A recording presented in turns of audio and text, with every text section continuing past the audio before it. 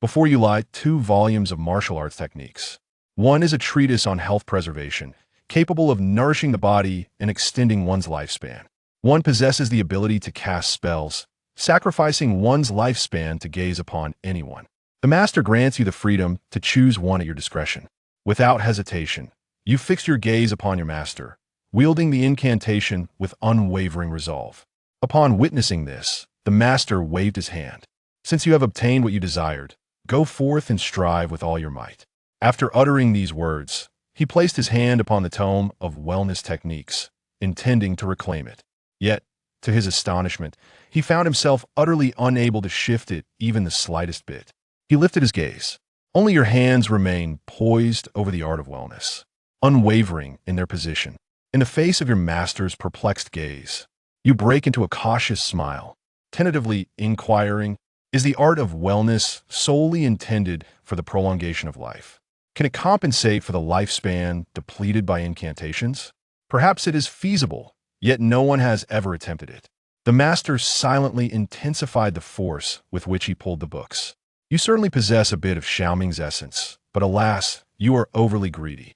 The rule here dictates that each of you may only take 1 book. You have already acquired the 7th spell from me. Do you still wish for more?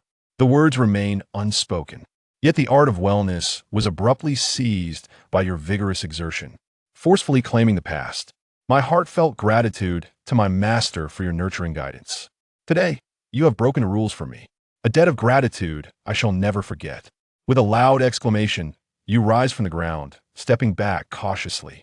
Your gaze fixates intensely on your master atop the building. You have come to the realization that this old man is in remarkably good health, far from reaching his demise. It becomes evident that he has merely been pretending all along. If he persists with his relentless pursuit, then I shall have no choice but to unleash a spell upon him. You narrowed your eyes, summoning every ounce of focus, your gaze fixated intently upon your master, silently contemplating within your heart. The master is a reclusive sage, said to be a significant figure in this realm, capable of summoning winds and rain.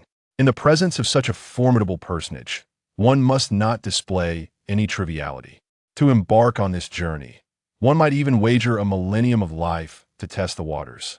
The moment such a thought flickered in my mind, it was immediately dismissed by you. No. This would be a profound disrespect toward my master. I am but an ordinary mortal. My soul means being the art of incantation. I possess only 1 opportunity to strike. A single attempt will not suffice. Should I falter, it would be I who faces the dire consequences. Currently, I epitomize the notion of high offense, yet fragile defense. When I act, I must hold nothing back. It is imperative that I ensure a decisive blow. It is resolved my first strike shall be equivalent to a lifespan of 100,000 years, or perhaps even 1 million. Yet, that still feels rather precarious. Perhaps I should instead aim for a staggering 1 trillion years. The master propped himself up halfway from the bed, gazing at you with a terrifying intensity for a while. Ultimately, he obediently reclined back onto the bed, once again assuming that fragile appearance, as if on the verge of demise. You two let out a sigh of relief and swiftly exited the room. At that moment, a familiar teasing voice resonated. Junior brother, why do you appear so sneaky?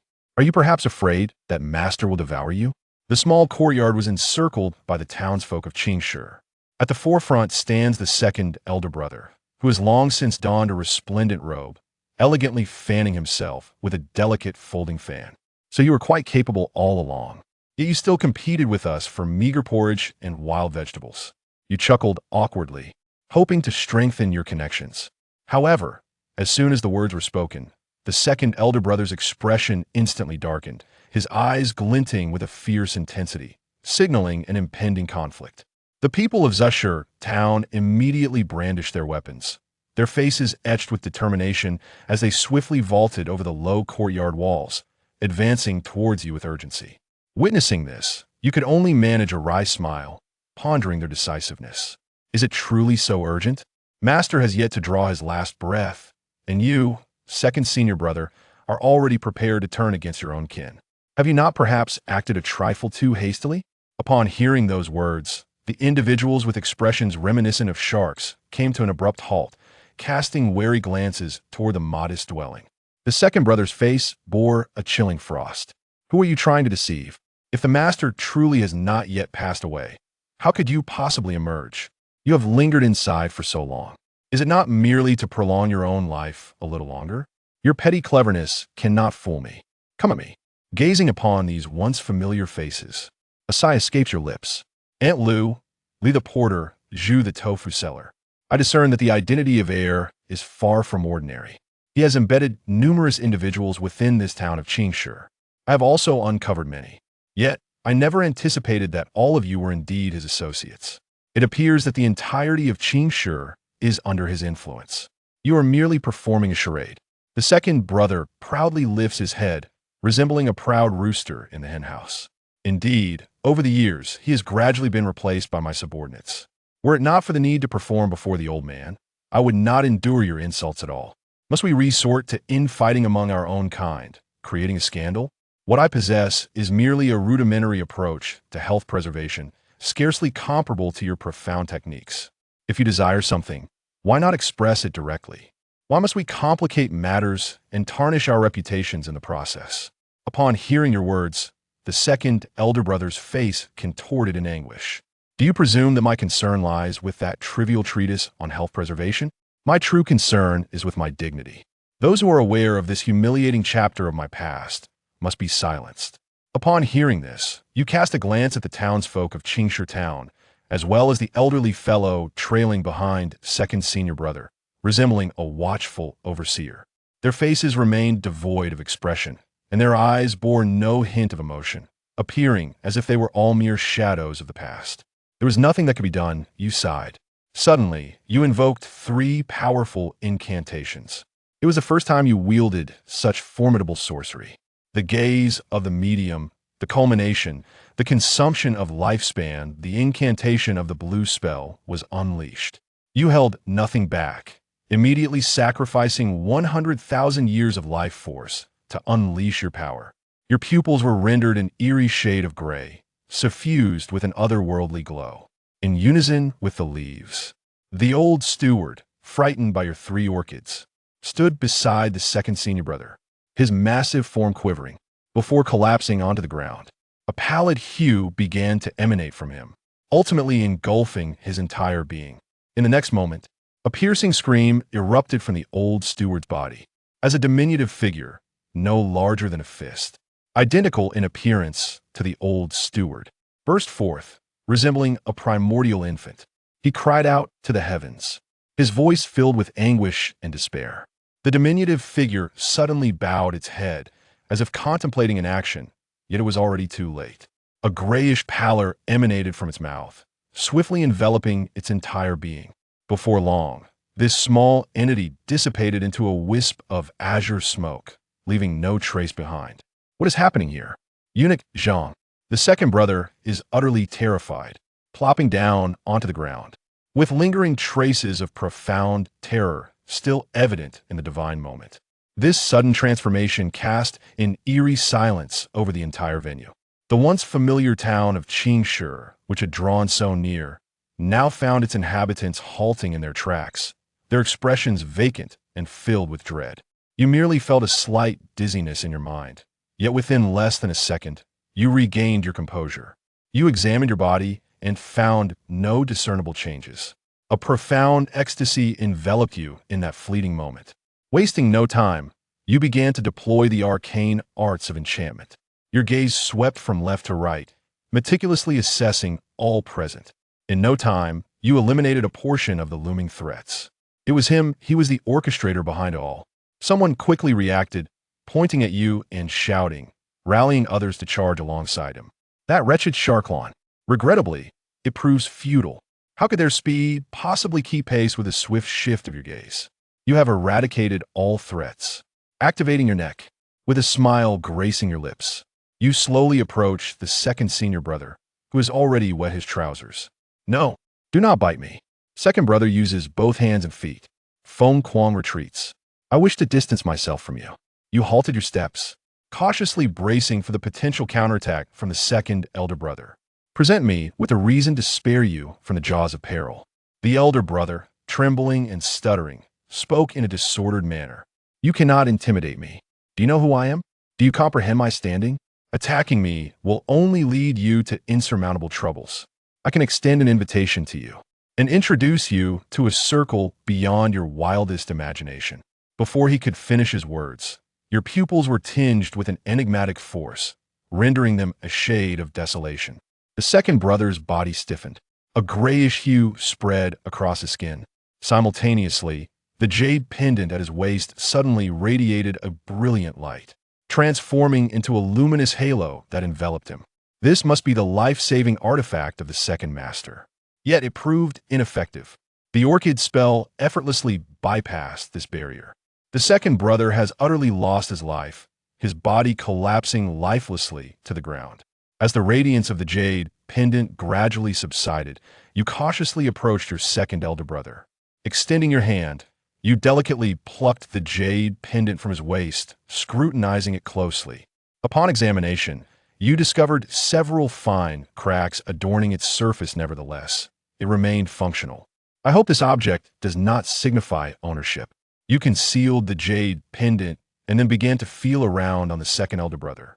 In the hand that he had always kept hidden behind him, you discovered 7 exquisite concealed arrows. The arrowheads were dark, seemingly tempered to a remarkable degree. You removed the hidden dart from its place and placed it in your hand. Subsequently, you opened the tome of the mystical essence technique that you had retrieved from the embrace of the second disciple and glanced through its pages for a brief moment. The more I observe, the more my expression grows solemn. Is the cultivation system and the methods of this realm truly so bizarre? A technique that seemingly lacks merit in its essence unexpectedly reveals such profound depth. The essence lies in transforming one's divine neck into a seed, sowing it within the fertile soil of the body. Just as one cultivates a tree, allowing this divine seed to take root and sprout, it ultimately flourishes into a towering tree. The divine power that has developed is remarkably formidable, comparable to the spiritual consciousness cultivated by practitioners. It possesses various wondrous applications. One such application involves projecting it outward, akin to the spiritual awareness of a practitioner, serving the purposes of searching and exploration. If I could attain such a level, would it not serve to compensate for the shortcomings of the gaze-mediated sorcery? While the lawn sorcery is undeniably formidable, it unfortunately still possesses significant flaws. The primary limitation being that the medium can solely rely upon your line of sight. Once the enemy has maneuvered behind you or employs a triangular ambush, you find yourself at a loss. Should they conceal themselves from a distance or take refuge behind obstacles, you remain unable to contend with their presence. However, if one possesses the power of the neck, everything would be different. From this perspective, the 3 incantations and the methods of intention seem to complement each other. Upon this realization, a thought sparked within you, and you suddenly recalled something, promptly retrieving your own techniques for health preservation. Upon a meticulous examination, your expression underwent a profound transformation, rife with astonishment, bewilderment, and a heightened sense of vigilance. The art of health preservation can indeed complement the practices of incantation. Setting aside your arrogance, for other practitioners of the 3 incantations, the art of health preservation holds greater significance. It possesses the power to sustain life and prolong existence, compensating for the lifespan depleted by the use of the lawn incantation. After the juxtaposition, your heart grows increasingly apprehensive. It now appears that the principles of the essence method and the art of nourishment are indeed complementary. What the Tai Chu immortal scripture that Master Brother took away? Can that tome harmonize with the 2 arts and 1 method I possess? In this symbiotic arrangement, what outcomes might we anticipate?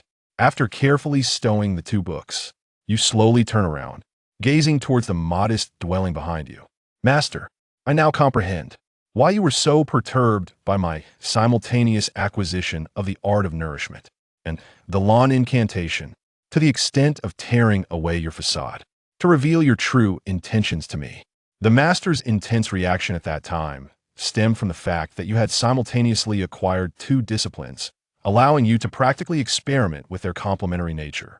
Moreover, the presence of the second senior brother at the entrance, along with his grasp of the essence of the techniques, further contributed to the situation. In the eyes of the master, under the most favorable circumstances, it is highly probable that the second senior brother and the forces behind him will converge two techniques and one method, ultimately uncovering the profound truth that these techniques can complement one another. Continue to ponder further. That incident became quite intriguing. The master of the disguised lawn. Complementary spells. I seem to detect the scent of conspiracy. Rather than passively waiting, it is preferable to take the initiative. You discreetly prepared the three cursed sharks with a lifespan of 700 trillion years. Suddenly, you swung open the door of the small room and rushed inside. Although confronting your master and resorting to violence feels somewhat forced at this moment, reality waits for no one. Moments later, you emerge from the small room, your face aglow with exhilaration. The house was deserted, devoid of any presence. The master, who had once lain there, teetering between life and death, had vanished without a trace. A sense of foreboding grew ever more palpable. At that moment, a cacophony of heavy footsteps echoed from outside. Driven by curiosity, you stepped out of the modest dwelling, gazing intently in the direction from whence the sound emerged. Lu Luogwa, the solitary blacksmith of Zashur town, at this moment stands cloaked in snow, his face as pale as parchment.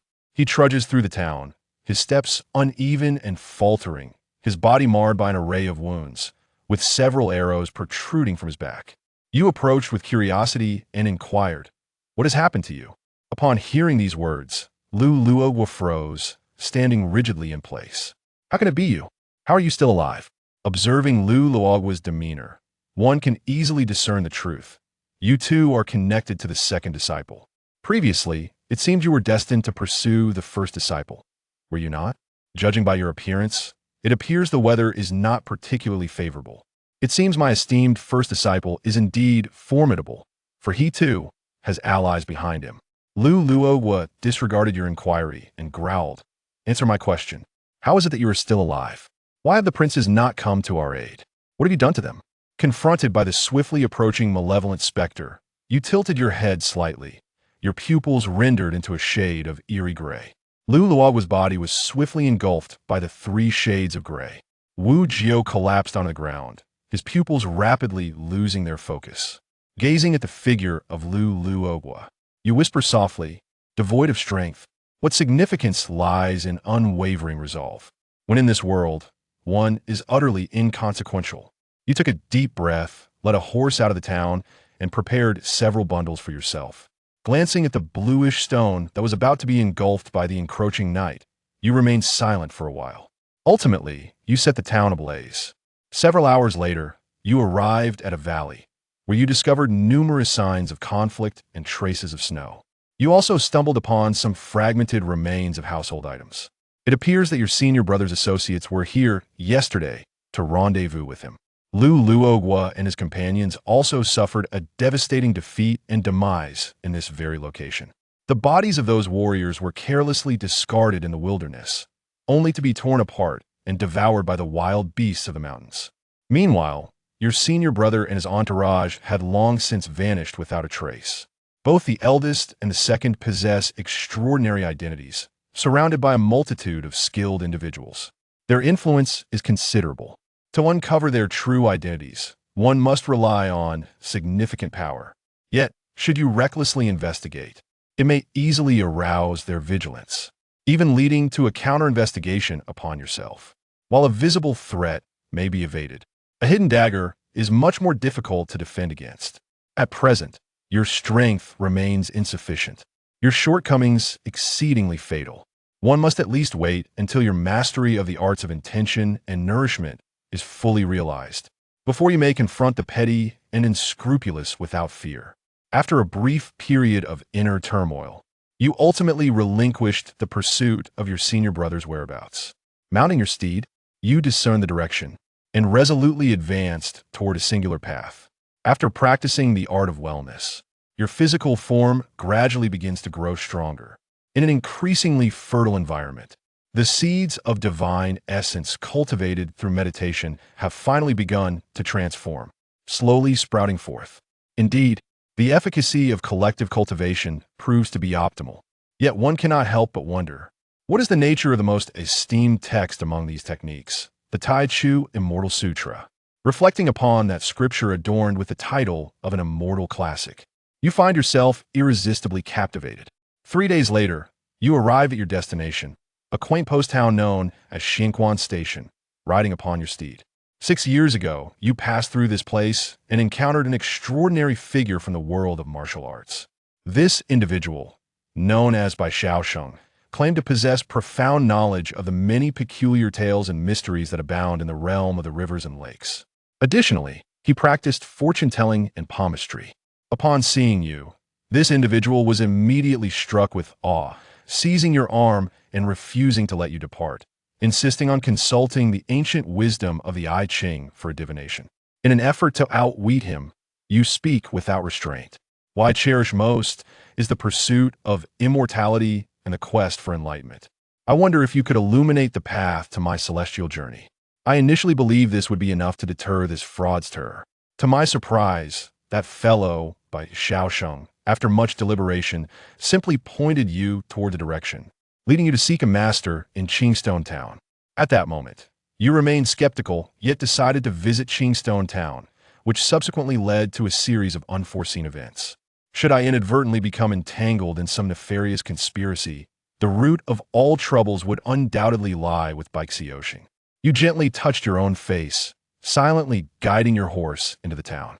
By now, you had transformed your appearance, assuming the guise of another person so much so that even your elder brother, with whom you had shared countless days and nights for 75 years, would fail to recognize you. As you led your horse to the location of Yixila from your memories, you were astonished to find that the familiar building bore an unfamiliar name, Lu's Tea House. The cheerful attendant of the tea house welcomed me with a warm greeting. Esteemed guest, would you prefer tea or a meal? I would like to inquire, dear friend, is this not by Xiao Lu? How has it transformed into a tea house? The innkeeper chuckled softly. This place was indeed once the renowned Baishao Tower, yet it was later transformed into a tea house. You take a deep breath, suppressing the urge to unleash a trio of curses upon the innkeeper. Instead, you toss 7 fragments of silver coins into his direction. The eyes of the shopkeeper sparkled with delight. This establishment has long been a tea house. However, 6 years ago, an enigmatic fortune teller, whose origins were shrouded in mystery, approached our proprietor with a peculiar request to rent the tea house for a brief period. The sum he offered was ample enough to purchase the entire establishment, yet he sought only a few months' occupancy.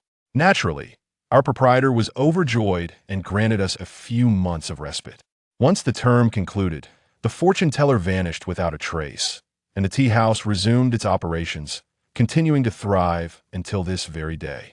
Upon hearing these words, you resolutely turned on your heel and departed. Naturally, you would not take the word of the shopkeeper at face value.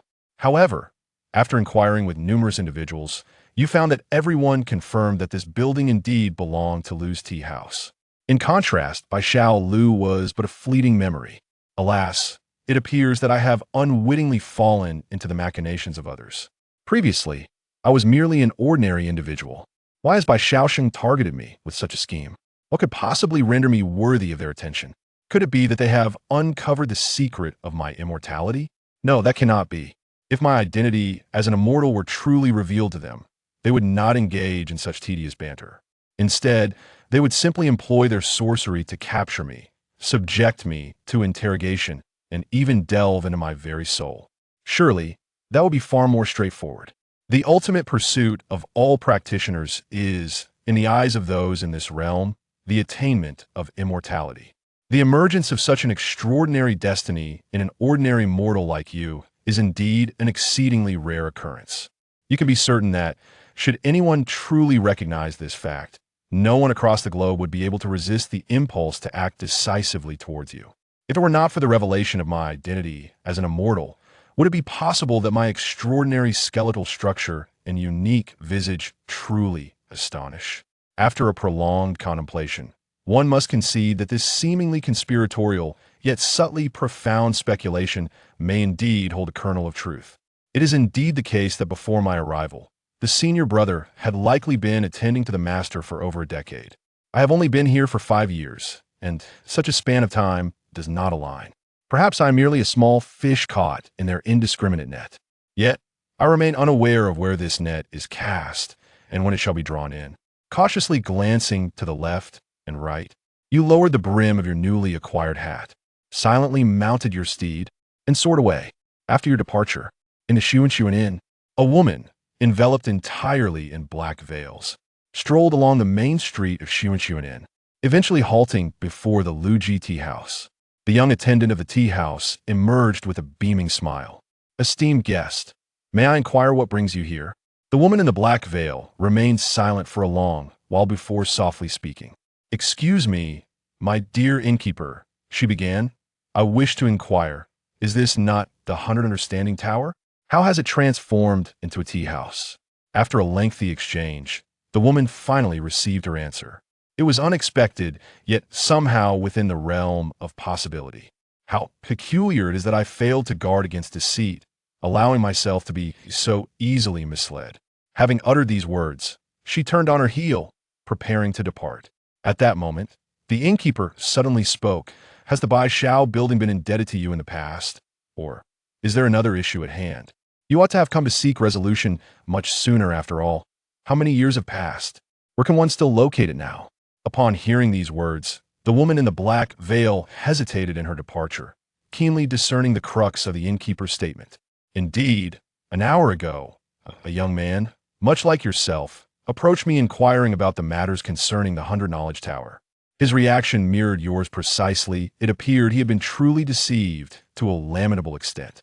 After questioning me 7 times, he remained unsatisfied and proceeded to inquire with numerous others, all in pursuit of clarity regarding the affairs of the 100 Knowledge Tower." Upon hearing this, the woman could no longer contain her excitement. She hurriedly stepped closer to the innkeeper, her tone urgent as she pressed. "Where is he now?" "I do not know," replied the innkeeper. "I recall he had ventured that way to continue his inquiries." "Thank you." The woman hurriedly pursued the direction he indicated. After a brief moment of listening, it became apparent that she had already left the city. Standing at the city gate, observing the bustling thoroughfare beyond, gazing at the ground, already marred and covered by countless footprints, the woman, filled with melancholy and resignation, yet unwilling to succumb, clenched her fists tightly. She retreated into the city, seeking out many among the blossoms, all of whom had crossed paths and exchanged words with you. The woman then sought the assistance of an artist. Based on the descriptions provided by these individuals, a portrait of you was created. After receiving the painting and examining it for a considerable time, the woman turned and departed from the small town, embarking on a journey to inquire about the person depicted in the artwork. On the other side, after departing from the small town, you adorned yourself with a new appearance. You wandered aimlessly through several nearby cities, acquiring a multitude of possessions. Once you had exhausted the funds salvaged from individuals, you departed from the city. You rode your steed deep into the mountains, embarking upon a solitary life amidst the vast, untamed wilderness. A year later, having depleted your supplies and provisions, you emerged from the heart of the forest. To your astonishment, it was indeed true that no one had been quietly observing you all along. In this span of a year, you have grown immensely. Your development has been substantial. The practice of wellness has now entered its initial phase, drawing from the essence of the external world to nourish oneself. The neck divine seed has also matured, its roots firmly entrenched within, sprouting tender leaves, each no larger than a grain of rice, glistening brilliantly, enveloped in a vibrant aura of life, resembling emeralds, captivating the soul, gazing upon the vast expanse of towering mountains, listening to the myriad sounds of insects and creatures. A sudden smile graces your lips. Ah, the folly of paranoia! If indeed there were an observer fixated upon me, surely they would have already discerned my casual use of arcane spells to vanquish monsters and beasts, all without the slightest cost. Provided this hypothetical watcher possesses wit, they could easily extrapolate the absurdity of my lifespan. For a mere novice in the realm of cultivation, such notions are beyond comprehension. Thus, it leaves ample room for the imagination. If such a watcher truly existed, after contemplating these thoughts, if he could still restrain himself from taking action against me, compelling me to divulge my innermost secrets, it would only signify that he is rather foolish. Thus, it is highly probable that no watcher truly exists in my vicinity. This brings forth the question, why do they not observe me? Do they perceive me as insignificant? Or do they possess some means that ensures, even in the absence of surveillance, I will inevitably act and evolve in accordance with their desires? Shaking your head, you cast aside all these conjectures from your mind. To ponder further would only lead to an utter loss of control. There is no utility in overthinking matters that remain unproven. Ultimately, one's intrinsic strength is of paramount importance. The ordinary elixirs can no longer sustain me, as I strive to advance further in this phase of gathering. Moreover, these small locales offer no resources to enhance my spiritual prowess. Ultimately, must I venture into the grand map? Taking a deep breath, I silently resolve within myself. Let us embrace a bolder pursuit and head directly to the imperial capital. The nearest large city, Tongye City, lies 1,200 miles away. This distance is neither too far nor too near. Thus, continuously pursuing and engaging in skirmishes, after 3 months, you arrive at the magnificent city of 7 copper governance, an unprecedented grand metropolis. Within its confines, what is offered for sale is no longer the mundane and trivial, but rather truly extraordinary spiritual essences, their aromas intoxicating and enchanting. The first time, you feel as if you were a beggar from the countryside, unable to take another step after a mere glance. The innkeeper shares the same sentiment. Do not touch aimlessly. Can you afford it? If you break it, can you compensate for the damage? For reasons unknown, the desire within your heart surges like a tempest. Yet ultimately, you forcefully suppress it down to a mere 7. When did I transform into this current semblance of myself? The ability bestowed by the curse, granting me the power to seize without consequence. Has it led me to perceive ordinary people as mere swine, wallowing in their ignorance? Is this truly acceptable? My mindset, is it significantly lagging behind the strength I have acquired? After a moment of introspection, you forcibly suppress your dissatisfaction and anger towards the shopkeeper's disrespectful words. A smile graced my face as I endeavored to communicate with the young attendant in a calm and composed manner. Do not be deceived by my humble attire. It is merely a reflection of my aversion to ostentation. I possess considerable wealth indeed. As I spoke, I reached into my front pocket and gave it a gentle shake, for which emerged the delightful sound of silver coins clinking together, a testament to my bountiful gains along the journey. The shopkeeper cast a disdainful glance at the bag in your hand, scoffing as he remarked that you were merely a country bumpkin visiting the city for the first time. You refused to acknowledge this, failing to consider the genuine elixirs and spiritual treasures we offer here at our esteemed establishment. Have you heard of any monk who values the mundane gold and silver of mortals? Let me be frank with you. What you possess, if placed in lesser circles, might earn you the title of lord. Yet in my presence, you lack even the merit to be addressed by such a trivial name as Go. Roll away. Remove yourself from here. Do not hinder our efforts to earn a living. As I attempt to persuade the shopkeeper to lower the price, I realize that my efforts are utterly in vain. The rural figure before me stands resolutely like an iron tower, unyielding to the relentless winds and pouring rain, remaining steadfast and unmoved. Upon witnessing the situation, it became evident that the young man was beginning to lose his temper. Oh dear, I ask you, do you truly comprehend human speech? He started to roll up his sleeves, seemingly preparing to take action. At this moment, the smile on your face has faded away. You gaze coldly and quietly at the attendant, your movements slow yet resolute as you retrieve the front pouch. You seem displeased with the prospect of spending here. Do you? When did consumers become so humble? Hey, what do you mean by that? Do you intend to lay hands on me? After a chilling laugh, the attendant suddenly shouted towards the second floor, Master Immortal, there is trouble brewing. A perplexing tone emanated from the second floor, followed swiftly by the resounding bang of a door being flung open. A fleeting shadow darted past, and a hand, deft and gentle, rested upon your shoulder.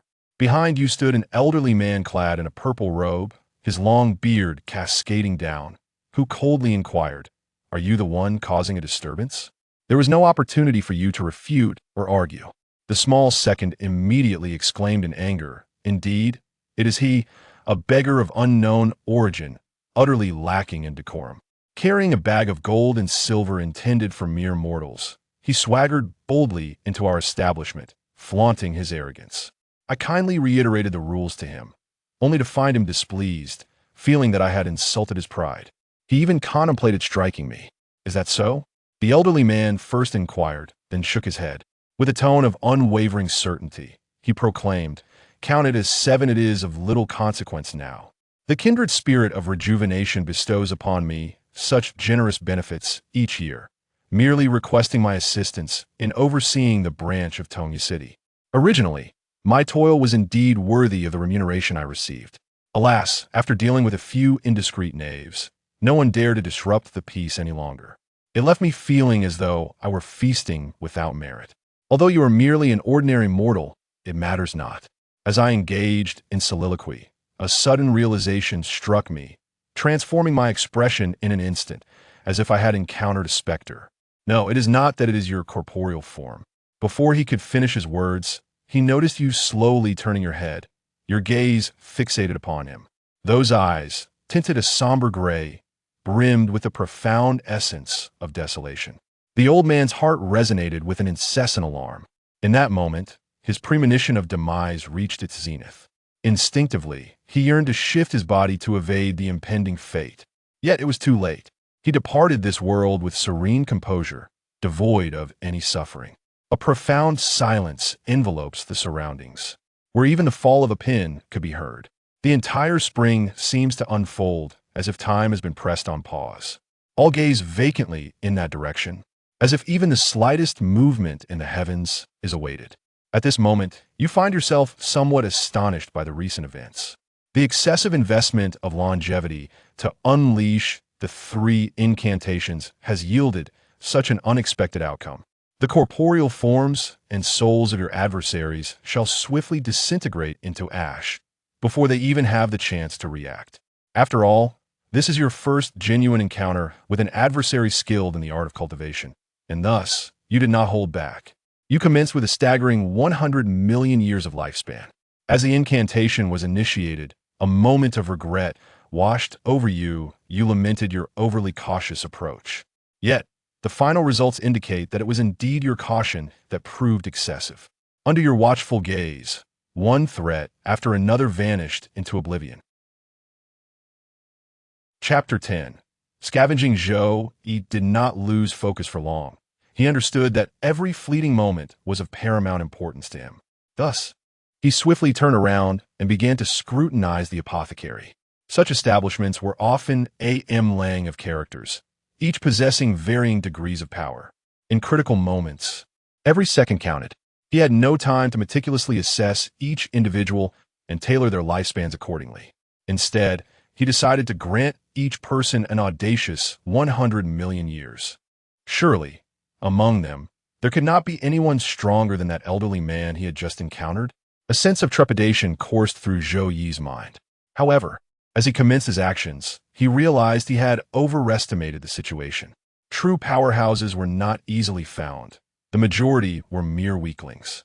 Under his vigilant gaze, threats evaporated one after another, and soon he found himself in safety, for the dangers had dissipated. The young attendant closest to Zhou Yi still breathed, and upon feeling Zhou Yi's gaze upon him, he collapsed to the ground, water oozing from every pore of his body. "Spare me, spare me." His throat convulsed, his expression shattered, yet an overwhelming desire for survival compelled him to utter the following. I was but a fool, blind to the greatness before me. And I have offended you, esteemed one. I would gladly sacrifice my life to atone for my transgressions if only you would grant me mercy. Observing the attendant in such a state, Zhou Yi shook his head. "It appears your wits have truly abandoned you, as your words are riddled with contradictions." The attendant wept. "Please, grant me this one reprieve." Zhou Yi kicked him to the ground, stating, "I am inclined to offer you a chance at survival, provided you display some intelligence. At the very least, refrain from weeping and disturbing my thoughts." The attendant hastily suppressed the tears welling in his eyes and stifled the cries rising in his throat. Witnessing the attendant's compliance, Zhou Yi smiled with satisfaction. "Then let us commence." Gather all the valuable spiritual herbs and elixirs within this apothecary and prepare them for me to take. Remember to label the various potions accordingly." With trembling limbs, the attendant rose and set to work. The decision to keep him around was deliberate.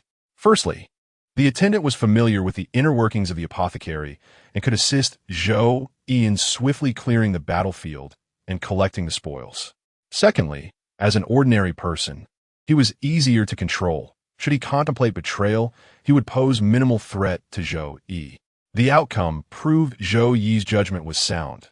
The attendant was thoroughly intimidated, entirely lacking the courage to resist, and obediently carried out his tasks. Humming a tune, Zhou Yi halted the next customers attempting to enter the apothecary and closed the door, hanging a sign that declared the establishment temporarily closed. Then came the task of collecting the spoils. The vast apothecary housed an abundance of various spiritual herbs and elixirs. He filled a large bundle with them.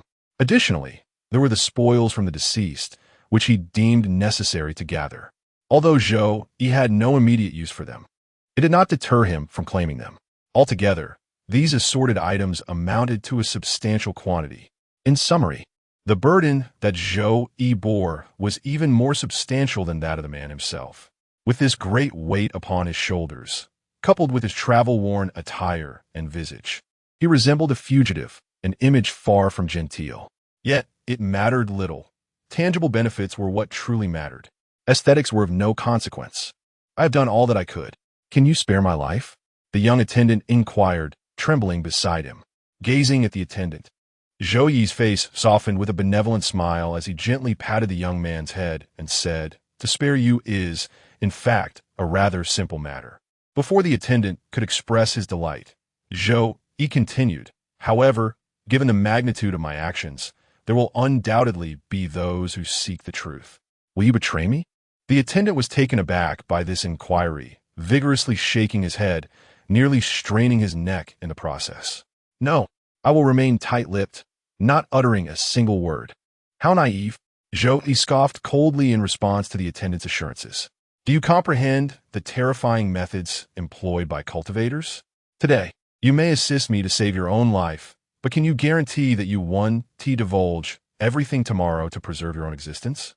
You hardly strike me as someone capable of enduring torture. Moreover, those cultivators possess more than just the means of inflicting pain. They can also extract souls. You are incapable of safeguarding any secret." With a demeanor steeped in cruelty, Zhou Yi declared, "Originally, I should have spared your life for your assistance. But that was contingent upon the premise that doing so would not jeopardize me. If sparing you inevitably places me in greater peril, why should I uphold my promise?" As Zhou Yi's chilling words cascaded forth, the attendant's countenance grew increasingly despairing. In a desperate outcry, he exclaimed, "You deceive me.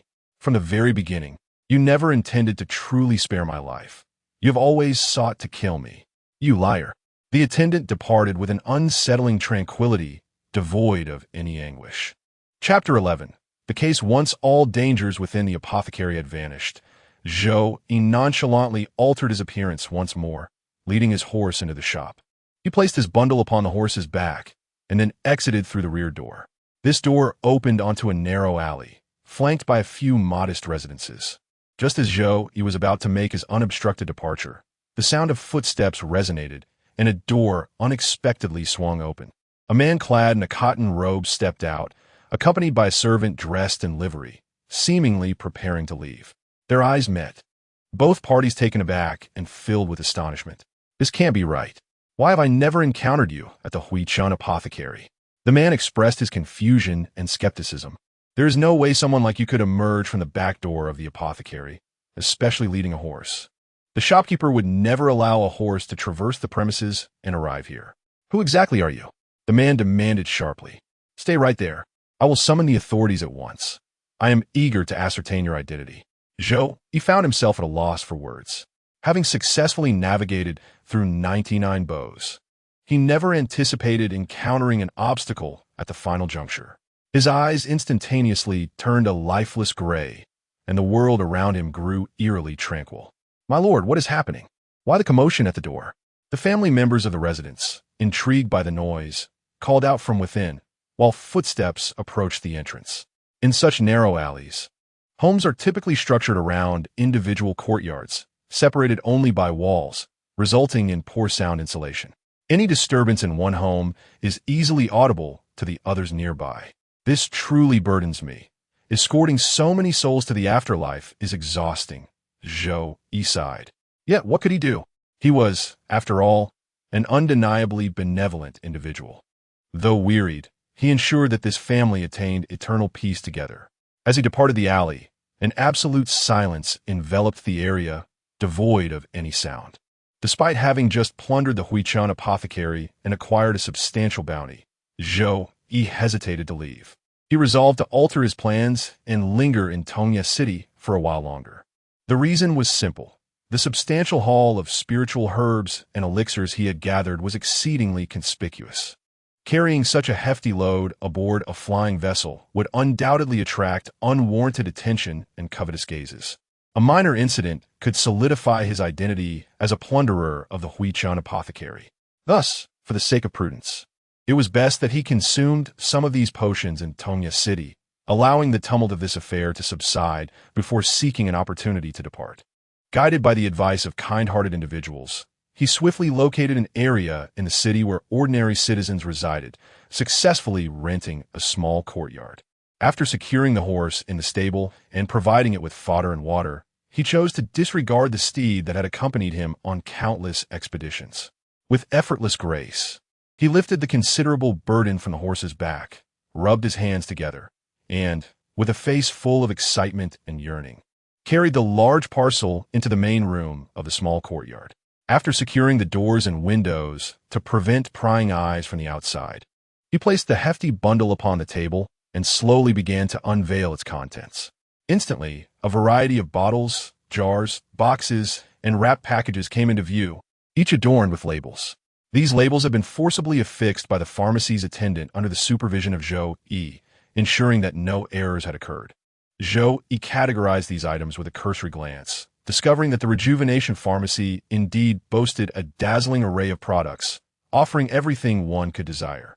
The elixirs and potions not only included those that enhanced physical strength and nourished the mind, but also healing balms, specialized pills for cultivators making breakthroughs, transformation pills fervently sought by demonic creatures, and various beast medicines meant for nurturing mounts, among many others. Beyond these, there were even more bewildering categories. Yet, amidst this abundance, he realized that only a handful of items would truly be beneficial to him. It seemed he had exerted considerable effort to acquire a trove of items that were largely useless to him. Zhou Yi sighed. However, it was not the time to dwell on such matters. With a bottle of golden body elixir in his left hand and a sprig of mind-nourishing herb in his right, he wasted no time and began to indulge. As he feasted, reveling in the delightful sensation of his rapidly enhancing power, chaos erupted in Copper-Smelting City due to his reckless actions the previous day. The pharmacy massacre was discovered the following day. The rejuvenation pharmacy had established itself as a premier establishment in all of Copper-Smelting City. Thus, when it inexplicably closed its doors for half a day and remained shut the next, how could the customers wait patiently? Just days prior, the pharmacy manager had explicitly told him to return for a transaction today, yet upon his arrival, the doors were barred. What could this possibly mean? Indeed, he had pre-ordered a bottle of elixir for today, only to find it unobtainable. Feeling deceived and suspecting that the rejuvenation pharmacy had absconded with their funds, the customers could not afford to delay and forcefully broke through the door. Yet, they were met with astonishment. The formidable array that once protected the pharmacy had vanished, leaving only a frail wooden door as a barrier. As they kicked the door open, their shock deepened. Before their eyes, aside from heaps of dust on the floor, the pharmacy appeared to have been ransacked, with nearly all the elixirs and spirit herbs having been looted. News of the incident swiftly spread throughout the grand city. The head of the rejuvenation pharmacy chain, the esteemed Master Rejuvenation, was compelled to hastily travel from the imperial city. Those who had forcibly entered the pharmacy that day were promptly apprehended by the authorities of Copper-Smelting City. After all, the explanation that they had found the pharmacy completely emptied upon breaking in was simply too implausible. Most of these individuals were also independent cultivators. This compels one to delve into the darker aspects of human nature and rationally suspect that these individuals may have pillaged the apothecary, subsequently turning the tables. In summary, this incident has transformed into a focal point of discourse throughout the entirety of Tongya City, with nearly everyone engaging in discussions over tea and meals, expressing their lofty opinions. Chapter 12. Surrender. Are you certain this is Xian Yitzi, my friend? The revered Hui Chunjinren is an esteemed alchemist known throughout the vast Chu kingdom. Although his combat prowess is not remarkable, his unique and rare profession commands profound respect. He is a gentle and courteous individual, exuding the charm of a refined gentleman. Yet today, he found himself utterly unhinged, abandoning the dignified composure expected of someone of his stature, resembling a frenzied street harpy instead. With trembling fingers, he pointed vehemently at the dust on the floor. You mean to tell me that a formidable Yuan-ing master, the infamous Xian Yitzi among rogue cultivators, was tasked with overseeing the Huichun apothecary branch in Tongya City, and yet, without even a whimper of resistance, he and the others within succumbed to this fate?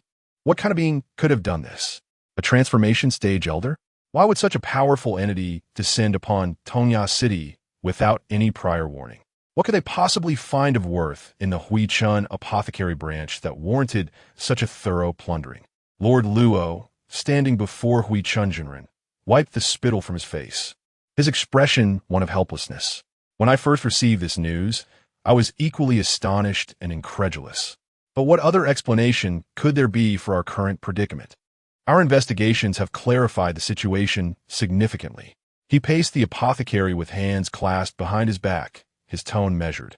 Firstly, the individual who looted the apothecary swiftly eliminated everyone present, including your esteemed friend Xian Yitzi, and after ransacking the premises, escaped through the back door. During this time, it appears he was spotted by residents in the alley, leading to their unfortunate demise.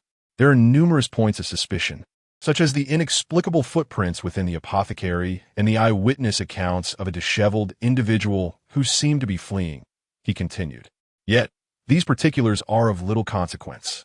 What truly matters is that this figure possesses the ability to instantaneously eliminate a Yuan-ing cultivator. That alone is sufficient. Hui Chunjinren's countenance darkened, his head bowed, fists clenched tightly, his body quivering. Lord Luo cast a remorseful glance at the renowned alchemist and said, I sincerely apologize, dear friend. Moving forward, we in Tongya City shall refrain from any further involvement to prevent the calamity from extending to us. I humbly implore you, even if you intend to pursue vengeance against the true instigator, please take the battlefield away from Tongya City, sparing its inhabitants from harm. Upon hearing this, Hui Chunjinren released his tightly clenched fists, painfully closing his eyes and shaking his head. If even you dare not intervene, how can I continue to pursue this matter? I can only swallow my grievances in silence. Would I truly be audacious enough to seek revenge so openly? A sense of confusion enveloped him. He had never sought enmity nor offended such formidable beings. Why, then, would he be subjected to such actions? If there were indeed a grudge, would it not be more forthright to confront him directly? With his prowess, was it not an extravagant use of power to merely rob and annihilate a branch? This perplexity weighed heavily upon him. Lord Luo, however, had his own contemplations on the matter. He cast a meaningful glance at the real man of recovery and inquired, Have you considered that the individual may not seek your demise, but rather intends to deliver warning? At this revelation, the real man of recovery was taken aback. A flurry of thoughts surged through his mind. In that moment, he pondered the undercurrents within the imperial city, the infighting among the royal family, and reflected upon how closely he had recently associated with certain individuals. Could this truly be a form of admonition? He dared not delve further into such thoughts. With genuine gratitude, he expressed his appreciation to Lord Luo before hastily returning to the imperial capital. He resolved to lead a more prudent life henceforth, distancing himself from the intricate and treacherous power struggles. He intended to sever ties with certain individuals and maintain a respectful distance. Thus, the matter came to a close, surprisingly calm. Contrary to his expectations, the anticipated citywide lockdown and intensified manhunt never materialized. Were it not for the ongoing discussions among the populace regarding the affair, he might have suspected that it had gone unnoticed until now. Was it possible that while appearing unresponsive, they had woven a clandestine net, waiting for him to stumble into their trap? As he tended to his horse, his thoughts wandered aimlessly. It had been a full month since he had plundered the recovery apothecary. During this time, he had indulged excessively, consuming numerous potions and elixirs. This lavish lifestyle had led to an accumulation of medicinal potency within him, which remained undigested due to his earlier lack of restraint. Consequently, he had to pause his indulgence in these substances, patiently awaiting their assimilation while repeatedly practicing his health-preserving techniques. In his leisure moments, he tended to his horse, feeding it not with ordinary fodder, but with the various beastly remedies he had procured from the recovery apothecary. After consuming these miraculous concoctions, the horse underwent a remarkable transformation. It became sleek and robust, its muscles well-defined.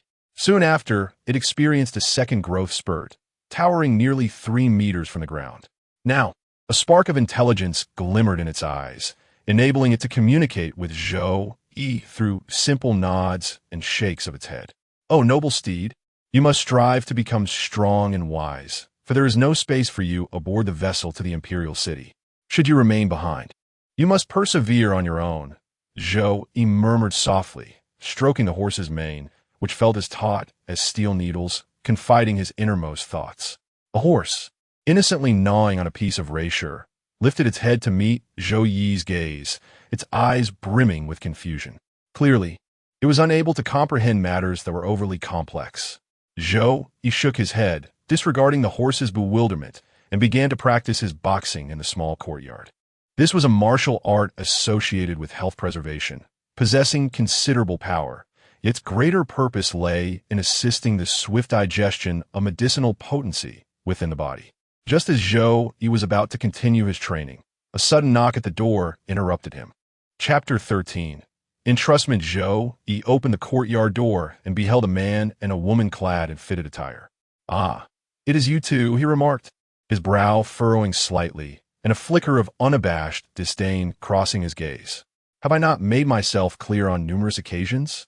I harbor little interest in socializing and wish for you to refrain from bothering me." The pair exchanged an awkward glance, momentarily taken aback. Yet, reflecting upon their long-held aspirations and ambitions, they swiftly regained their composure, disregarding the uncomfortable atmosphere. With feigned cheerfulness, they addressed him. "My friend, we comprehend your sentiments. It is natural for someone of your age to detest interpersonal interactions and the intricacies of human relationships. However, everything that exists in this world has its rationale. The veneration of social relationships stems from the benefits and advantages one can reap when navigated adeptly. Of course, we seek nothing from you. It is merely customary to foster camaraderie among neighbors, is it not? We have brought you some pig trotters we prepared, as we had in excess." The woman extended a food container towards him. In previous instances, Zhou Yi would have simply shut the door in dismissal. However, today a different notion crossed his mind. He did not refuse. Instead, he accepted the container and stepped aside, inviting the pair into the courtyard. They were taken aback, but did not decline the invitation. Zhou Yi gestured for them to take a seat by the stone table. As before, their eyes occasionally wandered to the horses in the stable, brimming with excitement and eagerness. Zhou Yi observed them coldly, already commencing his assessment of the duo. They were his neighbors, residing next door, seemingly a couple, and their fitted attire, along with the calluses on their hands, suggested they were adept practitioners of the martial arts. Their skills were commendable, yet, when compared to true cultivators, they fell significantly short. Zhou Yi had discerned that these two were likely discontent with remaining mere wanderers in the martial world, aspiring instead to transition towards becoming cultivators, in pursuit of the elusive path to immortality. Unfortunately, their age had passed, their foundations solidified, and they lacked the requisite talent and resources, resulting in a protracted period of futile waiting. Nevertheless, they were unwilling to relinquish their dreams. Their obsession had long since penetrated their very bones, bordering on fanaticism. "Brother, this horse of yours appears rather extraordinary, perhaps a legendary beast or a spirit creature." After some idle chatter, they could no longer contain their curiosity and redirected the conversation to their keenest interest, their gazes burning with fervor as they looked at Zhou Yi. He had no doubt that should he claim any connection to the realm of cultivation and offer them assistance, they would immediately prostrate themselves before him, calling him father.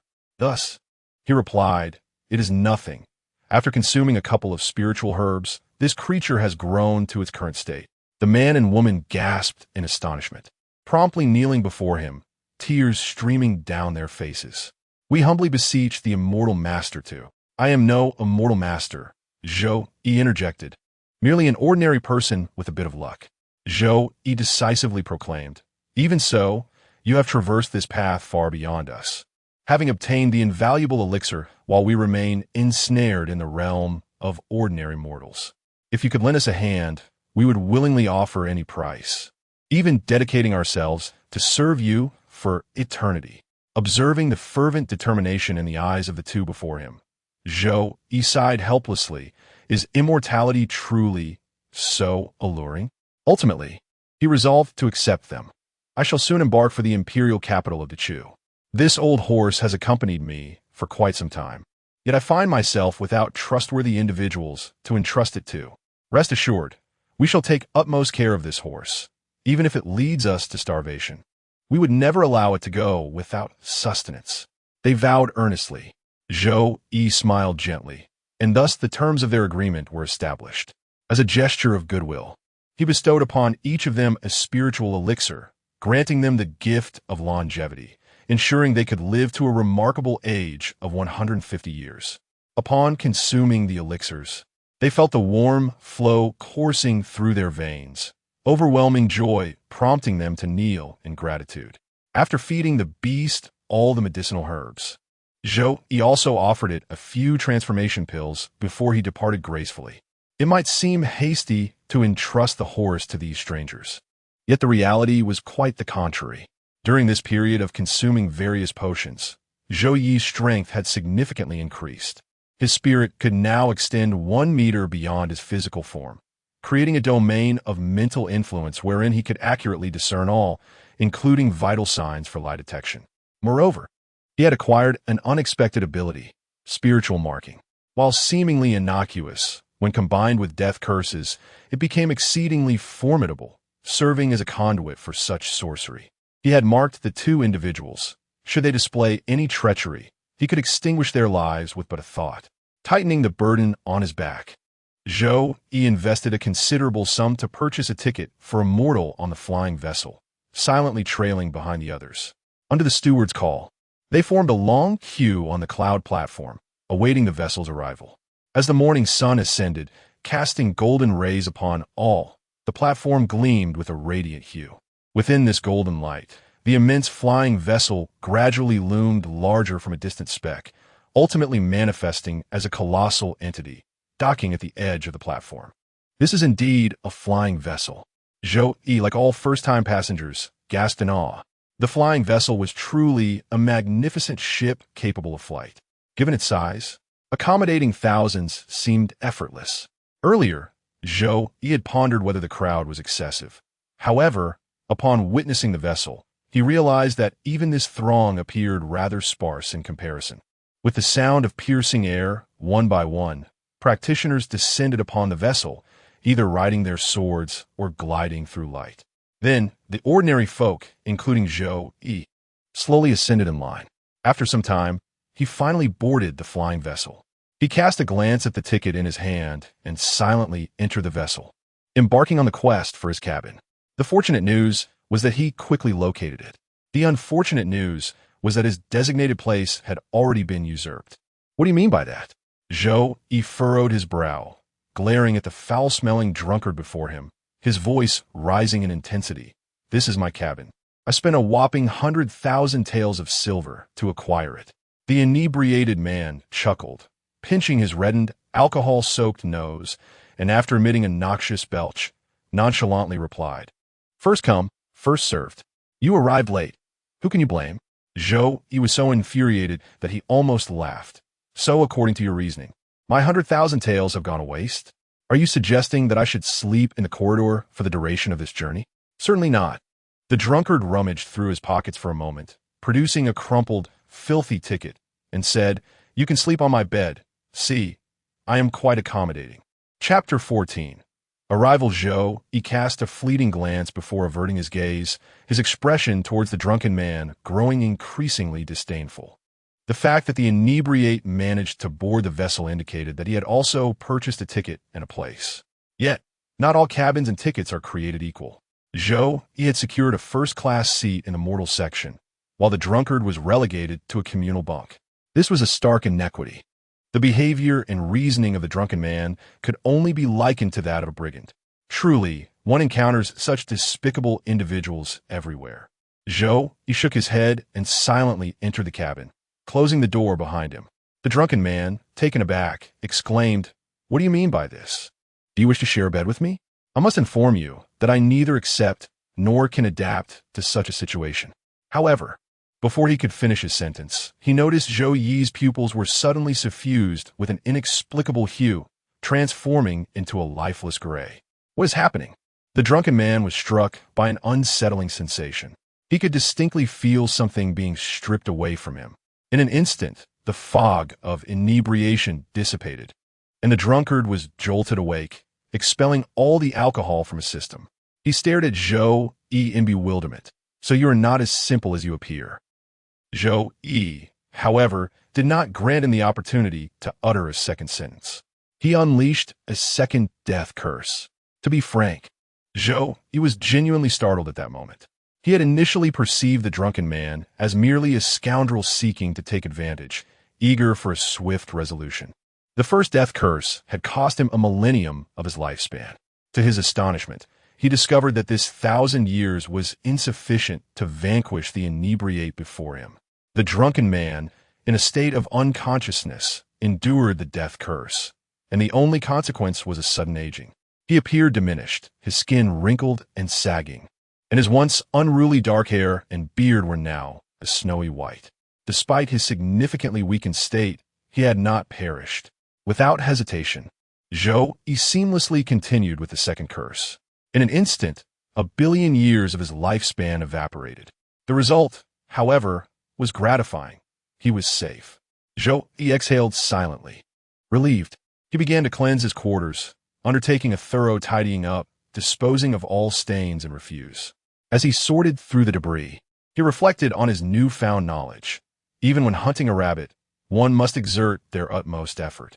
It seemed he could no longer underestimate anyone he might encounter. In the midst of the refuse, he unearthed several items. The first was a ring, which appeared to be a storage ring. Zhou Yi already possessed a considerable number of such items, and with a resigned sigh, he strung them together with a thread. Next, he discovered a vermilion wine gourd. Shaking the gourd, he found it quite heavy. Initially, it seemed that only a shallow layer of liquid remained at the bottom, but after a brief moment, he noticed that the once empty gourd was suddenly replenished with wine. Intrigued, Zhou Yi fetched several barrels and basins to pour out the wine, only to find that all the containers filled to the brim while the gourd continued to generate liquid without cease. Could it be that the wine gourd possesses the ability to autonomously produce wine? It seemed utterly implausible. The previous inebriate must have filled the vessel with copious amounts of liquor. Zhou Yi deduced the truth and promptly sealed the wine gourd with its lid.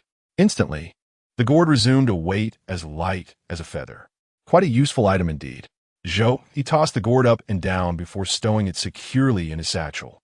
With this artifact in his possession, once he arrived in the imperial capital, he could forego any thievery. Opening a discreet distillery would surely yield profit. Having resolved these matters, he exited the cabin, locked the door, and made his way to the ship's dining hall. After satiating his hunger and thirst, he returned to practice his martial arts. He diligently repeated the health-preserving exercises, gaining a deeper understanding of the art. As his proficiency soared, the medicinal energy within him swiftly unfurled, augmenting both his physical prowess and mental acuity.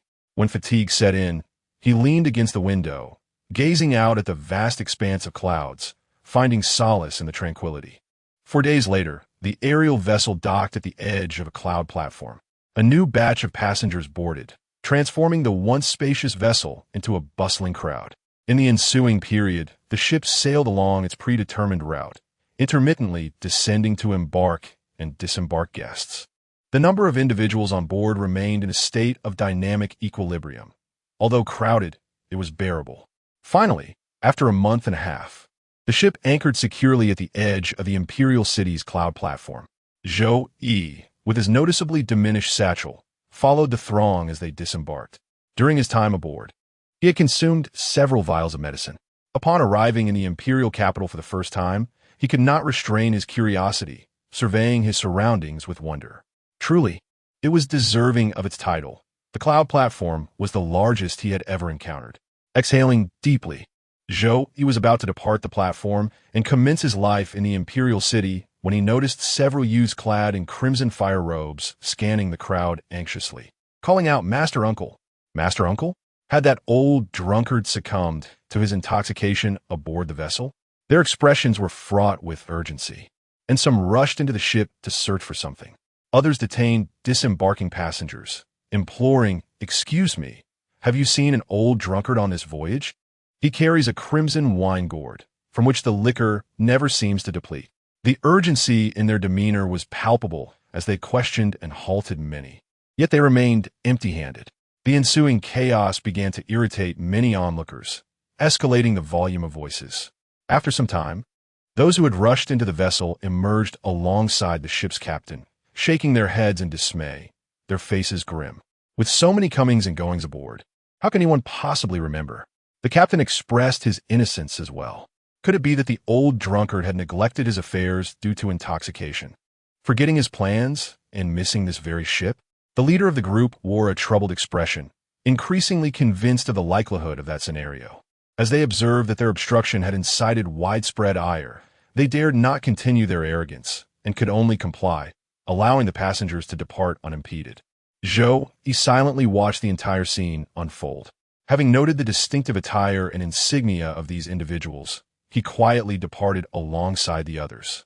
Chapter 15. Renting a house. The grandeur and magnificence of the imperial capital profoundly astonished Zhou Yi, a rustic individual from the countryside.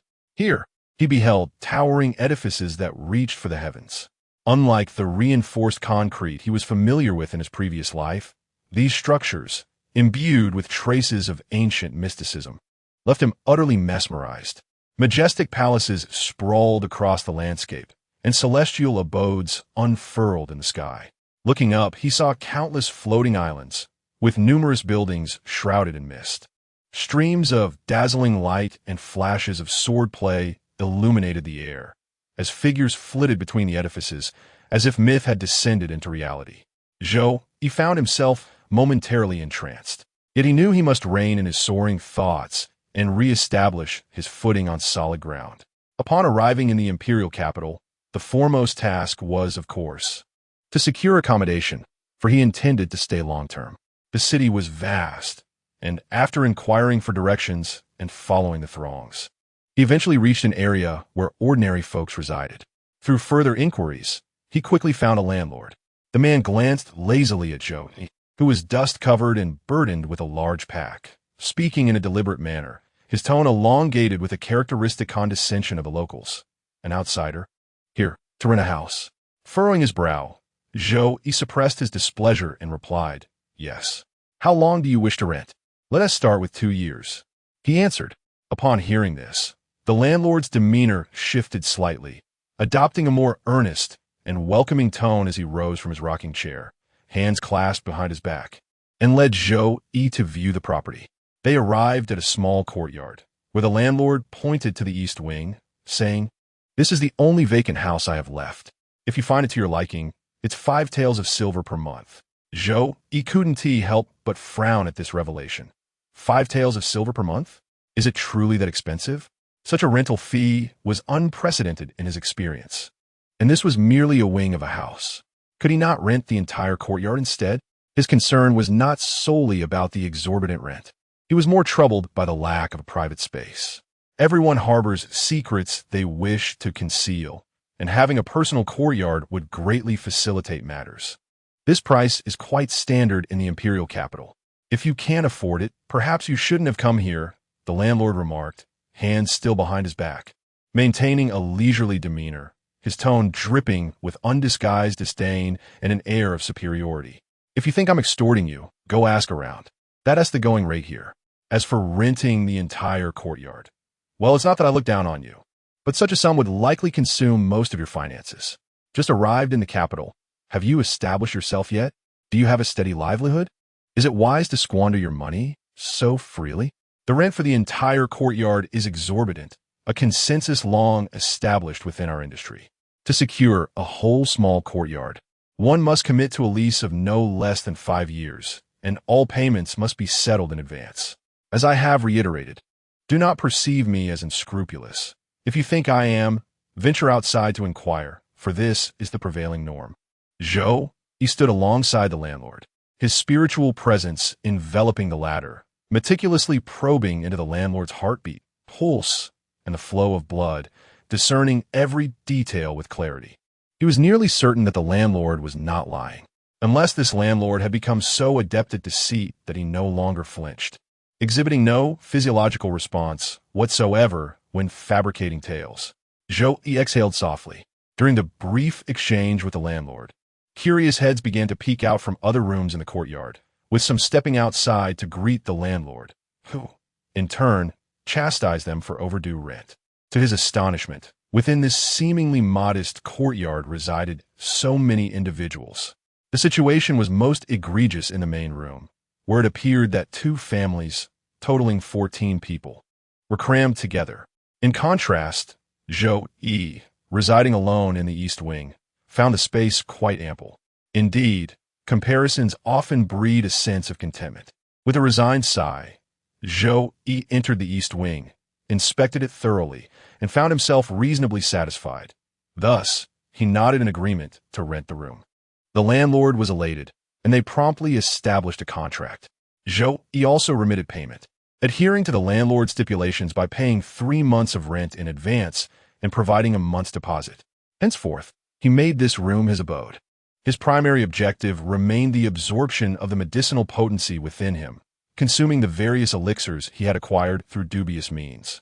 Apart from venturing out for meals, personal hygiene, and nature's calls, he remained ensconced in his room, doors and windows tightly shut, diligently transferring the medicinal energy and practicing martial arts, leaving him neither the time nor the inclination to socialize with the neighbors.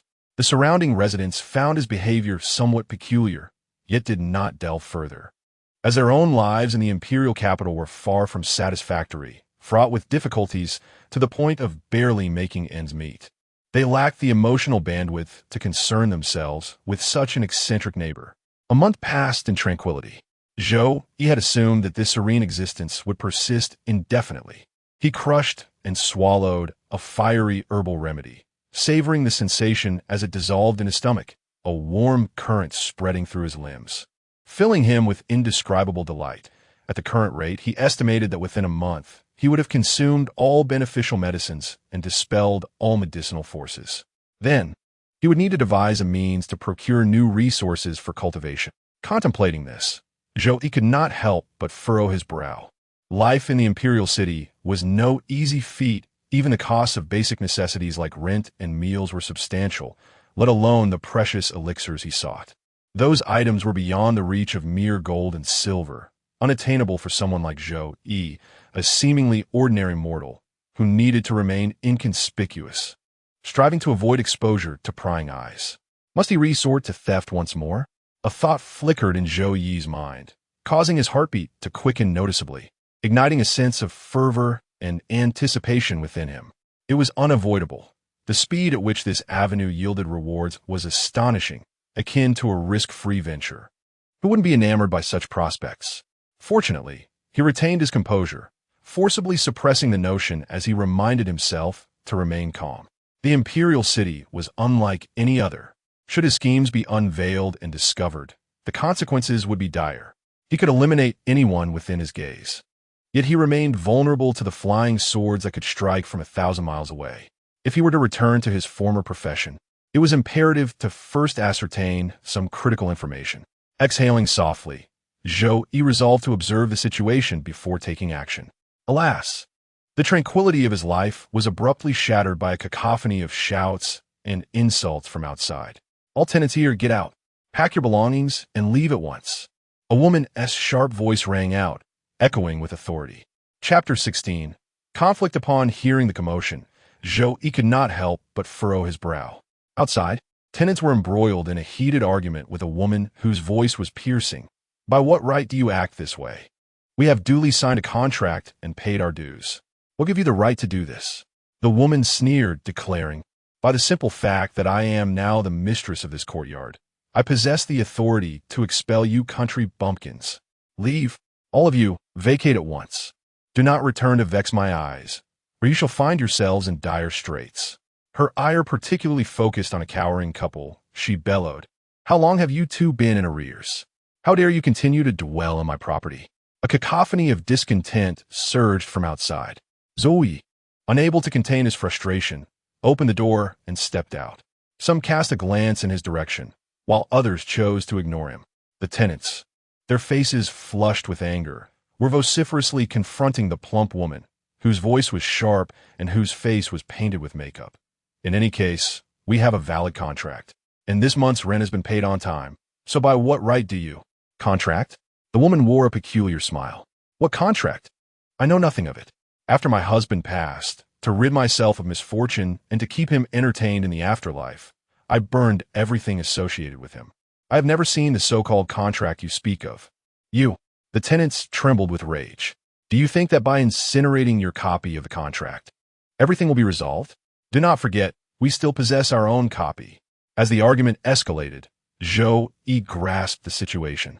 The original landlord had met with an untimely death, and now it was his widow who managed the courtyard. Unlike her late husband, who had been committed to the rental business, she harbored other intentions and sought to terminate the rental agreements, whether out of haste to sell or for other reasons. She had destroyed the contracts and turned her back on the tenants, intent on evicting them all. How could a person sink so low? Zhou Yi shook his head, feeling a deep sense of discontent. He glanced at the landlord's wife, who stood with her hands on her hips, reveling in her perceived power. And then his gaze fell upon the imposing figures of several burly men behind her, clad in identical tight black attire that accentuated their muscles. Each exuded an aura of menace, unmistakably seasoned in violence. They stood like iron towers, silent yet imposing, instilling a profound psychological pressure that left the tenants at a disadvantage. Was this the source of the landlord's wife's confidence? Zhou Yi's eyes narrowed slightly, a restlessness stirring within him, and he contemplated taking action. Yet, after a moment's reflection, he dismissed the immediate urge to invoke dark sorcery upon these individuals. Upon arriving in the imperial city, it is prudent to remain discreet. Such methods that expose one's vulnerabilities are best employed sparingly in public. At this moment, the confrontation between the tenant and the landlord's wife had escalated to a fever pitch. The young couple residing in the West Wing had already begun packing their belongings in silence. Leading the charge against the landlord's wife were the 7 members of 2 families residing in the main hall. The most tempestuous young man stood at the forefront, brandishing the original contract as if it were a weapon, shouting, "You gluttonous hag, do you see what is written in black and white? Can you deny this?" You. The young man was poised to unleash another tirade, venting his pent-up frustrations when he witnessed the landlord's wife, quick as lightning, snatch the contract from his grasp and tear it into shreds. The young man's eyes widened in shock, a surge of rage coursing through him as he raised his fists, ready to teach the landlord's wife a lesson. However, the burly men standing behind her acted with swiftness, restraining him and pinning him to the ground, leaving him powerless to do anything but scream in anger. The remaining 6 were taken aback, their courage waning as the imposing figures encircled them, making them think twice about acting recklessly. The landlord's wife, brimming with triumph, strutted like a victorious hen, declaring, "What contract? I see nothing." "Huh? You are merely a band of thieving rogues who seized my husband's property while he was distracted. Out of the kindness of my heart, I shall spare you a trip to the authorities. Now, pack your things and leave." Believing she had achieved a resounding victory, She prepared to turn away. However, a clear male voice interrupted. The contract in black and white is in my possession. Are your eyes deceiving you? Startled, the landlord's wife whipped around to find Zhou Yi calmly holding his copy of the contract at the door of the East Wing. She nearly forgot about this little brat. Despite her fury, she felt little concern. After all, Zhou Yi was alone, appearing frail and no match for her formidable companions. With this thought, a smile returned to her face. Is that so? Is this truly the lease you signed with my deceased husband? It's too far to see clearly. Bring it here for me to examine. As she reached out to approach Zhou Yi, he swiftly kicked her in the stomach, sending her sprawling back. Unable to rise as she writhed on the ground, clutching her belly and wailing. You fool! If you're a fool yourself, must you presume that others are fools as well? You think you can use the same trick on me twice? If you wish for me to vacate, it is not impossible. However, first, I demand a tenfold refund of the rent and deposit I've already paid, followed by an apology delivered with humility. He articulated his reasonable requests, yet regrettably, the individuals opposite him were devoid of reason. The landlord's wife lay on the ground, unable to rise, her pain altering her voice. What are you still standing there for? I hired you to come here, not to observe a performance. Hurry up and act. Do not let him die. First, break his limbs, and I shall take my revenge with my own hands. Under her commands, the group of burly men clad in black, their expressions foreboding, unsheathed machetes and iron hooks from their waists, and advanced menacingly toward Zhou Yi. Chapter 17. The benevolent Zhou Yi. Is it truly necessary to resort to force when reason fails? Zhou Yi seeked helplessly, carefully folding the contract and placing it within his bosom. Why is it that everywhere is thus? Why is this world so dark and perilous? Why must a person of such kindness as I encounter these sinister occurrences? He exhaled deeply, lost in thought. The burly man in black leading the group cracked his neck, producing a sound akin to frying beans, and a sinister grin spread across his face. With his machete slicing through the air, a sharp whistling sound echoed. Boy, lament in hell. As an outsider in the imperial capital, you have no kin, no one cares for you. Even if your corpse is devoured by rats in a filthy ditch, no one would bat an eye. Killing you would bear no consequence for us. Remember to be wiser in your next life. Stay in your humble village and abandon your foolish dreams of the capital. This is no paradise for dreams. It is a hell that devours without mercy. After uttering these words, the man bellowed fiercely and charged at Zhou Yi, his companions following suit with weapons drawn. Zhou Yi, however, could no longer contain himself. He had long yearned to test the strength of his corporeal form. Facing the aggressive black-clad men, he did not flinch or retreat. Instead, he stepped forward, colliding with the leading man with astonishing speed, akin to being struck by a speeding automobile. The burly man was propelled backward with even greater force, crashing against the courtyard wall before sliding down to the ground. Blood spewed from his mouth, and his gaze turned vacant as he struggled to rise, utterly failing. The collision had shattered his sternum and damaged his internal organs, leaving him to linger on the ground, motionless. All of this transpired in the blink of an eye. After sending the leader flying, Zhou Yi did not pause. He raised his leg and delivered a sweeping kick. His leg transformed into a steel whip, toppling one black-clad man to the left, who screamed in agony as his arm twisted unnaturally, likely rendered useless. He also sent two other black-clad men tumbling, leaving them sprawled on the ground, uncertain if their injuries were too grave or if they were merely feigning death. At that moment, the three men to Zhou Yi's right finally reacted, brandishing their iron hooks and machetes in a desperate attack. Zhou Yi deftly evaded their strike, retreating swiftly. His reflexes were far superior. Dealing with these men was as effortless as a cat playing with a mouse. Seizing the opportunity before they could retract their descending weapons, Zhou Yi charged once more. In the blink of an eye, the three men lay on the ground, their fates uncertain. It was only then that the leading black-clad man had just begun to slide down from the wall.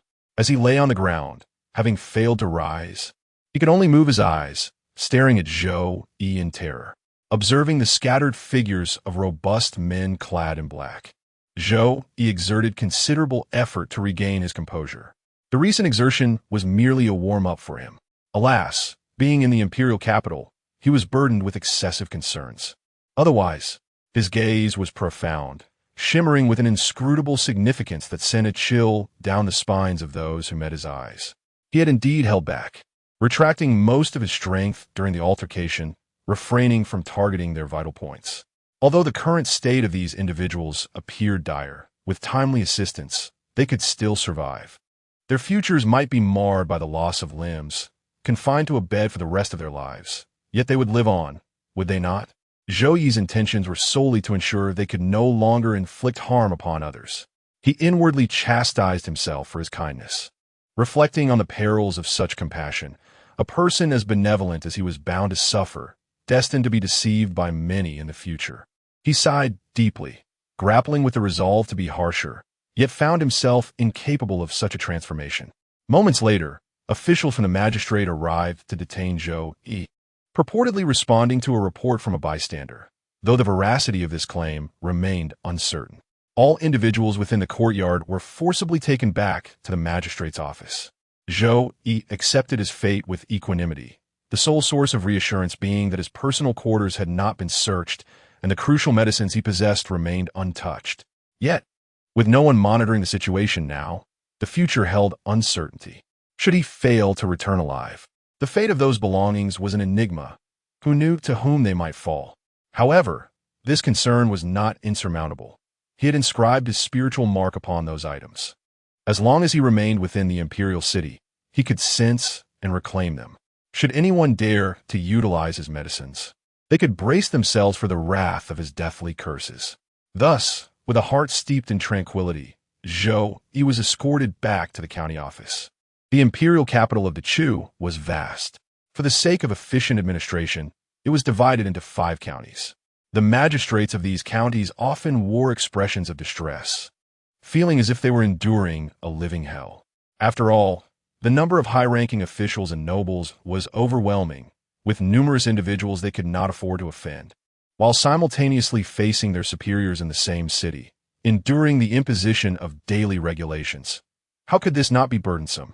Yet, while these officials felt the weight of their discomfort in the presence of the elite, they remained the same ruthless magistrates when dealing with the lower classes. Today, the county court of Ping convened after a lengthy hiatus. The magistrate, seated beneath the bright sky, cast an authoritative gaze over the assembly. Who dares to stand before me? The landlord's wife, a woman of ill repute, was the first to speak. The wretched Lu Wang is here. A few days prior, her husband had tragically drowned, leaving her and their orphaned children to fend for themselves. In pursuit of sustenance and her children's future, she had no choice but to scrutinize the estate left behind by her husband, only to discover that a portion of their property had been brazenly seized by vagrants from the outer city. The wretched woman sought to reason with them, only to be met with brutal violence. Even my distant cousin, who came to speak on my behalf, met with a similarly grim fate. Alas, I beseech the esteemed magistrate to champion the cause of this wronged woman. Within the county office, the landlord's wife wept bitterly, her sobs eliciting a sympathetic gaze from the magistrate, who found it difficult to witness her anguish. In a sudden outburst, he struck the gavel with force, fixing his gaze upon Zhou Yi with fury, declaring, "I had thought you a refined individual, possessing grace and poise, yet you reveal yourself to be a most nefarious villain. Bring forth the guards and take him away to be executed." At that moment, 2 constables stepped forward, prepared to drag Zhou Yi away. Such a hasty decision, even for one who has traversed the world for 50 years and encountered myriad wonders, left Zhou Yi in astonishment. "My good sir," he exclaimed, "is this decision not excessively rash? You have yet to conduct an inquiry. Is it truly just to condemn a life based on mere hearsay?" Chapter 18. The trial have I not been tried? The magistrate, feeling somewhat uneasy, glanced around before waving the 2 constables back into their ranks. "Very well. Let us proceed with the questioning. What is your name? Where do you reside? How old are you this year? Why did you forcibly seize the property of the Liu and Wang families? And why did you brazenly resort to murder?" Zhou Yi bypassed the first 3 inquiries and directly addressed the 4th, vehemently refuting the accusation. "When did I ever resort to murder? "This is a grave injustice, my lord. I merely had a minor altercation with those burly men who approached me brandishing knives and iron hooks, their imposing figures radiating menace. I was genuinely terrified and thus found myself in a struggle. Perhaps driven by adrenaline, I managed to subdue them, but the severity of my actions was beyond my control." He articulated his justification, yet unease gnawed at him. He sensed an odd atmosphere in the county office, and the magistrate's demeanor raised suspicions that they might have been bribed by the landlord's wife. "Am I to suffer injustice today, even when I am in the right?" Zhou Yi sighed at this thought. Had I known this would unfold, I should have dealt with them more decisively from the start. Better to have dispatched them outright. As expected, the magistrate's heart had turned against him, nearly overtly favoring the landlord's wife. "You speak nonsense," he exclaimed, his eyes wide with indignation. "The fact that you have taken lives is undeniable. There are corpses and numerous witnesses to attest to this. Before me, you shall not evade responsibility. Bring forth the bodies. For today I shall ensure this scoundrel is duly chastised." Several constables entered, bearing 2 corpses. Both belonged to the individuals who had sustained severe injuries. One was the leader of the black-clad thugs, his chest utterly shattered, while the other was a pitiful soul with a crushed groin, now lifeless. Their grotesque appearances struck terror into the hearts of those present, prompting involuntary steps back. "What further words do you have in the presence of those you have slain?" the magistrate bellowed, striking the podium with authority. "Indeed, I have words." Zhou Yi could not stand idly by as they sought to ensnare him. He met the magistrate's gaze, enunciating each word with conviction. "I merely injured them. Their deaths are not my doing." The magistrate, momentarily taken aback, erupted in rage. "You audacious rogue! How dare you argue thus before me? I have already summoned the coroner, who hastily examined the bodies and confirmed that these 2 perished from the injuries you inflicted. That bears no relation to me. Zoi retorted defiantly. I only harmed them. The true culprits behind their demise were the excessive blood loss and the worsening of their injuries. I was mindful of my actions and did not intend to kill them. Had they received timely medical attention, they could have survived. The reason for their demise lies in certain individuals' sluggish reactions, failing to provide timely rescue. I implore you, wise and just Lord, to discern the truth." Upon hearing these words, the county magistrate trembled, unable to restrain himself from murmuring, "If only I possessed your audacity, how could I struggle in the realm of governance?" He could not help but cast a penetrating glance at Zhou Yi. "Fortuitously, you remain but a mortal. Otherwise, should you embark upon the path of cultivation and ascend to officialdom, who knows how far you might tread within the court and how many souls you might lead astray? How could you utter such words, my lord?" Zhou Yi, perplexed, persisted in his reasoning. For instance, if, in their youth, a mischievous child were to push another to the ground, and decades hence, the fallen child succumbed to old age, could his family hold the other child accountable for murder? Enough. Zhou Yi yearned to elaborate further, yet the magistrate could tolerate no more. He bellowed, casting the tokens from the table with fury. "Now, at once, seize him and execute him." The eager constables surged forth, dragging Zhou Yi towards the door. Observing the magistrate's wrath, Zhou Yi sighed in resignation. "Indeed, you have accepted bribes and never intended to administer justice in this case." At such a moment, even if he produced the contract he held, it would avail him nothing. It might even be torn to shreds by the magistrate on the spot. "Old scoundrel, on the brink of death, you dare to hurl accusations at me?" The magistrate appeared ready to explode. There are actions he could undertake, yet he must never allow them to be voiced, especially not by the victim in such a setting. Otherwise, how could he maintain his position as magistrate, particularly regarding today's affair, though he had indeed accepted bribes?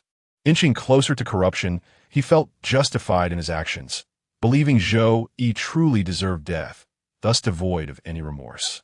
At that moment, he yearned only for Zhou Yi's swift demise. Just as the magistrate prepared to continue his tirade, he suddenly noticed Zhou Yi staring intently at him, his pupils fading to a lifeless gray. He had perished. This abrupt turn of events startled all present. Yet, they soon beheld Zhou Yi's compassion. With a slight tilt of his head, he listened intently, a smile gracing his face. The county magistrate is indeed a good man. having attained eternal peace himself. He remains considerate of you, his good brothers. Naturally, Zhou Yi resolved to fulfill the magistrate's wish. Chapter 19. Old Man Li reflecting on the day's events. Zhou Yi let out a helpless sigh. Is it truly worth it? For the sake of a mere house, such a multitude of lives have been lost. And all this chaos has erupted within the county office. It seems there are matters here that elude my understanding. His gaze shifted to a burly man in black sprawled on the ground. Zhou Yi had now arrived at a stronghold of these men in black, and the discoveries within had cast a shadow over his countenance. Among the grim findings were the corpses of 2 families from the main hall and a young couple from the side room. At this moment, Zhou Yi was interrogating a man in black. The man's limbs were twisted grotesquely, lying on the ground as he emitted pained howls. You dare to slay so many brothers of the Longhu gang? The boss will not let you go unpunished. Do not regard me with such animosity, Zhou Yi replied calmly. At the very least, I have allowed you to remain alive until now. You should be grateful, should you not? This was indeed a valid point. Compared to the lifeless bodies surrounding them, the brute's life was still intact. He was at least alive. Yet, he evidently did not share this sentiment. Your mercy in not killing me is merely because you wish to extract some information from me. The man in black unexpectedly displayed a shrewdness, accurately guessing Zhou Yi's intentions. Consequently, he became even more obstinate. Do not harbor any illusions of obtaining anything from me. I shall reveal nothing. Zhou Yi lowered his gaze, locking eyes with the man, and sighed with a sense of pity. Why go to such lengths? As a mere thug in a gang, how much do you earn in a month? Why toil so desperately? Upon reflection, is the so-called Longhu gang truly worth sacrificing your life to protect their secrets? Of course not. The brute spat out a mouthful of blood, glaring fiercely at Zhou Yi. I simply refuse to let you succeed. You have rendered me like this. My life is effectively over. In my remaining days, I shall be a mere invalid, confined to my bed. Not to mention, will my family still recognize me, let alone care for me? And considering the enemies I have made over the years, they will seize this opportunity. I will undoubtedly meet a tragic end, and my family may suffer as well. All of this is your doing. The hatred and venom in the man's gaze were unmistakable as he continued. Even if I divulged what I know, I would still face death. So why would I share anything with you? You shall gain nothing from me. Observing the man's unrepentant demeanor, Zhou Yi smiled wryly, granting him a swift conclusion. Fool, I already know you are one of the Longhu gang. Am I limited to obtaining my desired information solely from you? Do I not possess the means to inquire elsewhere? Having uttered these words, he exited the secluded room, distancing himself from the carnage and the corpses, inhaling the breath of normalcy. It is time to conclude this matter, Zhou Yi declared with tranquility. He returned to the county office, sealing both the front and back gates before igniting a fire. Amidst the towering flames, he meticulously wiped the blood from his feet, and with a graceful leap, he vaulted over a 3-meter-high wall, swiftly disappearing into a shadowy alley, thus escaping. He made his way back to the humble courtyard he rented. The east wing remained securely shut, untouched by any intruder, and his belongings lay undisturbed. Zhou Yi tidied up briefly, shouldered a large bundle, and quietly scaled the wall to depart. The roaring blaze attracted considerable attention. Some individuals soared through the air, summoning rain and wind with a mere wave of their hands, extinguishing the inferno. However, the entire county office had already been charred blackened by the smoke, with the bodies inside reduced to indistinguishable charcoal, their identities and causes of death obscured. This incident would undoubtedly shake the entire city, prompting an investigation. It was possible they might trace the matter back to the courtyard. But what of it? In this world, there was no intricate net of surveillance, nor any robust identification system. Changing one's appearance could easily allow one to blend into the crowd and evade all trouble. Moreover, at the moment of action, Zhou Yi had enveloped himself in mental energy, ensuring he would not be tracked by any peculiar spells. Now, with an expression of calm, Zhou Yi traversed the streets and alleys, having already left Ping'an County and arrived in Jingfu County. Here, he began his search for rental accommodation anew. This time, he was no longer as hasty and impulsive as before. He He took his time to assess and deliberate. He sought a landlord who was kind-hearted and unintrusive. 3 days later, he was convinced he had found the right person, and thus, an agreement was reached, successfully securing a place to stay. In truth, I did not specialize in the rental business. The elderly landlord, over 50, led Zhou Yi toward the house, explaining that it was necessary to spend considerable funds to support Qingyun's education. Being of advanced age, I could no longer perform heavy labor or earn substantial money. So I had no choice but to rent out a room in my house. Perhaps due to his age, the old man rambled on. Zhou Yi followed silently, not interjecting, merely accompanying him. Soon, they arrived outside a quaint courtyard. The elder pushed open the door and led him inside. The courtyard was quite pleasant, serene, and removed from the clamor. An ancient tree stood within, the old man unable to recall how long it had been there, only that it had existed since the time of his grandfather. Perhaps hearing the sounds from outside, a young man in a blue robe, handsome in appearance, leaned from the second floor of the adjacent building. The elder greeted him and introduced Zhou Yi, saying, "This is our new tenant. From now on, he will reside in the side room and share meals with us." The young man's gaze lingered on Zhou Yi for a moment before he nodded, saying nothing further, and closed the window. "This is my son, Qingyun. How does he appear? He seems like a promising scholar, doesn't he?" The old man chuckled, clearly pleased, as he guided Zhou Yi to view the room he would be renting. Zhou Yi followed the elderly gentleman thoughtfully, and after a circuit around the house, he nodded in satisfaction. He decided to settle here. His rapport with the elderly man and his family was quite harmonious. The elder's surname was Li, and he was affectionately addressed as Old Master Li. His son, Li Qingyun, remained in the upper chamber, diligently immersed in his studies, preparing for the imperial examination scheduled for the following year.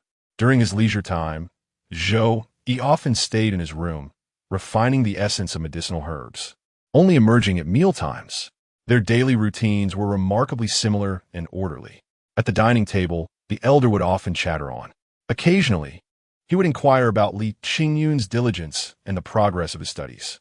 In truth, he did not possess much understanding of the subjects. He merely asked out of habit. Li Qingyun would typically respond with vague and evasive remarks. The elder would then turn his attention to Zhou Yi, questioning him about his endeavors and advising him on the importance of establishing a legitimate means of livelihood to secure his place in the imperial capital.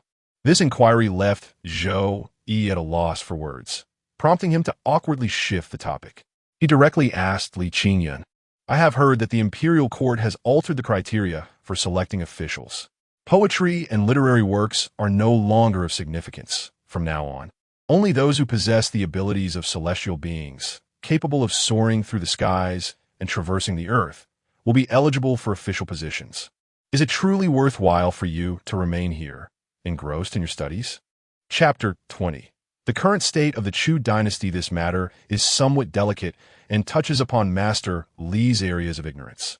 It was the first time Master Li had learned of this situation, and he immediately grew anxious, following Zhou Yi and incessantly questioning Li Qingyun. "Qingyun, is this true? Oh dear, what shall we do? I have spent so much money on books for you, and it seems they have been of no use. With your current condition, you cannot undertake any significant endeavors. How will you sustain yourself in the future?" Master Li's anxiety escalated, and he began to ramble. Li Qingyun shot Zhou Yi a glare, but felt compelled to reassure his elderly father. "Father, please do not fret.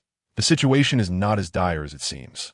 Indeed, the Great Chu has encountered an extraordinary opportunity, allowing it to evolve from an ordinary secular dynasty towards a realm of cultivation.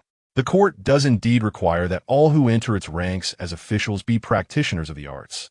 However, the Great Chu has not yet fully transformed into a realm of cultivation. It remains in a process of evolution. Naturally, within this process, there are paths and methods of progression. A realm of cultivation has its own standards and stages of advancement. Rest assured, I have thoroughly explored this matter. Last year, I had my roots assessed and confirmed that I could embark on the path of cultivation. As long as I achieve commendable results in the imperial examinations and gain the recognition of the supervising immortal teacher, I shall be able to enter the Hamlin Academy for further study, learn the methods of the immortals, and thus naturally become a practitioner and an official in the court. Upon hearing these explanations, Master Li's anxiety subsided somewhat, and he could not help but smile broadly. So, my Qingyun is destined to become a lofty, immortal lord? Zhou Yi, listening nearby, was equally astonished. Is it truly so? It appears that the situation in the Great Chu is even more intricate than I had imagined. In the ensuing days, his life became increasingly structured. Aside from refining medicinal power in his own chamber, he would subtly extract information from Li Qingyun at the dining table. It was then that he learned that the Great Chu had received its momentous opportunity and commenced its evolution towards a realm of cultivation 300 years ago. 300 years had elapsed, yet the Great Chu had not fully entered the ranks of a cultivation realm. This span of time, coupled with the inefficiency of the bureaucratic system, left Zhou Yi profoundly astonished. This time frame is quite reasonable, Li Qingyun remarked calmly, casually peeling a boiled egg. For mortals, this represents the familial history of 7 or 8 generations. For an ordinary dynasty, it is ample time to traverse the entire arc of a dynasty from inception to conclusion. However, for the long-lived practitioners and realms of cultivation, this duration is but a fleeting moment. For those ancient ones who first embarked upon the path of cultivation, it is scarcely more than a period of seclusion. They not only fail to perceive the passage of time as sluggish, but rather find it somewhat swift and astonishing. Given the usual lifespan of dynasty, the Chu should have long since met its demise. However, since it began its transformation towards a realm of cultivation, the Chu has not only survived but has burgeoned in strength, expanding its borders with fervor each year. Zhou Yi finally comprehended the reasons behind the vast expanse of the Chu's territory. It is precisely due to this relentless outward expansion that the winds of cultivation have struggled to permeate the entirety of the kingdom. In such circumstances, the internal conflicts within the dynasty must be exceedingly acute. Had it not been for the formidable strength of the Chu's elite forces, it might have been overthrown long ago. Through a narrow lens, combined with his own observations from years of wandering the world, Zhou Yi could not help but feel a deep unease regarding the sharpness of the various conflicts within the Chu. In the territories forcibly annexed, the long-standing animosities and grievances persist unabated. Over its 500 years of existence, the Chu has seen local magnates and powerful factions grow to an immense scale, with land consolidation reaching a point where there is scarcely any land left to appropriate. The impoverished find themselves without even a place to lay their heads. Even serving as tenants for wealthy families can lead to a life extinguished by toil. Any calamity, be it natural or man-made, could instantaneously turn their lives into a hellish nightmare. Furthermore, there exist ethnic tensions, commercial disputes, and conflict between cultivators and ordinary citizens, among others. Were it not for the Chu's current capacity for suppression, it would likely have already fragmented into chaos. In response to Zhou Yi's concerns, Li Qingyun dismissed them with disdain. What of the magnitude of the conflicts? Without sufficient strength, the so-called hatred and anger are merely a farce.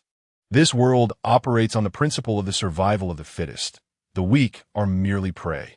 Zhou Yi refrained from voicing his opinions on Li Qingyun's assertions and lost the desire for further discourse, silently retreating to his quarters to practice his martial arts. Li Qingyun's vision was limited. He could not see the broader horizon of the future. Once the entire Chu dynasty embraces the path of cultivation, will there not arise formidable individuals among those currently suffering and oppressed?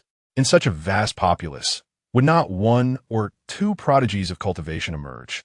When they grow powerful and gain their own voice and strength, will they not seek retribution for the past? At that juncture, can the Chu dynasty continue to exist? Can maintain its grip? This is an inextricable deadlock. The present splendor of the Chu dynasty will inevitably sow the seeds of future calamity, ultimately leading to its own demise. A month later, after consuming the restorative elixirs and mental fortitude potions procured from the rejuvenation apothecary, Zhou Yi fully digested their effects. His strength underwent a transformative change. His physical body was now impervious to blades and axes, and his mental domain expanded to a radius of 5 meters. Yet, he still aspired to grow even stronger. With renewed vigor, Zhou Yi stepped out of the Li family's courtyard for the first time. He wandered through the imperial capital, appearing aimless, yet with a clear objective. He made his way to the main branch of the rejuvenation apothecary within the city. He did not enter. He merely cast a fleeting glance from outside before seemingly departing without intention. What a predicament, truly a predicament. Upon returning to his dwelling, Zhou could not help but bare his teeth in frustration. The Rejuvenation Pharmacy, the Prince Rome Mansion, the Imperial Light Auction House, the Medicine King Pavilion, the Barbarian Blood Coliseum. These renowned establishments and organizations within the imperial capital were astonishingly clustered together. Moreover, they appeared to be quite familiar with one another, with personnel frequently intermingling. In such circumstances, should one entity encounter trouble, the others in their respective forces would discover the anomaly within mere moments, swiftly launching investigations and converging in attack. Under such conditions, it would likely be my demise. Zhou inhaled sharply. At present, he lacked the capacity to confront the entirety of the imperial capital.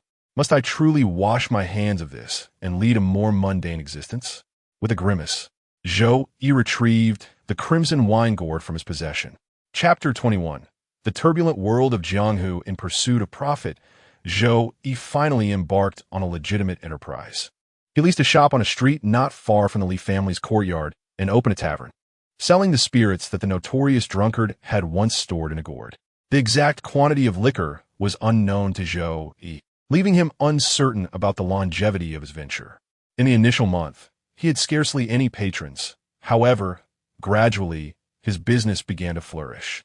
He owed this burgeoning success to the discerning palate of the previous inebriate, who had filled the gourd with fine wines, thereby attracting a loyal clientele. These customers, in turn, recommended the tavern to their friends and family, and slowly but surely, the establishment's reputation and acclaim began to spread. Observing the thriving business, Old Li nodded in satisfaction. A kind-hearted man, genuinely pleased for Zhou Yi's prosperity. Yet, during his time in the tavern, Zhou encountered certain challenges. The gourd possessed ample space, seemingly divided into compartments, with various spirits stored in distinct sections. Lacking any magical prowess to manipulate the gourd, he could only receive the liquor at random. Once one compartment was emptied, he would proceed to the next. A moment's inattention could lead to a blend of different spirits in the same vat, resulting in an unpleasant mixture. Moreover, amidst the array of wines, some were extraordinary. These spirits exhibited hues of amber or the translucent beauty of agate. Though their flavors were robust, their peculiar viscosity raised questions.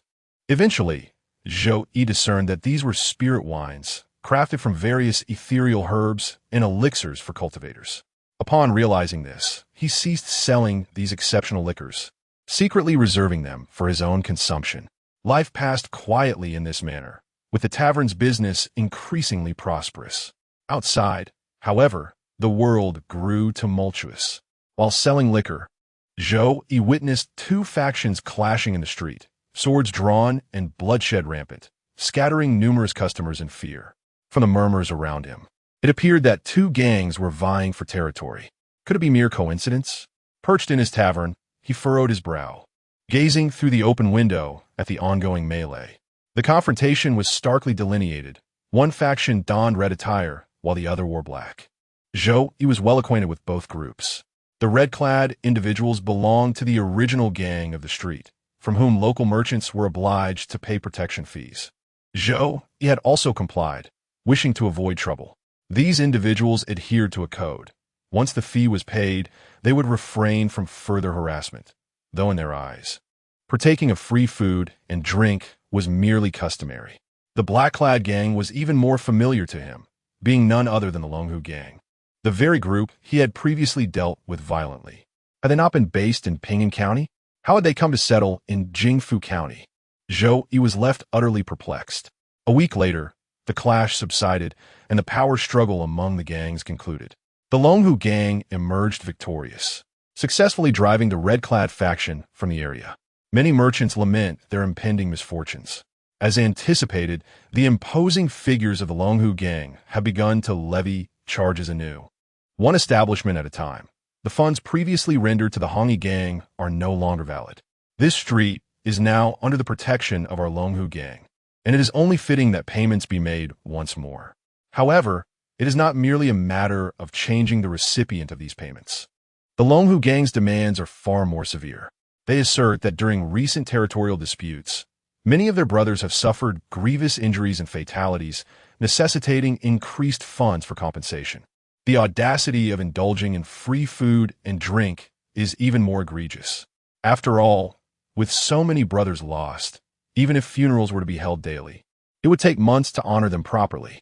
The fruits, banquets, and libations required for these funerals must be voluntarily supplied by the merchants as a gesture of goodwill. With the departure of the Hongyi gang, the intricate web of relationships and the harmonious atmosphere that had developed over years on this street have been shattered.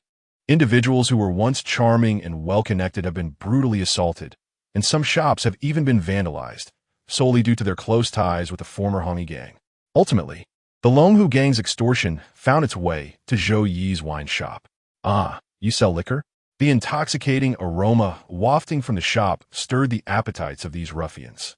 Without so much as consulting Zhou Yi, they seized spoons and cups, plunging them into the barrels of wine.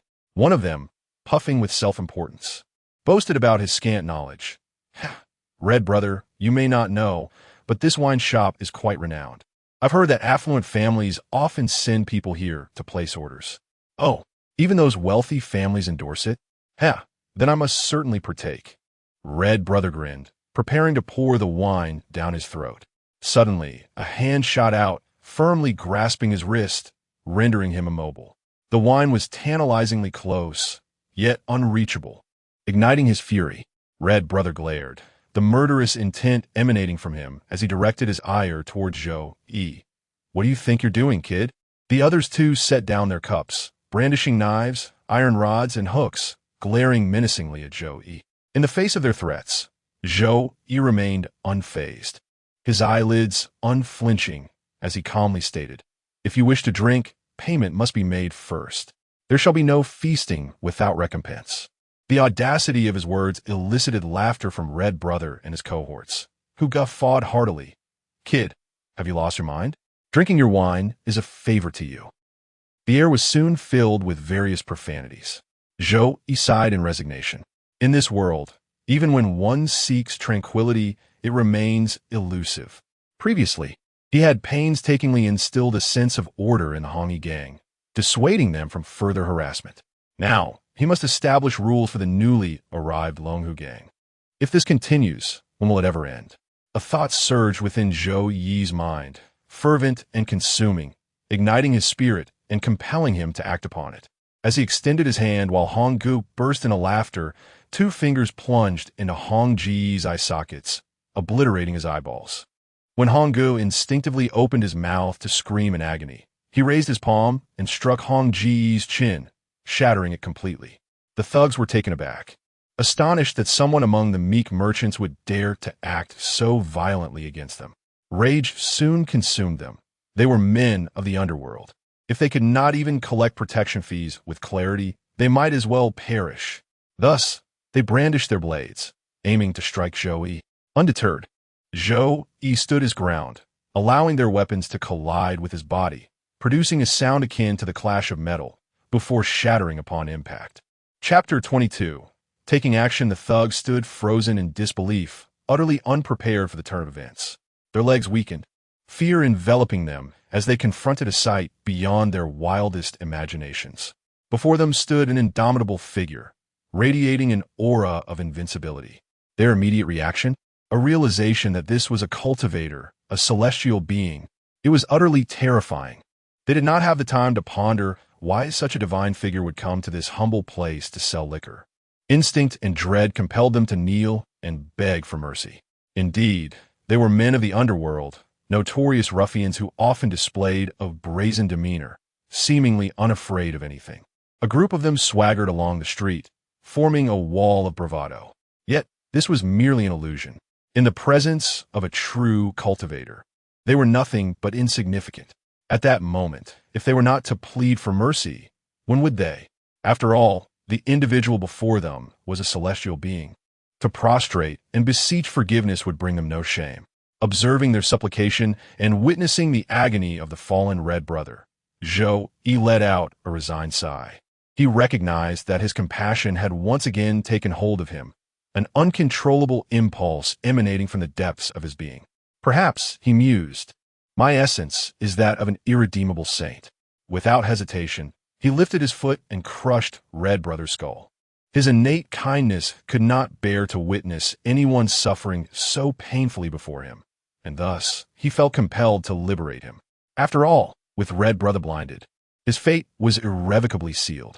Setting aside the possibilities of dying from pain, blood loss, or infection, one could only imagine the dismal existence that awaited him in the latter half of his life. To spare him such a miserable future, Zhou, he felt it his duty to guide him on his final journey.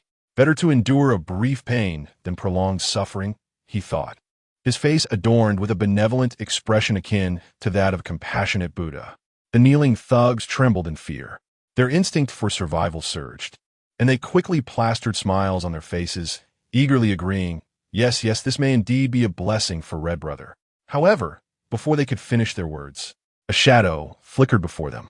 In a mere second, Zhou Yi unleashed 3 swift kicks, sending the heads of 3 thugs soaring from their bodies before they could even register the unfolding chaos. The lifeless bodies, bereft of their heads, fell to the ground, their necks gushing crimson. The dislodged heads landed precisely in a nearby trash bin. The only surviving thug, paralyzed by terror, lost control of his bodily functions. His face smeared with tears, mucus, and sweat. Collapsing into his own excrement, he continued to plead for mercy. Spare me.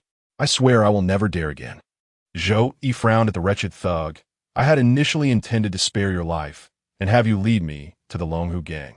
I never anticipated that you could be so utterly inept, reduced to this state by such a trivial situation. I can take you there. I can take you there. Upon realizing he could survive, the previously feeble figure of the thug suddenly surged with an overwhelming force. He rose from his pile of filth, trembling as he uttered, I can take you there, as long as you spare my life. No need. Zhou Yi replied calmly. Before the thug could fully comprehend the situation, Zhou Yi swiftly retrieved a spoon from the tavern and, with a decisive thrust, pierced the thug's heart with the smooth wooden implement. I find you repugnant, and your stench is unbearable.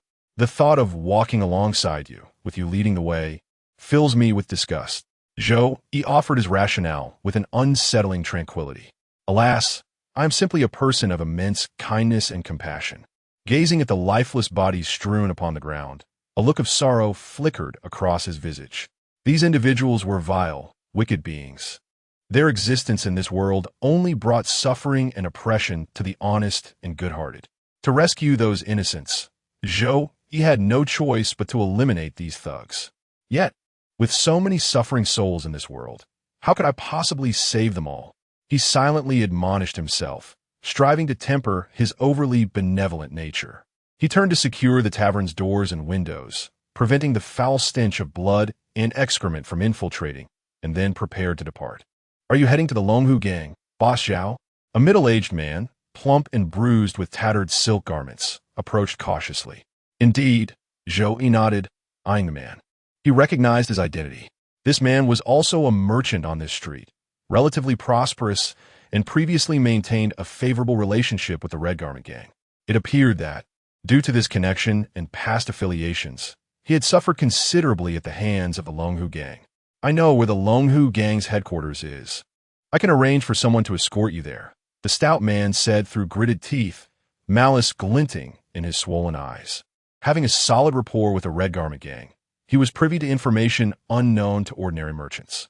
Thus, when others recoiled in fear at the mention of Zhou Yi, he stepped forward, eager to extend his assistance. Very well, Zhou Yi nodded, accepting this transaction. It was indeed a transaction. He would aid this man in exacting his revenge, and in return, the man would guide him. Upon hearing Zhou Yi's agreement, the stout middle-aged man could not help but grin, revealing a bloodied gum line where several teeth had recently been shattered. He beckoned a young man over, claiming him as his nephew, who would assist in guiding Zhou Yi. He also assured that he would handle the bodies and filth on the ground, promising that by the time Zhou Yi returned, the tavern's entrance would be spotless. "Thank you kindly." A smile graced the face of Zhou Yi as he sincerely expressed his gratitude before following the young man. It was only after the latter's silhouette had completely vanished that the other shopkeepers, who had previously seemed somewhat familiar, cautiously emerged from their establishments. Their faces a mixture of astonishment and curiosity as they began to discuss the recent events. Who would have thought that young Zhao possessed such remarkable skills?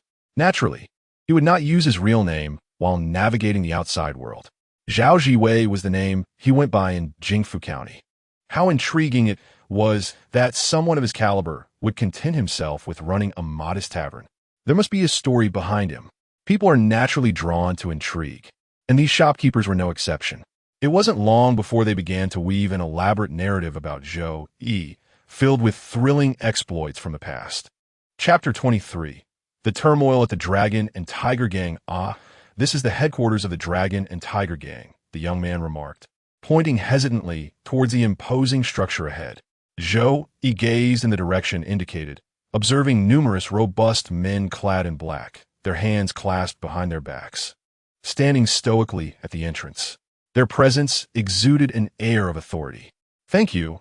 You may leave now," Zhou Yi nodded, offering a few words of advice to the young man before stepping out from his hiding place and striding boldly toward the gang's headquarters. The black-clad men quickly took notice of his approach. They exchanged glances, a shared sense of bewilderment reflected in their eyes. In a fleeting moment, they communicated silently, confirming that none among them recognized Zhou Yi. "Halt! Who are you?" they demanded with a brusque tone. "I am merely an ordinary shopkeeper from Dogtail Street," Zhou Yi replied, his demeanor composed. "I've come to meet with the higher-ups of the Dragon and Tiger Gang to discuss certain matters of great importance." "Shopkeeper?" The men in black wore puzzled expressions, but soon erupted into laughter. "I fail to understand what you find amusing." Zhou Yi maintained his calm, undeterred by their rudeness. "Instead of wasting time laughing, you might want to inform your superiors." Yet, the gangsters only laughed harder at his words. "You, a mere shopkeeper, wish to engage in dialogue with the leaders of our gang? Is that not ludicrous? What do you wish to discuss? Who do you represent? Are you perhaps hoping to persuade our leaders to reduce your protection fees?" "Huh!" Zhou Yi's patience, already thin, finally wore out at their mockery. His eyes darkened, taking on a lifeless hue. He disregarded the jeering men and continued forward, entering the headquarters' main door. Following his past experiences, he shut the door behind him and locked it, preventing any curious onlookers or witnesses from complicating matters and necessitating drastic measures. "Hey, what are you doing? Who are you? I don't recall seeing you before. Who permitted you to close the door?" The creaking of the door drew the attention of many, who stood at a distance, shouting inquiries. Once Zhou Yi had secured the door, he turned to face them, his gaze tranquil as he approached. "I'm asking you a question. Are your ears deaf?" The gang members began to sense something amiss. However, before they could react, the power of the death curse surged forth, enveloping them. One by one, the gangsters succumbed to slumber, their deep sleep unwavering, oblivious to the commotion around them. Suddenly, Zhou Yi's heightened senses, amplified several-fold, detected the sound of air being sliced to high speed. His eyes caught a glimmer of light. A flying sword? Zhou Yi was taken aback and swiftly shifted his body to evade it. Before he could alter his form, the trajectory of the light shifted, swirling around him in an incessant dance. Had this been in the past, he would have surely found himself in dire straits. However, he was no longer the same. Zhou Yi's pupils constricted as the light, poised to pierce his skull, was abruptly halted before his forehead. He then discerned that it was indeed a flying sword. A verdant jade blade. A low exclamation escaped him as a burly man, broad-shouldered and powerful, emerged from the main hall of the Longhu gang. His gaze fixed intently on Zhou Yi. "You are indeed extraordinary. No wonder you dare to challenge our Longhu gang single-handedly. What spell is this? It is the first time I have encountered someone capable of halting my flying sword." While he was prattling on, Zhou Yi's gaze shifted towards him. What kind of eyes were those? They were completely suffused with an absolute aura of death, rendered an ashen gray. Merely locking eyes with Zhou Yi instilled in the burly man a sensation of plummeting into an abyss, as though he were staring directly into the very concept of death. A jolt of alarm surged through him, and he instinctively sought to avert his gaze, to no avail. He soon realized that he had unwittingly relinquished control over his own body. How could this be possible? As confusion echoed in his mind, his lifeless form collapsed to the ground. The perplexity gradually dissipated, along with his thoughts and soul. With the burly man's magical influence severed, the verdant sword emitted a soft chime as its brilliance completely faded. The diminutive blade remained suspended in midair, held by Zhou Yi's psychic domain, and did not fall once it lost its control. After confirming that no danger lingered, Zhou Yi raised his hand, pinching the small sword between two fingers, filled with curiosity and delight as he played with it. With a casual flick of his wrist, a flash of green light arced through the air, leaving a gash upon a nearby pillar. Had the sword been any larger, that strike would have been sufficient to cleave the pillar in two. Indeed, it was an impressive flying sword befitting a cultivator, and the more Zhou Yi examined it, the more he grew fond of it. At that moment, those observing the scene finally grasped the grim reality. The leader of the Longhu gang had been slain. "Brother," cried another burly man, rushing from the hall, cradling the corpse of his fallen comrade, weeping and shaking it. He raised his gaze, filled with hatred, fixated on Zhou Yi. "What enmity do we harbor against you? Why have you slain my brother?" "For no particular reason, save that he sought my life," Zhou Yi replied, directing his calm gaze away from the small sword to the man clad in animal hide. "He courted death, and no one could save him. Heavenly transgressions may be forgiven, but self-inflicted calamities cannot be absolved. It is truly regrettable. I merely wish to engage in conversation with you. Alas, there are far too many foolish individuals in this world." With that, he prepared to invoke the deadly curse, intending to send this burly man on his way. "Fear not, for I am universally regarded as a virtuous soul, and I shall not permit you to endure such sorrow any longer. I will escort you to join your beloved brother, ensuring that neither of you shall feel lonely or heartbroken." A pure intent of death spread across his eyes, and at the very moment the curse was about to be unleashed, the robust man suddenly cast aside the corpse he was holding. The tears and anguish upon his face vanished entirely. He became considerably more subdued, bowing respectfully to Zhou Yi, exclaiming, "Please spare my life, noble sir. We have grievances and debts that belong to others. Whoever has wronged you, direct your ire towards them, if you please. I am not involved in this matter." Chapter 24. Zhao Hu. The sudden action of the burly man truly saved his life, at least. It temporarily forced Zhou Yi to cease his incantations and refrain from killing him on the spot. "What are you doing in that manner?" Zhou Yi inquired, somewhat exasperated. "From a distance. Weren't you deeply bonded with your elder brother, willing to go to great lengths for him, seeking vengeance against me?" As he posed this question, he remained silently vigilant, wary of any potential tricks or ambushes from the burly man. In response to Zhou Yi's query, the man, with a sorrowful expression, replied, "That was merely an act. Isn't that how things work in the martial world? During such times, displaying loyalty can earn one the extra attention and admiration of the new leader. How was I to know you were so sincere? Not even attempting to coax me into submission, but rather intent on murder?" Zhou Yi was taken aback. He had not anticipated that this seemingly simple-minded individual, appearing straightforward and guileless, harbored such intricate thoughts. "I have little patience for those who play tricks, especially the weak," Zhou Yi stated, stepping closer to the burly man, his expression devoid of emotion. "From now on, 1 is 1, and 2 is 2. Should you dare to employ such petty tactics again, I cannot guarantee that I will listen to your explanations." Currently, he was in need of subordinates, particularly capable ones. Even though this burly man possessed various flaws and significant risks, Zhou Yi had no choice but to take a chance on him. "Understood, understood. From now on, I shall diligently serve under you. If I fail in my duties or resort to such tricks again, then I shall." The burly man cleverly nodded, fervently expressing his loyalty. "Then you shall die," Zhou Yi interjected coldly. "I have placed a method upon you, capable of determining your life or death with a mere thought." This statement was not an idle threat. Zhou Yi had implanted over 50 mental seals within the burly man's body, some discreetly positioned.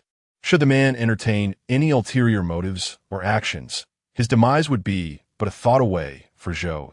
The burly man was greatly startled by Zhou Yi's words, standing rigidly for 2 seconds before regaining his composure.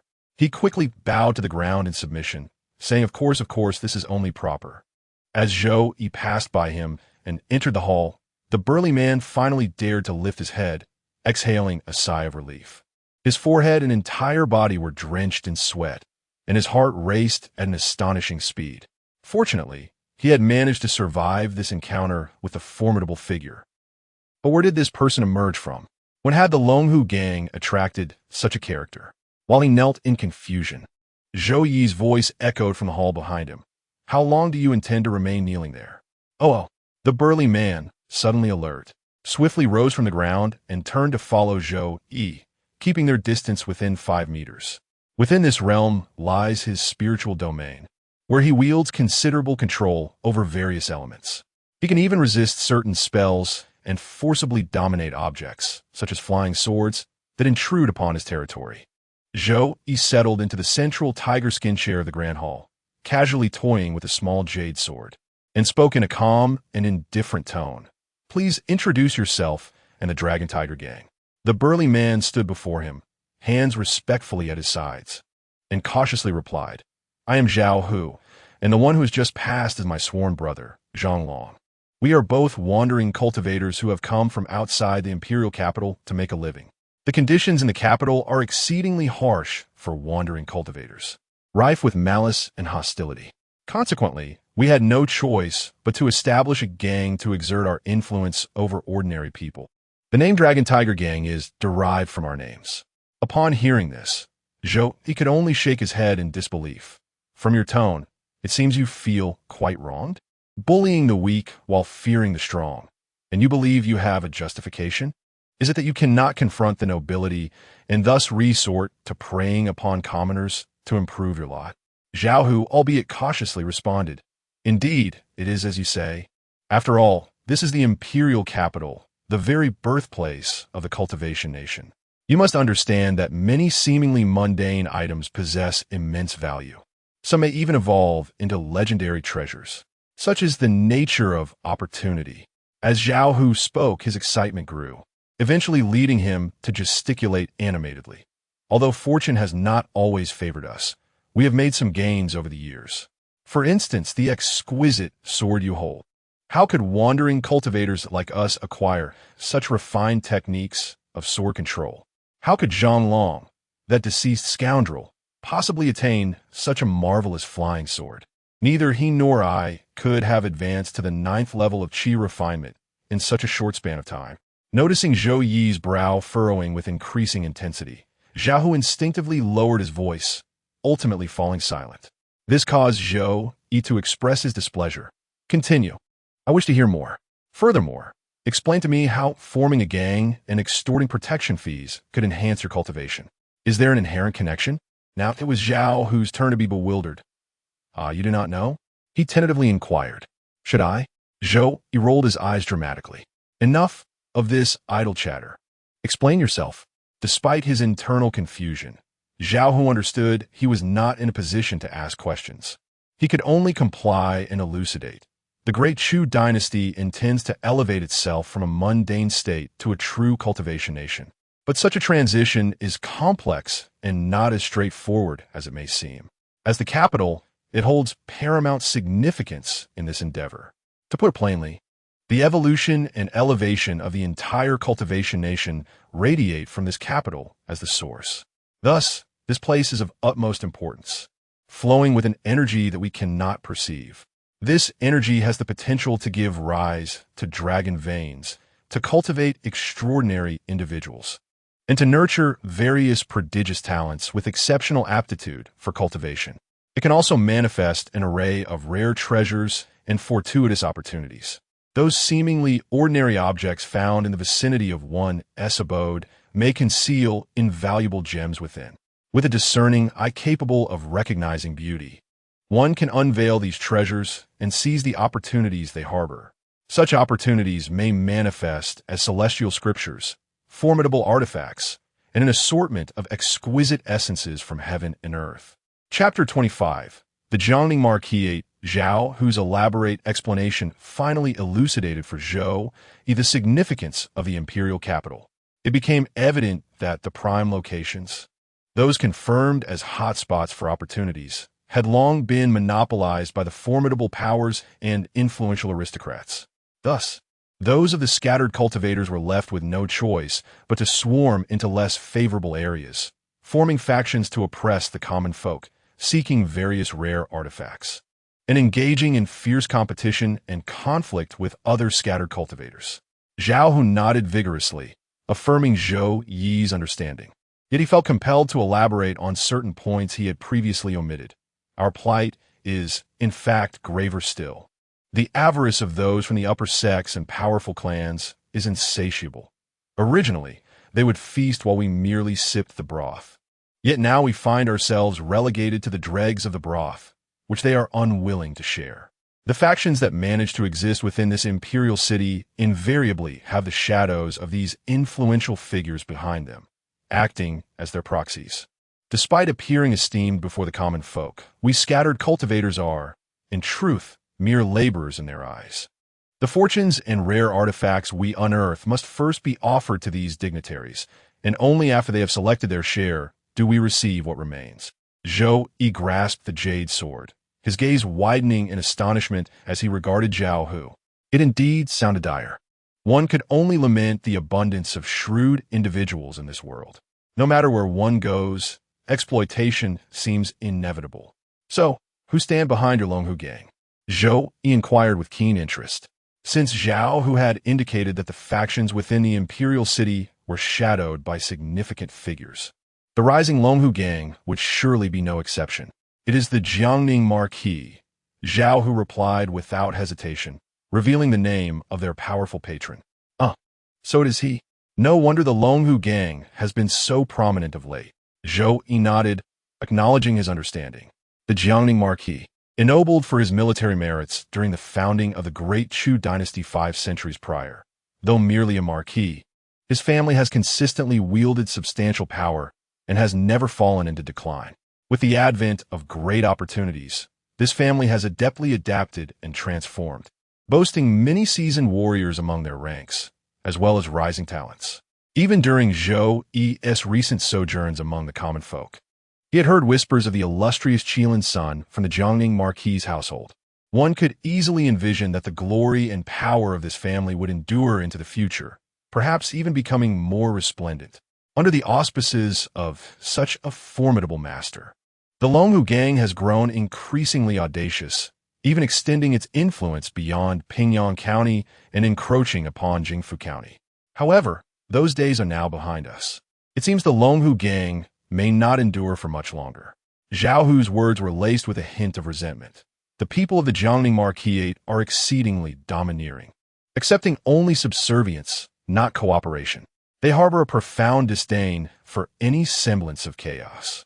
Should they learn of your forceful intrusion today to eliminate Zhonglong, they would likely not let the matter rest easily. Indeed, Zhao Hu proved to be a perceptive individual. Although their time together was brief, he immediately discerned that Zhou Yi was a person of strong opinions and immense pride. Such an individual would never allow themselves to be subordinate to others. Not to mention that the Jiangning Marquis would certainly not accept such a situation. If these two were to cross paths, it would undoubtedly result in a fierce confrontation. In the end, the one to suffer would solely be me. Zhao Hu thought to himself, unable to suppress a wry smile. What are you thinking?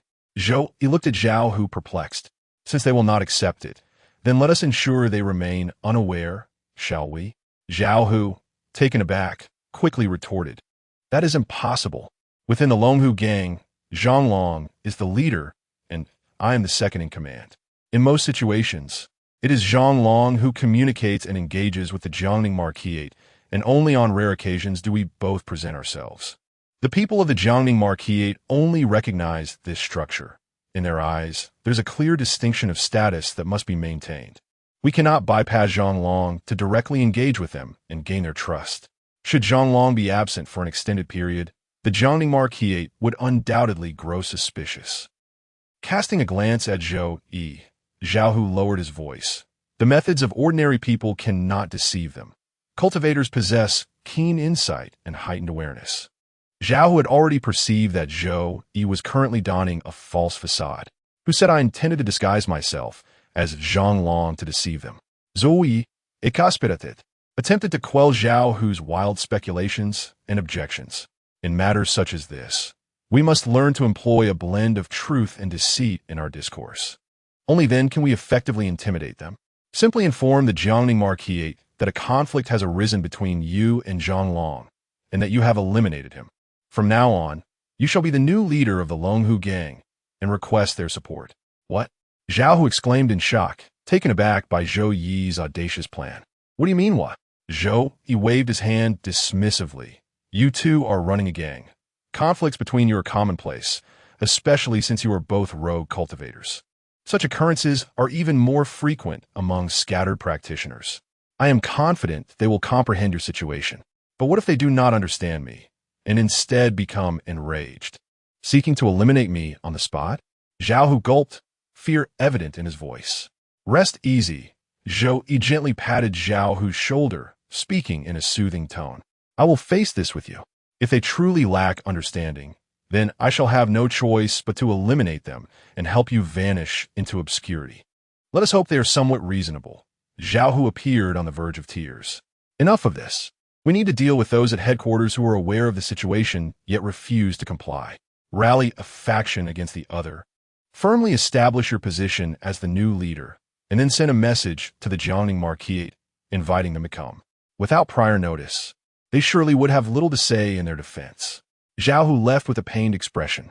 It must be said that he is indeed a person of remarkable talent.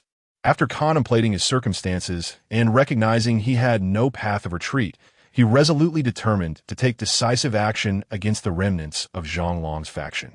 He began by rallying a group within the headquarters, sowing discord among another, and striking down yet another. Once he had grasped the situation at headquarters, he devised a cunning plan to deal with Zhang Long's loyal subordinates scattered outside. He would inform them that the leader Zhang was holding a celebration for them at headquarters that evening, urging their return with a reminder to come unarmed. Chapter 26. The Unsavory Transaction. Zhao Hu, how dare you conspire against the leader? You shall meet a wretched end. Despicable wretch, as a master of the 9th level of Qi refinement, you stoop so low as to poison us mere minnows in advance. One by one, the loyal subordinates of the former leader, Zhang Long, were executed or eliminated. What was once a jubilant and lively celebration swiftly transformed into a scene of gruesome carnage. Zhao Hu sat confidently in the main seat, a table laden with an array of delectable dishes before him, yet not a single soul felt inclined to partake. For upon those platters lay a severed head, carelessly discarded. It was none other than the head of the former leader of the Longhu gang, Zhang Long. The visage of this head had already taken on a bluish hue, the skin exuding a peculiar, ghastly pallor. His eyes were wide open, with pupils clouded and vacant. Yet one could still sense the disbelief etched upon his features in the moments before his demise. Zhao Hu observed with a calm demeanor as one after another. The poisoned subordinates of Zhang Long, their bodies rendered weak and feeble, were dragged away for execution. To him, whether it was the deceased Zhang Long or his loyal followers, they were inconsequential to the larger scheme. Even if tonight's plot were to falter, and these individuals were to revolt en masse, he possessed sufficient confidence to suppress them all. The focus of this evening's gathering had never rested upon these people. Tonight's performance, how does Mr. Zhao perceive it? Zhao Hu's voice was deep and resonant as he poured a glass of wine, sliding it toward a man seated nearby. The man lifted the glass, twirling it before his eyes, a sardonic smile gracing his lips as he remarked, "Zhao gang leader, what remarkable skill you possess. This act of executing before informing has left this old servant quite taken aback. I believe I understand now." With a resounding crash, the steward of the Jiangning Marquis house slammed his glass onto the table, his tones suddenly chilling. "You, Zhao the great gang leader, have grown wings and no longer regard the Marquis house with the respect it deserves. You dare to assert your authority over me, an elder? If that is the case, what more is there to discuss? Zhao Hu slowly rose from his chair, turning to depart. From this day forth, we shall each walk our own paths. I shall see how far you, Zhao gang leader, can lead the Longhu gang without the support of the Marquis House. Such words. Zhao Hu quickly stood and grasped the departing steward, speaking earnestly. Even if I possessed 100-fold courage, I would never dare to act recklessly before you. The Longhu gang's rise to prominence is no more than a testament to the support and favor of the Marquis House. I, a mere rogue, have neither the audacity nor the means to sever ties with the Marquis House. You dare not. Sensing Zhao Hu's submission, the steward seized the moment, vociferously rebuking him before the gathered assembly. I see your daring is quite substantial. Without the Marquis House's consent, without any prior notice or application, you audaciously executed Zhonglong, usurped his position, and slaughtered his loyal subordinates before my very eyes. Zhao Hu, your audacity is truly extraordinary. Zhao, the manager, was seething with rage, his hair almost standing on end. However, Zhao Hu chuckled heartily, forcibly guiding Zhao back to his seat. You are being overly dramatic, my esteemed elder. Both Zhonglong and I are solitary cultivators, and it is not unusual for rivals to emerge from such circumstances. Given the cultural milieu of our gang, occasional skirmishes are nothing out of the ordinary. In truth, for the Ho residents, it matters little who leads the Longhu gang. What truly counts is its continued existence and growth. Thus, as long as the new leader is stronger and more capable than the last, everything else becomes trivial. Upon hearing Zhao Hu's words, Zhao's fury intensified, and he retorted sharply, so according to you, it matters not who occupies my position. What is essential is that the person in this role is loyal to the Ho residents. Manager Zhao, if you insist on framing it that way, it becomes rather pointless. Zhao Hu replied with a bemused smile, forcibly prying open Zhao's hand to scribble a number upon it. He lowered his voice to a conspiratorial whisper, audible only to the two of them. We are all adults here. It would be unwise to let the death of a bygone individual ruin our affairs and jeopardize the Ho residents' interests. I am aware of certain matters between you and Zhonglong. If you assist me in securing my position as the leader of the Longhu gang, I shall double what Zhonglong provided you. At this proclamation, Zhao's breath caught and his expression shifted. Really? He instinctively lowered his voice. You must consider this carefully. What Zhonglong offered me was a monthly tribute. If you truly intend to double that, will you have anything left for yourself? Zhao Hu's face twitched. He certainly did not wish for that. Yet, this was the script and transaction dictated by Zhou Yi, leaving him with no choice but to nod resolutely. Zhao's demeanor brightened instantly, the prior gloom and anger dissipating as he eagerly clasped Zhao Hu's hand, patting the back of it. Ah, little Zhao, you are quite something. We are all working for the Ho residents, so it is only natural to speak a good word for you. Why the formality? Indeed, you are nearly old enough to be my father. My own father passed away early, and I have not been able to fulfill my filial duties. So I shall make up for it with you. Zhao Hu suppressed his disgust as he uttered these words. Ah, who would have thought that my visit tonight would yield a godson? Zhao beamed, unable to contain his joy. Thus, the matter was settled. Zhao Hu handed over the deposit he had long prepared, and after Zhao verified the goods, his smile grew even more genuine as he assured him that he would ensure everything was taken care of. This was not merely for Zhao Hu's sake, but for his own future benefits. Watching the carriage gradually disappear into the night, Zhao Hu rubbed his cheeks, feeling as though he might smile until his face was frozen. Excellent performance. A calm voice resonated in his ear. Zhao Hu was taken aback, suddenly recalling the presence of such a formidable figure beside him. He quickly turned around, adopting a sycophantic demeanor in front of Zhou Yi. Throughout the evening, Zhou Yi had maintained the guise of a mere subordinate, standing by his side. Not only was he providing support to mitigate potential upheavals, but he was also compelling Zhao Hu to adhere strictly to the path and direction dictated by Zhou Yi, leaving him no opportunity to showcase any extraneous talents. Chapter 27. The conclusion. The rhythmic clatter of hooves echoed upon the cobblestone path as a horse-drawn carriage departed, surrounded by a flurry of activity. Within the carriage, the smile on Manager Zhao's face remained unyielding.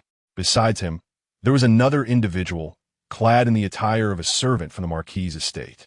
This person possessed a resolute demeanor and keen eyes. He was no ordinary character. Suddenly, he spoke, his tone unremarkable, yet laced with a profound sense of apprehension. Indeed, he was remarkable. Manager Zhao nodded, beginning to inspect the contents of the box before him, which contained the offerings recently provided by Zhao Hu. As far as I know, although both are at the 9th level of qi refinement, Zhang Long's magical prowess and artifacts surpass those of Zhao Hu by a considerable margin. Yet, the outcome saw Zhao Hu unscathed ascend to the position of the leader of the Longhu gang, while Zhang Long met a tragic demise. With a strategy of executing first and reporting later, ensnaring the enemy like fish in a barrel, and bowing down to acknowledge a godfather. Zhao Hu is indeed a blend of courage and cunning. At critical moments, he is capable of setting aside his pride and dignity. Such a person cannot be underestimated. Shaking his head, Manager Zhao's attention was once again captured by the treasures within the box. With a cheerful tone, he remarked, "But what does that matter? For now, he still relies on the Marquis's name to survive. He remains my good godson, as long as our interests align and we work in unison. His intelligence and abilities shall serve my purpose." Observing the self-satisfied Manager Zhao, the man disguised as a servant remained silent for a while before shaking his head and saying, "I am not referring to Zhao Hu." Huh? Manager Zhao was momentarily taken aback. "Not Zhao Hu? Then who are you speaking of?" "Is the one who has been standing beside Zhao Hu, motionless, dressed like an ordinary member of a Longhu gang." The man spoke with an extreme seriousness, the apprehension in his gaze becoming more evident. "It must be him." Manager Zhao racked his brain, struggling to recall the individual the man was alluding to. Yet his mind drew a blank. Nevertheless, he pressed on, "What makes him extraordinary?" The man glanced at Manager Zhao, momentarily stifled by the latter's ignorance. Yet he felt compelled to explain, "You may not have realized, but once we step within a distance of 15 feet from him, we effectively enter his domain. With every movement under his scrutiny, had a conflict arisen, the advantage would have undoubtedly been his. I had no assurance of being able to escort you out safely. This was why I refrained from reacting when I saw Zhao Hu forcibly pulling you to negotiate terms." Upon hearing these words, Manager Zhao was taken aback, his pupils constricting slightly. Before the man's explanation, he had never considered the turbulent undercurrents hidden beneath the glimmer of steel, their very lives precariously balanced within those few inches. "It seems that my adopted son is indeed remarkable, having devised a plan alongside me to secure our interests. With each of us arranging for a skilled individual disguised as an ordinary subordinate to accompany us." Manager Zhao is an optimistic and confident individual. He quickly regained his composure, a smile gracing his face. "No need to be anxious. I reiterate, as long as he remains my adopted son and continues to rely on me, the stronger he becomes, the more advantageous it is for us."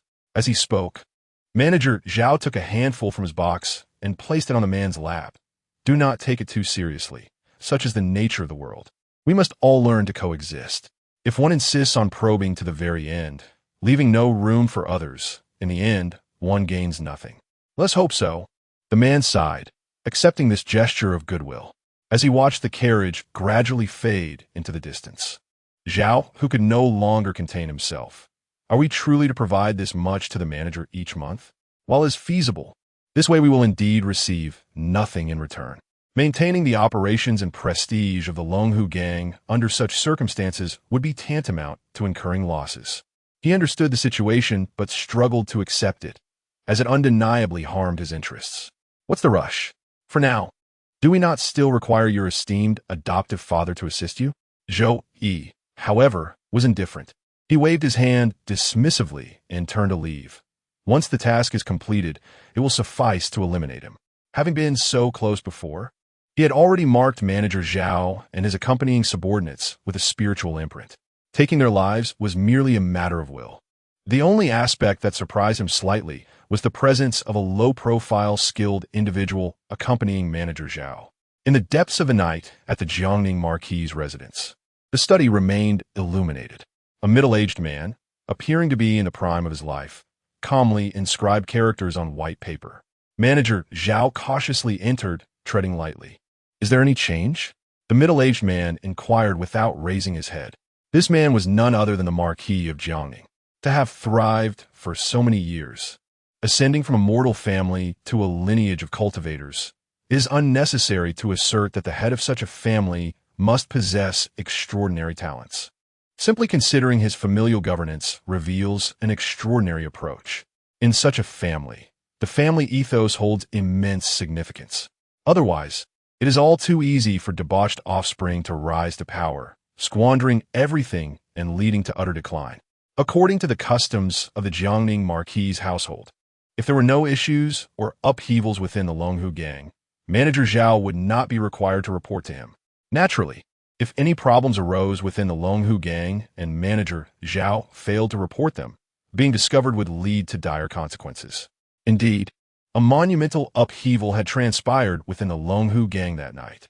To preserve his own life, Manager Zhao employed a diplomatic narrative to convey the situation at the Longhu gang, employing the so-called spring and autumn style of writing, emphasizing the minor while downplaying the major, obfuscating the significance, and blurring concepts to achieve the aim of safeguarding his adopted son.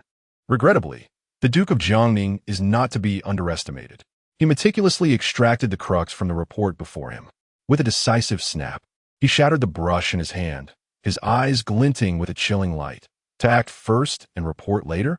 This is a blatant disregard for the Duke's authority. It appears these rogue cultivators have grown wild and are ignorant of the concept of propriety. The position of the leader is one that I, the Duke, have conferred. Should I choose to withhold it, he cannot seize it nor usurp it. The Duke's frosty gaze shifted to Steward Zhao, as he coldly commanded, "Speak. What benefits did Zhao Hu bestow upon you?" Steward Zhao had already knelt before him, trembling as he presented the wooden box given by Zhao Hu. The Duke snorted disdainfully and confiscated the box. After a considerable pause, his turbulent emotions settled, and he refrained from punishing Steward Zhao, merely gesturing for him to leave. "If you're so intent on protecting Zhao Hu, then you must ensure you can keep him in check. Should this ungrateful wretch dare to turn against the Duke's household, you shall accompany him to the dogs." "Yes, yes." Steward Zhao nodded vigorously, akin to a chick pecking at grain, trembling as he turned to depart. He understood that his position as Zhao Hu's favored was now secure. This was, after all, a matter with a high probability of success.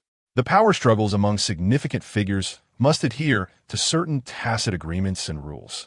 If Zhao Hu were to be eliminated, the Longhu gang would be rendered ineffective, and the Duke of Jiangning would lose a portion of his influence in the imperial capital.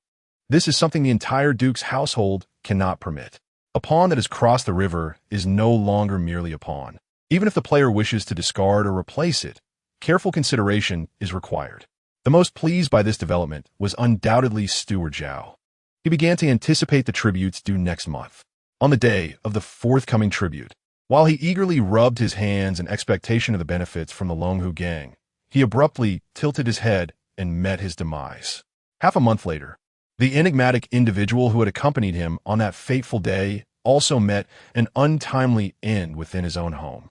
Chapter 28. Fencing that night, Zhao Hu received exhilarating news from his esteemed godfather. He immediately sought out Zhou Yi to share his triumph. "It's a success. The Jiangning Marquis has indeed acknowledged me as their leader." His expression radiated genuine joy. Zhou Yi, equally elated for him, responded, "Marvelous. At last, I can officially commence my grand scheme." "Ah, a scheme?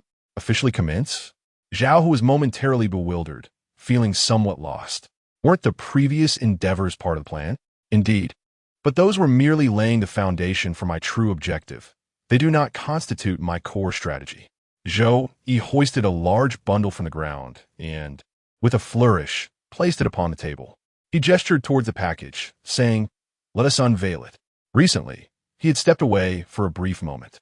Under the cover of night, he had shuttered the tavern, transporting all the alcohol and his belongings back to the Li family courtyard. There, he organized his possessions into a single hefty bundle, which he then dragged to the Longhu gang. At Zhou Yi's behest, Zhao Hu hesitantly approached the bundle, extending a trembling hand to open it. Instantly, a plethora of bottles, jars, boxes, and neatly wrapped packets along with a string of storage rings, greeted his astonished gaze. This. Zhao, who was first struck with shock, swiftly followed by overwhelming elation. He reached out with quivering fingers and grasped a porcelain vial, his eyes widening at the label affixed to it. He gulped audibly, feeling a surge of excitement unlike anything he had experienced before. Foundation Establishment Pill. Could it truly be the Foundation Establishment Pill? His gaze darted between Zhou Yi and the vial in his grasp, a pleading look in his eyes. Do you doubt it? Then let us open it and see. Zhou Yi replied nonchalantly. With Zhou Yi's encouragement, Zhao, who no longer hesitated, he popped the cork with a resounding crack. Immediately, a fragrant aroma of elixir wafted forth, and with just a single inhalation, he felt as though he was on the verge of a breakthrough. 3 spiritual pills floated up from the opening of the vial. Indeed, it was the Foundation Establishment Pill. Zhao, who was overwhelmed with emotion, tears welling in his eyes. He had never anticipated that the elixir he had longed for would manifest before him in such abundance. 3 whole pills. At present, he had reached the 9th level of qi refinement. With diligent practice, he could soon attain the pinnacle of the 10th level. At that juncture, the question of foundation establishment would present itself. This was a pivotal moment. Among the myriad cultivators who achieved the pinnacle of qi refinement, fewer than 100 could successfully establish their foundation. Foundation establishment was no trivial matter. Those who attempted to forcefully break through without external aid often met with demise, with only a fortunate few managing to succeed. Utilizing external resources to assist in foundation establishment offered a slightly higher success rate. Among the various aids available, the Foundation Establishment Pill stood as one of the finest. And in Zhao, whose hands rested 3 exceptionally crafted Foundation Establishment Pills, how could he not be exhilarated? He felt an overwhelming urge to consume the pills on the spot, yet ultimately, he managed to quell that impulse. He obediently returned the 3 Foundation Establishment Pills to the bottle, securely sealed it, and respectfully placed it back in his bag. Facing Zhou Yi with a demeanor of utmost reverence, Zhou Yi nodded gently, appreciating Zhao, whose cleverness and awareness of the situation. He extended his hand, gesturing towards the collection of storage rings he had strung together, and inquired, "Can you unlock them?" Zhao, who appeared somewhat bewildered, but quickly responded, "Well, the storage rings of cultivators are deeply bound to their owners, as these items are highly personal. Almost every cultivator desires a storage ring that only they can access to safeguard their secrets and treasures. Does that mean it cannot be done?"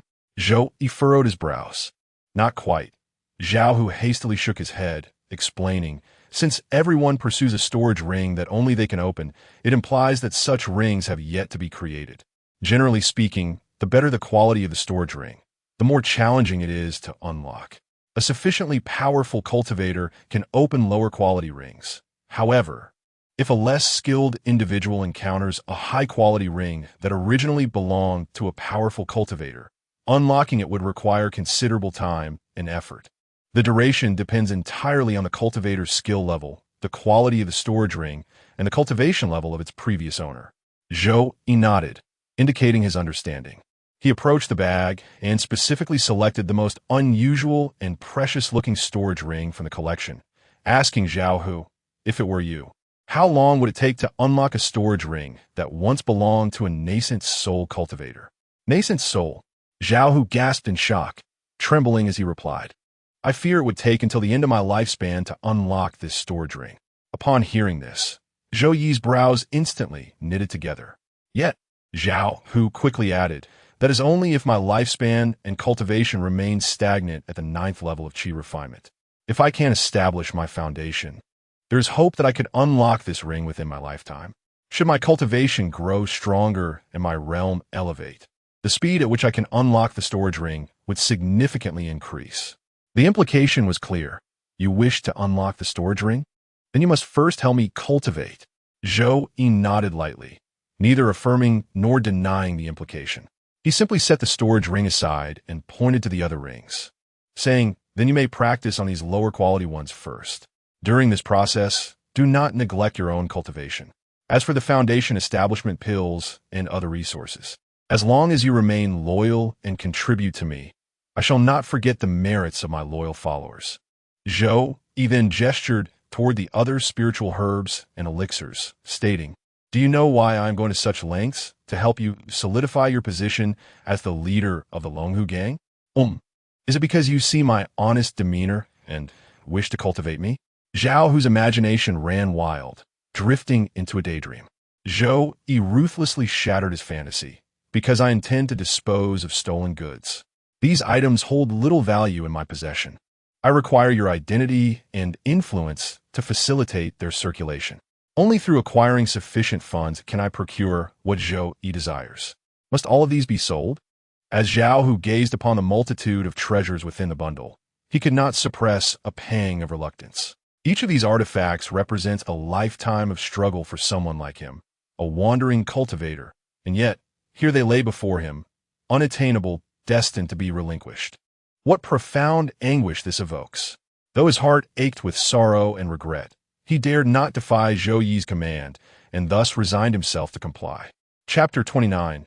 Development under the auspices of Zhou Yi. Zhao, who endured the pangs of parting with his precious resources, releasing them one by one. Simultaneously, he engaged in rigorous training while deciphering the lesser quality storage rings. In a surprising turn of events, his days became remarkably fulfilling. Gradually, clandestine information began to circulate within the underground of the imperial capital.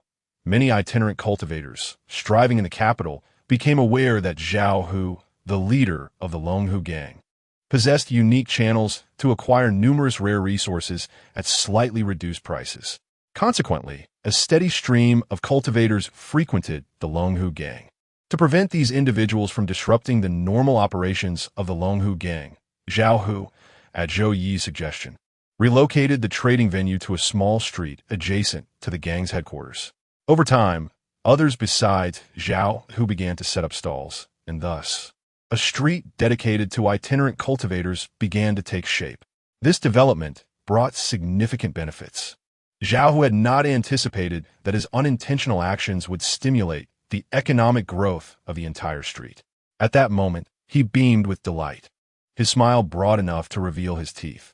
The rental fees for stalls were one thing, but more importantly, henceforth, whenever itinerant cultivators had valuable items to sell, they would predominantly come to us. We would be the first to know, and thus the first to purchase. Though he hailed from the underworld, the thought of resorting to forceful means had never crossed his mind. After all, damaging his reputation would jeopardize the viability of the street. A satisfying meal was one thing, but he could discern the nuances of right and wrong. The advantages were clear, yet the influx of flies and troubles had increased. Zoe seeked softly, casually picking up several blood-stained storage rings and a few flawless magical artifacts, placing them on the table and pushing them toward Zhao Hu. Zhao Hu gazed at these items, his eyelids twitching twice, followed by an awkward smile. "I must thank you, boss, for maintaining order. Without your presence, both the Longhu gang and the Ghost Street would have been utterly demolished. Not everyone in this world is inclined to adhere to rules and engage in legitimate commerce. There are always those who prefer to resort to underhanded tactics, seeking to resolve matters through force." When Zhao Hu began selling items privately, some individuals attempted to target him. During the most troublesome times, he faced 3 or 4 groups attempting to storm the Longhu gang in a single day. The audacity of these individuals was fueled by confidence and support, their strength rivaling Zhao Hu's, if not surpassing it. Were it not for Zhou Yi's discreet interventions, Zhao Hu would have been devoured without a trace. It became evident that without sufficient strength, even the best ideas and resources could not flourish. The demise of these individuals solidified the Longhu gang's reputation, yet it was still insufficient. Some remained eager to test their luck. "Then let us engage in a battle," Zhou Yi said leisurely. "Allow the Longhu gang to continue expanding. This will elevate your stature among the members, enabling you to surpass Zhang Long simultaneously. During this process, eliminate a significant number of foes to convey that you are not to be trifled with." Upon receiving this command, Zhao Hu trembled with excitement, immediately springing into action without a moment's hesitation. The Longhu gang commenced an aggressive sweep across the other districts of Jingfu County, heralding yet another tumultuous chapter in the realm of martial arts. "Mad Zhao Hu, you have gone too far. exclaimed the leader of the Red Robe Gang, his indignation palpable. "It is only due to my gentlemanly demeanor that I refrained from taking advantage of your internal strife and weakness. Yet you audaciously dare to strike at me? When the tiger does not roar, do you presume me to be a mere sickly cat?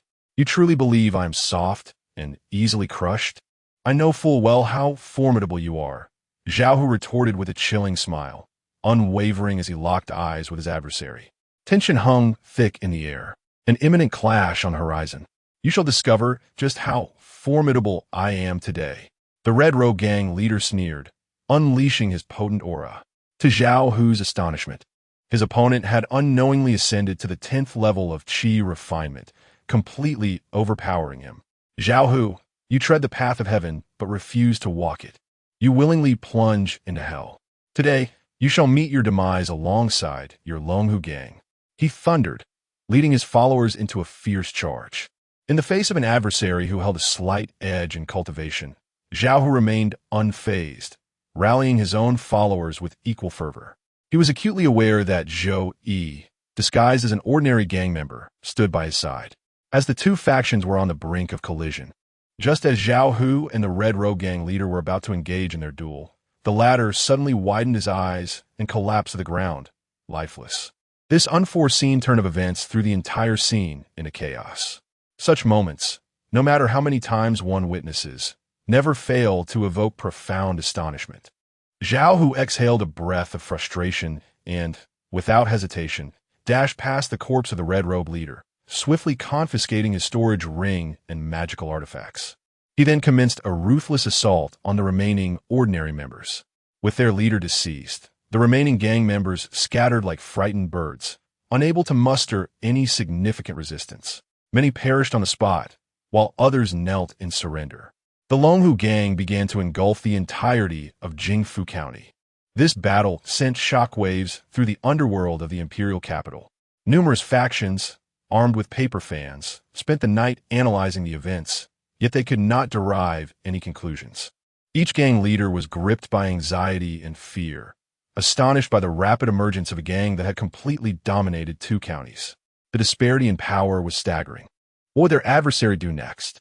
Would they seek to absorb all other gangs, establishing a singular black market in the imperial capital? Such ambitions, however, were not without their challenges. Although Zhao Hu harbored such intentions and believed, with Zhou Yi's support, that he could achieve them, it would undoubtedly disrupt a delicate balance in the current state of affairs. The Jiangning Marquis intervened directly, instructing him to cease his advances. The Marquis even summoned Zhao Hu to the estate for an extensive discussion, expressing curiosity over how he had managed to slay the Red Robe leader without engaging in a duel. Zhao Hu merely chuckled foolishly, refusing to divulge any details. This was, of course, prudent. While they all shared a common pot, as fellow cultivators, how could he reveal his trump cards so readily? The Marquis understood this, yet it did not mean he could accept it.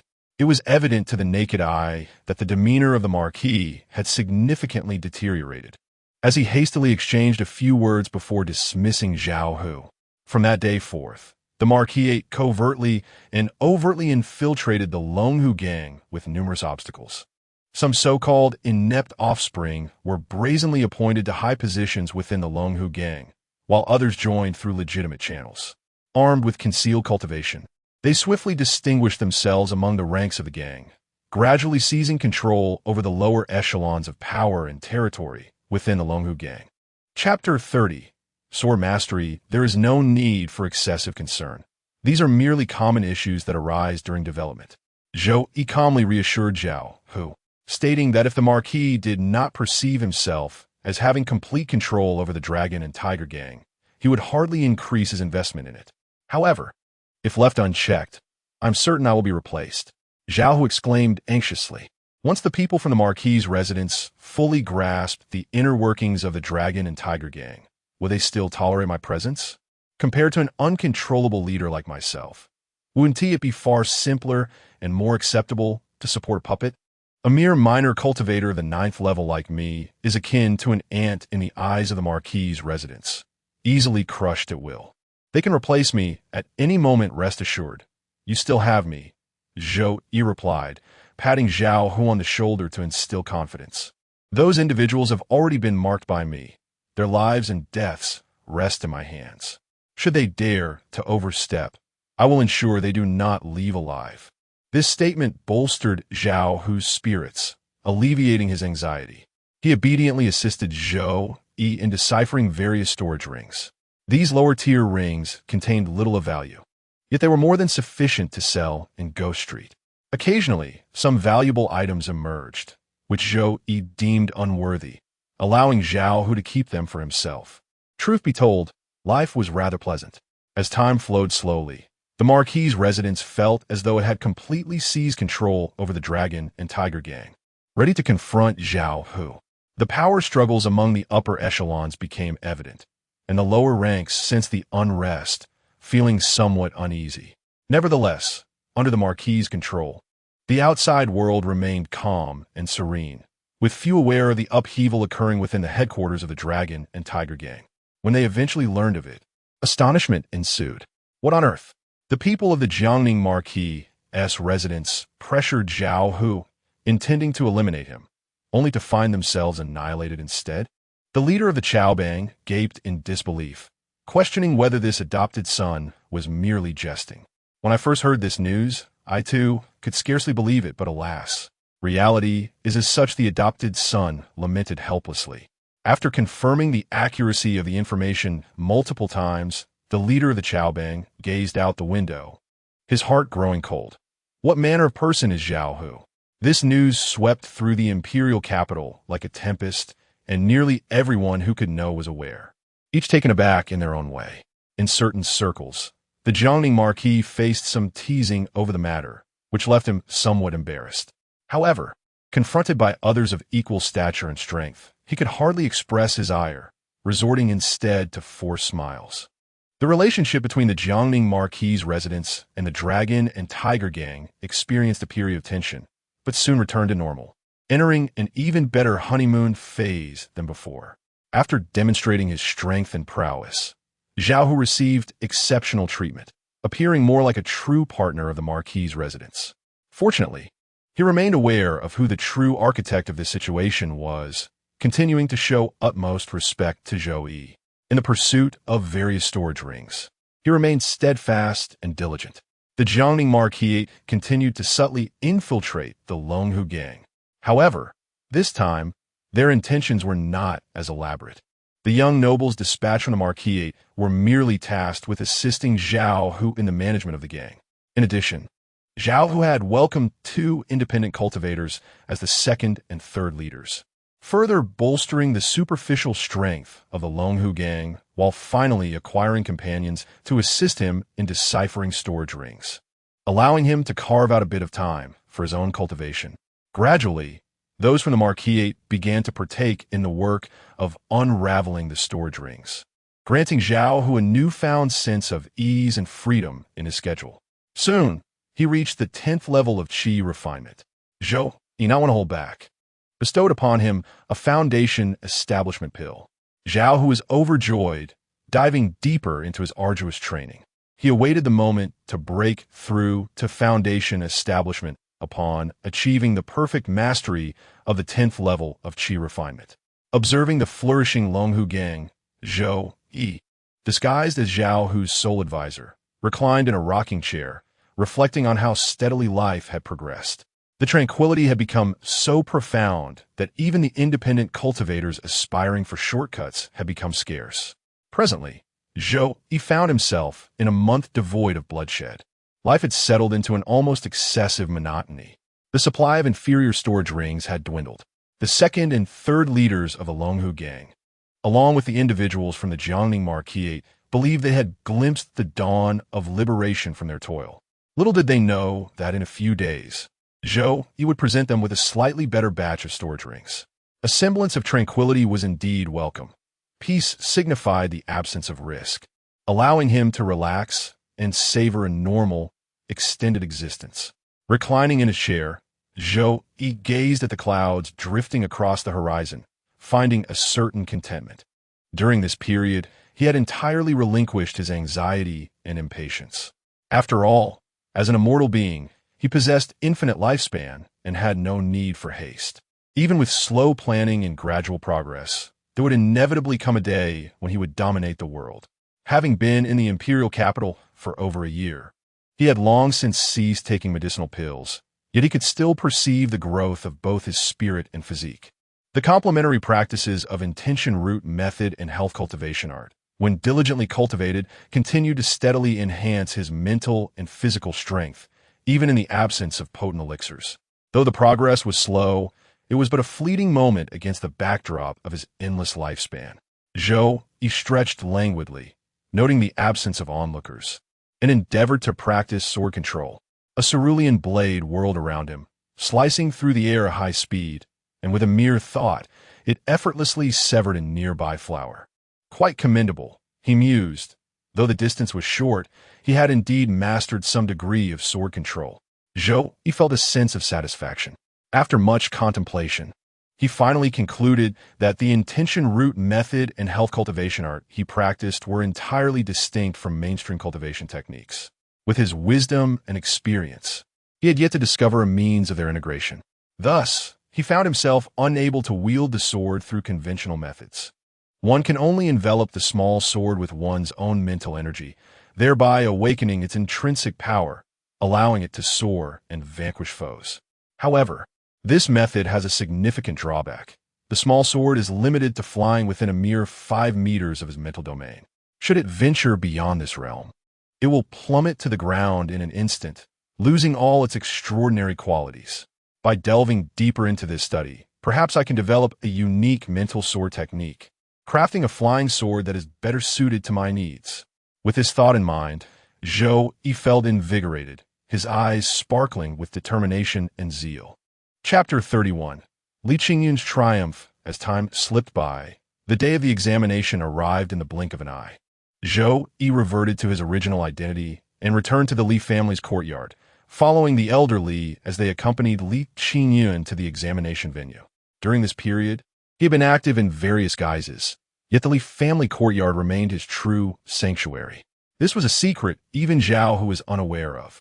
Upon reaching the examination grounds, Li Qingyun bid farewell to his father and striding confidently into the hall with his book box in tow. The box contained numerous essentials, including bedding and provisions, for the examination would span an extended duration. Within this time frame, the designated examination room would serve as the sole domain for the candidates, where all their needs, eating, drinking, and even resting, had to be addressed. Without prior preparation, one could very well starve within those confines. Fortune smiled upon Li Qingyun, as the guards at the entrance, comprised of formidable cultivators, possessed keen perceptions that allowed them to discern everything within and without the candidates with a mere glance. After confirming that he bore no cheat sheets or fraudulent instruments, they nodded, granting him entry.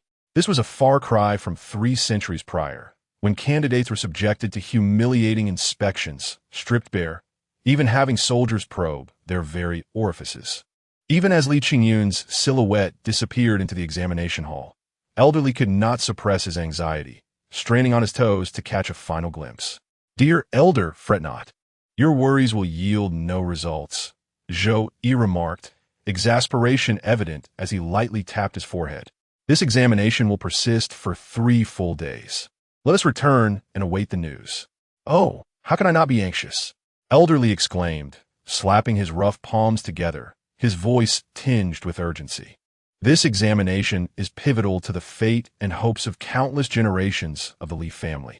Though he claims to be confident, reluctantly, Zhou Yi managed to drag the restless elderly back to the Li family courtyard. 3 days later, he and the impatient elder returned to the examination grounds, both straining to catch sight of Li Qingyun. One by one, candidates emerged, their faces ashen and their steps unsteady, betraying their exhaustion. It was clear that the trials within had been grueling. Zhou Yi, reflecting on this, resolutely reaffirmed his decision to forego studying altogether. At last, amidst the throngs of people, they spotted Li Qingyun. The elder could no longer contain his tumultuous emotions and hurriedly made his way through the crowd. Zhou Yi remained still, quietly observing as the father and son embraced, tears flowing freely. Upon returning home, Li Qingyun uttered not a word. He simply bathed, indulged in a hearty meal, and succumbed to sleep. His slumber was deep and unbroken, lasting a full day and night. Upon awakening, his mind remained in a state of bewilderment. Even now, as he recalled the events of the examination hall, he felt as if he had traversed a dreamscape, as though everything had been an illusion, merely a figment of his imagination. After sipping some tea, Li Qingyun expressed these thoughts aloud. As soon as his mind began to regain a semblance of clarity, Elderly could no longer suppress his incessant inquiries. How did it go? How did you perform in the examination? Li Qingyun paused for a brief moment in contemplation, then broke into a carefree smile, confidently declaring, I cannot claim to have secured the top position, but I am certain that my place in the Hanlin Academy is assured. In truth, he was not boasting. A few days later, a minor official arrived at the door of the Li residence, requesting that Li Qingyun accompany him. Do not be alarmed. This is merely to assess my innate qualities, Li Qingyun reassured them, appearing quite familiar with the process. This was a necessary ritual in the contemporary imperial examination. If one's innate qualities were lacking, no matter how splendidly one composed their essays or how much the examiners favored their work, they would ultimately not achieve recognition. Conversely, if one's qualities were exceptional, one could be awarded additional points. Rest assured, I've already had my qualities assessed. I have no concerns in this regard, Li Qingyun said, following the official with unshakable confidence. Being summoned to this procedure indicated that I had already passed the written examination. With the written exam passed and his innate qualities deemed satisfactory, Li Qingyun's place as a scholar in the Hanlin Academy was effectively secured. Elderly was overjoyed and, with a grand flourish, withdrew his long-saved funds to host a celebratory feast. Neighbors soon joined in the festivities, eager to partake in the joyous atmosphere. When Li Qingyun returned, the celebration was at its peak. In such a lively setting, he no longer wore the serious demeanor he had previously maintained and naturally blended into the jubilant crowd, indulging in copious amounts of wine. The following day, with the sun high in the sky, he awoke with a throbbing headache. He observed Zhou Yi in the courtyard, assisting Elder Li in tidying up the remnants of the previous night's revelry. After quietly watching for some time, he waited until they had both finished before emerging from the small building to freshen up. Elder Li had gone to prepare breakfast, leaving only Zhou Yi and Li Qingyun in the courtyard. Zhou Yi shook his hands and was about to return to his room to continue his martial training when he suddenly heard Li Qingyun behind him say, In a few days, the results will be announced, and I will be entering the Hanlin Academy for my studies, perhaps not to return for considerable time. Zhou Yi halted in his tracks, turning around with surprise and curiosity, asking, What do you mean by that? Isn't it obvious? Li Qingyun casually seated himself on a stone bench beneath an ancient tree in the courtyard. You have been living in my home in the imperial capital for nearly a year and a half, have you not? During this time, you initially kept to yourself, then opened a tavern to engage in a normal livelihood, only to suddenly close it and become increasingly elusive. No one knows what you are doing, nor can anyone ascertain the source of your funds, yet you consistently pay a hefty rent to reside here. My intuition tells me that your attachment to this place is far from simple. I am about to leave, and my father will be left alone at home. I do not wish for him to reside with someone of dubious origins and unclear intentions.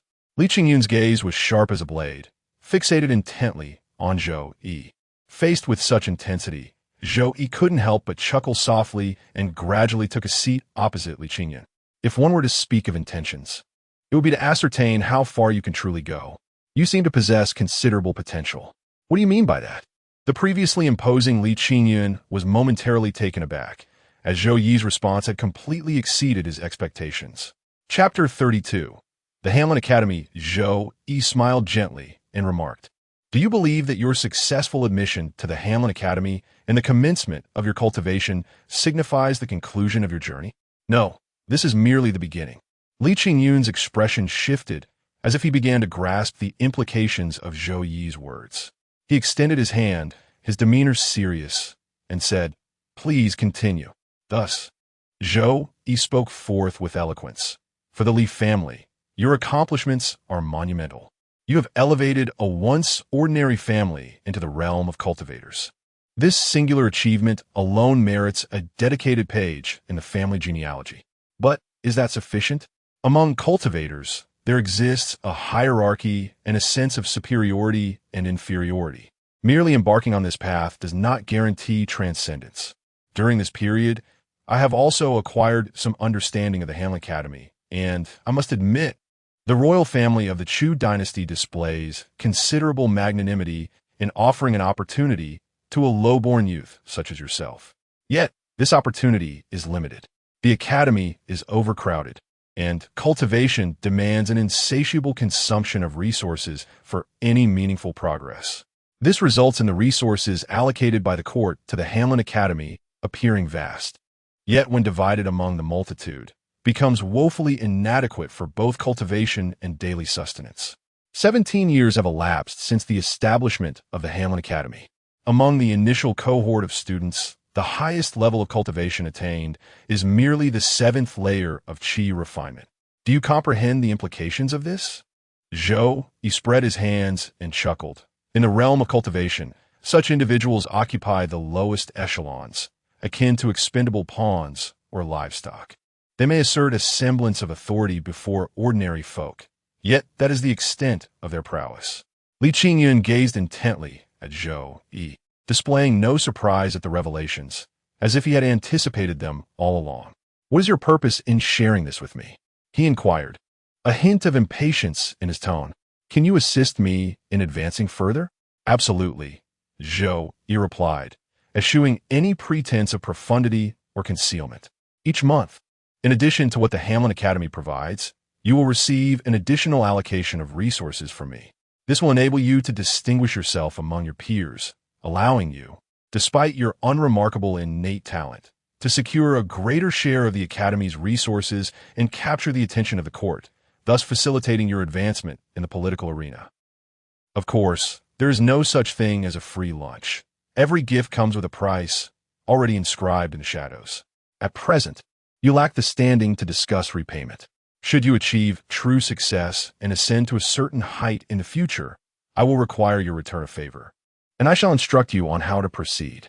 Li Qingyun pondered briefly before resolutely nodding, stating, "A fair transaction. I agree." "Such haste?" Zhou, he raised his eyebrows in surprise. "Have you not considered it further? What if, in the future, I request something that contradicts moral principles? Are you not concerned that I might be of ill repute?" Li Qingyun's expression was serene as he quietly remarked, "My mentor once imparted to me a profound truth. To navigate the treacherous waters of officialdom, one must first cultivate a moral vacuum.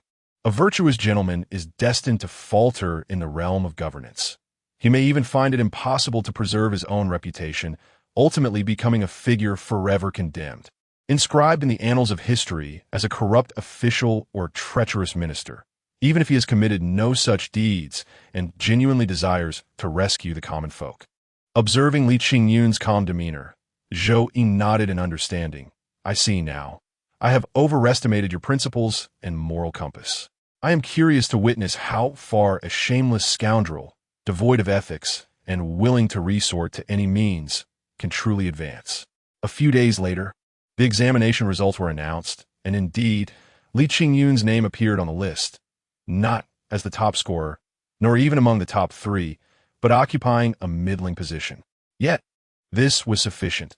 It granted him the coveted ticket to embark on his journey. He gathered his belongings, bid farewell to his father, and proceeded to the Hamlin Academy for his studies, returning once a month.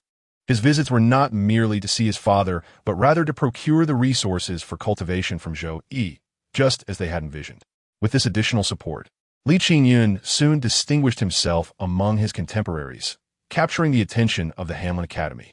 He received a slight preferential allocation of resources, which, though modest, held immense symbolic significance. Before long, his name began to circulate throughout the imperial capital, and many became aware of this remarkable talent emerging from the Hamlin Academy. He forged numerous connections, frequently attending various literary gatherings and banquets, mingling with individuals he would have never encountered in his previous life. They toasted to one another, exchanging praises. "You are a pillar of talent," he would say, and they would respond, "You are a scion of a noble lineage." Consequently, Li Qingyun's reputation grew increasingly illustrious, and he reaped tangible benefits. For instance, he found that visits to pleasure quarters did not require any expenditure, with courtesans eagerly vying for his attention. Moreover, some individuals, driven by investment psychology, provided him with greater resources for cultivation, enabling him to advance more swiftly and steadily. He also acquired techniques and spells beyond the confines of the Hanlin Academy, along with a couple of formidable magical artifacts. Such a lifestyle left him in a state of elation. Fortunately, the tutor who had once taught him about the necessity of a moral void frequently visited, reminding him to ground himself and persist in his diligent studies. On one particular day, as was customary, he attended a banquet and met even more individuals. These guests, unlike the nobility of the imperial capital, donned standardized uniforms.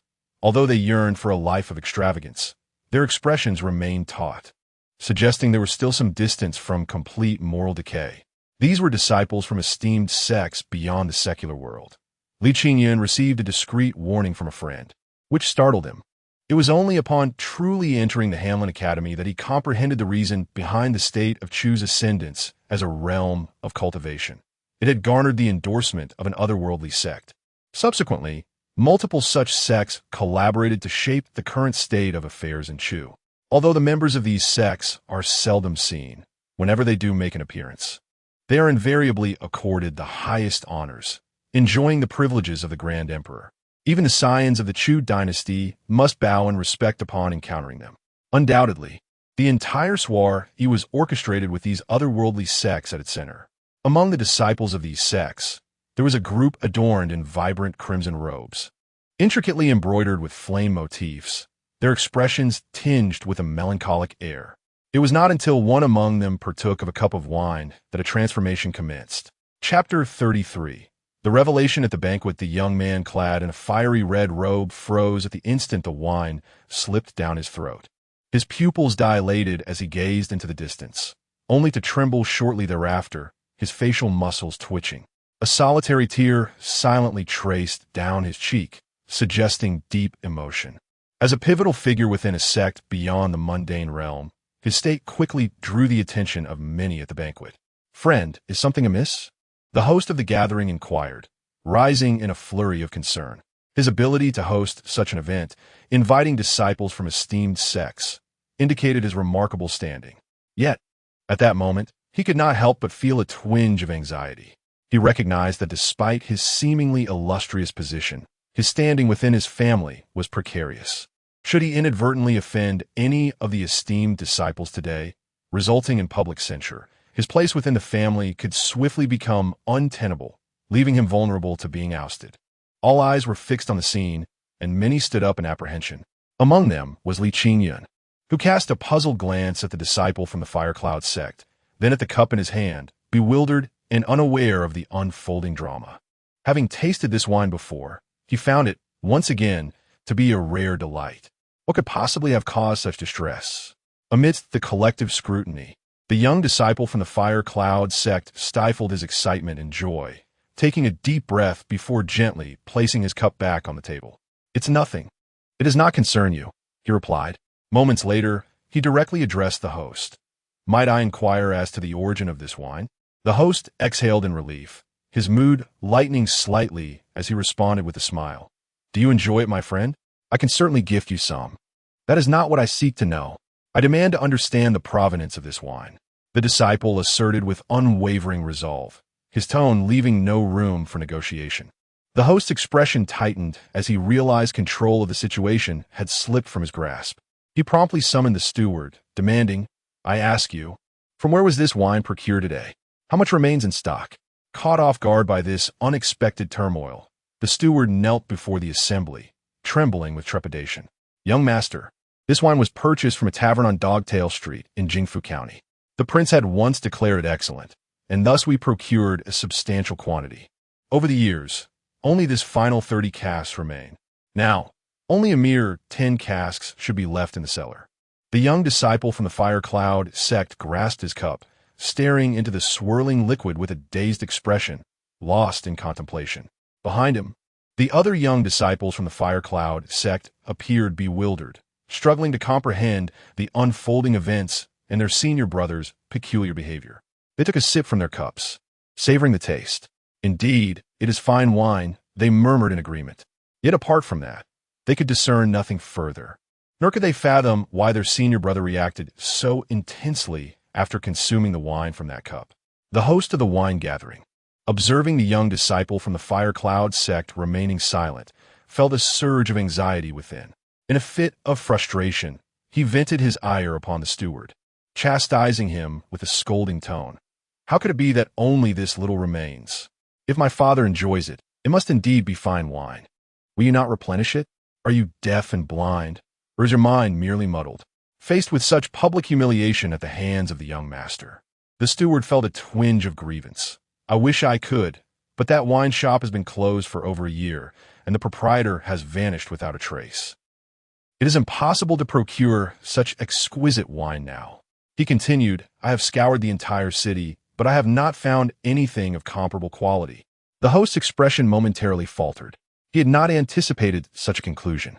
Nevertheless, being publicly refuted by his own servant left him feeling utterly humiliated. He resolved in his heart to eliminate this insufferable servant that very night to alleviate his mounting frustration. At that moment, the young disciple from the fire cloud sect finally spoke. With a gentle demeanor, he approached the kneeling steward, assisting him to his feet, and inquired, "Steward, could you enlighten me about that wine shop? Was it solely dedicated to this particular wine?" "Not at all," the steward replied candidly, sharing the information he possessed. "The owner of that wine shop was rather peculiar, frequently changing the type of wine offered for sale. Regardless of the profits made or the high bids from customers, he would never sell the same wine again." A glint of determination sparkled in the young disciple's eyes as he pressed on with a sense of urgency. "Do you know how he brewed the wine? Are you aware of its origins? Have you witnessed the brewing process with your own eyes?" "No," the steward replied, shaking his head in confusion. "I have not seen any of what you speak of. There are no brewing tools or equipment in the shop, just a few large jars for storing the wine. No matter how much was sold the previous day, come the next morning, the jars would be full again, ready to be sold anew." "It truly is as such," the young disciple from the fire cloud sect murmured, his gaze growing increasingly bright, his fists clenched tightly, emitting a creaking sound, his face displaying a mix of anger and elation. The gathering of guests looked on in bewilderment, unaware of what had transpired. Only Li Qingyun felt a jolt of unease within him. The wine shop on Dogtail Street. The proprietor who had mysteriously disappeared over a year ago. The inexplicable supply of wine without any brewing. Could it really be him? Li Qingyun tightened his expression, striving to conceal any signs of distress. Yet his heart was tumultuous, crashing like waves. How could he have provoked someone from the Fire Cloud sect? How dare he? How dare he indeed? The other disciples of the Fire Cloud Gate observed the exaggerated demeanor of their leading senior brother and could no longer remain seated. They rose from their seats and gathered around him, whispering, "Senior brother, is something amiss? Is there an issue with that tavern?" The senior brother nodded, his tone betraying an unmistakable joy and excitement. "It is not merely a matter of having a problem. It is indeed a grave issue." In the midst of the crowd, under the watchful eyes of many, he found it inappropriate to elaborate, as family scandals are best kept private. Instead, he offered a respectful bow to the steward and inquired, "Might you be able to escort me to that tavern for a closer look?" Chapter 34. The resolution, "Ah, my lord, you have truly overwhelmed this old servant." In the face of the polite request from the disciple of the Fire Cloud sect, the steward repeatedly shook his head, inwardly lamenting his predicament, and cast an inquiring glance towards the host of the banquet. The host inhaled deeply, forcing down his impatience and resentment, and plastered a smile across his face as he said, "Since the esteemed brother from the Fire Cloud sect has areas in which you can assist, do not decline. It must be executed splendidly. Remember, this is the fortune accrued by your ancestors." These words seemed to infuse a new vitality into the steward's weary frame. Raising his head as he vigorously nodded and replied, "I understand. Esteemed gentlemen, please follow me." Thus, he led the members of the Fire Cloud sect away. Following this unexpected interlude, the previously pleasant atmosphere of the gathering was thoroughly disrupted. Whispers and speculation filled the air as everyone exchanged glances, pondering the reason behind the fire cloud sect's exaggerated reaction to a mere cup of wine. Even the disciples from other secluded sects were no exception. Young prince, with so much wine procured, surely the steward cannot manage alone, chuckled a leading disciple from another sect. There must be others in your household who possess information regarding that wine shop. Why not summon them to share their insights? The host of the banquet revealed a nervous smile, responding, "That is indeed a possibility. However, should the brother from the Fire Cloud sect discover that we sought information about the wine shop immediately after their departure, I fear they might not take kindly to it. Ha ha! Should the friends of the Fire Cloud sect lay blame upon us, feel free to place the entirety of the matter upon my shoulders," the young disciple boldly declared, slapping his chest with bravado. "It is merely a matter of curiosity. They would not dare to take action against me." With such encouragement, and having already harbored similar intentions, the young prince no longer hesitated. He began to instruct his household to locate those who had previously visited the wine shop. His gaze swept across the gathering, momentarily turning cold before regaining its warmth. He raised a glass and cheerfully proclaimed, "I sincerely apologize, esteemed guests. This was intended to be a gathering for fostering connections, yet has devolved into this situation, dampening your spirits. For today's events, I offer my sincerest apologies.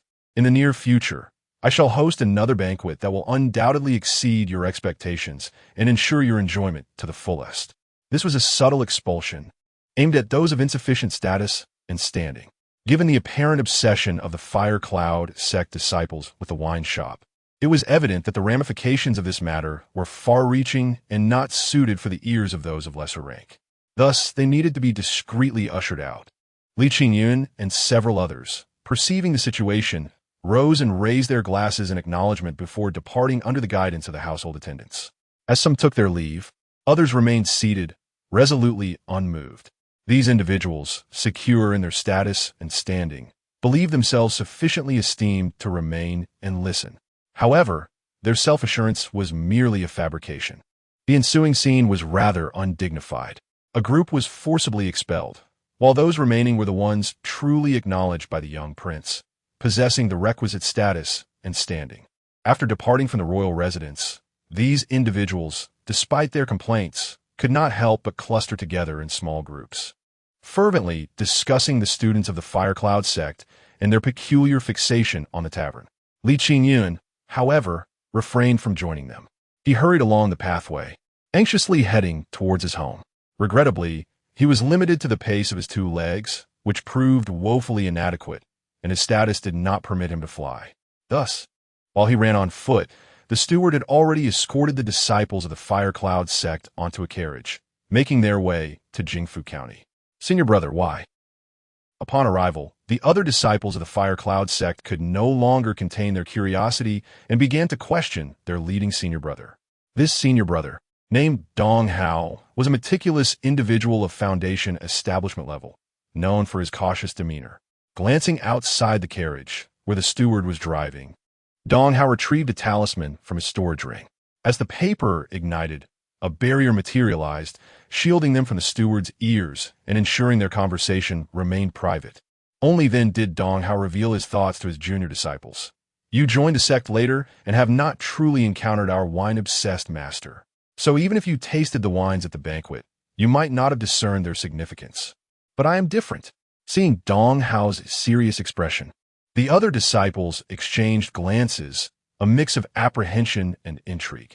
"Senior brother, are you certain that the tavern is connected to our wine-obsessed master? The one who has been missing for nearly 2 years? Is it truly him?" "Indeed, I can assure you." Dong Hao nodded emphatically, his tone grave. "I have been subjected to his whims numerous times and have sampled the wines from his gourd. The beverages at the banquet are but a fraction of the hundreds of exquisite wines stored in his gourd." "What? That seems rather far-fetched." The other disciples expressed their disappointment, realizing that while the master had concealed such wines, it did not imply that he alone possessed them. "Senior brother, are you being too hasty in your conclusions?" No. It is you who are too naive." Dong Hao chuckled, shaking his head.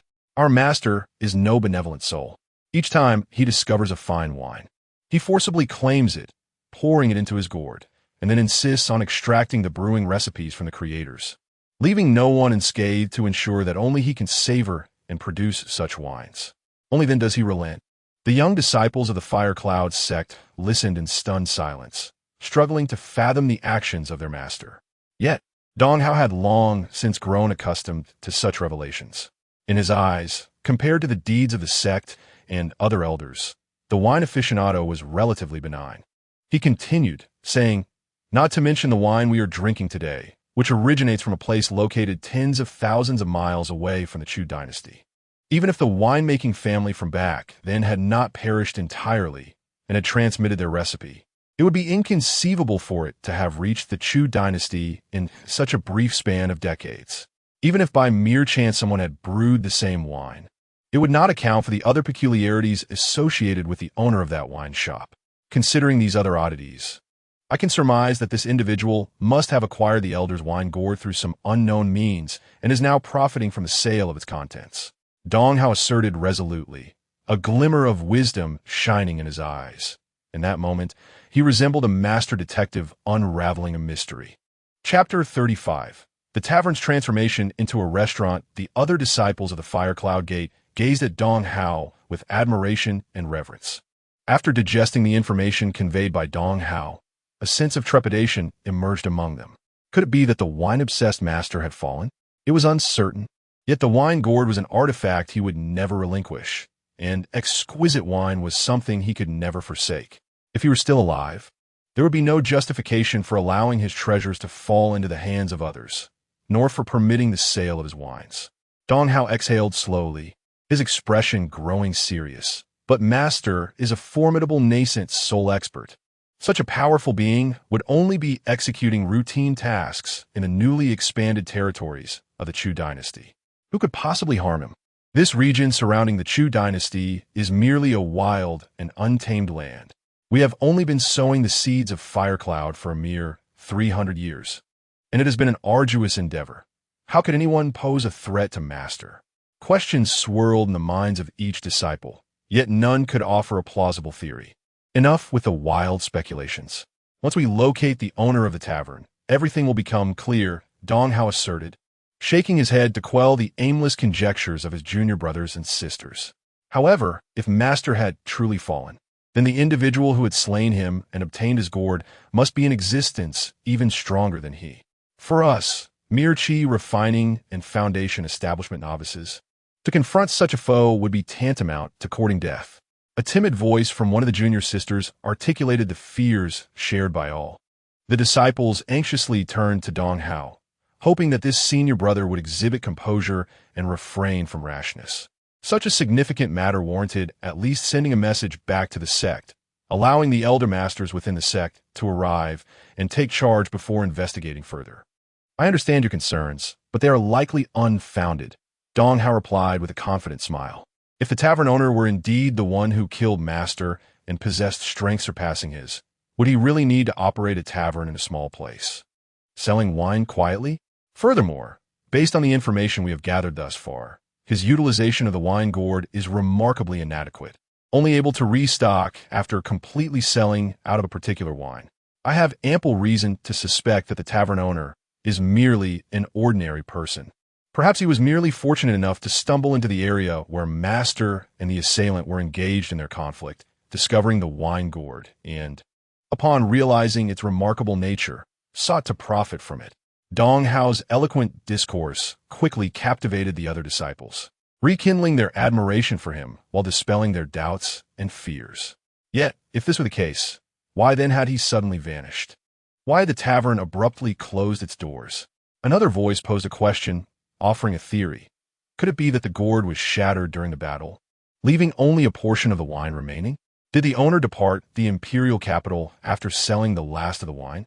Was it a case of bearing the burden of a precious secret, with the hidden truth of the wine gourd leading to his demise at the hands of others, leaving nothing but decayed remains? The expressions of the disciples from the Fire Cloud sect were heavy with concern. Regardless of the possibility, none bode well for them, signifying that this painstakingly uncovered lead would soon be severed. Just as Dong Hao was preparing to utter a few encouraging words to uplift his younger companions, the carriage came to a halt. The stewardess' voice resonated from beyond the barrier. "Esteemed guests, we have arrived." The barrier employed by Dong Hao was one way. The steward could not hear them, yet they were able to discern the commotion outside with clarity. Dong Hao deactivated the barrier and, accompanied by his fellow disciples, alighted from the carriage. Upon disembarking, they were greeted by a modestly sized restaurant. It was mealtime, and despite its small facade, the establishment was bustling, with several tables already occupied. This place had once been a wine shop, but after the lease expired and the owner vanished without renewal, it had been taken over by other proprietors. The steward provided an explanation. Dong Hao and his companions nodded in understanding. Their sudden appearance, clad in opulent attire, quickly caught the attention of the waiter and the restaurant owner. With a towel draped over his shoulder and a servile grin, the waiter approached and inquired, "What may I serve you, esteemed guests?"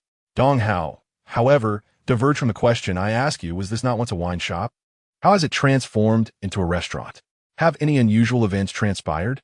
Are you privy to any insider information?" Though his tone was gentle, it bore an air of condescension and inquiry.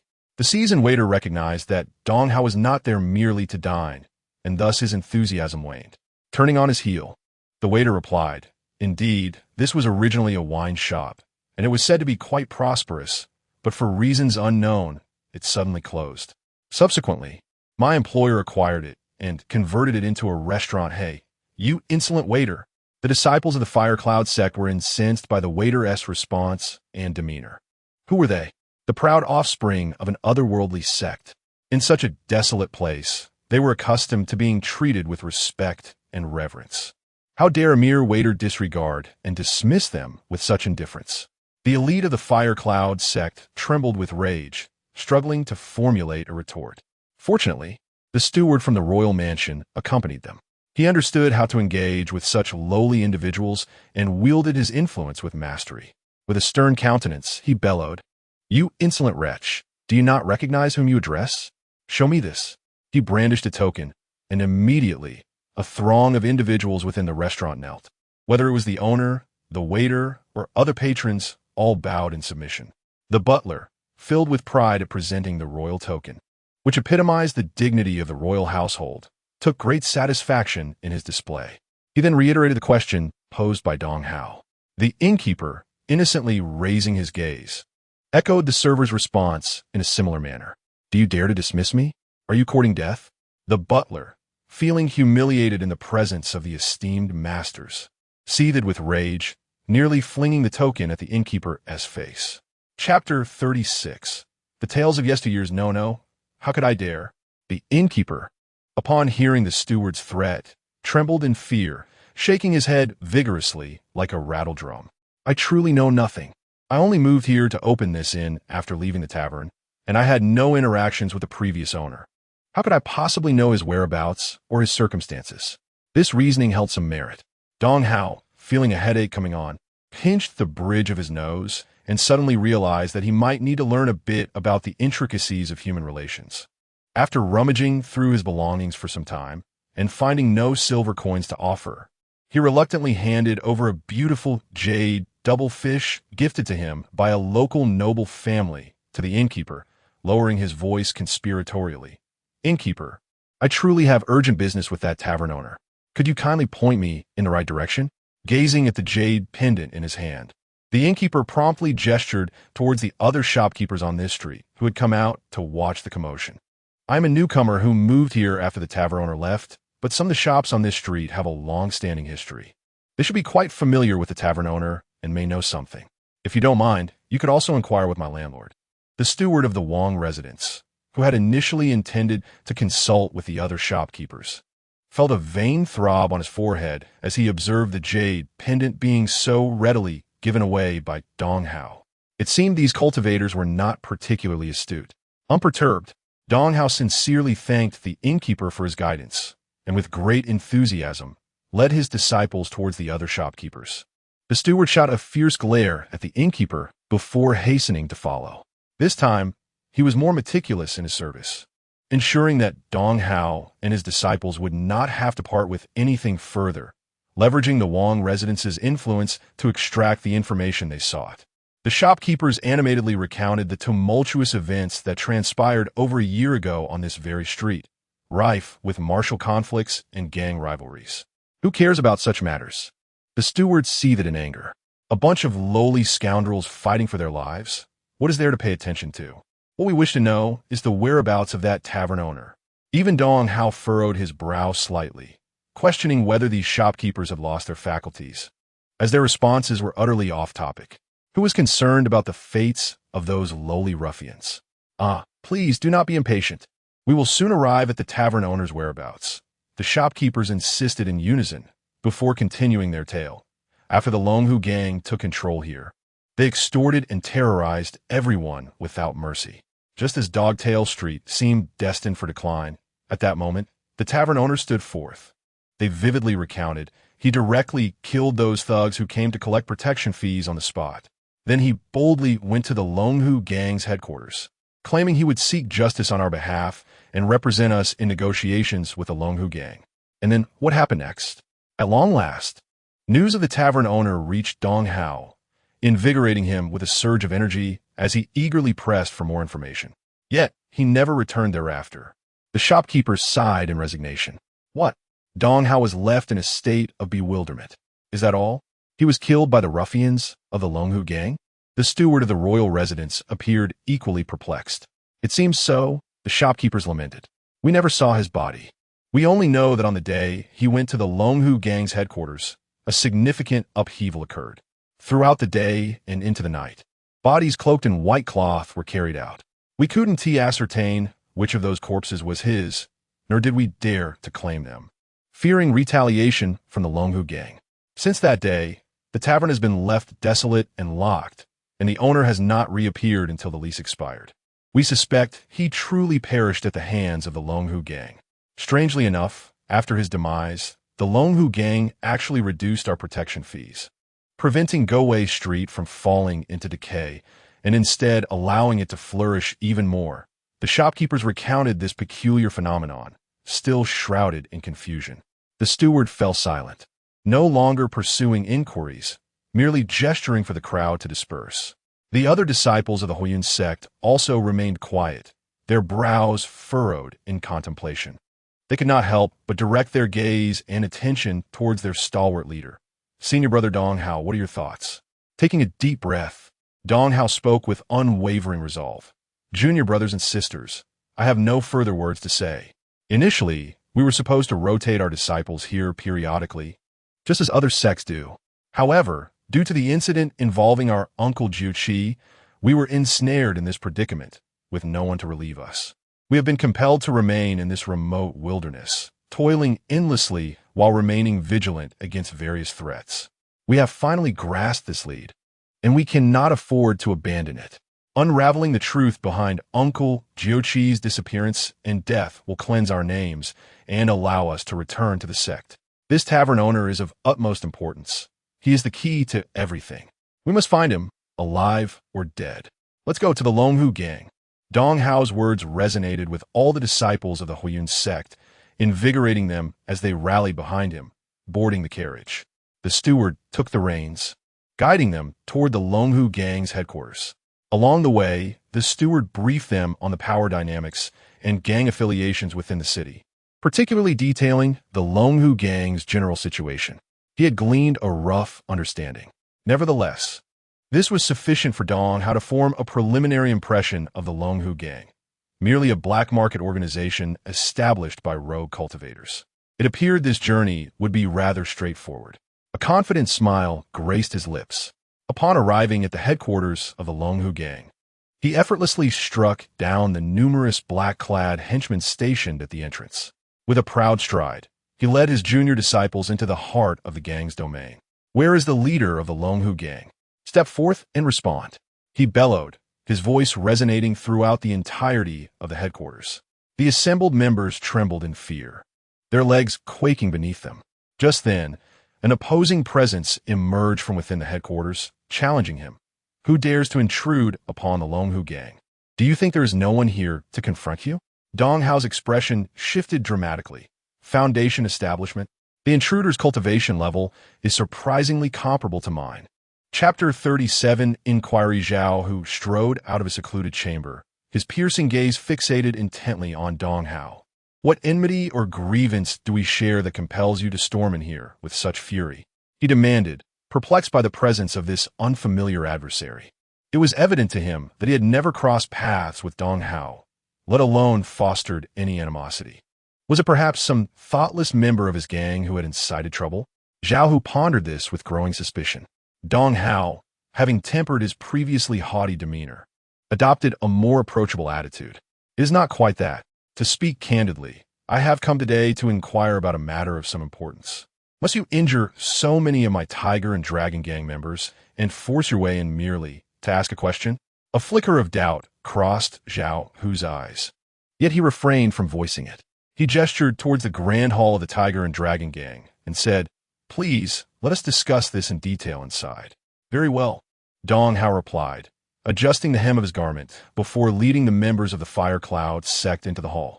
He was taken aback to discover that this seemingly modest gang housed a foundational practitioner among its ranks. No wonder the Tiger and Dragon Gang flourished, boasting the largest territory among all factions. However, he questioned the necessity of remaining within the gang despite having reached such a level of cultivation. Could the peculiar treasures and opportunities amassed by the gang still suffice for his continued advancement?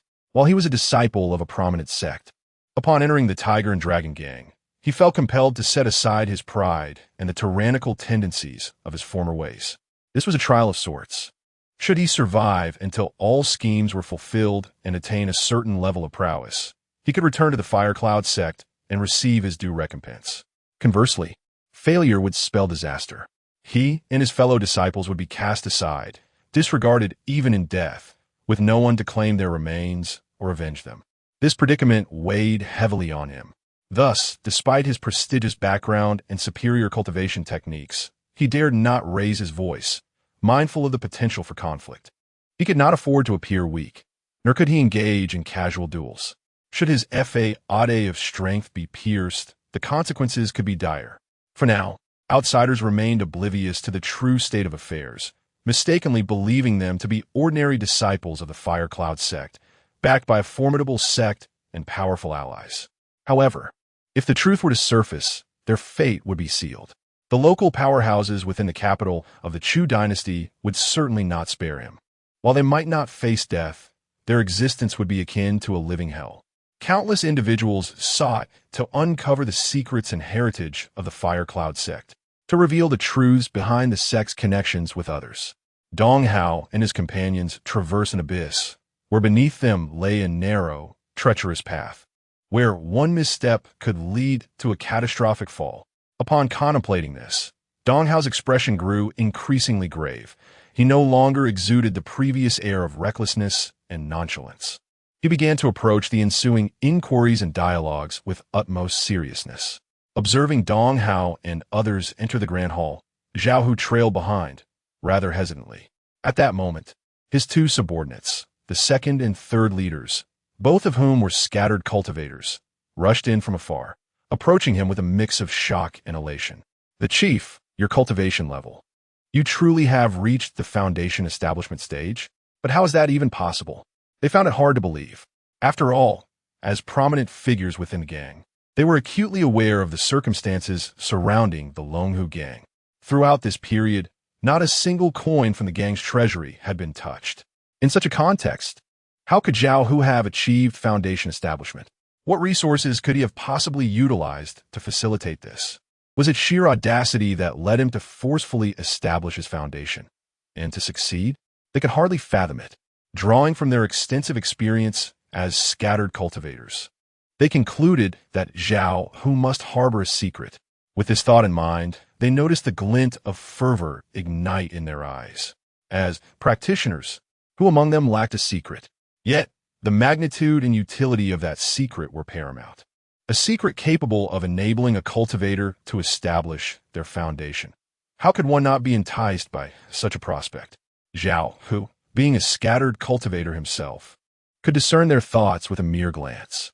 He waved his hand and lowered his voice, saying, "We shall discuss this matter later. What is crucial now is to address these unknown individuals." He did not expect them to fight for him. He merely issued a directive. Regardless of the intentions of these newcomers, he would do his utmost to stall them. During this time, hasten to summon my advisor. I need to deliberate on strategies with him and seek his counsel. Zhao Hu's advisor was Zhou Yi, and it was Zhou Yi who was the true master of the Longhu gang, a fact known solely to Zhao Hu, who refrained from being too explicit, opting instead to provide a brief explanation to veil the truth. The second and third leaders, eager to impress Zhao Hu and secure an opportunity for foundation establishment, displayed great enthusiasm and pledged to handle the task personally. Watching them depart, Zhao Hu felt a twinge of anxiety. He could only hope for their swift success and prompt return. He couldn't help but harbor some resentment. At such a critical juncture, with formidable adversaries approaching, Zhou Yi seemed to have vanished without a trace. Such misfortune. Zhao Hu sighed, aware that he had lingered outside for too long. He dared not delay further and promptly entered the grand hall.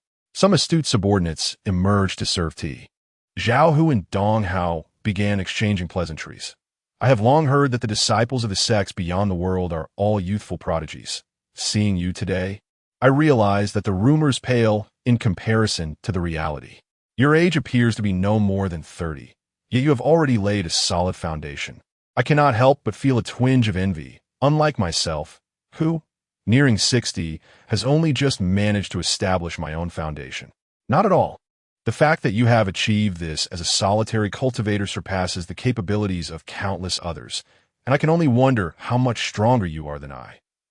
After a round of mutual flattery, both parties became slightly more acquainted. Dong Hao, unable to contain his eagerness, delved into the main topic. Zhao, gang master, to speak candidly, I have brought my junior disciples to meet you today in order to inquire about a certain individual. Oh, Zhao responded with surprise, patting his chest and adopting a righteous demeanor. Brother Dong, feel free to speak your mind. I am always inclined to uphold justice. If I can be of assistance, I shall not hesitate. Please ask whatever you wish. As long as it is within my knowledge, I will share without reservation. Observing Zhao Hu's earnest expression, Dong Hao felt a surge of satisfaction and promptly stated, the person I wish to inquire about bears the surname Zhao. He once operated a tavern on Dogtail Street, which garnered considerable fame, attracting nobles and dignitaries seeking his wines. Subsequently, when your Black Tiger gang seized Dogtail Street from the Red Rogue gang, he encountered some conflict with your organization. I have heard that he came alone to the headquarters of the Black Tiger gang to negotiate. On that very day, a series of calamities unfolded at the headquarters, resulting in numerous fatalities. I am curious about the fate of this tavern owner. What ultimately became of him? As Dong Hao posed his inquiry, Zhao Hu's heart gradually began to race. He felt as though a multitude of spirits and demons were clamoring in his mind. Is he searching for that individual? Why? What is the true identity of that person? Chapter 38. A ray of hope. Zhao Hu had often pondered the identity of Zhou Yi in secret. After all, Zhou Yi's behavior throughout had been exceedingly suspicious.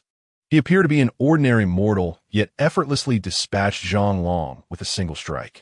He was in possession of an impressive array of spoils, including a storage ring owned by a formidable nascent soul cultivator, suggesting he might have personally slain such a powerful being. A figure of this caliber should undoubtedly be a prominent figure in the realm of cultivation, immensely powerful. Yet, he was oblivious to some of the most fundamental knowledge and incapable of deciphering even the most rudimentary storage ring. This individual was indeed a conundrum, peculiar and enigmatic. Zhao Hu had contemplated these issues, but ultimately arrived at no conclusions, gradually resigning himself to the mystery and choosing not to dwell on it further.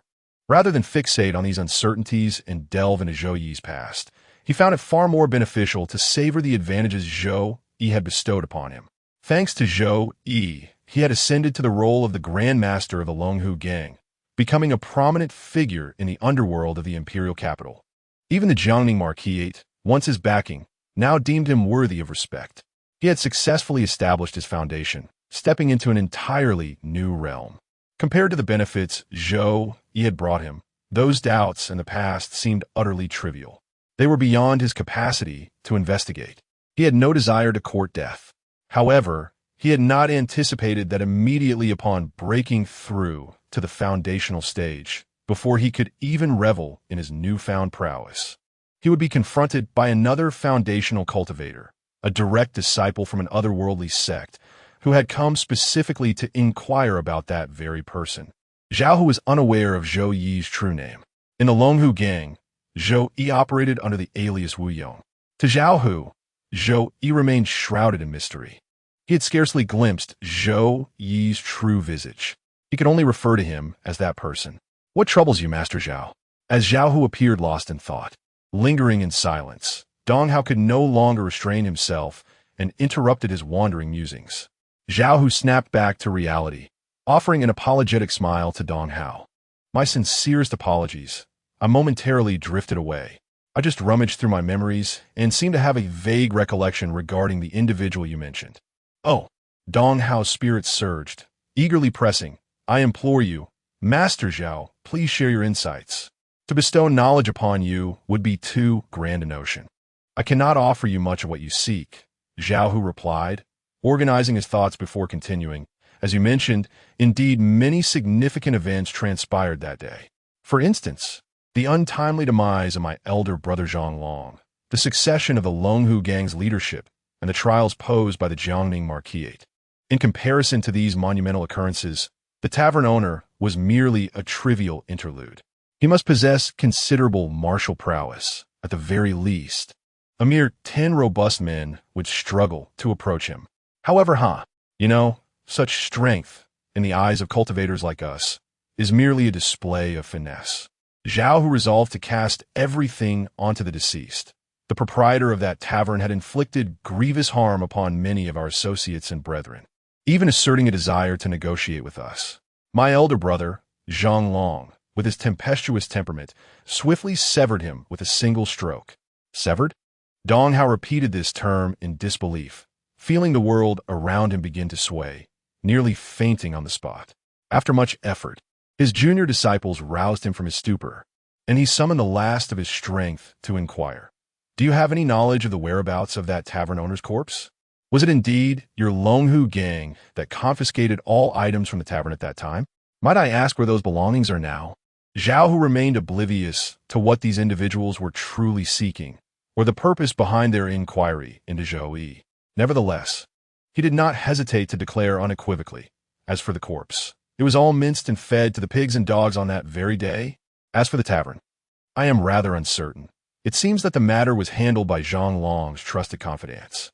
My sincerest apologies, Dong brother." Zhao Hu expressed with a face full of regret. "After my brother Zhang Long's demise, I succeeded him as the leader of the Longhu gang, and the confidants he left behind were rather unyielding towards me, causing considerable unrest behind the scenes. I had no choice but to purge them." Upon hearing this, Dong Hao's body swayed, almost succumbing to unconsciousness. Reluctantly, his junior disciples had to deliver him a couple of sharp slaps to revive him. Thus, all evidence has vanished, leaving only the dead to know the truths I seek. Despair etched across Dong Hao's face. "My sincerest apologies, Dong brother. I had no idea that an ordinary individual would weigh so heavily upon you." Zhao Hu replied, his expression laden with regret. "Have all those involved in this affair been eradicated?" The steward of the Wang residence could not help but interject. "Is there not even one errand boy who survived?" Zhao Hu cast a glance at the steward, inwardly frowning, vexed by the man's cunning. Yet he maintained his composure, replying, "Well, I am not entirely certain about that. After all, the errand boys are far too inconspicuous for me to recognize them all." He spread his hands in a gesture of lamentation. "After assuming the position of gang leader, I dedicated myself to governance and warfare, ultimately seizing control over Pingan County and Jingfu County. In the process, many brothers lost their lives in the pursuit of territory, and several others were left maimed and retired. Over the past year, a significant influx of new brothers joined while many elders departed, resulting in a highly transient membership, making it difficult for me to ascertain if any errand boys might still exist. Alas, I shall keep an eye out for you and inquire thoroughly below. Should I find anything, I will reach out to you." This was the best outcome attainable. After leaving his contact information and residence address, Dong Hao, supported by his juniors, exited the Longhu gang and boarded a carriage. When the steward of the Wang residence inquired about their destination, Dong Hao, in a daze, was at a loss for words. It was inevitable that others would make decisions for him. First, return to the sect's administrative office. The carriage began to move once more. As it passed by Dogtail Street, a gust of wind swept aside the curtain of the carriage. In a daze, Dong Hao's gaze followed the fluttering fabric and fell upon a small eatery, where the meal rush had subsided and the staff were busy washing dishes. Suddenly, a spark of inspiration struck him like a lightning bolt. He was instantly filled with boundless determination and vigor. He shouted urgently, "Stop the carriage! Stop! We must return to Dogtail Street for further investigation." The steward of the Wang residence and his fellow disciples regarded him with expressions of surprise and confusion. However, Dong Hao could hardly contain his excitement as he leapt from the carriage, laughing heartily. "What a blunder! I nearly overlooked this crucial lead."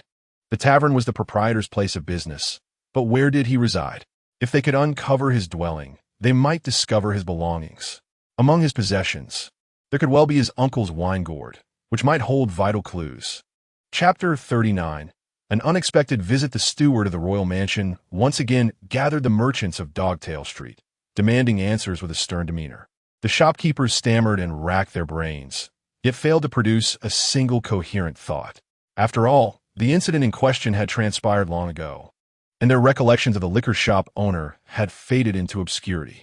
Furthermore, details as trivial as the proprietor's residence were lost to time. "Esteemed gentlemen, this is truly not our fault," lamented the merchants. The liquor shop owner was rather peculiar. Throughout the entirety of his business, regardless of its success or failure, he remained reclusive, seldom engaging with us. As for inviting us to his home, how could we possibly know where he lived? Even if he were to slay me, I could not provide such information. The disciples of the Fire Cloud sect wore expressions of disappointment and fatigue. Were they destined to linger in this desolate wilderness indefinitely? Despair flickered in their eyes. Dong Hao was unwilling to abandon his thoughts and leads. You may not be entirely ignorant of his residence. It is merely that too much time has passed, and the crucial details are so minute that they have slipped from your minds. Worry not. I shall assist you in recollecting. Dong Hao retrieved vermilion powder and yellow talismans from his storage and procured a black dog. After sacrificing the animal and collecting its blood, he meticulously crafted dozens of talismans, distributing one to each merchant, instructing them to affix it to their foreheads. "Ah, my memory has remarkably improved," exclaimed one shopkeeper, astonished. "I can even recall the time I wet my bed at the age of 2. I remember." Suddenly, a merchant shouted. Dong Hao and his companions quickly seized him, eagerly pressing for details. "What do you remember? Where does the liquor shop owner reside?" The merchant, trembling with excitement, gritted his teeth and replied, "I recall that at the age of 7, a neighbor borrowed 7 coins from me and has yet to return them. With interest over the years, he owes me at least 700 taels." Dong Hao's initial enthusiasm evaporated, and his face darkened as he slapped the merchant across the face, bellowing, "Focus. Concentrate on recalling the liquor shop owner's residence, not on trivial matters." The steward of the royal mansion joined in, shouting, "If anyone dares to cause further disturbances or mock us, I shall have the prince take your head." This proclamation proved effective. The merchants immediately ceased their futile reminiscences and redirected their focus, delving deeper into their memories of the liquor shop owner.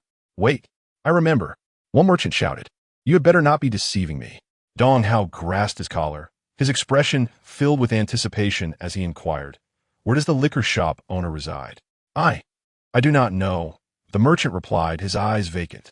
Dong Hao trembled all over, his eyes ablaze with murderous intent as he gritted his teeth and demanded, "What is your name? What have you remembered?" His fellow disciples and the steward of the Wang residence mirrored his fury. Their expressions suggested that at Dong Hao's command, they would eagerly pounce upon the shop owner and administer a severe beating. Had it not been for their currently low cultivation levels and their inability to employ soul-searching techniques, as well as their need for the information residing within the owner's mind, their methods would undoubtedly have been far less restrained. The shop owner, forcing a nervous laugh, cautiously replied, "Esteemed gentlemen, there is no need for your efforts. It is futile. You cannot ascertain the whereabouts of that tavern owner from us. He is exceedingly cautious and has never disclosed his residence to us, nor would he allow anyone the opportunity to follow him.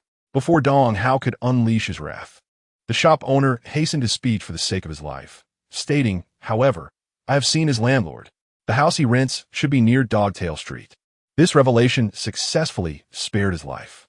Next time, please don't gasp so. Get straight to the point, Dong Hao remarked, releasing his grip on the owner's collar and smoothing the wrinkled fabric back into place.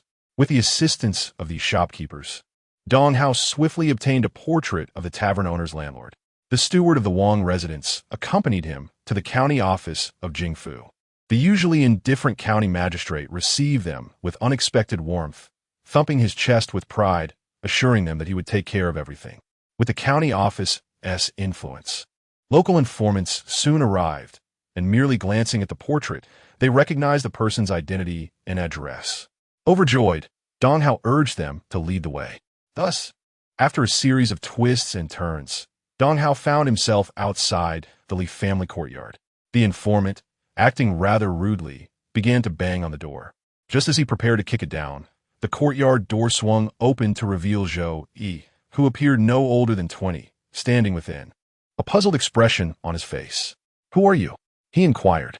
The informant, with a menacing tone, uttered a few harsh words and attempted to forcibly shove Zhou Yi aside. However, he was swiftly thwarted as Dong Hao grasped the back of his collar and flung him away. With the rude individual no longer obstructing the way, Dong Hao stepped forward with a smile, engaging Zhou Yi in conversation. Greetings, young sir. It so happens that I have a relative who ventured to the imperial city over a year ago. Unfortunately, he suddenly went missing, and I have heard nothing from him since. Coincidentally, I have also arrived in the imperial city and made a name for myself, prompting me to search for him. I was told he operated a tavern on the adjacent Dogtail Street and resided here. Is that correct? Upon hearing Dong Hao's eager inquiry, Zhou Yi tilted his head slightly, contemplating before responding. It seems there indeed was such a person. Dong Hao's heart soared with joy, and he moved closer to Zhou Yi, his voice quivering with excitement as he asked, Then, young brother, do you know where my relative has gone? Zhou Yi sighed, patting Dong Hao's shoulder, and said, Take heart. Your relative has perished at the hands of the Longhu gang. Dong Hao stood in a daze. This was news he had long since learned from Zhao Hu, and now, confirmed once more by Zhou Yi, his heart was filled with an undeniable certainty. Yet, this was not the purpose of his visit. He once resided here, did he not? Dong Hao's gaze drifted past Zhou Yi, peering into the courtyard. Might I inquire about his belongings after his demise? To obscure certain truths, he foolishly added an explanation. To die far from home is indeed the most tragic fate. I can only imagine that my relative, beneath the 9 springs, seeks nothing more than a return to his roots. If I could retrieve some of his possessions, it would serve as a fitting tribute, allowing me to honor his memory with a proper burial. Chapter 40. Despairing Dong Hao. As Dong Hao stood before him, earnest-eyed and convincingly performative, Zhou Yi regarded him with a profound gaze, unable to suppress a silent commendation in his heart. Were it not for the fact that he had no relatives in this realm and recognized the individual before him, he might have genuinely believed the act. The disciples of the Fire Cloud sect were unmistakable, their attire distinctly emblematic. Furthermore, Zhou Yi had indeed encountered Dong Hao before. On his very first day in the imperial capital, upon disembarking from the airship, it was Dong Hao who, accompanied by these same disciples, had blocked all passengers to scrutinize them one by one, calling out for their master. They had even surged into the airship, conducting a meticulous search. After yielding no results, they finally permitted the passengers to depart. Zhou Yi had surmised at that time that these individuals were in pursuit of the drunken man who had attempted to usurp his cabin and had subsequently met his demise at Zhou Yi's hands. The arrival of these individuals now further solidified his suspicions. Yet, to discover him here indicated quite an astute nose for tracking. Zhou Yi mused quietly to himself. He felt no rush at all. Firstly, while engaging in external activities, he had consistently donned various disguises. It was only within the confines of the Li family's courtyard, in the presence of the elder Li and his son, that he revealed his true self. The one potential flaw in his ruse was perhaps the brief period when the elder insisted on visiting him after learning he had opened a wine shop, eager to exchange a few words. However, this was of little consequence. It had proven that Zhou Yi's caution and actions had been remarkably successful, even with Dong Hao's arrival. After conversing for quite some time, he remained oblivious to the fact that Zhou Yi was the very individual he sought, even in the event of Zhao Hu's betrayal. Confronted with Zhou Yi's true form, he would not spare a second glance, hastily departing with his companions, unaware that the enigmatic figure orchestrating his actions was standing right before him. In any case, I could vanquish these feeble adversaries in the blink of an eye. Zhou Yi thought to himself, his confidence bolstered. Thus, he expressed his sincere apologies to Dong Hao. I am truly sorry. Your arrival is somewhat belated. Those items have already been discarded. Discarded? Dong Hao's voice escalated several octaves, nearly reaching a scream. Instinctively, he grasped Zhou Yi's shoulders, repeatedly confirming. You mean to say that after he perished, you disposed of his belongings? Indeed, Zhou Yi nodded, speaking candidly. After all, he is deceased, is he not? How could the belongings of the dead be of use to the living? That would be most inauspicious. To avert any bad luck, I cleared out all his possessions and specifically found a place to dispose of them, even setting them ablaze. Dong Hao nearly shrieked. You set them ablaze? Yes, Zhou Yi affirmed, standing firm in his reasoning. You have no idea. His belongings were truly malevolent. Some items, astonishingly, could not be consumed by the flames. Dong Hao's rationality returned slightly as he breathed heavily, inquiring, were there items that could not be burned? What were they? Was it gourd? It seems so. The Book of Changes provided an ambiguous answer. It was nearly dark, and the object lay concealed within the fire pit, shrouded in darkness, making it difficult for me to discern. Alas, you cannot fathom the misfortune that object has brought.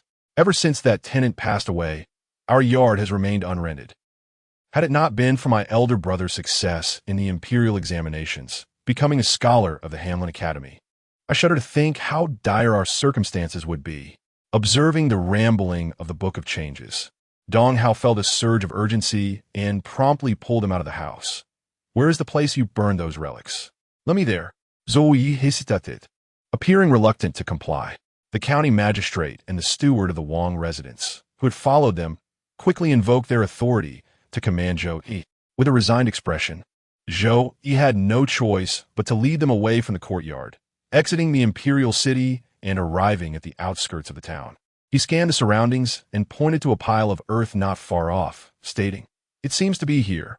It seems is not sufficient. Confirm it for me. Dong Hao was nearly driven to madness and quickly drew a talisman, placing it on Zhou Yi's forehead, prompting him to recall more clearly. Zhou Yi, astonished by the talisman's efficacy, adopted a more assured tone. All right, I must have remembered incorrectly. It needs to be a little further ahead. He guided the group to a small gully nestled between two mounds, shaped by the flowing water, where various signs of burning and incineration were evident, along with an assortment of ashes and partially charred objects. This is the place, Zhou Yi affirmed. Many deceased items are brought here for incineration. The traces here validate my words.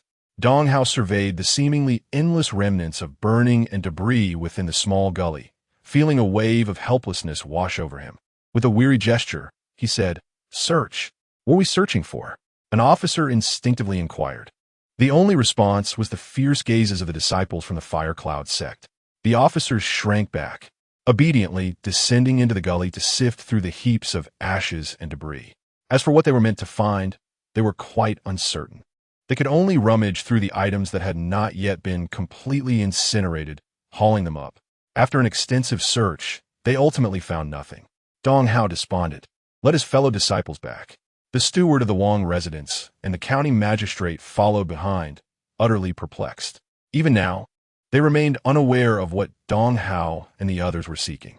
Upon returning to the capital and to the Li family courtyard, night had already fallen. Zhou Yi stood outside, catching the aroma of food wafting from within, accompanied by the cheerful laughter of old Master Li. A stirring within him prompted Zhou Yi to push open the door and enter. Indeed, Li Qingyan had returned. The father and son were seated on a stone bench beneath the ancient tree, engaged in conversation. Upon seeing Zhou Yi enter with a relaxed demeanor and greet him, Li Qingyun's expression shifted to one of uncertainty. Old Master Li, meanwhile, could only smile vacantly. Since Li Qingyun gained admission to the Hanlin Academy, Grandpa Li's spirits have noticeably waned. It appears that after accomplishing a lifelong aspiration, he has lost his sense of attachment. With his child away from home and a lack of care and communication, Grandpa Li seems to be exhibiting signs of dementia, engaging in disjointed conversations and erratically questioning Li Qingyun. Li Qingyun finds himself increasingly irritated. He extricates himself from his father's clutches and, grasping Zhou Yi's hand, steps aside to demand in a sharp tone, "What on earth have you done? Why are the people from the Huiyun sect seeking you? I heard you led them out of the city this afternoon. What did you do to them? Will this implicate me?" Observing the anxious expression on Li Qingyun's face, Zhou Yi cannot help but chuckle. A radiant glow emanates from the storage ring adorning his finger, and in his hand materializes a vermilion wine gourd. Cradling the gourd, he leisurely replies to Li Qingyun, "What they seek is precisely this." Chapter 41. Resolution. Is this what the disciples of the Firecloud sect have been tirelessly searching for? Observing the crimson wine gourd in Zhou Yi's hand, Li Qingyun instinctively swallowed, his gaze filled with fervor. In that moment, a torrent of thoughts surged through his mind, colliding rapidly and igniting his ambitions like a raging wildfire. Zhou Yi glanced at Li Qingyun, and with over 70 years of life experience accumulated from both his past and present, he could roughly surmise the restlessness of the man before him. Yet he remained unfazed, casually caressing the wine gourd in his grasp. Indeed, do not underestimate this wine gourd.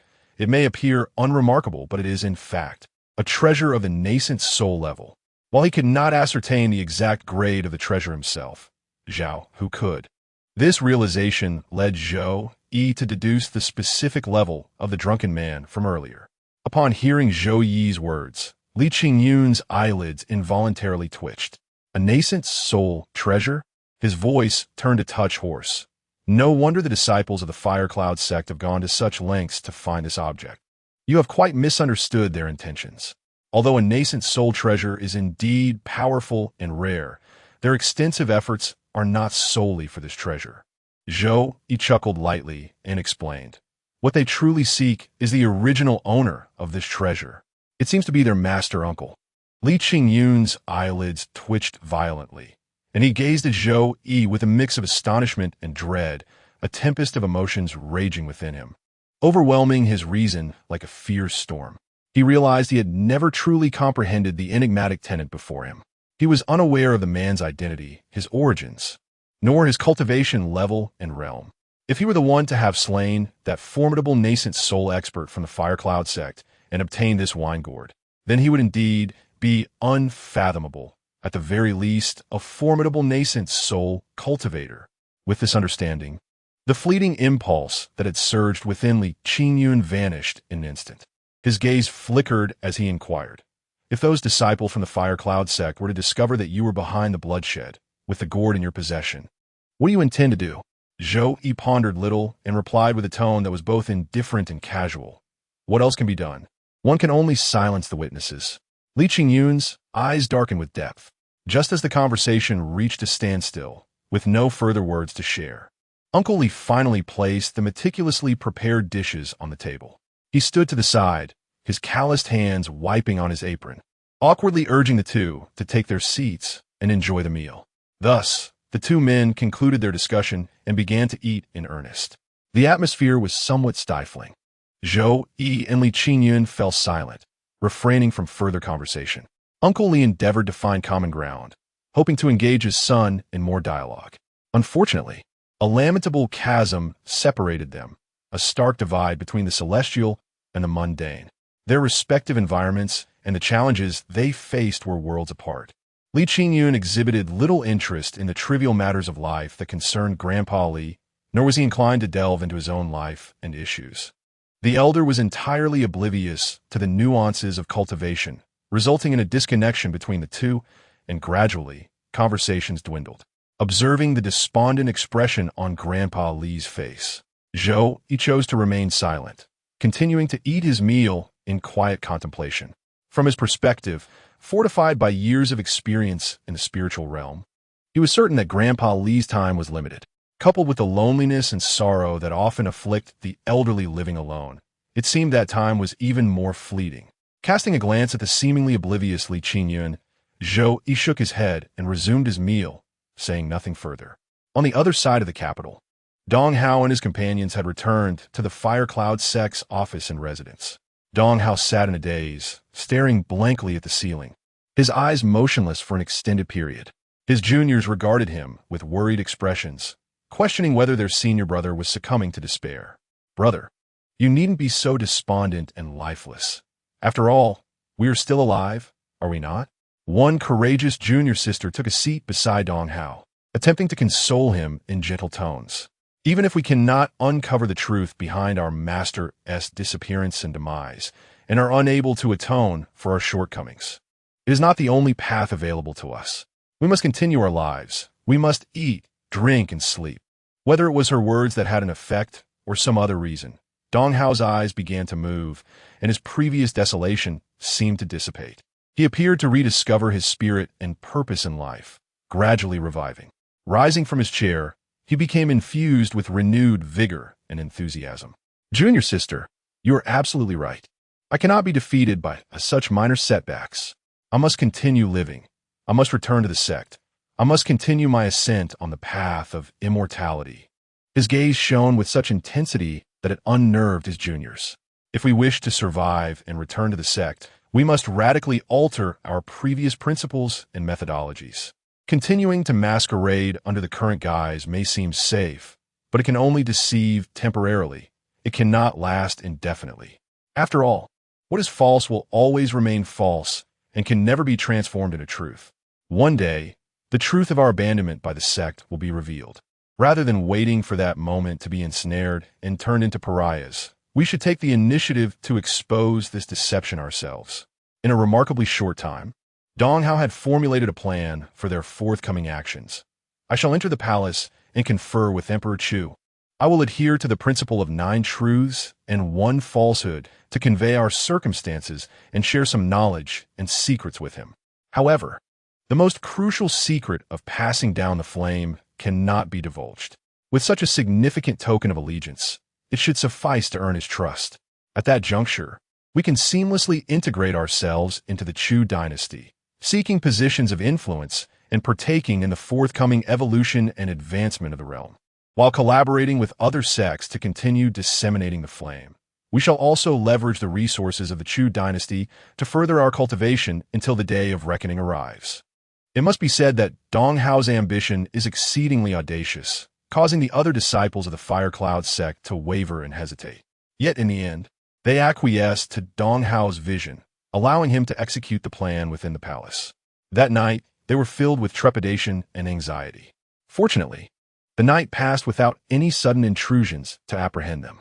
By the following day, Dong Hao returned to the encampment bathed in the glow of the morning sun, adorned in the attire of a Chu dynasty official, accompanied by a retinue of young eunuchs who bore wooden trays, each holding various seals and insignias. Chapter 42. The Lord's concerns. On the day the Fire Cloud sect entered the world, the celestial phenomena appeared entirely normal, and tranquility reigned. Zoe, donning the visage and attire of Wu Yong, leisurely made his way towards the Dragon and Tiger Gang. Approaching within a few streets of the gang's headquarters, he encountered a group of gang members by the roadside.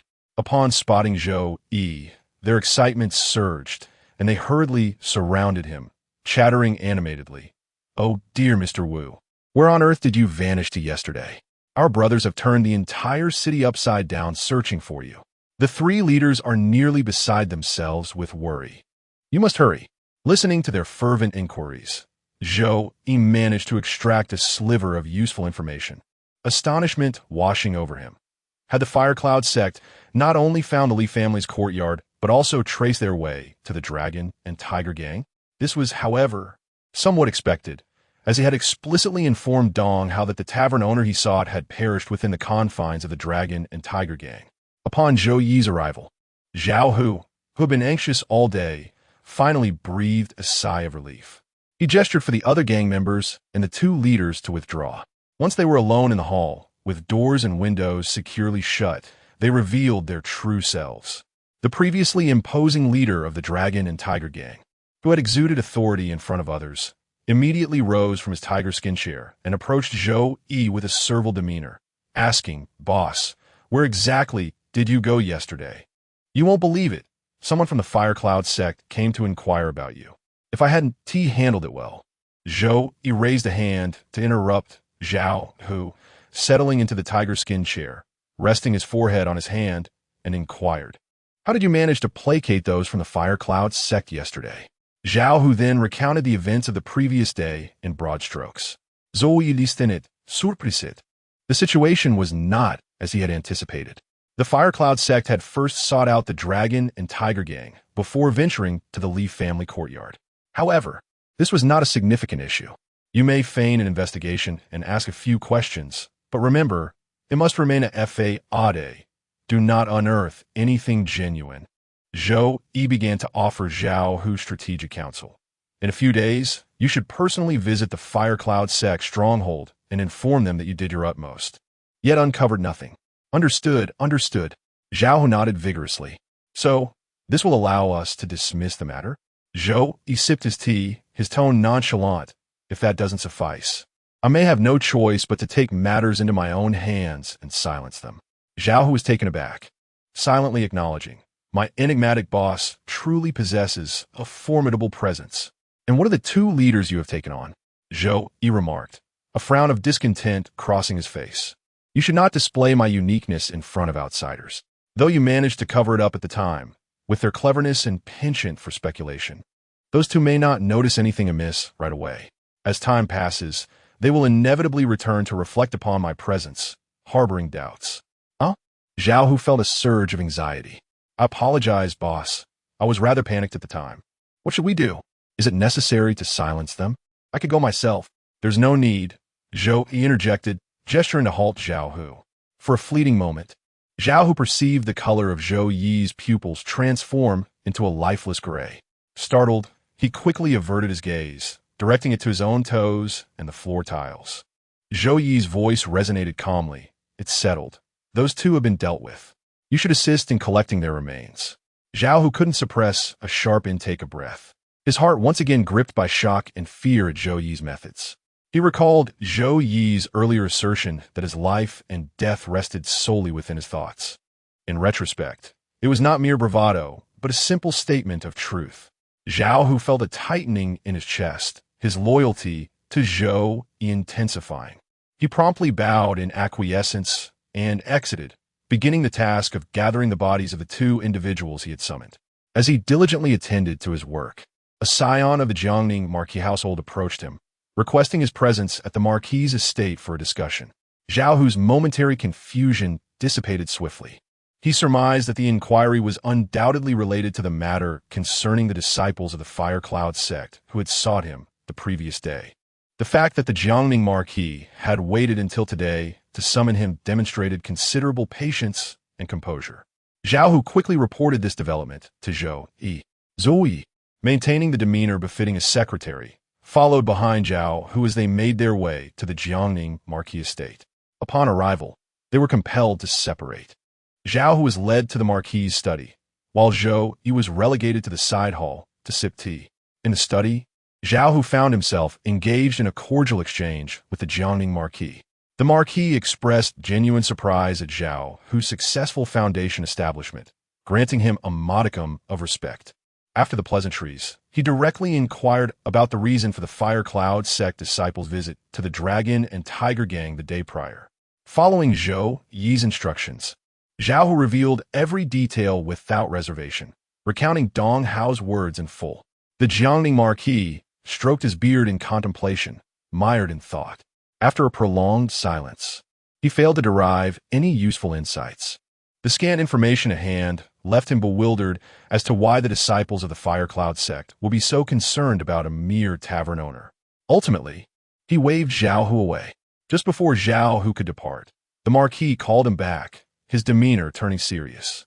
"Regardless of your findings, do not rush to report to the disciples of the Fire Cloud sect. First, seek my counsel before proceeding. Zhao, who was somewhat taken aback, but nodded in agreement.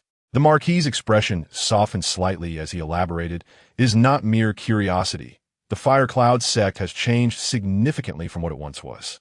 They no longer maintain the lofty demeanor and status of the reclusive sects. Instead, they actively engage in the mortal realm, joining the court and establishing their own faction within its ranks. With the Fire Cloud sect now entering the secular world, many circumstances have irrevocably changed. Numerous individuals will no longer offer their assistance without compensation or greet them with warm enthusiasm. Everyone has now become political adversaries within the court, and naivety is no longer an option. It is essential to wield influence when necessary and confront challenges head-on." Chapter 43. The breakthrough. The investigation surrounding Zhao, who stirred a modest ripple of turmoil and contention. However, it swiftly subsided, for Zhao Hu uncovered nothing of significance. In the aftermath, Zhou Yi and the Longhu gang returned to their mundane routines. Zhao Hu began to work diligently, tirelessly, following the mysterious deaths of the two vice leaders. He mingled among various circles of loose cultivators, embarking on a quest to recruit and select new vice leaders. Ultimately, he appointed a total of 7. The two vice leaders who truly assisted him were both at the peak of the 10th level of Qi refinement, a formidable presence among the scatter practitioners. Undoubtedly, Zhao Hu's ability to entice them into servitude stemmed from the foundation establishment pills held by Zhou Yi. The remaining 5, while also vice leaders, were less involved in the management and seldom appeared before the gang members. Their primary task was to unlock storage rings. Although Zhao, who could perform this task, he was not a specialist in this area, resulting in a sluggish pace that impeded his own cultivation. Thus, he sought out these 5 talented individuals within the various circles of loose cultivators, who indeed proved to be prodigies. They could dismantle a foundation establishment storage ring in mere hours and a golden core storage ring within 2 days. Such talents captured Zhou Yi's undivided attention and delight. It seems that, regardless of the world or era, the most coveted resource is always exceptional talent. He presented 3 nascent soul storage rings to the 5 individuals for them to unlock. Their eyes widened in astonishment, nearly bulging from their sockets. The mere prospect of unlocking a few golden core storage rings had already left them awestruck. They could hardly fathom encountering nascent soul-level storage rings. How utterly astonishing! After an initial bout of anxiety, the 5 gradually regained their composure, filled with determination and excitement. They had never attempted to unlock a nascent soul storage ring before. Each one toiled with fervor. Regrettably, due to their lack of experience, their first attempt at this level of storage ring was somewhat slow. Yet, this posed no significant issue. Zhou Yi was patient. In contrast, Zhao Hu was far more anxious and attentive. Having ascended to the foundation establishment realm was a remarkable achievement he had never dared to dream of before. Now, firmly established in a new domain, he naturally aspired to aim for higher goals. Given the 200-year lifespan limit of the foundation establishment stage, and at merely 60 years old, he was still considered young and yearned to continue his ascent. However, a dilemma arose. He lacked the cultivation techniques for the stages beyond foundation establishment. Having achieved this level many days ago, he found himself unable to advance further, nor did he possess the spells of the foundation establishment realm. He was, in essence, the weakest foundation establishment cultivator. How could he bear this? How could he resign himself to such a fate? In desperation, he sought Zhou Yi's assistance. Regrettably, Zhou Yi spread his hands in a gesture of helplessness, encouraging Zhao Hu to unlock those advanced storage rings. Hidden within might lie the profound cultivation techniques of several ancient beings in the nascent soul stage. Once these storage rings are opened, one could possess everything. The rewards could indeed surpass one's imagination. This was evidently true, as within the opened golden core storage rings lay 2 cultivation techniques. However, Zhao Hu, fixated on finding something superior, opted not to practice them, choosing instead to refine the spells recorded within to ensure his combat prowess kept pace with his realm. Approximately a month later, after enduring various tribulations and accumulating invaluable experience, the quintet successfully opened their first nascent soul storage ring. The sheer abundance of resources within dazzled their eyes. High-tier magical artifacts and an array of miraculous elixirs rendered them breathless, nearly overwhelming them. More significantly, they discovered not just one, but multiple techniques. The most formidable among them, the withered with profound art, could be cultivated all the way to the divine transformation realm. Trembling with excitement, Zhao Hu knelt before Zhou Yi, presenting the technique with both hands as an expression of loyalty. He had indeed witnessed benefits beyond his wildest dreams. Yet, Zhou Yi displayed little interest, dismissively kicking him aside. What worthless technique is this? If you wish to practice, do it on your own. Do not bother me. What truly captivated Zhou Yi's attention were the elixirs emanating fragrant aromas from the storage ring. Merely inhaling the scent invigorated his body, awakening every cell, organ, and tissue, all clamoring for sustenance. Following his body's instinctive response, Zhou Yi deftly seized the items beneficial to him amidst the array of vials and elixirs. After collecting these precious medicines, he hesitated before extracting a particular herb from the mountainous pile of resources. He had previously consumed this herb, a prize from the spoils of the rejuvenation pharmacy, which had significantly enhanced his physical form. Oddly, this herb was also meant to strengthen the body. Why did his body not respond to it? Zhou Yi promptly chewed the herb, soon realizing why his body reacted with indifference. As the herb descended into his stomach, he activated his health cultivation technique, rapidly digesting and absorbing its essence. However, this potent energy failed to yield substantial enhancement to his internal organs and overall physique. Had he developed a resistance? Were low-tier elixirs no longer effective for him? A heavy sense of unease settled in Zhou Yi's heart. This was not favorable news. After securing what he desired, he turned to find the quintet, and Zhao Hu gazing at him expectantly. You all have contributed. Zhou Yi began to allocate the spoils. From the techniques discovered within the storage ring, each of you may freely select one to cultivate. From the remaining resources and artifacts, you may each choose one as well. The same applies to the other 2 storage rings. This reward was undeniably generous. The 6 of them erupted in cheers, eagerly beginning to select their treasures. The remaining resources and items remained within the storage ring. Zhou Yi utilized his mental prowess to refine the storage ring once more, ensuring it could serve his purposes. After securing the ring, he encouraged the 6 individuals to continue unraveling the remaining 2 storage rings before he took his leave. He needed to swiftly assimilate the gains from this endeavor. Days later, he had consumed all the spiritual herbs and elixirs, and had absorbed half of the medicinal potency within him, expanding his mental domain to 6 meters. However, Zhou Yi's expression was far from pleasant. This outcome exceeded his expectations significantly. His progress was disappointingly minimal. Chapter 44. Development 2 with the experience gained from the first storage ring. Deciphering the remaining 2 became significantly easier. Soon, the last 2 storage rings were successfully unlocked. Zhou Yi kept his word, allowing the 6-member group to freely choose from each storage ring. The 3 storage rings belonging to the Yuan Ying masters came from the elderly eunuch who protected the 2nd senior brother, the celestial master stationed at the rejuvenation pharmacy, and the drunkard from the fire cloud sect. The contents and resources within were nothing short of abundant.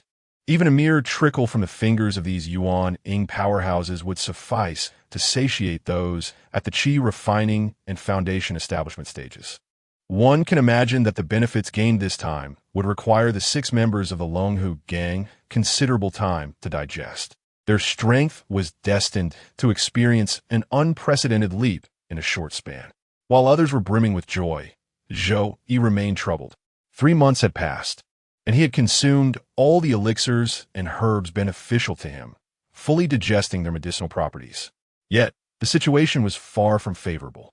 His mental domain had only expanded to 9 meters, a modest improvement. Furthermore, the useful elixirs and herbs were becoming increasingly scarce. Zhou Yi let out a long sigh. Could it be that I need to change my cultivation method? He hesitated. His mentor had previously remarked on his abysmally poor aptitude, suggesting that the art of health preservation was his best option. Zhou Yi had indeed tried it, and it was as his mentor had said. The speed at which he cultivated legitimate techniques was even slower than that of the health preservation method, combined with the intent root method. To truly master a great power, one would require either an abundance of resources for rapid advancement or endure a protracted period of hardship to achieve any success. Yet, this was not guaranteed. After all, in the realm of cultivation, aptitude could indeed be a formidable barrier. If it were merely this, he could accept it, as multiple choices would offer multiple paths. However, the difficulties became apparent after his attempts. The intent root method and health preservation technique, the origins of which his mentor had kept undisclosed, were fundamentally incompatible with the current mainstream cultivation system. Forcing himself to practice would result in his mental strength being transformed into divine consciousness. While this may sound inconsequential, it would in fact cost him dearly. Once the training in the intent root method was wasted, the complementary benefits of the death curse technique would vanish, leading to the loss of many of his capabilities. The mental imprints he had established would dissipate, rendering him unable to wield such techniques again. His mastery and application of the death curse technique would revert to rudimentary forms reliant on superficial mediums. This was undoubtedly unacceptable to him. Thus, after much deliberation, Zhou Yi ultimately decided against changing his cultivation method and resolved to continue on his current path. Before long, another 6 months had passed. The 5-member group that had deciphered the storage rings successively established their foundations, while Zhao was steadily progressing in his cultivation. This caused considerable envy among the 2 diligent deputy leaders who managed the gang's affairs. Fortunately, Zhou Yi recognized their contributions, and through Zhao's intermediary, each was granted a foundation establishment pill. Both were over 80, nearing the extreme lifespan of 120 for the qi refining stage, and their hearts were filled with urgency. Thus, upon receiving the foundation establishment pill, they were understandably elated. As seasoned veterans, their magical prowess has long been honed to perfection, encountering no significant obstacles. With the aid of foundational pills, a successful breakthrough is assured. Consequently, the modest Longhu gang, boasting 8 foundational cultivators, becomes a remarkable spectacle. Such strength places them at a pronounced advantage among the factions in the imperial capital. Other gangs tremble in trepidation, fervently praying that the Longhu gang will adhere to the rules and refrain from expansion. This formidable power has drawn numerous rogue cultivators to join the Longhu gang, as they perceive a glimmer of hope for foundational cultivation here. Under Zhou Yi's guidance, Zhao has indeed welcomed a considerable number of rogue cultivators. Albeit through a careful selection process, one cannot accept just anyone. The Longhu gang is evolving, transcending its former identity to become a genuine cultivation force. Zhou Yi produced a manual that allows cultivation up to the golden core stage, thereby significantly enhancing the gang's appeal to rogue cultivators. This manual does not originate from any sect or faction. Rather, it is a treasure collected by a certain nascent soul expert from a distant land, ideally suited as the Longhu gang's legacy. Naturally, a copy of this manual was also provided to the Jiangning Marquis as a token of allegiance and protection fee. The rise of the Longhu gang is indeed noteworthy, yet remains a gradual process, garnering little attention. After all, the gang grapples with numerous internal issues. The sheer number of members creates a demand for sustenance and resources for cultivation, leading many to doubt the Longhu gang's ability to meet these needs. Yet, we can achieve it. As Zhao listened to the whispers of the outside world, he personally steered the Longhu gang steadily forward, his sense of accomplishment soaring. The storage rings of those nascent soul and golden core experts contain a myriad of items, including various spiritual plants and seeds of rare herbs, alongside the legacies for cultivating these treasures. Among the many rogue cultivators recruited by the Longhu gang, there are individuals with expertise in this very field. What more needs to be said? It is time to cultivate the land. The newly recruited rogue cultivators receive access to advanced legacies, enabling them to personally nurture high-grade spiritual herbs, which excites them immensely. Particularly after Zhao hinted that the gang possesses alchemical legacies, their enthusiasm escalated, prompting them to fully engage their initiative. In a corner unbeknownst to outsiders, The Longhu gang is undergoing a transformation, gradually maturing and solidifying its foundations. The gang is also reshaping its nature. Among its ranks, those with exceptional innate talents are afforded opportunities for cultivation. Simultaneously, the Longhu gang has taken in abandoned infants and street children, nurturing them from a young age, ensuring their loyalty. Those with commendable talents may pursue cultivation, while those with slightly lesser abilities can inherit the gang's operational duties, such as collecting protection fees, proving to be trustworthy. Furthermore, the Longhu gang has expanded the ghost street into a bustling ghost market, attracting an increasing number of merchants, occasionally yielding remarkable goods. To facilitate oversight of the ghost market, the Longhu gang constructed a 10-meter-tall building where the market supervisors reside, with regular shifts to maintain order. In truth, these individuals are merely pawns, positioned to attract the gaze of onlookers. The true architect of order within the ghost market is none other than Zhou Yi, situated at the pinnacle of the small building. Adorned with 3 yuan-ing storage rings, he holds a crimson wine gourd in one hand, while the other wields a telescope crafted specifically for him by Zhao Hu. Occasionally, he takes a sip of wine, surveying the order below, and his days unfold in tranquil leisure. Each day, he immerses himself in cultivation, diligently practicing the art of health preservation and the method of intention, each 100 times. The enhancement derived from a single cycle is imperceptible. Even 100 cycles yield little change. Even with a century of perseverance, the improvement would remain subtle. For an ordinary individual, practicing these 2 techniques would ultimately lead to their demise. However, Zhou Yi is different. With his boundless lifespan, he possesses the patience to endure. He will ultimately elevate himself to the highest echelons through the passage of time. Alas, the only constant is his own existence. Those around him cannot keep pace and are destined to falter beneath the relentless flow of time. On this day, Zhou Yi received heart-rending news. Old man, Li had succumbed at last. Upon learning this, he sighed softly, stowing the gourd away, and descended the small building. Returning to the Li family courtyard, many of old man Li's relatives and close neighbors had gathered, filling the courtyard with cries of sorrow. Yet, there was no sign of Li Qingyun. Chapter 45. Morning, the Li family's courtyard had been transformed into a solemn wake. Several close relatives of Mr. Li managed the funeral arrangements. Zhou Yi, in the guise of a tenant and old friend, quietly occupied a corner of the morning hall, observing them. On the first day of the funeral, Li Qingyun was conspicuously absent. The second day passed without his presence as well. By the third day, due to the weather, a faint odor of decay emanated from the body sealed within the casket. Yet, Li Qingyun still did not show himself. The neighbors and relatives could no longer contain their murmurs of speculation. On the fourth day, Li Qingyun finally staggered in, clad in the uniform of an Imperial Academy scholar. His attire bore signs of neglect, appearing as though it had not been washed in days. However, he himself remained untouched by filth, an aura of vitality surrounding him, warding off all dust and grime. As this individual, already deemed unfilial, made his entrance, a few elderly relatives prepared to admonish him sternly due to their seniority.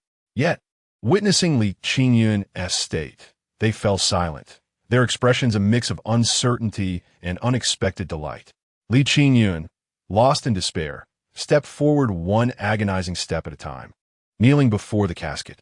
Overcome with grief, he wept uncontrollably, pounding his chest in self-reproach, cursing himself as a heartless son unworthy of life, begging forgiveness from his deceased father. Relatives and neighbors quickly rushed to support him, preventing his self-harm. They were astounded, despite his emaciated frame. He possessed an astonishing strength that left 3 or 4 robust men struggling to restrain him. This was remarkable, considering he had not actively trained his body. The enhancement of his physicality merely accompanied his cultivation of qi. After another bout of tears, he ultimately fainted, and his relatives hastily carried him back to bed. In the afternoon, one by one, officials clad in formal attire appeared, expressing their sorrow before Mr. Li's wake and offering words of comfort and encouragement to Li Qingyun before departing. The neighbors and relatives of the Li family were uncertain of these visitors' identities. recognizing only that they were truly significant figures, all bowing respectfully, not daring to show any sign of disrespect. Yet, beneath their lowered gazes, glimmers of joy sparkled. They understood that Li Qingyun was on the cusp of great fortune, which would inevitably benefit them as well. Even late into the night, those honoring the elder did not diminish in number, each striving to demonstrate their reliability and goodwill. Li Qingyun, having dismissed the people from his room, sat dazedly on the edge of his bed, his gaze vacant and bewildered, lost in thought. At that moment, unrestrained footsteps echoed from outside, and his door creaked open as someone entered slowly. Did I not make it clear that I wished to be left alone? Li Qingyun snapped, irritation lacing his voice. Yet, upon recognizing the visitor's face, his anger faltered, gradually dissipating. So it is you, he murmured with a sigh. Zhou Yi approached the bedside, effortlessly dragging a chair to sit down, and with a smile remarked, I have yet to extend my congratulations to you, Li Xiangong, on your successful foundation establishment. In less than 2 years since you entered the Hanlin Academy, you have already made significant progress, which will greatly benefit your future. I know, Li Qingyun replied softly, appearing listless and seemingly lacking enthusiasm.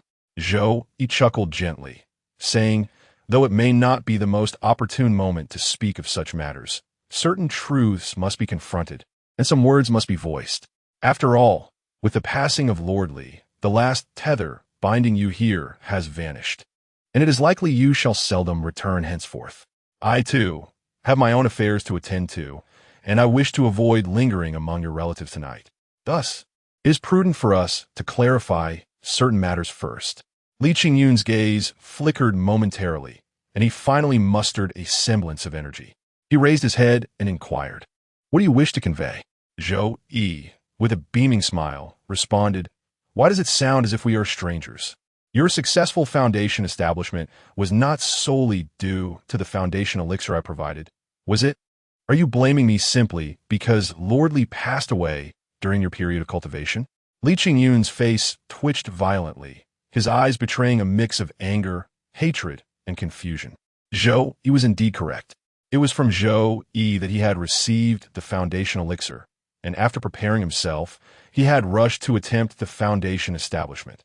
After several days of seclusion, he had finally succeeded and was overjoyed, just as he emerged from his secluded chamber, eager to share his joy with others.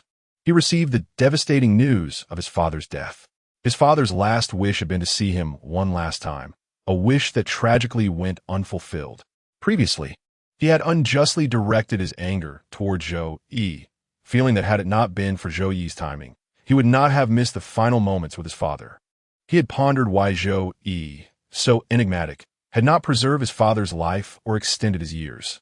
Yet now his perspective had shifted. If he were to continue lamenting his fate, what distinguished him from the ordinary mortals of this world? Taking a deep breath, he resolutely stated, ultimately, it is my own weakness that has led to this. My voice holds little weight, and I lack the means to secure even a method of prolonging my father's life. At the heart of it all, Zhou Yi was merely a tenant of the Li family, a collaborator of Li Qingyun, not a caretaker, and his relationship with Li Qingyun's father was rather ordinary. Why should he feel obligated to assist in extending his father's life? He bore no such responsibility. In fact, it was Li Qingyun who had benefited from Zhou Yi's resources, thus creating a tangible debt between them. Zhou Yi was the creditor. Are you here to collect your debt from me now? Li Qingyun asked. You think too highly of yourself. You are not yet worthy, Zhou Yi responded, as a radiant light flickered in his hand, revealing a book and various resources, including talismans and elixirs. You still have a long journey ahead. As the sole foundational cultivator among the students, how does the Hanlin Academy intend to treat you? Accepting the item handed to him by Zhou Yi, Li Qingyun spoke with a sense of ease and without any trepidation. They say I am no longer suited for academic pursuits and cultivation, and they plan to assign me an official position within the bureaucracy. Have they provided you with the cultivation techniques for after your foundation establishment? Zhou Yi inquired. After a moment of silence, Li Qingyun replied, they have. His hand gently caressed the book given by Zhou Yi. Its azure cover embossed with 4 prominent characters, Li Hua Shun Gong. Chapter 46. The gift. Zhou Yi inquired meticulously about the foundational cultivation techniques currently acquired by Li Qingyan. After gaining a comprehensive understanding, he chuckled softly and remarked, "The quality is rather mediocre, merely commonplace fare. If you continue to tread the path they have laid out for you, given your innate talent, the golden core is but a distant dream in this lifetime." Li Qingyan tightened his grip on the Li Huashan gong, his fingers exhibiting a faint blue and white hue. Taking a deep breath, he forcibly suppressed the tumultuous emotions within him and asked, "So, can you provide me with something superior? Is this not already satisfactory?" Zhou Yi gestured towards the Li Huashan gong in Li Qingyan's possession. This is the hallmark martial art of the Huayuan sect. Although this copy is incomplete, it is sufficient to cultivate to the transformation stage. Should fortune smile upon you, you might even acquire the subsequent sections from the Huayuan sect in the future. The prospects are exceedingly bright. Such a divine art is virtually unparalleled throughout the entirety of Chu. Is this level of support not enough? Upon hearing Zhou Yi's words, Li Qingyun nearly widened his eyes in disbelief, his fingers trembling as they clutched the Li Huashan gong. Yet, he ultimately could not bring himself to relinquish it. As Zhou Yi had stated, in the present Chu, neither the royal family nor any other power possessed a martial art that could rival the Li Huashan gong. Cultivating this divine art would place him far ahead of countless others from the very outset. However, it also bore immense risks. Should it be discovered, his demise would be certain, and those connected to him, family, mentors, and peers, would also suffer dire consequences. Li Qingyun perceived these truths with clarity. "If you are afraid, you may return this divine art to me," Zhou Yi said with a benevolent smile. "I can exchange it for another technique. Rest assured, fear of death is a natural human sentiment. I shall not mock you for it." Despite this, Li Qingyun resolutely held on to the technique in his grasp. His breath quickened as he fixated on the Li Huashan gong, and ultimately he chose to keep it. Such resolve, Zhou Yi applauded with a smile. "I wish you unparalleled fortune. May you remain undetected. From this point forward, you must rely solely on your own efforts in the bureaucratic arena. I hope you achieve your aspirations and ascend steadily. Should you require any cultivation resources in the future, feel free to seek me out. If I possess them, I shall not hesitate to share. Of course, should I find myself in need of your assistance in the future, you cannot refuse my request." With that, Zhou Yi departed, leaving Li Qingyun standing silently in the darkness. Zhou Yi returned to the Longhu gang for a time before making his way back to the Li family's courtyard. The courtyard had resumed its previous tranquility and desolation. Even the surrounding neighbors had diminished in number, with some children and young adults having vanished, their whereabouts unknown. Possibly relocated by Li Qingyun. Zhou Yi was pleased with the current atmosphere of the courtyard as he strolled about, hands clasped behind his back. The courtyard had been tidied up, yet the absence of residents for some time imparted an eerie sensation. Zhou Yi settled down once more, finding himself the sole inhabitant of the small courtyard, for Li Qingyun never returned. It was as if the courtyard had become an extension of Zhou Yi himself. Due to his erratic movements, the neighboring residents remained uncertain whether anyone resided in the courtyard, gradually ceasing their visits and interest. In time, as Li Qingyun flourished and ascended the ranks of the bureaucracy, the neighbors beside the Li family courtyard grew increasingly eager. They recognized that they had but one opportunity in their lifetime to make a request, and the bonds of yesteryears could only support a modest plea, one that would not pose a significant challenge for Li Qingyun.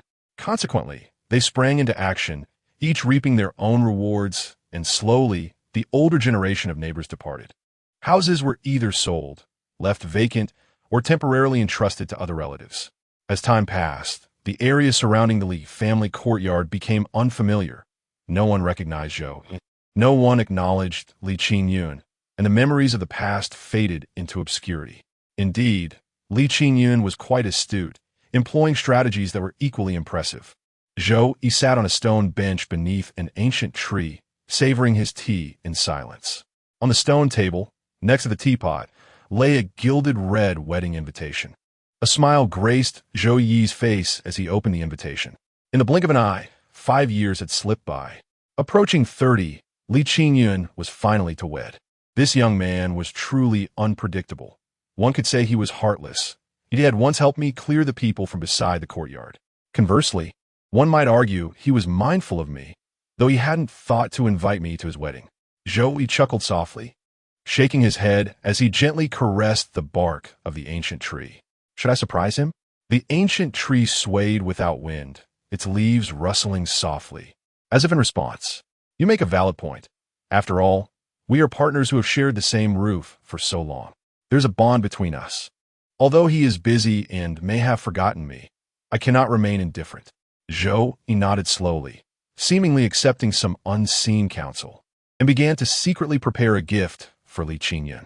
Over the past 5 years, Li Qingyun had not returned even once, nor had he sought Zhou Yi for any cultivation resources, seemingly intent on severing ties and reducing his dependence on Zhou Yi, perhaps to guard against any future unreasonable demands.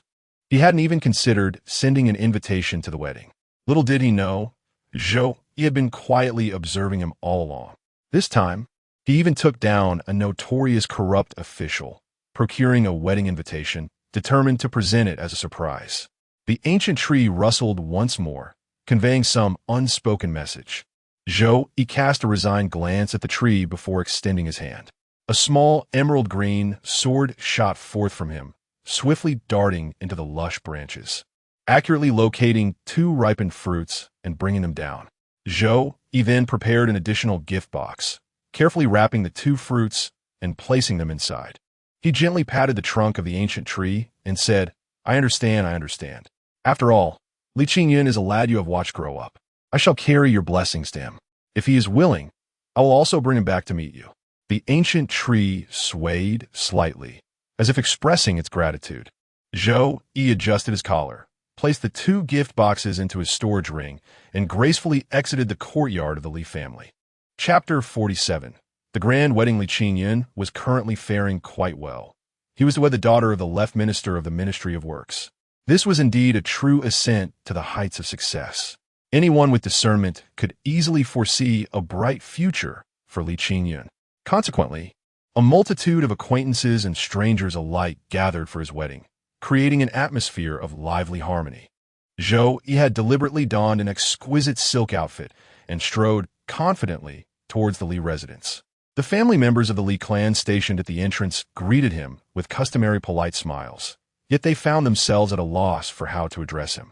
Zhou Yi's face seemed vaguely familiar to them, but they could not recall where they had encountered him or his identity. Was he perhaps a distant relative they had not seen in years? This thought flickered through their minds as they observed Zhou Yi casually spreading his hands, revealing 2 gift boxes that had appeared in his grasp. Judging by the quality of the wood and their substantial weight, it was evident that the contents were of considerable value. The Li family member responsible for recording gifts looked up, offering a conciliatory smile to Zhou Yi, and cautiously inquired, May I ask your name, esteemed guest? Zhou Yi, he replied with a broad smile, unperturbed as he presented one of the gift boxes. This is my contribution. The 2 Li family members cautiously opened the box, and in an instant, their gazes froze, followed by an involuntary gasp. Inside lay a spell of golden elixir level. For a foundational family like the Li, this was an exceptionally grand gift. The family member responsible for the ledger hurriedly noted it down. Zhou Yi then pushed the other gift box forward, stating, Please record these 2 tree fruits under old tree, and ensure it is clearly communicated that they are specifically for the bride and groom. The 2 Li family members opened the box for confirmation, their expressions tinged with confusion. These were merely ordinary tree fruits, albeit imbued with a slight essence. Yet they felt unworthy of such an occasion. Both harbored doubts, yet ultimately complied. Recognizing the significance of Zhou Yi's previous grand gift, which warranted some deference, the family member tasked with announcing names cleared his throat, preparing to declare Zhou Yi's name and the worth of his offerings, following the established protocol. This was intended to honor the guest and elevate the festive spirit. However, Zhou Yi raised a hand to halt him. Meeting the puzzled gazes of the 3 Li family members, Zhou Yi maintained a calm demeanor and remarked, I have always preferred a low profile and do not desire such formalities. My relationship with Li Qingyun has always been one of camaraderie, transcending age. There is no need for such ostentation. After the wedding, you may present the gift list to him, and he will understand with Zhou Yi's insistence. The three could only acquiesce. Holding the wedding invitation, Zhou Yi stepped into the Li residence, where a cacophony of joyous sounds greeted him. As he looked around, it was evident that the guests were all of affluence, engaging in lively conversation, free from the presence of the unrefined. In such places and occasions, the significance of position and seating arrangement is paramount. Zhou Yi, wishing to remain inconspicuous, gracefully settled into a corner, engaging in casual conversation with those at his table. Perhaps due to his unique perception of time as an eternal being, Zhou Yi felt as if moments passed swiftly. Before long, the bridal sedan arrived at the Li residence. The impressive Li Qingyun, on this joyous day, was nothing short of commendable, prompting all who beheld him to exclaim in admiration at his youthful prowess. Despite no longer being a mere youth himself, after the ceremony and escorting the bride to her chamber, Li Qingyun took up a wine cup, commencing his rounds of toasts. He exchanged pleasantries as he honored each table, ensuring that everyone, from high-ranking officials to modest practitioners and wealthy merchants, felt acknowledged and appreciated. However, upon reaching Zhou Yi's table, he froze at the sight of him. Unfazed, Zhou Yi rose, cup in hand, a smile gracing his lips as he remarked, "Years have flown by, and even you are to be wed. Well, this indeed fulfills the old man's wishes. You must strive diligently to bear a healthy son soon." With that, he clinked his cup with Li Qingyun's in a toast and drained it in one gulp. Such words were undeniably those of an elder. Yet Zhou Yi appeared remarkably youthful, even younger than Li Qingyun, which struck an odd note. Nevertheless, in an era of cultivation, it was commonplace for practitioners to maintain their youthful appearances, thus eliciting acceptance from the onlookers. However, curiosity lingered regarding Zhou Yi's origins, as his familiarity with Li Qingyun was perplexing. More importantly, Li Qingyun did not contest this, instead adopting a humble demeanor as he obediently finished his drink, further heightening the astonishment of those present. As the evening progressed, Li Qingyun maintained a facade of courtesy, orchestrating the festivities with precision, yet he found himself increasingly distracted. While outsiders remained oblivious, his new bride noticed his preoccupation.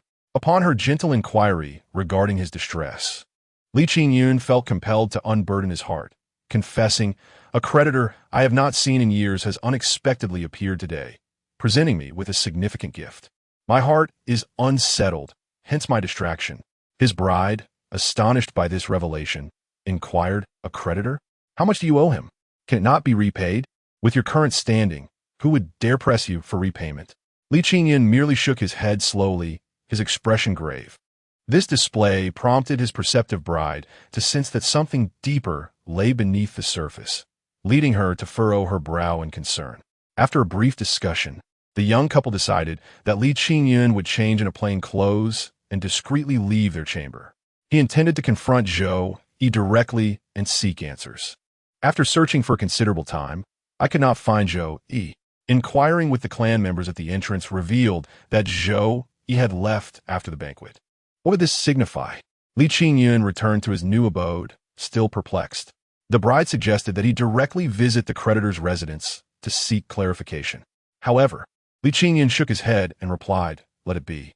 Since he has not directly demanded repayment from me, implies that all is well, and there is no need for communication. I also do not wish to see him."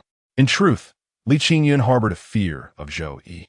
He had firmly resolved that unless Zhou Yi were to come to him, insisting on the fulfillment of their agreement and transaction, he would never set foot in the small courtyard again, nor would he wish to encounter Zhou Yi even once more.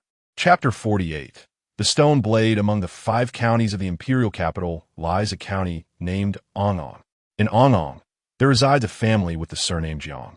This Jiang family has always been honest and diligent, much like the vast majority of ordinary individuals in this world, quietly existing at the bottom of society, engaged in seemingly endless laborious toil to sustain themselves, striving merely for their next generation to survive, only for them to inherit the same burdens and life patterns, perpetuating an unending cycle. However, on this particular day, that cycle was shattered. The head of the household, a man known as Jiang Laosan, accidentally broke the sharpening stone while honing a blade, revealing a gleaming stone knife hidden within. Jiang Laosan, possessing a fair amount of wisdom and determination, upon witnessing this spectacle, did not hesitate for a moment. He swiftly stripped off his garments, wrapping the stone knife and sharpening stone together, concealing the radiant glow emanating from within. His heart raced with trepidation, and with a mixture of fear and anxiety, he gazed skyward, waiting for a celestial being to descend and execute him, snatching the sharpening stone away. Only after a considerable wait, with no such apparition appearing, did he finally exhale in relief. Cradling the sharpening stone, he cautiously entered the main room. His wife, engaged in needlework, looked up at him with a hint of curiosity. "What is the matter? We may be on the brink of prosperity," Jiang Laosan exclaimed, brimming with excitement. The couple worked diligently, sealing the doors and windows of the main room, ensuring not a single ray of light could escape, before they carefully unveiled the contents of Jiang Laosan's garments. Instantly, the stone knife radiated its brilliance. Yet, perhaps due to a psychological effect, Jiang Laosan felt that the glow was not as dazzling as it had been upon first discovery. Time would reveal that this was not merely an illusion. An hour later, the radiance vanished entirely, and the sharpening stone reverted to its former state. Jiang Laosan gingerly extracted the small stone knife, testing its edge, discovering it to be extraordinarily sharp, slicing through gold and jade as effortlessly as cutting tofu. "This is truly a divine weapon akin to those found in tales," his wife exclaimed, her eyes wide with astonishment. "Indeed, it is a divine weapon," Jiang Laosan affirmed with unwavering conviction. "This is the very artifact that those celestial beings and sects have tirelessly sought." Though he had never attended a formal school, he possessed a modicum of wisdom. Such an object in the hands of mere mortals would serve only for mundane tasks. Yet in the grasp of those celestial beings, it could unleash unimaginable power. His wife, swallowing hard, asked with eager anticipation, "If we sell this to those celestial beings, wouldn't we then attain great fortune?" Foolish and short-sighted, Jiang Laosan reprimanded her for her lack of foresight. "Our family lacks foundation. A sudden windfall might attract countless malevolent individuals, potentially leading to our demise, leaving us buried in a nameless grave. What then should we do?" She responded with a hint of dissatisfaction. "Are we to simply pretend as though nothing has transpired in the face of such an extraordinary opportunity? That is certainly not my intention." Jiang Laosan's gaze flickered as a grand ambition took shape in his mind. What if, seizing this opportunity, our family could produce an immortal? Everything would change. His wife was taken aback. "Are you referring to Little Earth Dog?" Little Earth Dog, their child, was exceptionally bright. Day and night, they toiled, barely making ends meet, all in the pursuit of providing him with an education at the private school.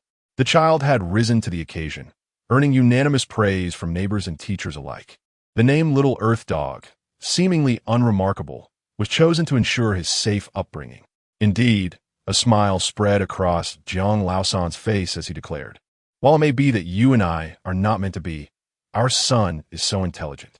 Given the right opportunities and resources, he is destined for greatness." Upon hearing this, a spark ignited in his wife's eyes. Steeling himself, Jiang Laosan ventured out with a small stone knife, no longer than his finger, proclaiming, "If such a treasure can emerge from the whetstone, who knows what other hidden gems lie within our possessions?" They set to work, rummaging through their home with fervor. In times past, they would have felt great sorrow at such destruction, but now, excitement coursed through them. Remarkably, they indeed made a discovery. As they cautiously pried open a gap in the stone mill, a beam of golden light burst forth. Jiang Laosan quickly leaped forward, blocking the light with his body. They carefully transported the stone mill into the dimly lit hall and, wielding the razor-sharp stone knife, meticulously cut it open. To their astonishment, within the center of the stone mill lay an inexplicable stone embryo. Upon opening the stone embryo, they were amazed to find a book concealed inside. Although the book and its pages appear to be made of stone, they could be turned like ordinary paper, impervious to destruction. The two were utterly astonished. By this time, the sun had gradually begun its descent, and little Earth Dog had returned home from school. Initially, he thought they had been robbed, but after his father's explanation, he realized the truth. He seized the stone scripture, poring over it intently. The more he read, the tighter his brow furrowed, until he reluctantly set the scripture down, saying, "There are many characters here that I have yet to learn." Although he was attending private school, he was still quite young, merely 8 years old, and could not possibly recognize all the words contained within the scripture. However, this revelation filled Jiang Laosan and his wife with immense joy. Under their guidance, little Earth Dog lit an oil lamp in their home. Beneath its glow, he diligently copied the contents of the stone scripture, drawing characters he did not know as best as he could. After completing his task, the three shared a hurried meal. Jiang Laosan then grasped the stone scripture, sealed it back within the open stone embryo, wrapped it in black cloth, and dusted his face with black ash. Donning a seldom-worn outfit, he cradled the scripture and prepared to depart. His wife and son stood at the door to see him off. "Are you truly going?" A sense of unease enveloped the air, as the wife, with tears glistening in her eyes, sensed an ominous premonition. Jiang Laosan managed a faint smile. "If I do not embark on this journey, how shall I acquire resources for the little pup's cultivation? How can our family ascend the social ladder and join the ranks of the esteemed?" He continued, "Enough with the tears. Do not invite ridicule upon us. In this world, every endeavor bears its risks. The greater the risk, the more substantial the reward." With those words, he strode into the moonlight, departing from their sight. The mother and child stood at the threshold, gazing vacantly in the direction he had vanished, waiting for what felt like an eternity. Jiang Laosan had long been aware of the ghost market in Ping'an County, a renowned venue for exchanges among cultivators, celebrated for its orderliness and relative safety. Thus, he intended to sell the stone scripture there, procuring resources for his son's cultivation. The mother and child lingered at the door for an extended period, and as dawn broke the following day, Jiang Laosan had yet to return. Overcome with grief, his wife burst into tears, tightly embracing her child, weeping inconsolably. Chapter 49. The stalled Jiang Laosan stealthily approached the ghost market. Contrary to the anticipated desolation that nightfall might bring, the market thrived with an even greater vibrancy. After taking a deep breath and adjusting his clothing, he finally ventured inside. As he navigated through the bustling market, he beheld a myriad of individuals and an array of vendors. The stall owners, devoid of any lofty airs, exuded warmth and enthusiasm, calling out just like genuine street merchants. Finding a secluded corner, Jiang Laosan settled beside other vendors and unburdened himself of his pack. He carelessly spread a black cloth on the ground, revealing a stone relic and a corner of a stone scripture. Initially, he attracted no attention. However, it wasn't long before passers-by halted in their tracks, their expressions frozen as they turned to gaze at him. Captivated by the exposed fragment of the scripture, they could not suppress their salivation. Their eyes ablaze with fervor as they surrounded Jiang Laosan's stall, trembling hands reaching out towards the stone relic and scripture. "What are you doing?" Jiang Laosan, flustered by the sudden interest, instinctively clutched the scripture closely to his chest. A glint of malice flickered in the eyes of a bystander, who instinctively considered taking action. They had discerned that this man was merely an ordinary person. How could such a mundane individual, blessed with extraordinary fortune to possess such a divine object, dare to openly set up a stall? Was it not akin to a child flaunting gold in a bustling marketplace? Yet, they ultimately suppressed their rising hostility and murderous intent. After all, this was the ghost market, a territory under the control of the Longhu gang. The market had undergone numerous expansions, accommodating a greater influx of visitors. However, the central path of the market abruptly narrowed, dominated by a modest building where the gang's cultivators vigilantly monitored and maintained order. Among them were foundational cultivators on duty. If they were to be provoked, not only would Jiang Laosan face dire consequences, but the scripture he possessed would inevitably fall into the hands of the Longhu gang, severing any ties he had with it. The scattered cultivators exchanged glances, quickly reaching an unspoken agreement. Suppressing their murderous intent, they smiled amiably at Jiang Laosan, saying, "Friend, since you are here to conduct business, you must understand the basic rules, correct? If you come to sell something, yet keep it hidden, how can we ascertain its value? Though merely an ordinary individual, Jiang Laosan possessed a keen wisdom for survival. He clutched the stone tightly, showing no intention of relinquishing it. No way. This is how it is. Take it or leave it. Unbeknownst to him, he was unaware of the true strength and capabilities of these cultivators. Fearful that if he complied and revealed the scripture, its contents would be immediately discerned, he understood that he could end up with nothing to show for his efforts. Observing the insensible mortal before them, many cultivators felt their gazes turn frigid. Yet, they still found themselves compelled to negotiate amiably with Jiang Laosan. Well, I say you. Never mind, that peculiar stone of yours appears rather intriguing. I shall offer 1 spirit stone for it. I will bid 2. The cultivators eagerly vied for the item, continually pressing Jiang Laosan. Are you selling or not? Can you provide us with a definitive answer? It truly baffles me how you mortals, having come this far, still hesitate. Under the relentless pressure and accusations, Jiang Laosan felt a surge of anxiety. His resolve began to waver. Ultimately, it stemmed from his lack of understanding of the world of cultivators. He neither comprehended the significance and value of the stone scripture he possessed, nor recognized the triviality of a spirit stone. Just as he was on the verge of acquiescence, a sudden voice rang out, I bid 2,000 spirit stones.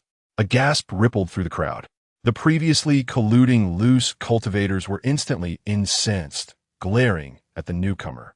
The individual was shrouded in a black robe, their entire form enveloped in darkness, rendering their features indistinguishable. Even upon closer inspection, one could only perceive a profound void. Jiang Laosan was taken aback by the audacious bid, a visible look of delight spreading across his countenance. Though he was but an ordinary mortal with limited literacy, he could certainly discern the difference between 1 and 2,000. As he prepared to agree, the scheming loose cultivators vehemently opposed this turn of events, encircling Jiang Laosan and positioning themselves between him and the enigmatic figure in black. Brother, we were on the verge of finalizing our deal. Your interruption seems rather improper, does it not?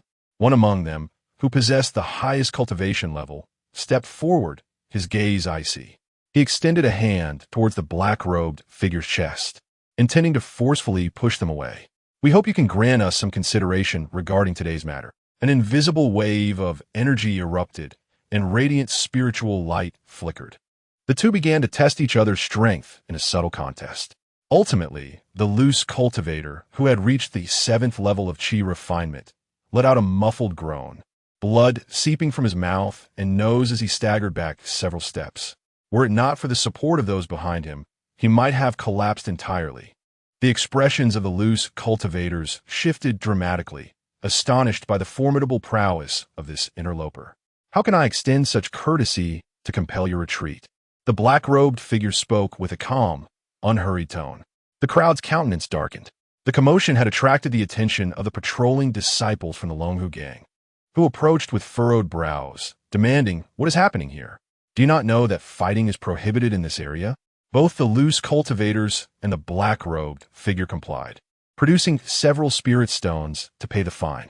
Their contrite demeanor and the absence of any fatalities ensured that the patrol team refrained from further intervention. As the patrol team was about to depart, they caught sight of Jiang Laosan, seated motionlessly, his face smeared with cold dust and a look of astonishment etched upon his features. Their brows furrowed in immediate discontent. Where do you hail from? To set up a stall in the ghost market, one must first pay a stall fee and provide a guarantee to our Longhu gang. Are you aware of this? Individuals of your ilk.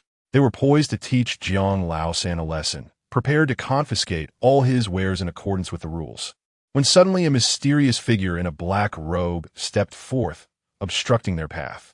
Silently, he placed a bag, seemingly woven from animal hides, into the hands of the patrol leader. Beneath the cloak, a voice emerged, laced with obsequiousness. I sincerely apologize, gentlemen, but this stone has already been reserved by me. I cannot stand idly by while you seize it. The 2,000 spirit stones within shall serve as my humble apology. Please indulge in a cup of tea on me. Chapter 50. The uprising. The captain of the patrol team weighed the bag in his hand, finding it surprisingly light. As his consciousness delved within, he discovered an expansive internal space, comparable to that of a storage ring owned by a golden core cultivator. This revelation tightened his heart with unease. Regardless of whether this individual possessed vast connections or formidable resources behind him, or was indeed a powerful golden core practitioner, he was not someone he could afford to offend. Moreover, the sheer quantity of spirit stones within was evident, with a rough estimate revealing at least 2,000. Gradually, the captain's expression softened as he discreetly stowed the bag away and remarked, "Let this be a one-time occurrence. You would do well to take him away now and ensure this stone does not reappear in the ghost market. It would certainly make my report easier to justify." Of course, the enigmatic figure in the black robe replied with a smile. After bidding farewell to the patrol team, he approached Jiang Lao-san, extending a hand to lift him from the ground, expressing genuine remorse. "I sincerely apologize, my friend. As you witnessed, the 2,000 spirit stones I had initially promised you have been extorted by those patrol members. Fortunately, I have more at home, but it requires some effort on your part to accompany me to retrieve them." "Not at all. You have already paid my fine. I have yet to express my gratitude."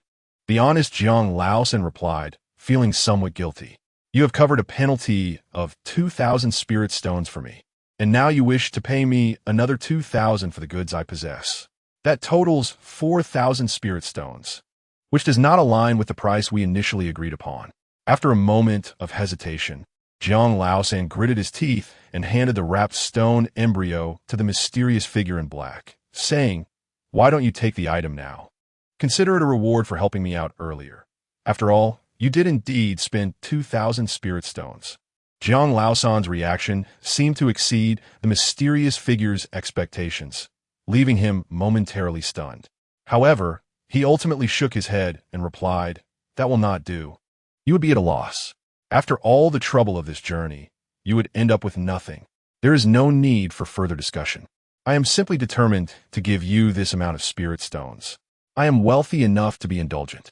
With that, the mysterious figure ceased further conversation, grasped Jiang Lao-san firmly, and prepared to lead him away. Jiang Lao-san felt a swell of gratitude, yet the other's strength was overwhelming, leaving him with no choice but to stumble along in compliance. The scattered cultivators, who had initially sought to purchase the stone scripture for just a few spirit stones, clenched their fists, feeling a deep sense of resentment. Who were these scattered cultivators? Lacking a powerful backing or influential support, they relied solely on their own efforts. They were willing to turn against one another for mere trifles. In the realm of cultivation, they were often regarded as the lowest on the social hierarchy. Yet, they were not devoid of tenacity and fierceness. They were willing to risk everything, daring even to topple emperors. "If I cannot have it, neither shall you." With such thoughts in mind, a voice suddenly cried out, "Hey, that ordinary person, do not be deceived. He merely intends to lure you to a secluded place or his dwelling, whereupon he will kill you to seize your scripture." This individual, appearing more generous than us impoverished souls, was, in truth, the most insidious and miserly of them all. Had he not inadvertently disturbed the patrol of the Longhu gang and wished to keep matters discreet, his nature would be akin to ours, perhaps even more ruthless. We at least contemplated parting with a few spirit stones, while he harbored no intention of offering even a single one. You must consider carefully. The ghost market still offers a semblance of safety. Should you choose to follow him, it would not only be your demise, but your family and neighbors would face utter annihilation as well. Upon hearing this sudden outcry, the entire ghost market fell silent. All eyes turned toward them. Jiang Lao-san felt a jolt of alarm.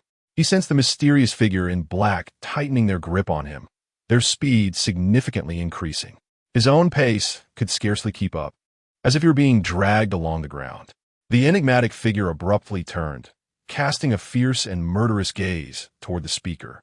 The rogue who had raised the alarm, witnessing the darkness dissipate and the eyes of the cloaked figure emerge, was struck by the sight. What kind of eyes were those? They were entirely filled with a bizarre, ashen hue, as if gazing into the abyss and death itself. The warning from the rogue failed to escape in time, and all his life-saving measures proved futile. He crumpled to the ground, leaving the onlookers startled, hastily retrieving various protective talismans to affix upon themselves. Once they were armed and approached to check on their fallen comrade, they discovered that this loquacious companion was beyond saving. Meanwhile, the figure in black had dragged Jiang Laosan to the periphery of the ghost market. Jiang Laosan sensed the precariousness of his situation. He struggled with all his might, yet could not break free from the grip that felt as unyielding as iron. Panic seized him as he cried out. In a critical moment, he focused his mind, shaking his other hand, causing the black cloth and the already cracked stone tome to fall away. Grasping the peculiar stone scripture tightly, he bellowed to the multitude of cultivators present, "Whoever can save me shall possess this." Although he remained unaware of the true value of the scripture, it was evident that it held significant importance, enough to ignite the greed of all the cultivators around. The scripture swayed under the night sky, the moonlight seemingly drawn to it. The ancient characters embossed on its stone cover glimmered in the moonlight, radiating an intoxicating glow. The cloaked figure, about to drag Jiang Laosan beyond the confines of the ghost market, paused, abruptly turning to glare at him in fury. In the next moment, an imperceptible tremor in the air surged forth. Jiang Laosan's hands were severed. Before the scripture could touch the ground, it was firmly grasped by the figure in black. Before Jiang Laosan could emit more anguished cries, the figure smashed his head with a single strike. In that fleeting moment, the cloaked figure activated a soul-searching technique, delving into all of Jiang Laosan's memories. Is there another manuscript? The figure cloaked in black emitted a sound audible only to himself. His eyes, shrouded in dense black mist, gleamed with a chilling, murderous intent. His mood was decidedly foul. In a moment of reckless fury, he had resorted to the forbidden art of death curses, which had inexplicably diminished his lifespan by several centuries. The once smooth and taut skin now bore wrinkles, and a part of his vitality had withered away. Indeed, this was forbidden magic, not to be invoked again. It left him pondering how the pawn, left to his own devices by his master, managed to wield such power unconditionally. Meanwhile, the rogue cultivators of the ghost market, having discerned the origins of the stone scripture in his grasp, could no longer contain themselves. Their breaths quickened, their eyes ablaze with crimson fervor, and they charged recklessly towards him. Chapter 51. Mutation on the second day. Zhou Yi returned to work as usual, only to discover that his previously tranquil life had been turned upside down. Observing the ghost market, now sealed off by the imperial army with various notable figures coming and going, Zhou Yi furrowed his brow, realizing something was amiss. Not only was the ghost market encircled, but even the Longhu gang had been surrounded by the military. Raising an eyebrow, Zhou Yi was preparing to turn away when he found himself spotted. A tall figure clad in full armor stood at a distance, beckoning him with a wave. With a sigh, Zhou Yi approached, clasped his hands in a gesture of respect, and asked nervously, "What business do you have, esteemed military officer?" The imposing figure before him, adorned in complete battle attire, emanated an air of authority. His forearms were thicker than Zhou Yi's thighs, and as they stood face to face, a palpable aura of menace enveloped the air. Zhou Yi surmised that this man was undoubtedly a seasoned veteran of the battlefield, possessing at least golden core strength. Golden core. To eliminate such a formidable expert would require a minimum lifespan of 5,000 years, with an upper limit around 8,000. Zhou Yi felt a sense of calculation within himself, allowing him to remain relatively calm. Beneath the glimmering visor of the helmet, a pair of piercing tiger-like eyes scrutinized Zhou Yi as a deep, thunderous voice resonated. "You are Wu Yong, the strategist of the Longhu gang?" "Indeed," Zhou Yi replied with a notable composure. "Were you last night?" "I was at home, asleep." "Do you have any witnesses?" "None." Following a brief inquiry, the general gestured for Zhou Yi to enter the Longhu gang's headquarters. A cataclysmic event transpired in the ghost market last night. Since this territory is under the jurisdiction of the Longhu gang and lies adjacent to your headquarters, you cannot evade responsibility. Please wait inside for further instructions." Zhou Yi nodded, not intending to extract any information from the imposing figure, and obediently stepped into the headquarters of the Longhu gang. Inside, chaos reigned. This incident was not only a shock to Zhou Yi but also to the other members of the gang. Two executive vice leaders were striving to maintain order and soothe the members. Upon seeing Zhou Yi, they merely nodded, acknowledging him without further words, as in their eyes. He was merely a strategist. Only the 5 locksmiths, who understood his true identity and status, displayed excitement upon his arrival. Zhou Yi scanned the room, but did not spot Zhao Hu's figure. This was to be expected. If a monumental event occurred, the leader of the Longhu gang, Zhao Hu, would certainly be summoned for questioning. He pondered the gravity of the situation, hoping that the Jiangning Marquis could withstand the turmoil. At this juncture, Zhou Yi decided to abandon his low profile. He offered a slight nod to the 5 locksmiths and promptly entered his office. The 5, suppressing their enthusiasm, quickly followed him inside. The presence of 5 vice leaders naturally drew the attention and curiosity of many onlookers. Many individuals have come to realize that the significance of the Book of Changes is not as trivial as they once believed. Once the 5 individuals entered, Zhou Yi secured all doors and windows, adhering several talismanic papers to prevent eavesdropping. He then turned to face the 5 and inquired, "What has transpired?" The 5 exchanged glances, unable to restrain themselves any longer, and began to chatter excitedly. "My lord, you may find this hard to believe, but just last night within the confines of our territory, the ancient scripture of the state of Chu made its appearance in the ghost market." They elaborated on the events that unfolded in the ghost market the previous night. In truth, the matter was rather simple. An ordinary individual, unbeknownst to the value of the ancient scripture, acquired it and mistook it for something commonplace, subsequently attempting to sell it in the ghost market. Tragically, he met his demise, and the scripture was seized. This incident stirred the entire ghost market, prompting all practitioners to take action against the assailant, eager to claim the scripture for themselves. The ensuing battle was tumultuous, nearly obliterating the ghost market and shattering the surrounding walls, attracting the attention of the Longhu gang and many others in the city. The Longhu gang, being the nearest, rushed to the scene, only to find a chilling silence. All were dead, and the assailant had vanished. After absorbing their account, Zhou Yi gently stroked his chin and asked, "What is the ancient scripture?" The 5 fell silent, fumbling for words, unable to articulate a coherent response.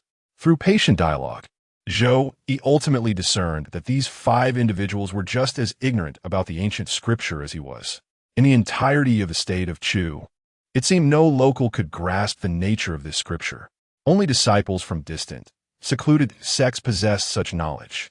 The locals were aware that the ancient scripture was one of the catalysts propelling Chu towards becoming a realm of cultivation. Legend has it that every nation destined to evolve into a realm of cultivation is inexplicably blessed with such an ancient scripture, symbolizing the future and many facets of the local cultivation nation, enabling practitioners to ascend to the legendary realm of true immortality. Moreover, the emergence of the ancient scripture signified numerous implications. According to those from the secluded sects, once the scripture appeared, efforts to expedite the cultivation of the state of Chu could be initiated. With the advent of the scripture, boundless opportunities would soon arise in the imperial capital, heralding an imminent climax.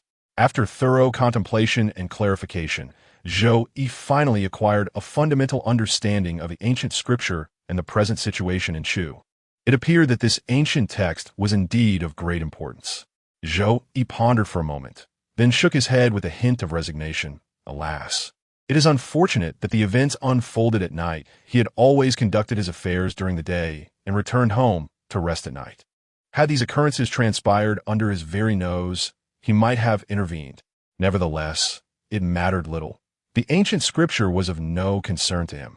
Having grasped the sequence of events, Zhou Yi waved his hand, dismissing the 5 individuals, and reclined in his rocking chair, quietly savoring the pleasures of life. Endowed with eternal life and the curse of death, he harbored no enthusiasm for true immortals or ancient scriptures. If they wished to engage in battle, so be it. He would merely observe the spectacle from the sidelines. With such thoughts, he began to rest, until the return of Zhao Hu shattered his tranquil state of mind. Chapter 52. The deceased second prince, Zhao, who ushered Zhou Yi into a secluded chamber, rubbing his hands anxiously, a mix of fervor and trepidation evident in his demeanor. My esteemed leader, could you possibly share a glimpse of the ancient scriptures with me? I am acutely aware of my own limitations. Perhaps I am destined to remain forever distant from the realm of true immortals. Yet, even a fleeting glance would be a blessing. At the very least, if I could practice according to the ancient texts, I might harbor some hope. Wouldn't you agree? Observing Zhao Hu's demeanor and listening to his words, Zhou Yi felt somewhat bewildered. Wait a moment, what is this all about? Do you suspect that I was the one who perpetrated the massacre at the ghost market and made off with the ancient texts? Seeing Zhou Yi's reaction, Zhao Hu's heart sank gradually, his expression freezing in place. Is it not so? He inquired cautiously. Of course not, Zhou Yi retorted, his countenance darkening. Have you ever seen me working late in the night? Or wandering the ghost market in a black robe after hours with nothing to do? Even if, by some stretch, that figure last night was indeed me, how could I possibly return to Rome about on the very night the ancient scriptures resurfaced? Am I some sort of oracle? Upon hearing Zhou Yi's explanations and reflecting on his habits and mannerisms, Zhao Hu found himself somewhat convinced. Yet, despite this, he could not suppress his doubts and was even inclined to believe that Zhou Yi was indeed the one who had seized the ancient texts. But what? Speak plainly, Zhou Yi interjected sharply. Finally, Zhao Hu hesitantly voiced his concerns, but the officials had me examine the corpses, and one of the scattered cultivators died in a manner identical to those slain by Zhang Long and his associates. The term Zhang Long and his associates referred to all those who had perished at Zhou Yi's hands. These individuals had their lives extracted by the death curse, resulting in varied manifestations of death depending on the amount of lifespan Zhou Yi had expended. If the longevity he forfeited was excessively high, the deceased would disintegrate into ash on the spot. Conversely, if the lifespan was merely sufficient to correspond with the victim's level, they would die a normal death, albeit with their skin exhibiting an eerie, ashen hue. This characteristic was readily identifiable. When Zhao Hu examined the corpses, he immediately recognized the telltale signs, his pupils contracting in shock. Instinctively, he concluded that the individual who had committed murder and stolen the ancient texts last night was none other than his enigmatic leader. Even now, he clung to that conviction. However, contrary to his assumptions, upon hearing Zhao Hu's account, Zhou Yi did not display any signs of panic or murderous intent aimed at silencing him. Instead, his expression shifted from surprise to disbelief, then to resolve, culminating in a fierce glint of vengeance in his eyes. Yet this murderous intent was not directed at Zhao Hu. Zhou Yi grasped Zhao Hu's shoulders firmly, his demeanor grave as he pressed. Are you certain? Can you truly affirm that the manner of their deaths mirrors those of the individuals I have previously slain? Yes. Zhao Hu sensed that something was amiss. He dared not be negligent nor deceitful, and could only nod repeatedly, earnestly confirming to Zhou Yi, I will not mistake it. Such words indicated that some old acquaintances or perhaps unfamiliar strangers had infiltrated the imperial capital. Zhou Yi's gaze flickered. He released his grip on Zhao Hu's shoulder, clasping his hands behind his back as he paced the confines of the secret chamber. Boss, what is the matter? Zhao Hu inquired cautiously. Do you know who the assailants were last night? Perhaps I do, perhaps I do not, Zhou Yi replied ambiguously. This response greatly displeased Zhao Hu. Knowing is knowing, and not knowing is not knowing. How can it be perhaps I know, perhaps I do not? Zhou Yi turned back, glaring fiercely at Zhao Hu. Close your mouth, he admonished. When did you acquire the audacity to question me? Zhao Hu was suddenly struck by a wave of trepidation, recalling that his very life was entwined in Zhou Yi's hands. Thus, he obediently fell silent, retreating to the wall like a dutiful spouse. After a prolonged contemplation, Zhou Yi ultimately concluded that such vacuous musings were futile. He could only ascertain that someone adept in the deadly curse had entered the imperial capital. Beyond that, he could glean no useful information. He even struggled to determine whether that individual had perished in last night's turmoil. The notion of the deadly curse, this formidable sorcery that had once granted him dominion, flooded Zhou Yi's mind with a multitude of questions. This incantation was so powerful, albeit at a tremendous cost, yet its destructive capability was manifest. Such a potent spell should, by all accounts, be renowned across the land. Yet, despite my prolonged inquiries since my arrival in the capital, I have not gleaned a whisper of knowledge regarding the deadly curse from anyone. If this sorcery originated from elsewhere, it would be understandable. But could it be that, apart from myself, no one else has disseminated this knowledge within the borders of the Chu kingdom? Where did this individual, versed in the deadly curse, come from? Was he a chance arrival from distant lands, or perhaps an associate of Changsheng and his ilk? The more he pondered, the more restless he became. Despite the passage of many years, the schemes that had ensnared him in the past remained lodged like a thorn in his heart, refusing to be forgotten. Over the years, he had covertly sought to investigate Changsheng and others, yet to no avail. The only unexpected tidbit he uncovered was that, in pursuit of greater heritage and legacy, the Emperor of Chu had commanded his princes to venture forth from the capital in search of grand fortunes. Each prince returned with varying degrees of success. Strangely, on the very day Zhou Yi set forth, the second prince met an inexplicable demise, along with all his subordinates and personal eunuch. Moreover, the Yuan-Ing technique, withering and flourishing mystical art, retrieved from the personal eunuch of the second prince's belongings, was the Chu royal family's closely guarded secret. It was said that when practiced to a high degree, it could facilitate the transformation of withering and flourishing, allowing for the rebirth of one's essence. As these fragmented thoughts coursed through his mind, Zhou Yi drew a deep breath, compelling himself to regain his composure. He was just overwhelmed with excitement, almost wishing to personally confront the perpetrator on the spot. However, such actions would only lead to greater trouble.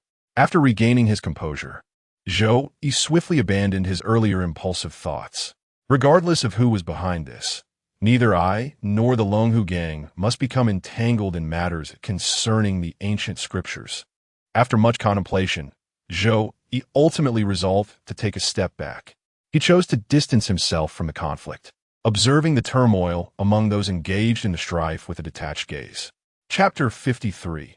The investigation within the ghost market. The buildings were in disarray, the walls shattered, and the ground riddled with deep fissures, resembling an utter wasteland. Officials traversed this desolate landscape, dragging forth mangled corpses from beneath bricks and assorted debris. A cadre of prominent figures, adorned in opulent attire, stood together, their expressions solemn as they surveyed the grim scene. However, do not be mistaken. They were not mourning the demise of the lowly practitioners. Their concern lay solely with the elusive ancient scripture of origin, which had become a source of great vexation.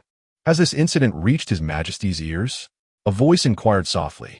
A delicate-looking eunuch in the crowd slightly bowed and replied with a smile. Such a monumental affair as the ancient scripture of origin would surely rouse everyone's attention, including His Majesty's. His eyes are yet keen, and his ears still attuned to the world. Since His Majesty is aware, he will undoubtedly take an interest and inquire further. The questioner nodded slightly, falling silent thereafter. Aside from the local nobles and powerful figures of the Chu kingdom, disciples from various sects residing in the region had also gathered, exchanging opinions amongst themselves. Before arriving at the scene, I had already dispatched a message to my sect, requesting the presence of true masters. One of them stated with a calm demeanor. The expressions of the others bore no signs of surprise or anger. They merely nodded in agreement, for this was a protocol established long before their arrival in Chu. After a brief exchange, having reached a consensus to delay proceedings until their own esteemed members arrived and to withhold crucial information from the locals, the disciples of the sects tidied their attire and approached the local dignitaries to discuss the ongoing case. In truth, the situation had become quite apparent. What we must do now, stated the Minister of Justice, is to follow the clues and uncover the perpetrator, thus reclaiming the ancient scripture. Indeed, even the members of the Longhu gang were already privy to the events of last night. The authorities were equally well informed. You speak as if it were simple, yet I see no one taking action to apprehend the criminals, someone interjected, casting a doubtful glance at the Minister of Justice. After all, when it comes to investigating leads and pursuing fugitives, his subordinates were the most competent, yet this old fellow had remained utterly inactive, with his men doing nothing at all.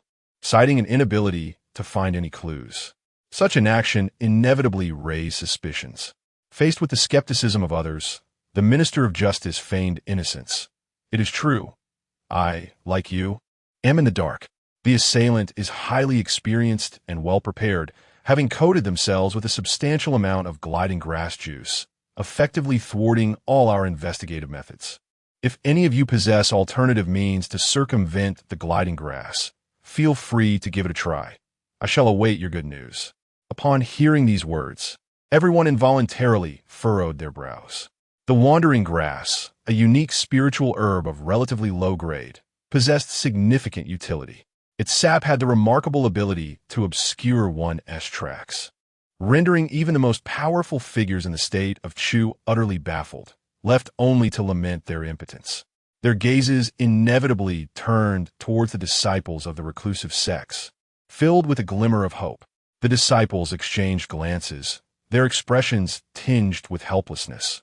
Within our sects, there may exist methods to circumvent the pursuit of the wandering grass.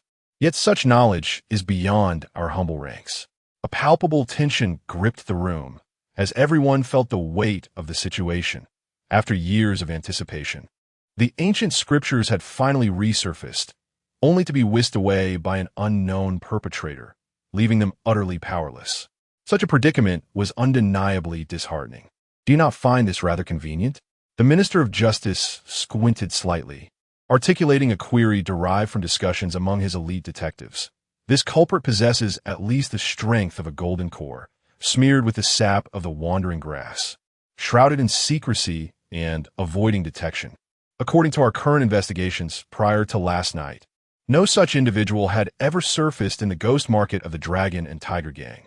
Yet, he appeared so abruptly, committing a grave crime and absconding with the ancient scriptures. It all seems meticulously orchestrated, as if he anticipated the scriptures' unveiling, lying in wait for his prey. As the minister's words lingered in the air, others nodded, awakening to the unsettling implications. Now that you mention it, there is indeed such a sense.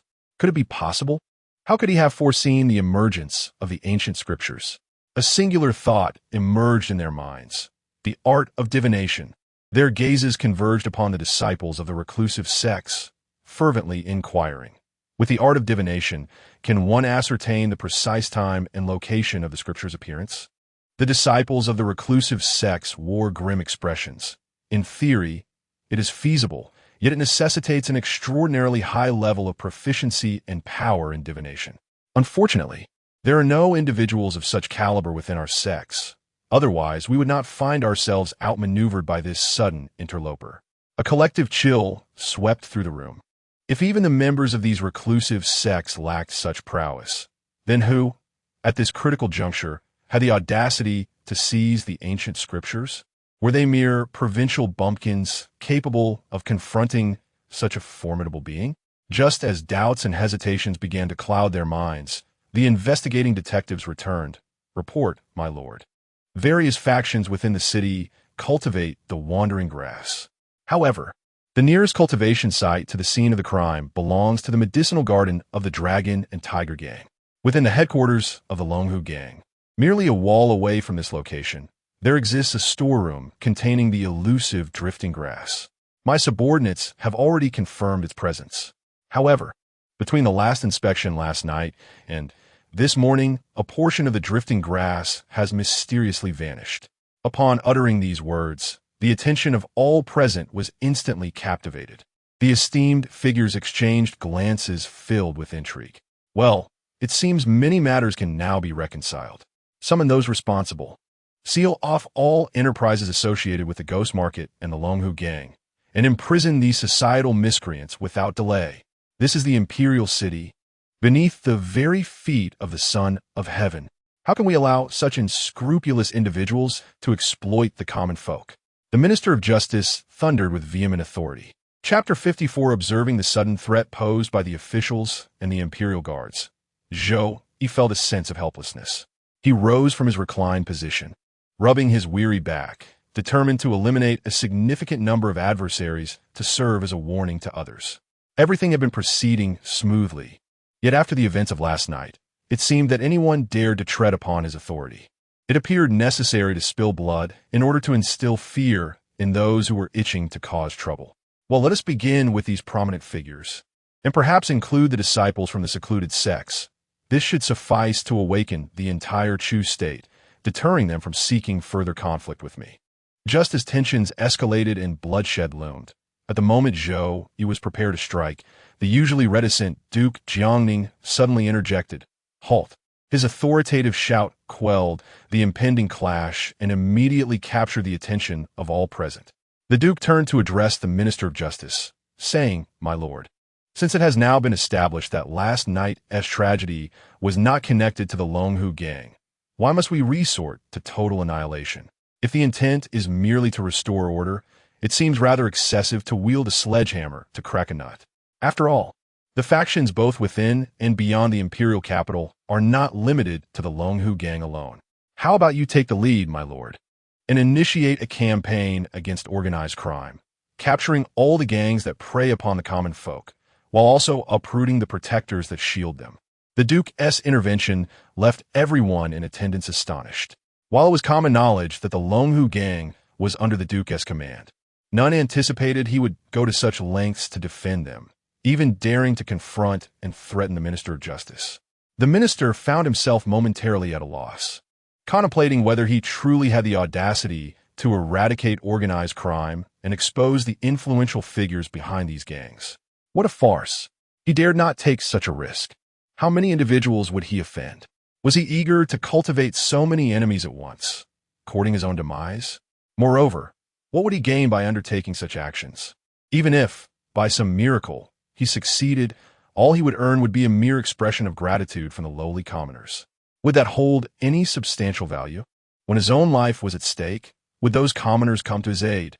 The Minister of Justice, a cunning old fox, quickly assessed the situation's advantages and disadvantages, thus refusing to fall into the trap. With a jovial demeanor, he maintained his composure, revealing no signs of being affronted or threatened. "My dear brother, you jest. I am but a man on the verge of retirement.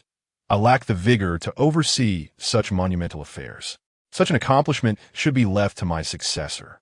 Today, I shall grant you a favor and refrain from targeting the Longhu gang, but I have two conditions that must be met." Jiang Ningho understood that this was a concession and a replacement. In the current circumstances, preserving the existence of the Longhu gang was the utmost he could achieve. A prudent retreat was warranted. He could not entirely disregard face, especially not put a high-ranking minister of the criminal ministry in a position of embarrassment.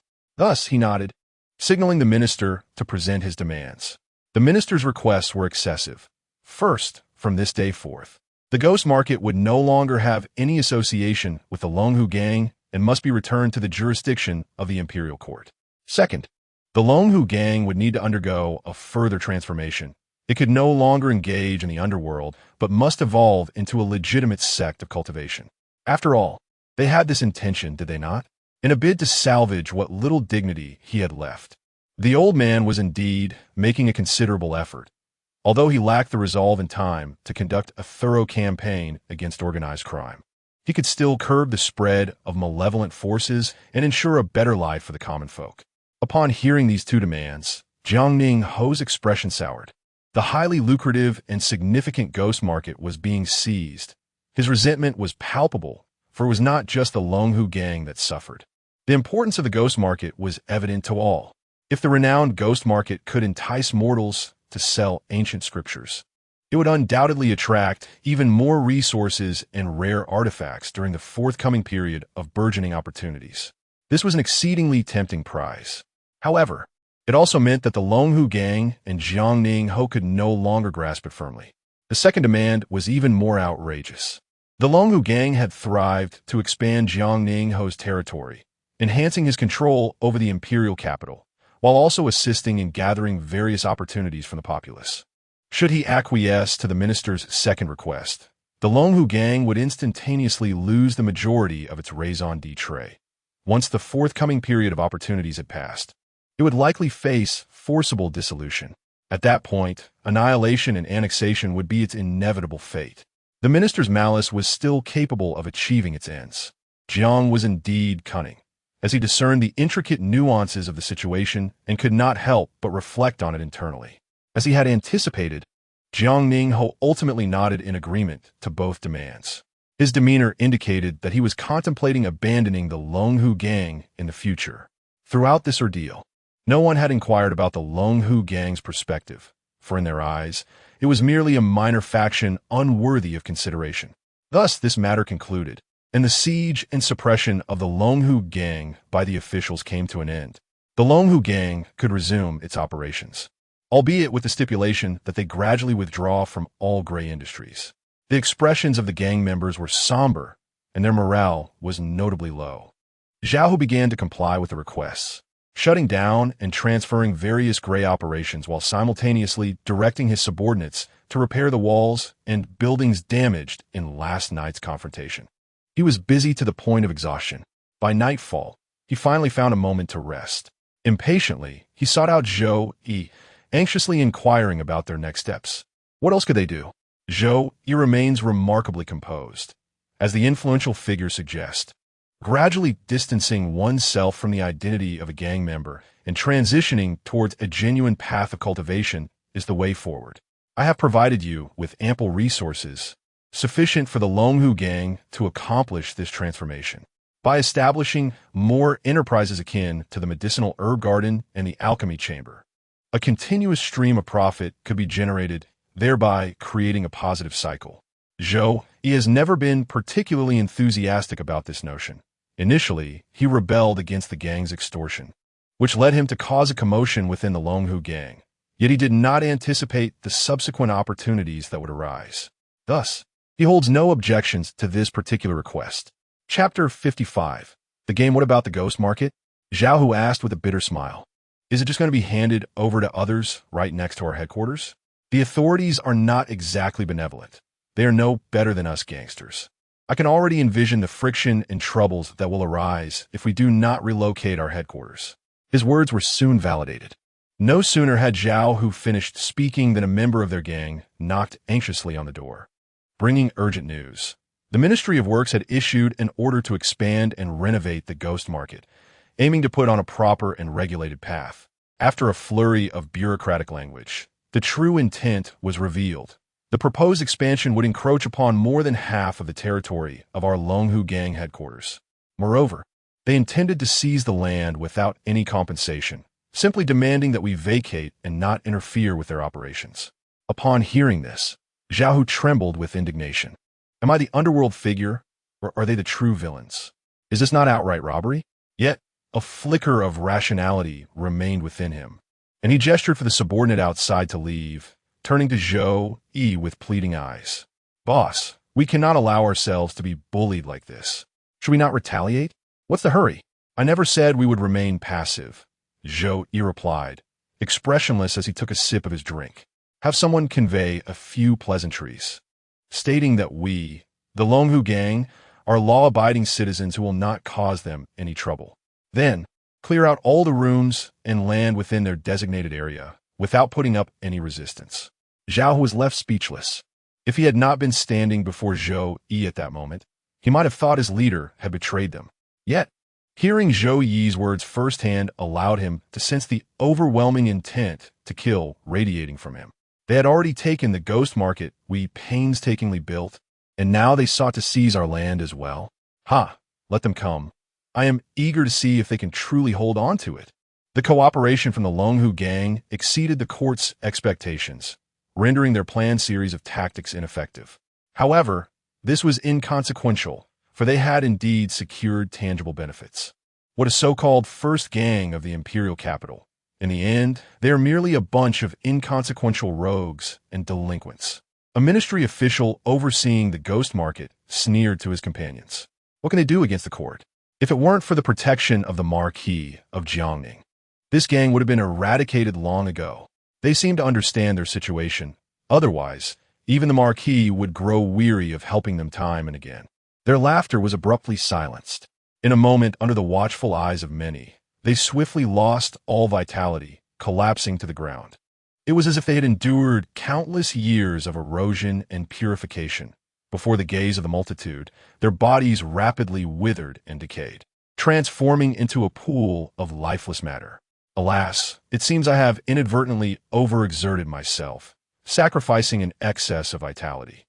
Zhou Yi sat atop a tall building belonging to the Longhu gang, situated 3 streets away, peering through a telescope to observe the unfolding events with remarkable clarity.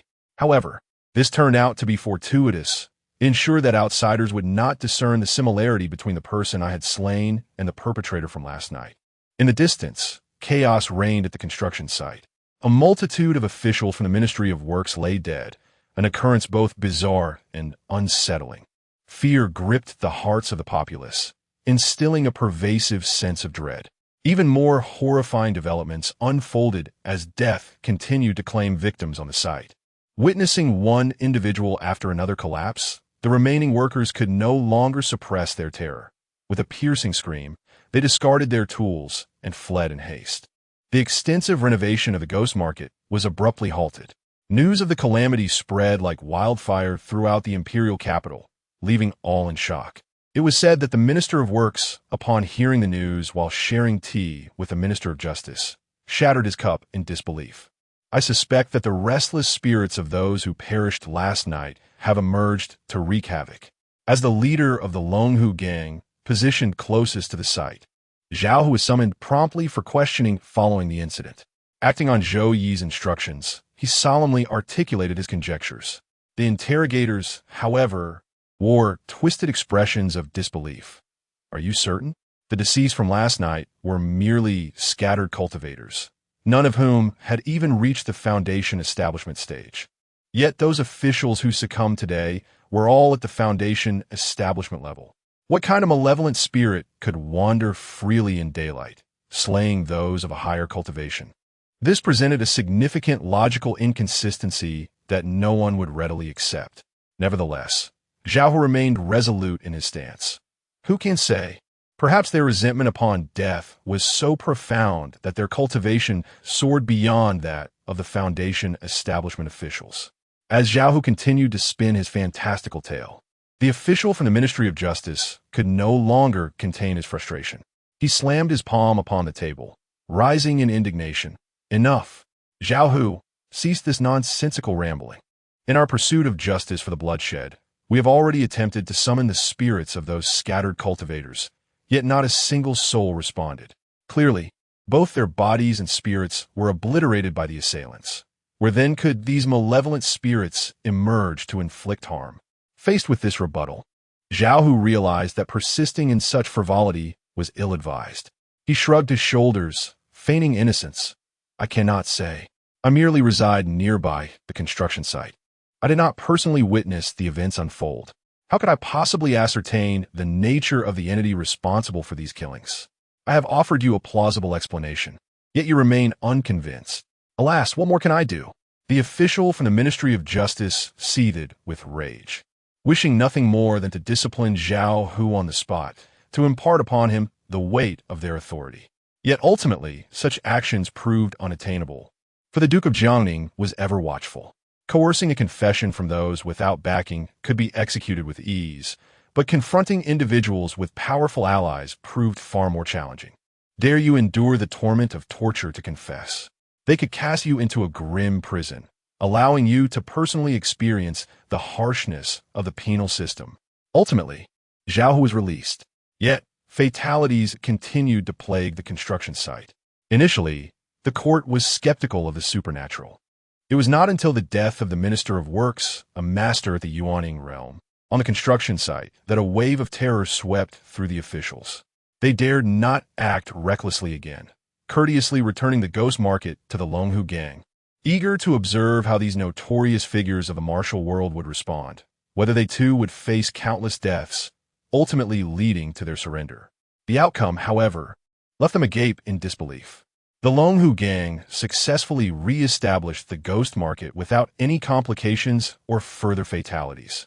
The implications behind this situation became intriguingly profound, compelling one to ponder deeply. Chapter 56. Silencing within a grand courtyard in the imperial capital, a young man with slanted eyes cradled a white cat in his arms, delightfully stroking its fur. Suddenly, a woman with a face creased by age emerged from a nearby room. She exhaled deeply, knelt before the young man, and carefully presented a stone scripture from her bosom, saying, "My lord, I have fulfilled your command." Had Zhou Yi been present, he would have instantly recognized that this young man was none other than Bai Xiaosheng, the one he had been relentlessly pursuing. "Very well done," Bai Xiaosheng praised. Reaching for the stone scripture, he perused its contents briefly, nodding in satisfaction before storing it away. From his storage pouch, he retrieved a unique ledger and began to make notes. "Your task has been completed with excellence. As your examiner, I bestow upon you a commendation. Congratulations. You have successfully joined the organization. For the retrieval of this ancient scripture, I grant you 500 merits. You do not feel shortchanged, do you?" At Bai Xiaosheng's cheerful inquiry, the woman, trembling slightly, respectfully replied, "I dare not. It is my duty to serve. Receiving merit from my lord is indeed a blessing." Bai Xiaosheng chuckled, putting away the ledger. He then produced a special token from his pouch, handing it to the woman, and remarked, "Now, I must trouble you with matters concerning the Chu kingdom." The woman exhaled, her eyes gleaming with excitement as she accepted the token, reverently fastening it to her waist. She then bowed to Bai Xiaosheng 3 times. He accepted her homage with calm grace. Once the formalities concluded, they sat across from each other. Bai Xiaosheng stated, "As a local observer, I have clearly outlined your responsibilities. It is up to you to manage them. As long as you avoid major disturbances and do not jeopardize the organization's interests, you may act freely in the Chu kingdom." Under normal circumstances, Bai Xiaosheng would have taken his leave at this juncture, but the situation in Chu was notably different, especially with Zhou Yi, an uncontrollable pawn in play. He sighed deeply, his expression tinged with caution, and continued, "Thus, I must impart a very serious warning to you. Do not engage with Zhou Yi. Do not allow him to discover your existence. Do not let him know the nature of the organization to which you belong. Do not divulge any information regarding the organization." After delivering these 4 admonitions, Bai Xiaosheng paused to catch his breath. "Is he truly so formidable that he warrants such caution?" The woman queried, perplexed and somewhat defiant. "After all, he is merely a pawn, is he not? The organization disperses many such seeds and pawns periodically. Zhou Yi is not even a seed. He is merely a pawn destined to be consumed as nourishment by the seeds. Has the organization not devised means to restrain him after all these years? If it were anyone else, it would be simple to subdue them, compelling obedience. Yet Zhou Yi is different." Bai Xiaosheng let out a long sigh, striving to elucidate the distinctions to the woman. To this day, no one comprehends why he can wield deadly curses without restriction or consequence. Yet, this singular fact alone suffices to grant him unbridled power in this world. Until now, I have yet to discover a soul he cannot slay. Furthermore, he has been persistently searching for me, relentlessly pursuing our organization. He harbors anger and hatred towards us, and should he uncover anything connected to us. At this juncture, Bai Xiaosheng could not help but tremble, as if gripped by fear. He glanced up at the sun, uttering nothing, merely rising from his chair and walking out. It was time for him to depart, were it not for the predicament he himself had orchestrated. Having unleashed and created such a monstrosity as Zhou Yi, he would never again find himself in the same city as Zhou Yi without undertaking perilous tasks for atonement.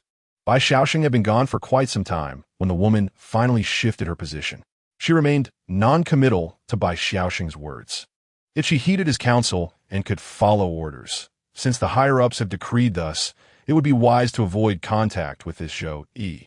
I shall tread my own path while he navigates his solitary bridge. It seems we shall have little intersection. Ah, my previous endeavors cannot be deemed flawless. That reckless fool, Zhang Laosan, left behind a handwritten manuscript and a stone knife among his family. Alas, how foolish and self-important he is. Had he refrained from such actions, his family might have survived. After all, I am not a bloodthirsty fiend bent on annihilating entire lineages. The woman ambled slowly outside. She understood that her time for maneuvering was limited. Once the ancient beings from those secluded sects emerged, her room for action would dwindle. At that juncture, to ensure her safety, she might even have to live like an ordinary person, lying low in this imperial city. With the skills of those old-timers, they would undoubtedly trace Jiang Laosan's family. Thus, I must silence them before that happens. As the sun set in the west, it was nearing the horizon. Jiang Han traversed the path he knew so well. This was the route he must take to return home from the private academy. Just a few more turns ahead lay his abode. In the past, as he walked this way, his steps were light, and his heart brimmed with excitement. Yet today was different. His steps felt heavy, and his heart was shrouded in gloom, even wishing to weep aloud. So many days had passed, and still, his mother had not come to fetch him. Could it be that his father had not yet returned? A jumble of chaotic thoughts flickered through his mind. He had come to a vague realization that his father was likely dead, yet he was unwilling to accept this truth, only feeling the sharp pang of anguish. What pained him further was the fact that, in such trying times, he could not find solace in his mother's embrace. On the night when his father departed, the mother and son waited at the doorstep until dawn, yet the father did not return. The mother wept for a long time while holding him close, and then, quite suddenly, she took him out of their home, entrusting him to the care of a dear childhood friend. She promised that once everything was resolved and his father returned, she would come to fetch him. Yet, as days turned into weeks, there was still no sign from his mother. Consequently, he stealthily made his way back, yearning to inquire directly when she would bring him home. Upon reaching the familiar entrance, he was taken aback. The door stood ajar, a sickly scent of blood wafting from within. Following the open door, he beheld his mother lying in a pool of blood. Chapter 57. The escaped fear, anger, sorrow, and despair intertwined in Jiang Han's mind. His face twitched violently twice, and he felt the world before him rapidly blur into obscurity. A cold, wet substance glided across his cheeks. Extending his hand, he discovered it was his own tears. Numbly, he turned away, wiping his eyes, and walked with his head bowed. An immense sadness filled his entire chest. Yet, he did not succumb to madness, nor did he collapse in tears upon his mother's lifeless body. Instead, he quietly turned and departed. At long last, he comprehended why his mother had acted so dramatically a few days prior, insisting fervently on sending him away. He fought to stifle his tears, but to no avail, lowering his head to obscure his face from view, to remain unrecognizable. Sniffling, he began to run.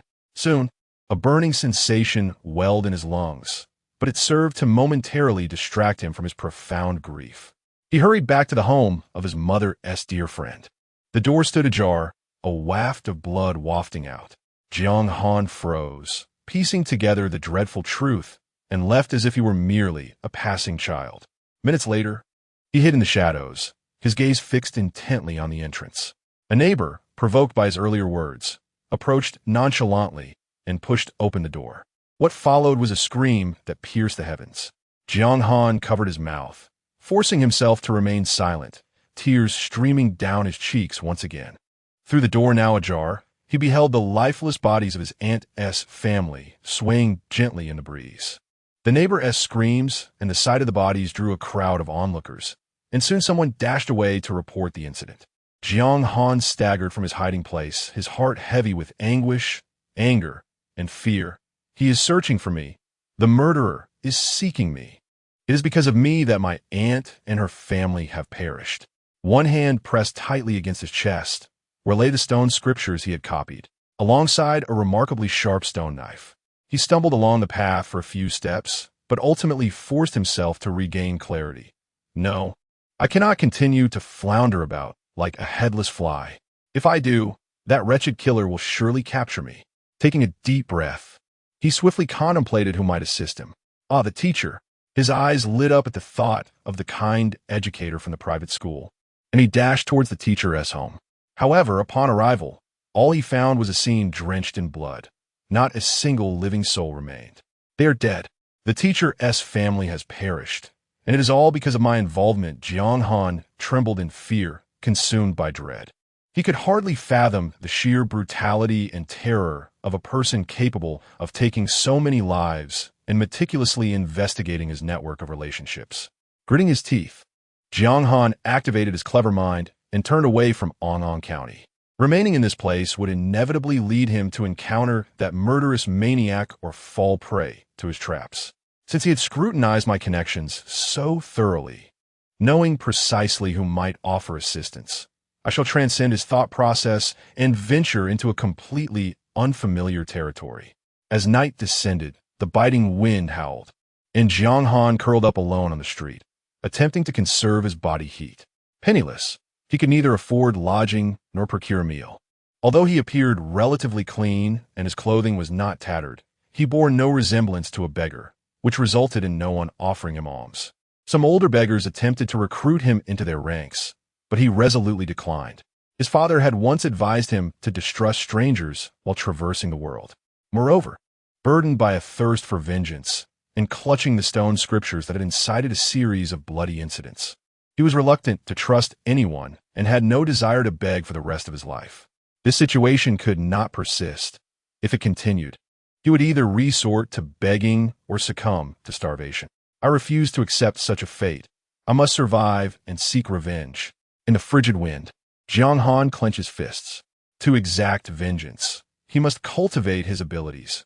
Only by becoming an immortal could he acquire the strength necessary to support his quest for retribution. Though Jiang Han's thoughts were clear, they brought him considerable anguish. His father had mentioned that the stone scriptures he had transcribed possessed an extraordinary origin, potentially serving as a method for cultivation. However, he could scarcely recognize all the characters, let alone embark on a path of practice based on the scriptures. He felt deeply troubled, especially since he had heard that cultivation required resources. Without them, even the most excellent techniques would lead to limited progress.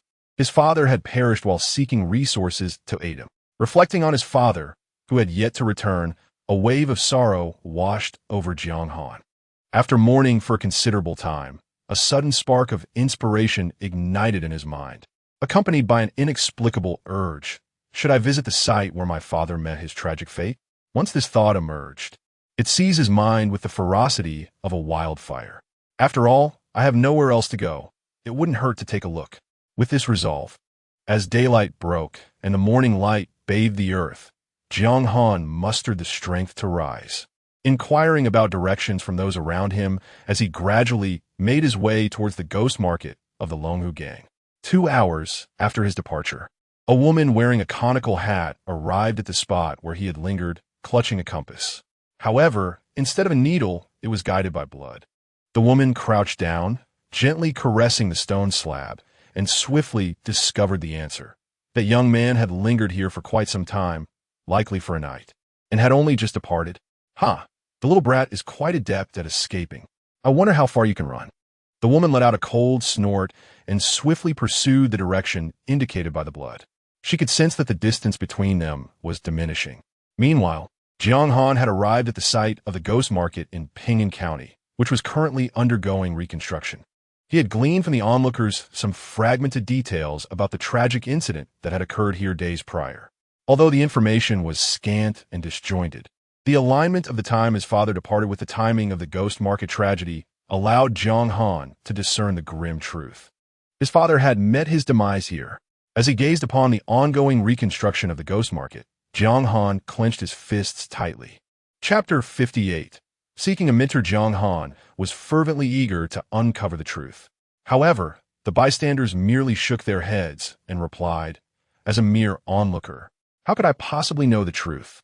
The information I just shared with you is relayed to me from elsewhere. I cannot guarantee its authenticity, as it has passed through several hands, potentially embellished along the way. Jiang Han found this response quite unsatisfactory. Clenching his fists, he inquired, then whose hands possess more complete information? Who truly knows the truth? The bystander pondered for a moment, stroking his chin, before casting a glance at the headquarters of the Longhu gang. A spark ignited in his eyes as he pointed decisively, saying, if you're determined to seek the truth behind this case, perhaps you might inquire there. After all, the ghost market lies within their territory, and the Longhu gang's headquarters is merely a wall away. Even if they do not know the entire truth, they must possess some tangible clues. Following the direction indicated by the bystander, Jiang Han gazed at the Longhu gang's headquarters, and a glimmer of hope flickered in his eyes. Yet, this light quickly dimmed. He had heard that the Longhu gang was the most formidable faction in the imperial capital, known for their ruthless nature. How could they possibly be forthcoming with a mere child like him? Indeed, the bystander mused, stroking his chin again, his eyes lighting up as he offered Jiang Han a glimmer of hope. If you truly care about uncovering the truth of this case and are willing to invest time and other resources, there may still be a chance. I've heard that following the incident, the Longhu gang was treated as a suspect for quite some time. Although they eventually escaped scrutiny, they had to endure repression from the authorities, and thus they resolved to gradually cleanse their reputation, transitioning from a gang that extorted protection fees to a legitimate force within the cultivation world. Listen to me. Such emerging powers are always in dire need of talent and fresh blood, particularly the Longhu gang, which has a penchant for selecting individuals with exceptional potential from the streets, nurturing them within their ranks. If you were to weave a small lie, claiming to be an orphan and severing contact with your parents for a while, you might gain entry to their root bone assessment. Should your aptitude prove satisfactory, you could indeed become a member of the Longhu gang. Years down the line, as your position within the gang ascends and you acquire sufficient power, would you not be able to uncover the truth you seek? As he spoke, the bystander chuckled to himself. Who would be foolish enough to spend so many years pursuing a truth that holds little relevance to them? Yet, if this opportunity could lead to becoming a true cultivator, then perhaps it wouldn't be in vain. While the bystander continued his musings, Jiang Han, with eyes increasingly brightened by resolve, had already set his plans into motion. He strode directly towards the imposing black-clad guard stationed at the entrance of the Longhu gang's headquarters, inquiring about the process for testing his root bone. Confronted by the unexpected appearance of a child, the burly men in black found themselves utterly perplexed. However, having been personally trained in etiquette by Zhou, they managed to maintain a semblance of politeness. One of the men led Jiang Han into the headquarters of the Longhu gang, where they sought the expertise of a bone examiner. The examiner, equally astonished by the child's initiative, instructed Jiang Han to sit on a small stool across from him. As he examined Jiang Han's bones, he expressed his amazement, proclaiming that if this truly stemmed from the child's own volition, his inherent disposition promised great achievements should he be afforded the opportunity. Gradually, the examiner's voice dwindled to a whisper, his gaze towards Jiang Han transforming into one of profound shock and exaggeration. Ultimately, he rose from his seat, instructing the men in black to keep an eye on Jiang Han before hastily exiting. Jiang Han, feeling a sense of unease, remained oblivious to the unfolding events. After a while, the bone examiner returned, accompanied by several others, including Zhao Hu, the leader of the Longhu gang, and 7 deputy leaders. They surrounded Jiang Han, marveling at his exceptional bone structure, exclaiming that such a remarkable talent was a rarity in their lifetime. The presence of such a gifted individual seeking to join their ranks made them wonder if fate was indeed on their side. Each member wore a smile, striving to adopt a gentle tone as they bent down to converse with Jiang Han, inquiring about his age and origin. Jiang Han, filled with trepidation, responded while fabricating a tragic backstory. It dawned on him that he was not at fault. Rather, his astonishing aptitude had rendered the bone examiner hesitant, prompting him to summon the gang leaders. Now, everyone regarded him with utmost importance. Zhao Hu, in particular, was eager to take him as his disciple on the spot. Upon hearing this, Jiang Han secretly sighed in relief and respectfully bowed to Zhao Hu, declaring, "Disciple pays respects to the master." Zhao Hu erupted in hearty laughter, overwhelmed by an unprecedented thrill. His joy was indescribable. With the formidable presence of the elder capable of slaying nascent souls above and the prodigious talent of young Jiang Han emerging below, the Longhu gang was assured a prosperous future. That evening, the Longhu gang held a grand apprenticeship banquet to celebrate their promising future. The atmosphere was filled with joyous songs and dances. As Jiang Han was a stranger to everyone, he donned a stiff, expressionless face, playing the role of the obedient child, receiving pats on the head and encouragement from all. The advisor, Wu Yong, offered him a subtle nod of approval. The Jiangning Marquis sent a cleansing elixir, wishing him further advancement. Everything felt serene and delightful. Outside the Longhu gang headquarters, a woman clad in a conical hat listened to the jubilant sounds emanating from within, crushing the compass in her hand. That wretched boy, he truly knows how to hide, she thought, feeling a mix of frustration, anger, and a trace of fear. How did he know that hiding here would allow him to evade my pursuit? Does he have allies? Or is it that all of this is merely the result of his subconscious actions, leaving him utterly unaware? And it is sheer luck that has brought everything together in its current form? The heart of the woman in the bamboo hat grows increasingly heavy. If it is the former, though surprising, it is not entirely unacceptable. However, if it is the latter, suggesting that everything is merely a stroke of fortune, it fills her with dread. Such extraordinary luck, coupled with the acquisition of the ancient scriptures. Could it be that this young man is indeed the destined son of the Chu dynasty? Chapter 59. The southern symbol of immortality, even the most joyous of feasts, must eventually come to an end. As the majority of the attendees succumbed to intoxication, Zhao, who declared the banquet concluded, and led Jiang Han, who had partaken in tea instead of wine throughout the event, into his private chamber. Before Jiang Han lay 4 volumes of martial arts manuals. Zhao Hu, with a stern expression, pointed to the tome on the far right, stating, "This is the legacy technique of our Longhu gang, known as the Qinglian sword art, accompanied by the Qinglian sword technique. It enables the practitioner to cultivate the Qinglian sword qi for combat and can be cultivated all the way to the Golden Core realm." Jiang Han's gaze followed Zhao Hu's finger, and his expression shifted subtly. Earlier in the day, he had gleaned substantial information about the Longhu gang from an onlooker, including details regarding this particular technique. It was reputed to be the finest and most esteemed martial art among the scattered cultivators in the state of Chu. Below it, the majority of scattered cultivators practice techniques limited to the qi refinement stage, with some lacking even the methods beyond the initial levels. The slightly better options were merely foundational techniques. The limited achievements of scattered cultivators, due not only to constraints in resources and elixirs, but also to the significance of the techniques themselves, made the Longhu gang's offer of a golden core technique resonate throughout the scattered cultivation community, elevating the gang to a revered sanctuary for practitioners.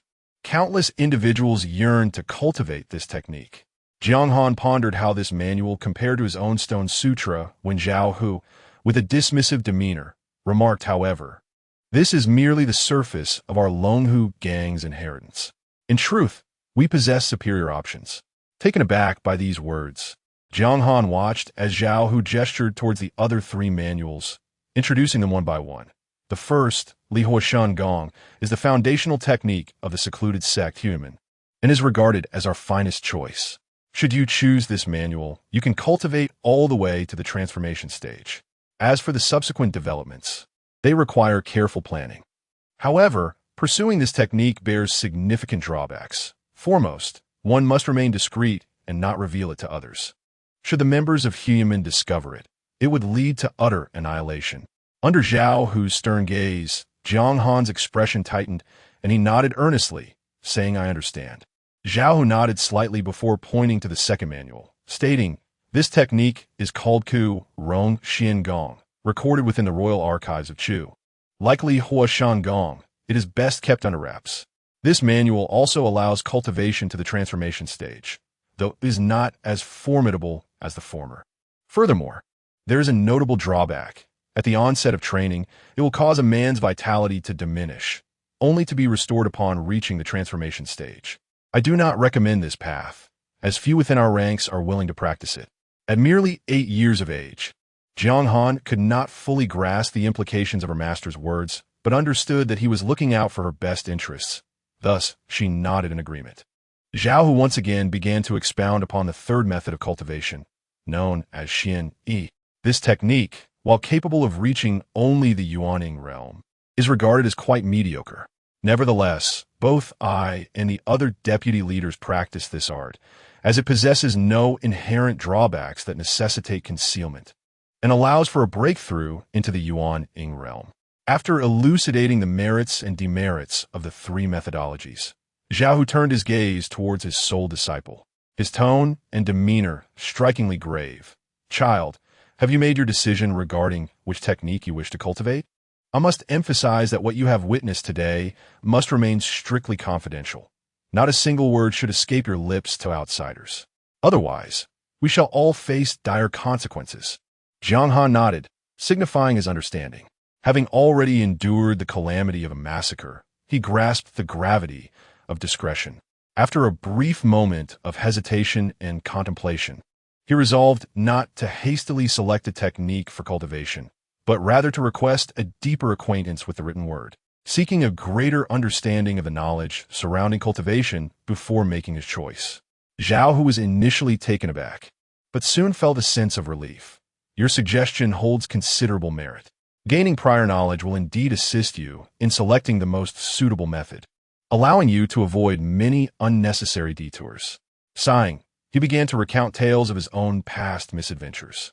Yang Han listened intently, aware that his request stemmed not from exceptional wisdom or foresight, but rather from a small, quiet ambition.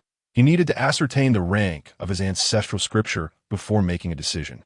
If his scripture surpassed the 4 techniques of the Longhu Gang, he would undoubtedly choose it, motivated not only by self-interest but also by an emotional attachment. The responsibility of teaching Jiang Han the intricacies of writing fell to Zhou Yi, who was indifferent to the task, treating it as a mere casual endeavor.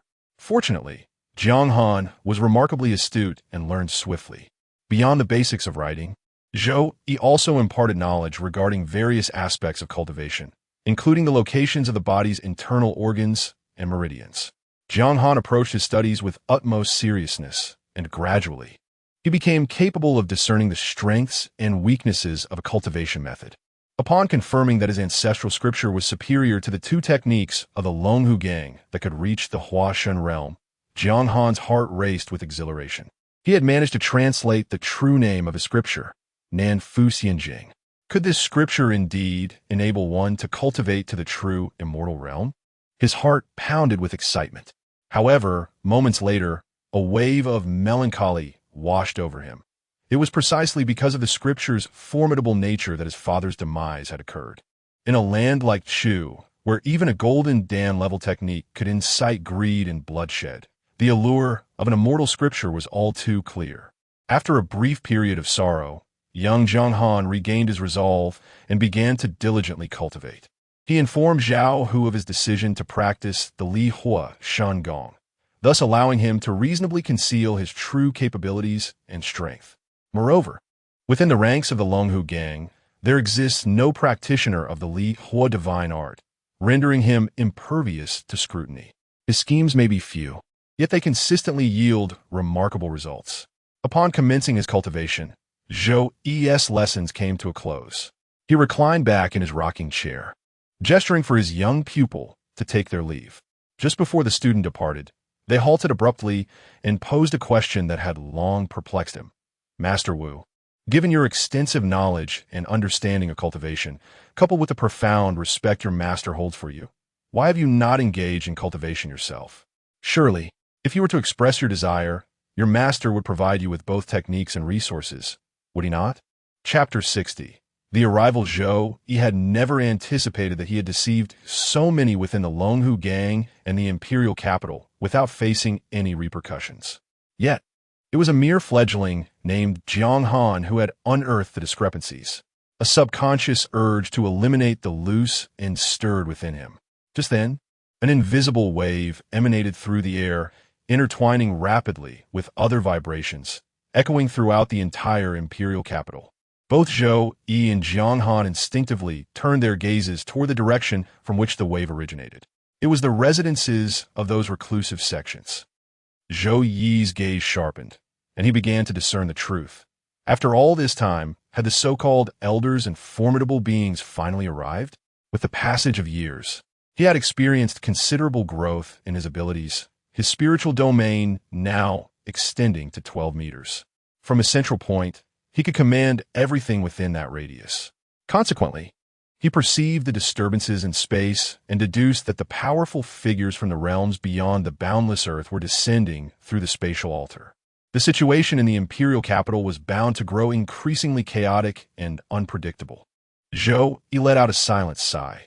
These individuals certainly knew how to choose their timing. Since the emergence of the stone scriptures, a significant amount of time had elapsed. During this interval, the imperial capital had undergone numerous transformations. In areas dominated by powerful factions and noble families, various treasures illuminated the skies, and spiritual energy poured down like rain, evoking deep envy.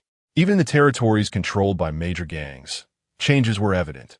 Not only had the concentration of spiritual energy increased, but the streets were also undergoing rapid metamorphosis, exhibiting clear signs of the extraordinary. The arrival of these formidable beings was enough to suppress the entirety of the Chu kingdom. With their presence, the local strongmen would merely be left with scraps, forced to offer tribute, let alone individuals like us. Zhao Hu rushed over, his brow furrowed as he spoke, his tone rife with concern and indignation. He cast a glance at Zhao Hu and then at Jiang Han, somewhat astonished that Jiang Han had also directed his gaze toward those very locations at nearly the same moment. Such a coincidence could hardly be attributed to mere fortune. Could it be that this lad discerned the precise positions of the spatial disturbances at the same instant as I did? This was not something an ordinary person could achieve. Even if he were merely a novice in cultivation, neither Zhao Hu nor the likes of the Marquis of Jiangning could accomplish such a feat. This young child harbors secrets. Zhou Yi sensed this, but chose to disregard it, simultaneously dissipating the murderous intent within his heart. He reclined back into his chair and gestured for Zhao Hu to escort Jiang Han away. It was only then that Zhao Hu remembered Jiang Han's presence beside him. Unbeknownst to him, he had inadvertently revealed his dependence and subservience to Zhou Yi in front of others. A weight settled in his heart, and after cautiously observing Zhou Yi to confirm that there were no ulterior motives or commands, he obediently led Jiang Han away. Jiang Han had already sensed something amiss, his heart trembling with astonishment. He had not expected that the true master of the vast Longhu gang would turn out to be the seemingly inconspicuous Master Wu. He had also sensed that danger had once lurked perilously close to him, and thus now remained silent, maintaining a stoic demeanor as a model disciple. After escorting Jiang Han away from Zhou Yi, Zhao Hu sternly instructed, "Some matters are to remain known only to you. Do not disseminate them further, understand?" "Understood." Jiang Han replied obediently, nodding and blinking his eyes. Zhao Hu let out a sigh of relief, but still harbored concerns about the child's reliability, so he continued to admonish. "You must comprehend that had your position as the young master not been established, had it not been determined that you are to be the next leader of the Longhu gang, the boss would not be so amiable. With his ruthless nature, he would undoubtedly resort to lethal measures to silence any threats." Jiang Han nodded repeatedly, continuing to blink. Outside the headquarters of the Longhu gang, a woman in a conical hat, having altered her appearance to masquerade as a member of the gang, froze momentarily. She turned her head, her gaze flitting over several key locations in the imperial capital like a dragonfly skimming the surface of water. A flicker of trepidation appeared in her pupils, accompanied by an undeniable sense of reluctance. Ultimately, however, she relinquished her intentions. "That wretched boy has exceptional fortune. I can almost ascertain that you are the fated child of this region." The woman in the hat gritted her teeth in silent frustration, her heart racing with anxiety. What strategy should I employ against such a destined adversary? How can I unravel his fated luck and bring about his demise? Perhaps it is time to consult my predecessors. Indeed, Zhou Yi and his companions had surmised correctly. On that very day, and at that precise moment, the formidable experts and elders from the reclusive sects descended upon the imperial capital of Chu as if summoned by an unspoken agreement, utilizing the spatial altar. We pay our respects to our esteemed elder. Dong Hao, accompanied by his fellow disciples from the Fire Cloud sect, hastily changed out of their court garments into their sect's formal attire, kneeling before the altar as a venerable elder in a crimson robe emerged from the spatial portal. Calling out loudly, the elder cast a calm glance at them, offering no further attention, and soared away from the sight. Dong Hao and the others stood frozen for a moment before finally rising from the ground. This sect truly disregards us. Even our esteemed elder treats us with such disdain, lamented one female disciple. Others expressed their ire. Do they not recognize that their successful arrival relies upon whom? Have we not expended considerable resources to maintain the spatial altar? would have reached the imperial capital so smoothly without our efforts? How infuriating! Yet upon arrival, he treats us with disdain as though we owe him a substantial debt. Enough of this. Dong Hao interjected, frowning as he quelled the complaints of his fellow disciples, focusing instead on repairing the damaged spatial altar with the utmost dedication, fulfilling his duties as a disciple of the Fire Cloud sect. Meanwhile, several elder figures from various sects had already reconvened as they made their way to the vicinity of the ghost market. They witnessed Zhao Hu anxiously rushing out from the Longhu gang headquarters, loudly announcing that construction would cease immediately and resume upon further notice. Then all the staff were driven away. "This little fellow is quite clever," the elder of the Fire Cloud sect remarked calmly. What does it matter how clever he is? A loose cultivator remains a loose cultivator, destined to be trampled upon for a lifetime. Perched upon the shoulder of an elderly man clad in yellow robes was a delicate little boy, appearing to be no more than 6 years of age. The boy swung his legs playfully, his nostrils flaring as if reaching for the heavens. Even in the presence of those ancient masters from the secluded sects, he remained unconcerned, continuing to act with the audacity of one utterly spoiled. Chapter 61. Relinquishing the pursuit, the audacity of this mere child in the Foundation establishment stage was met with an unsettling silence from the formidable figures present, who had abandoned their previous disdain for the weak, treating the child as inconsequential. They turned a blind eye to him, engrossed in discussions with one another. The child seemed accustomed to such disregard, pouting while tugging playfully at the beard of a burly elder beside him. Upon closer inspection, it became evident that the number of powerful beings gathered in the imperial capital of the Chu Kingdom far exceeded expectations, surpassing the expected count from the 5 renowned sections. Observing their attire, it was clear that some among them were not affiliated with these sections.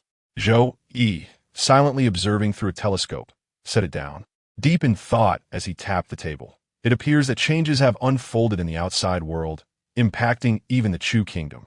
With a gentle sigh, he contemplated the harsh reality that weakness was an original sin, rendering one vulnerable to the whims of others, devoid of the right to voice any opinion. The powerful figures in a room had reached a tacit agreement, preparing to act in unison to uncover the origins of the ancient texts. One individual produced an ancient mirror, and all present began channeling their spiritual energy into it. The mirror's conjurer hastily activated it, resulting in a soft humming sound as the mirror's surface transformed, emitting a beam of light directed towards the ghost market below. Images began to materialize within the mirror, as if time itself were reversing, showcasing fleeting figures and the previously ruined structures being restored before their eyes. At last, the mirror revealed the events of the fateful night. The ghost market was bustling, frequented by numerous wandering practitioners. A furtive figure, smeared with ash and dust, approached the market, clutching a mysterious bundle tightly in his arms. A surge of focus swept through the powerful beings as they recognized him. Meanwhile, on the other side, the woman in the conical hat staggered through the palace corridors, her jade pendant suddenly radiating light and vibrating, fissures appearing upon its surface.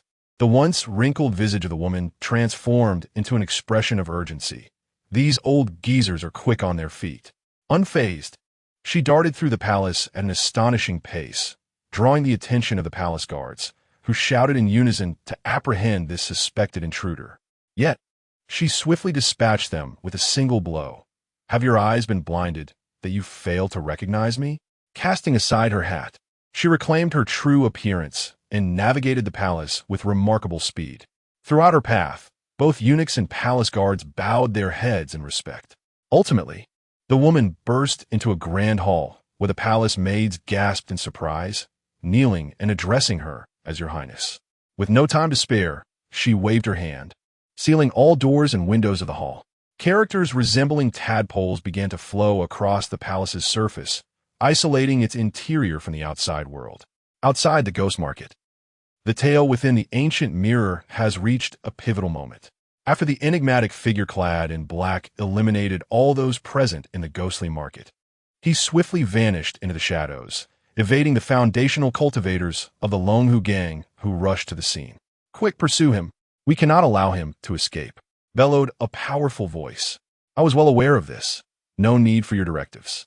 The cultivator who summoned the ancient mirror snorted dismissively, commanding it to soar rapidly. The mirror moved toward the direction the mysterious figure had fled, illuminating his path. Yet, suddenly, the once clear image within the mirror became obscured, shrouded in a veil of mist, rendering it inscrutable. Quite the skill, the cultivator's presence scoffed, silently intensifying their magical energy input. The one who had conjured the copper mirror grew serious, striving to pierce through the haze. However, he failed, inadvertently causing the ancient mirror to suffer a backlash. Its surface cracking and a flurry of golden characters resembling tadpoles escaping from within. The cultivators could no longer maintain their composure, their expressions shifting dramatically. The summoner of the copper mirror, without hesitation, reached out and shattered what was once his prized possession. Only then did the assembly exhale a collective sigh of relief, wiping the sweat from their brows. How insufferable! These individuals, brazenly relying on an omniscient diviner within their ranks, recklessly seized ancient scriptures from across the land. Did they not fear inciting public wrath and facing retribution? Infuriating. After briefly exchanging complaints and displaying their indignation, the cultivators resolved to abandon the matter. They ceased their pursuit of the ancient scriptures, wary that uncovering the organization behind it could spark a new wave of turmoil and crisis. After a prolonged silence, someone finally stepped forward, steeling himself to speak. "Since we can no longer trace the ancient scriptures, let us focus on our primary objectives." With the scriptures now in circulation, the cultivation of the state of Chu has reached a significant threshold and can be accelerated. Others nodded in agreement with his assertion. Thus, they took to the skies, heading toward the royal palace to confer with the Emperor of Chu. The following day, after a long absence from court, the emperor convened a grand assembly, decisively issuing several imperial decrees. The court, which had been moving at a sluggish pace for far too long, began to operate at full capacity. With the court's collaboration, the cultivators found it much easier to take action. One after another, grand formations emanated from the imperial capital, gradually expanding outward over the coming decades, hastening the cultivation of the state of Chu. Simultaneously, from the distant reaches of the earth, more cultivators traversed through spatial altars. The state of Chu had commenced its cultivation transformation, and with the scriptures now in circulation, a tidal wave of unimaginable opportunities was poised to erupt, heralding the emergence of various treasures and elixirs. Such a feast of abundance could not be overlooked by these factions. In addition to the original 5 major sects, several other forces have joined in the fray for division. Among them are the Extraterrestrial Auction House, the Ancient Relics Exploration Society, and the Overseas Loose Cultivators Alliance.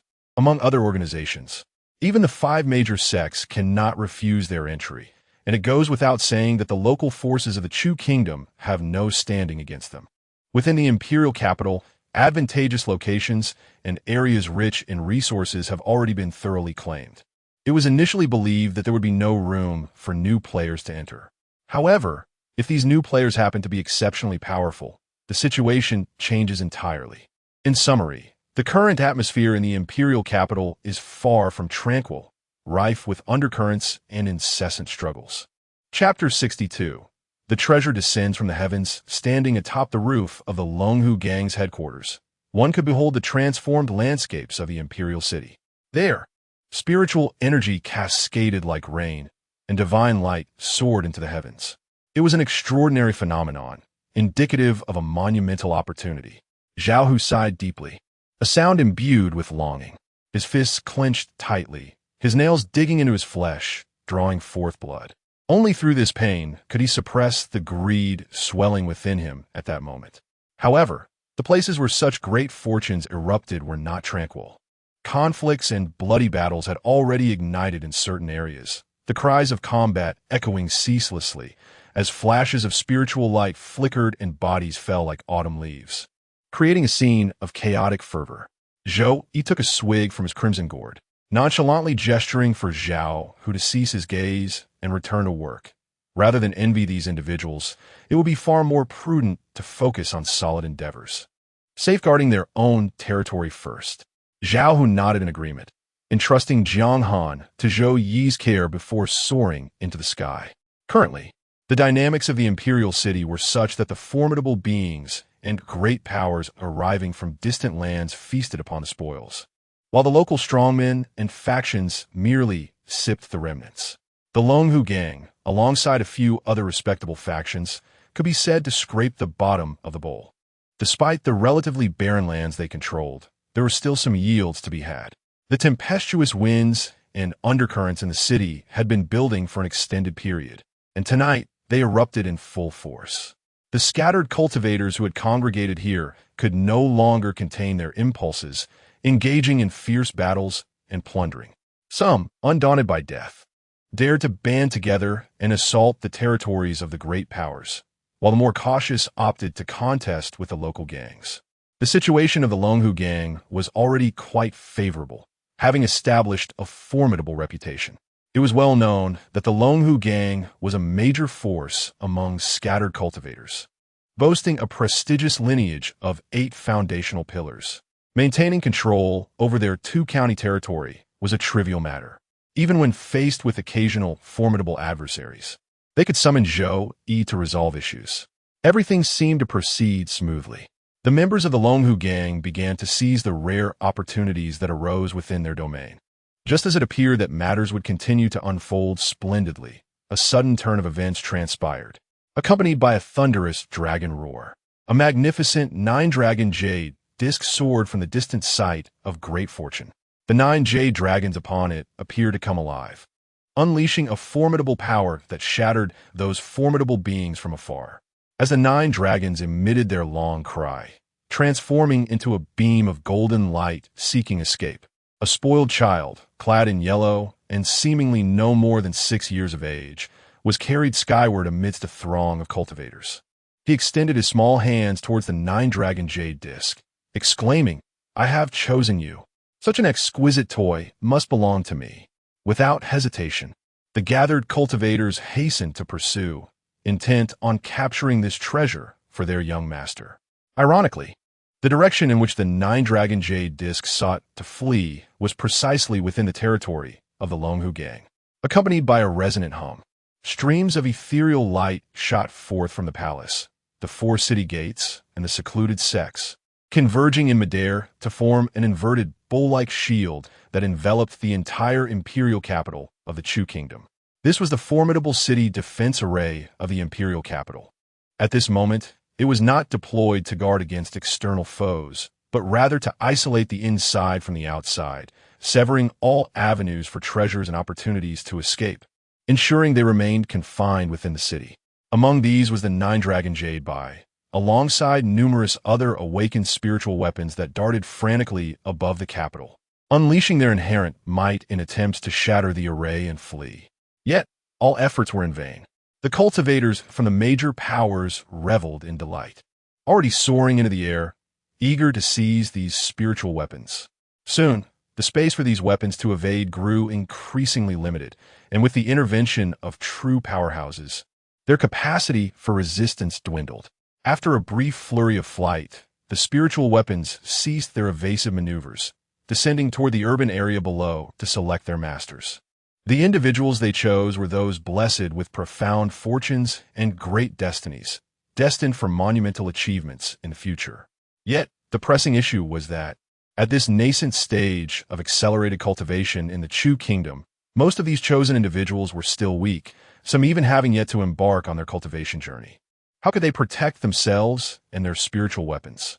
Thus, these deeply fortunate individuals were swiftly slain and harvested by the cultivators, extinguishing the potential for the future development of the Chu kingdom. Witnessing one youth after another, still in states of astonishment and delight, being killed before him, Jiang Han felt no time for anger or sorrow. Instead, he was engulfed by absurdity and dread. For the mightiest of the spiritual weapons, the 9-dragon jade bai, rested squarely in his grasp. Wushi Jiang Han was on the verge of tears, helplessly looking up at Zhou Yi beside him. Zhou Yi, too, was at a loss for words. He had not anticipated that the deputy leader of the Longhu gang would possess such profound fortune, attracting such spiritual weapons to him. This was indeed a predicament. He sighed softly, raising his gaze to see a throng of cultivators hovering before them, looking down upon them from a great height. A spoiled boy, merely 6 years old yet already indulged, crossed his arms and fixated his piercing gaze on Jiang Han and the nine-dragon jade in his hands. A disdainful and furious smirk played at the corners of his mouth as he exclaimed, "You must be blind. This young master, destined to be a formidable force. And yet you overlook me, choosing this wild child from nowhere. You shall pay for your lack of discernment. Kill that wild child and seize the nine-dragon jade for me." The child bellowed, issuing commands with an ease that belied his tender age, his eyes betraying not a flicker of remorse. This cold-heartedness astounded even Zhou Yi. However, now was not the time for astonishment. Seeing the imminent threat of lethal intent, Zhou Yi quickly stepped forward and said, hold on. This little adult, I beseech you to spare my life. We are merely innocents caught in a tempest of misfortune. If you would be so inclined, I would willingly present this offering in hopes of securing a path to survival. He displayed an air of profound humility. Yet, the child was not one to possess any semblance of compassion, nor was he the type to be swayed by pity. Upon witnessing your plight, your subservience, your concessions, he would only become more emboldened, pressing forth with increasingly unreasonable demands. Chapter 63. Counterattack. In response to Zhou Yi's humble plea, the young boy did not acquiesce, and a cruel smile curled at the corners of his mouth. If begging for mercy could preserve life, then what purpose does our arduous cultivation serve? He continued, I am not a bloodthirsty individual. However, your son is exceedingly ignorant. His fortuitous blessings and luck are so profound that he has garnered the favor of the nine-dragon jade a stroke of fortune unparalleled among others. If left unchecked, he will undoubtedly become a formidable force in the future. Surprisingly, the boy observed that despite Zhou Yi's tender age, he articulated his thoughts with remarkable clarity and logic. If we do not strike now, what purpose does he serve? Shall we allow him to disrupt us when we are ready to reap our rewards? Enough with the idle chatter. Attack! The boy commanded once more. This time, his subordinates hesitated no longer, unleashing various spells toward Zhou Yi and his companion. Zhou Yi could not help but furrow his brow. He was not particularly concerned about the boy's mistaken belief that Jiang Han was his son. What troubled him was the current predicament. He could easily eliminate those before him. Yet what would follow? He would become the center of attention in the royal capital, attracting the gaze of formidable figures who had traveled from distant lands, and he could not guarantee his survival against their onslaught. Truly troublesome. Faced with such a situation, Zhou Yi sighed deeply, cradling Jiang Han in his arms. He then crouched slightly, and with a powerful thrust, he leapt from a roof of the unfortunate household just as spells began to close in on him. His physical form had grown remarkably strong, and his explosive power was beyond compare. With Jiang Han in tow, he dashed and leaped across rooftops, evading the pursuit behind him. Utilizing his 12-meter mental force field, he could distinctly sense the fluctuations and trajectories of each spell, skillfully dodging at the most critical moments. He plunged into a shadowy alley, enveloping himself and Jiang Han with his mental energy, and thus abruptly vanished from the perception of the pursuing cultivators. Keep searching. What are you waiting for? The young boy seethed with rage. Even if I must turn the entire capital of Chu upside down, I will hunt down these two and eliminate them. Consequently, the cultivators under his command dispersed, embarking on a search for Zhou Yi's whereabouts. Only a few loyal guards remained by the young boy's side. He stood upon his flying sword, simmering with frustration, when suddenly he heard a series of explosive sounds as the air was forcefully displaced. Startled, he turned to see a burly elder in yellow garments appear beside him, scanning the surroundings with vigilance. Grandfather Gu, what brings you here? The boy's face immediately lit up with a childlike innocence, arms outstretched as he embraced the elder, quickly climbing onto his shoulder. The elder clenched his fists, his gaze filled with wariness as he surveyed the area. Young master, what has transpired? Have you offended anyone? Offended someone? Who could I possibly offend? The young lad was momentarily taken aback, perplexed as he inquired, in such a remote and desolate place, am I not free to tread upon whomever I wish? What consequence would arise from such actions? Who truly holds the power to be deemed offended? Grandfather Gu, you have yet to disclose the purpose of your sudden visit. Should you not be engaged in a contest for that cauldron? Has the struggle already concluded? What matter could compel you to abandon such a significant undertaking? The young lad's nature left the robust elder feeling quite exasperated, yet there was little to be done, as this was the result of his own indulgence. Consequently, he could only hasten back to the grandest opportunity in the imperial capital while keeping the young lad close at hand, guarding him vigilantly. Through mental transmission, he explained, "Young master, are you not aware? Of those who once accompanied you, aside from the 3 or 5 by your side, all the others have perished." What? The young lad was stunned, instinctively retorting, "This cannot be true. I merely sent them to pursue a father and son who fortuitously obtained the 9 dragons' jade buy and fled in a panic. How could they all have fallen? Even if they encountered formidable foes within the city, it should not have led to their complete annihilation, right? Could it be that this father and son are more than they appear, concealing their true strength?" The young lad shook his head repeatedly, unwilling to accept this grim reality. This is impossible. If they were truly powerful, why would they need to hide? Why flee from us during our pursuit? Due to the necessity of contending with others for treasures, the robust elder lacked the energy to engage in a lengthy dialogue with the young lad. Offering only a cursory response, perhaps he possesses the strength to slay those guards, but is no match for me. Thus, he conceals his prowess, unwilling to reveal himself before you. However, from this day forth, you must not stray a single step from my side, lest we provide others with an opportunity.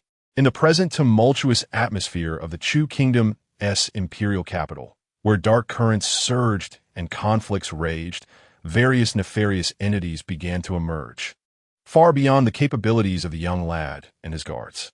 The young lad, feeling disheartened, begrudgingly acquiesced, internally cursing Zhou Yi and his companion. Coincidentally, Zhou Yi was also cursing him vehemently. This young lad is truly a handful.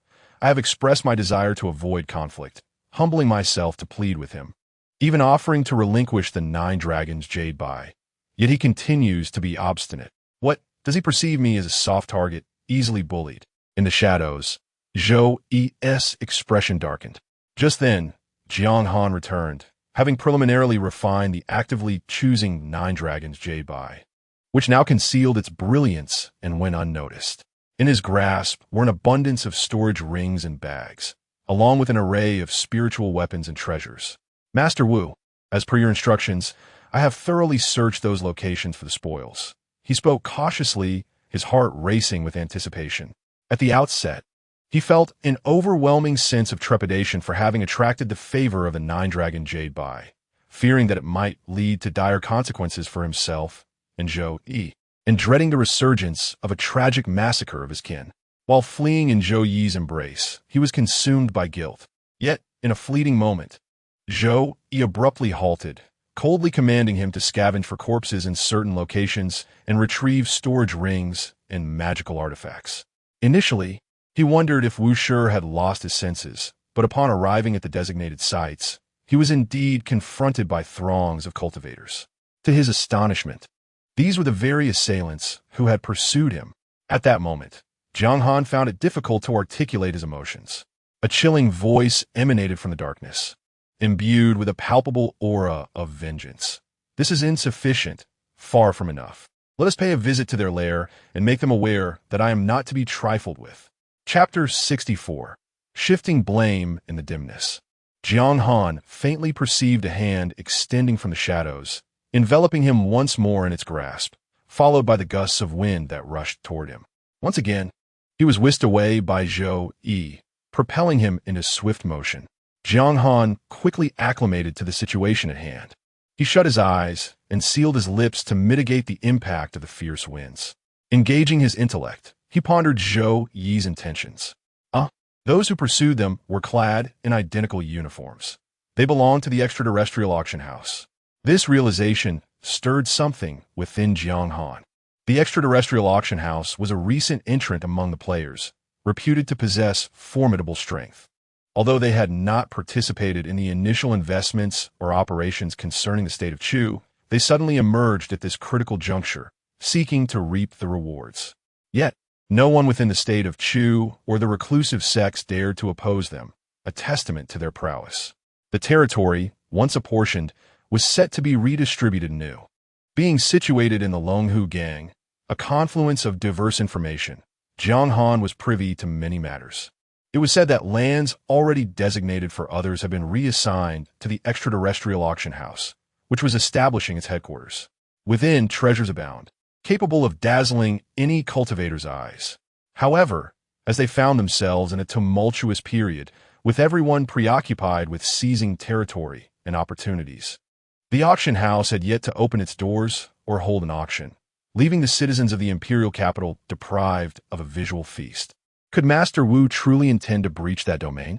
Contemplating the rumored resplendent branch of the extraterrestrial auction house in the state of Chu, Jiang Han felt a twinge of anxiety. Yet, upon further reflection, he found solace in the prospects of Zhou Yi's plan.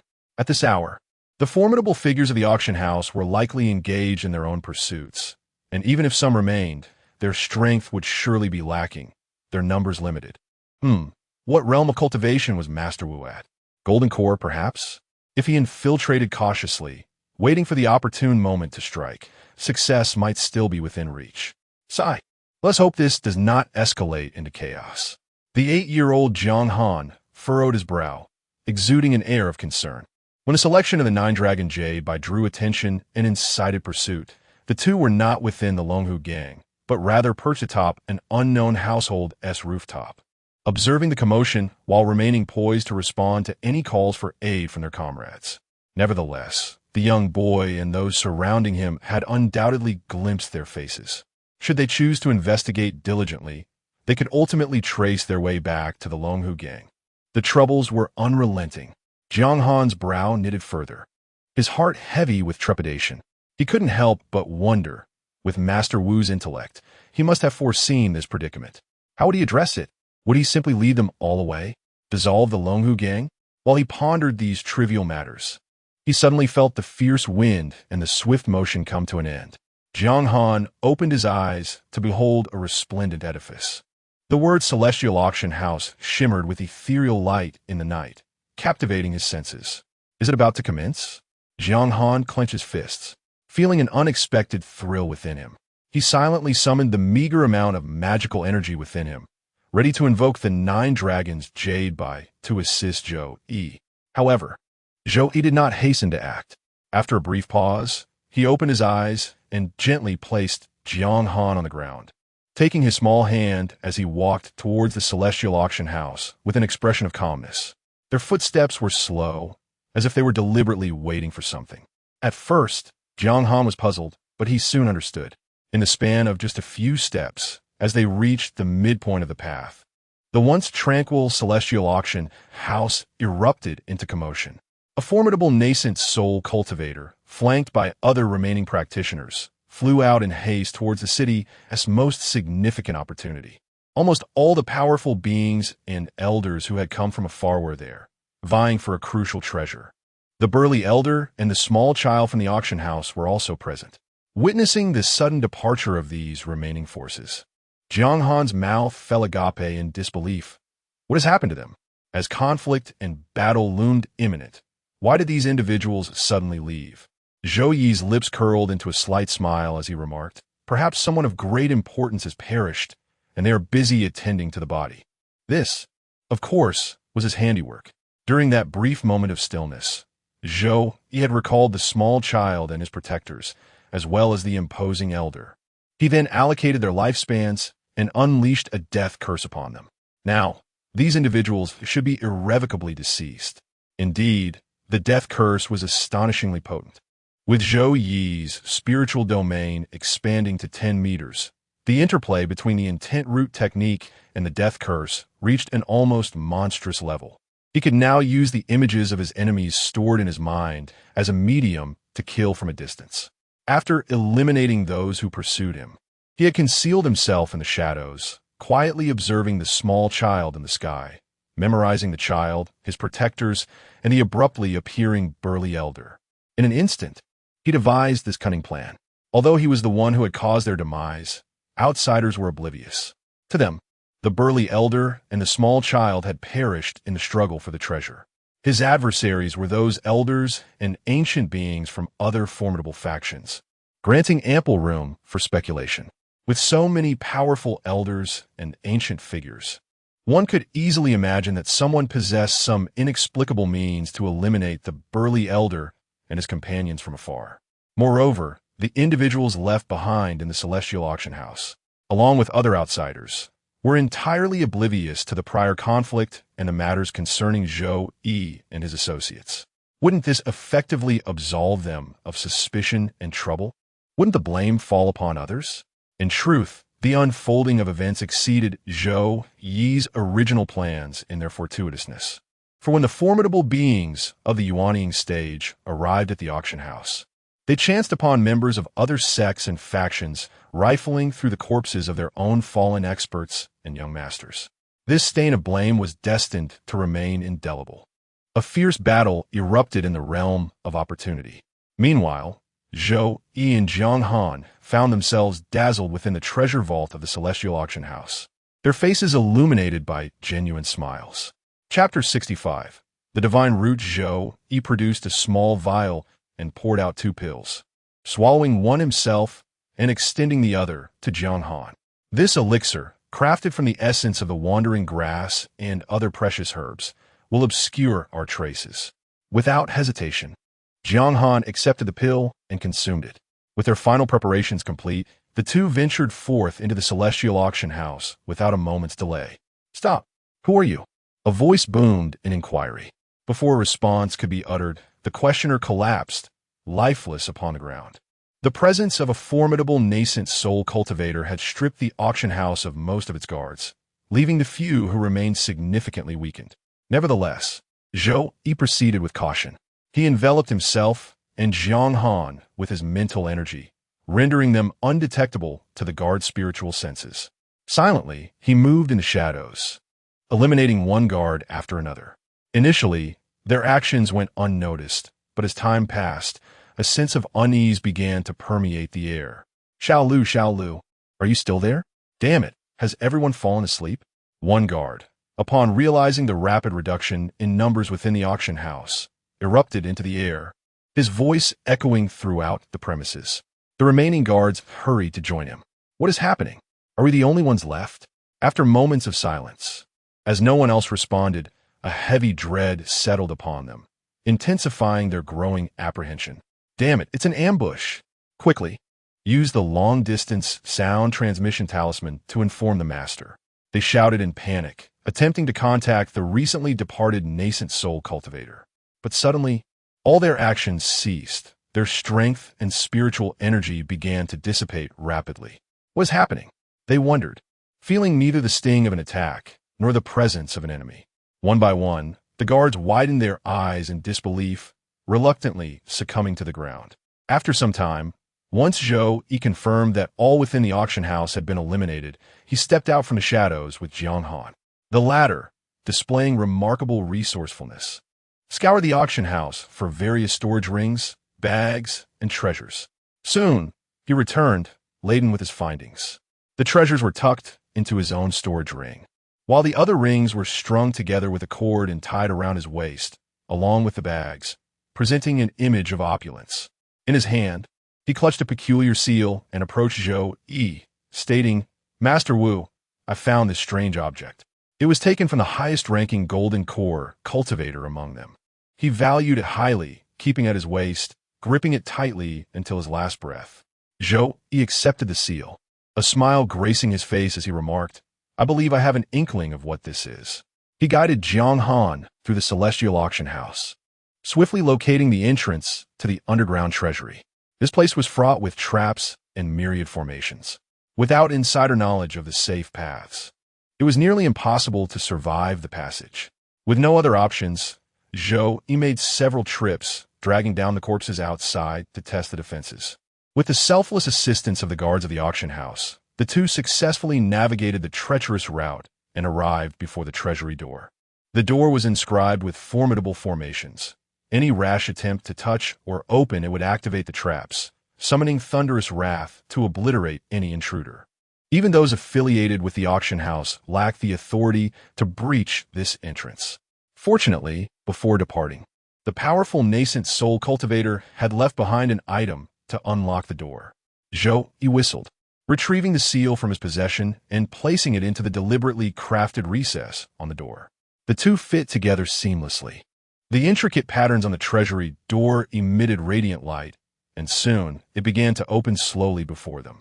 The burly elder clad in yellow had entrusted the seal to the nascent soul cultivator who remained behind, who in turn passed it to the golden core cultivator he had left.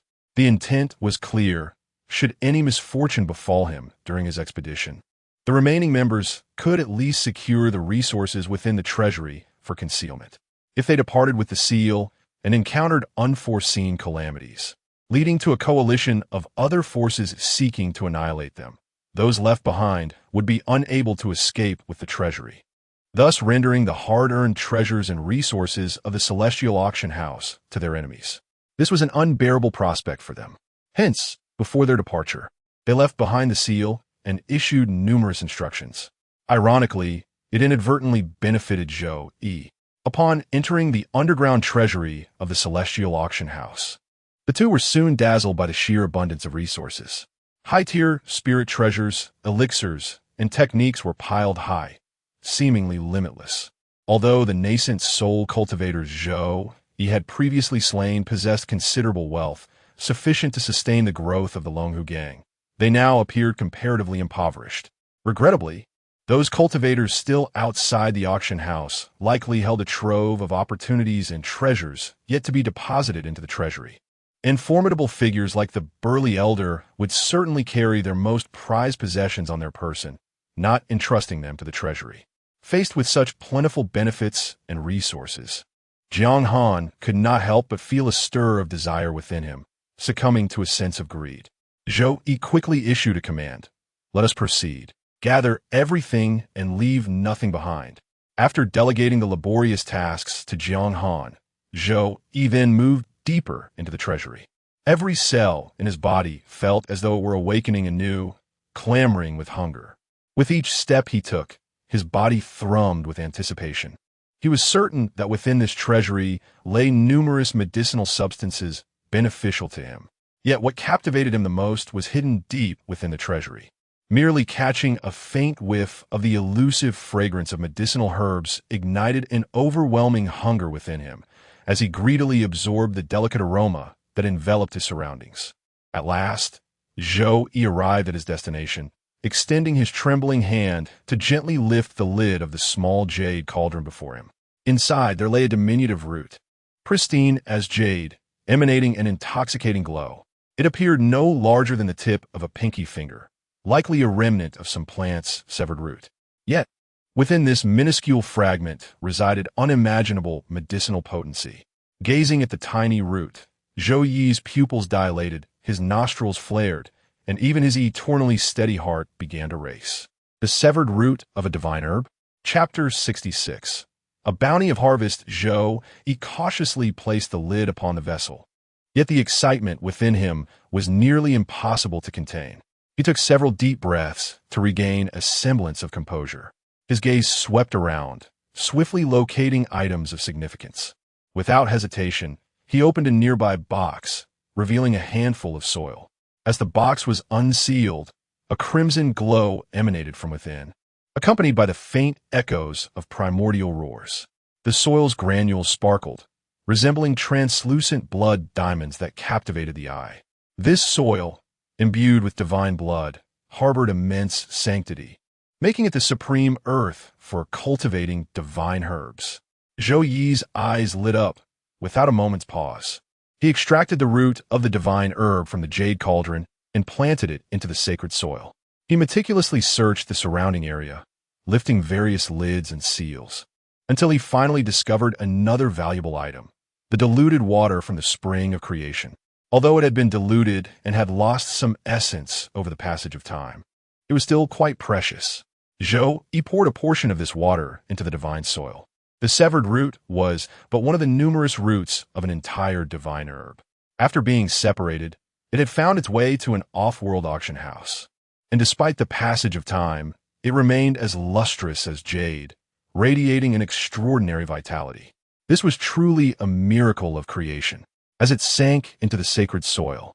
Nourished by the spring water and buoyed by its inherent vitality, it began to exhibit astonishing reactions.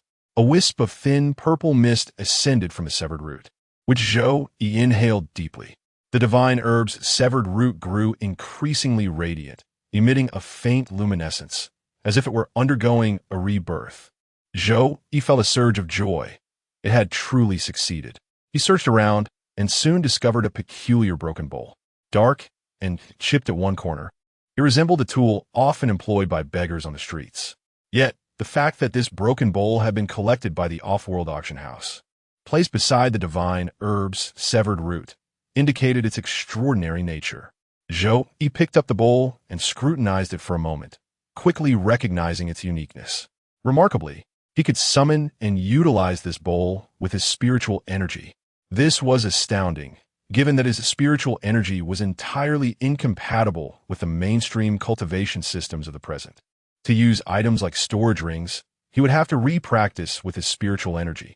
He could only manage simpler objects, while more complex artifacts, such as infant-level magical instruments, remained beyond his reach. Even with simpler items, while he could use them after refining, their lifespan would be significantly diminished, and their internal space would shrink further. This was the first time Zhou Yi encountered a magical treasure he could directly wield. He pondered the rank of this broken bowl. With a gentle motion, he placed the sacred soil and divine herb into it. These items transformed into a pattern upon the inner surface of the bowl, depicting a small handful of soil with roots peeking out, accompanied by a spring the size of a fingernail. It appears that the dilapidated bowl perfectly embodies the essence of its worn condition. Zhou Yi gazed at the shattered vessel in his hand, a sly smile creeping across his face as he cradled it. He had come to understand that this broken bowl was a superior spatial artifact, far more advanced than storage rings, pouches, or wine gourd. Its interior space was remarkably vast and capable of accommodating living creatures. This, he surmised, was merely one of its myriad functions. Zhou Yi contemplated further. The primary purpose of the bowl likely lay in its ability to capture and refine individuals, akin to the legendary purple gold gourd of the Supreme Master.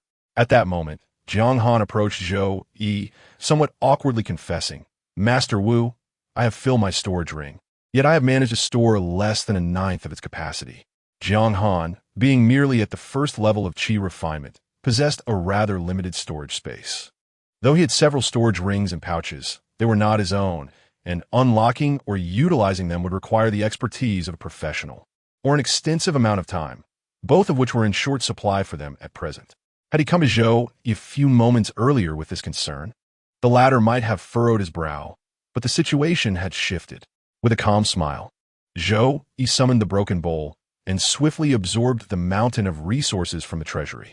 He turned to face the shelving unit behind him, which held the most precious collection of resources within the entire vault. His own broken bowl and the miraculous herb, which had originally resided there, were among them. Zhou Yi instructed Jiang Han to open all the lids. Instantly, a myriad of brilliant lights erupted, and a fragrant aroma of herbs filled the air. Some of the exceptionally high-grade elixirs and magical artifacts had already developed their own consciousness. As the lids were removed, they surged forth, eager to escape. Zhou Yi hastily used the broken bowl to collect them. One by one, he meticulously returned each item to its original box, bottle, or jar, before placing them back into the bowl. Jiang Han, standing by, was left in awe, and with a hint of confusion, he asked, "Master Wu, why go through such trouble? Isn't this akin to overcomplicating things?" Zhou Yi patiently replied, "While we have ingested the wandering pill, the methods of the outer sex are unfathomable. They may still uncover our presence. Thus, an additional layer of insurance is necessary. These items are true treasures, each with its own origins and significant karmic ties.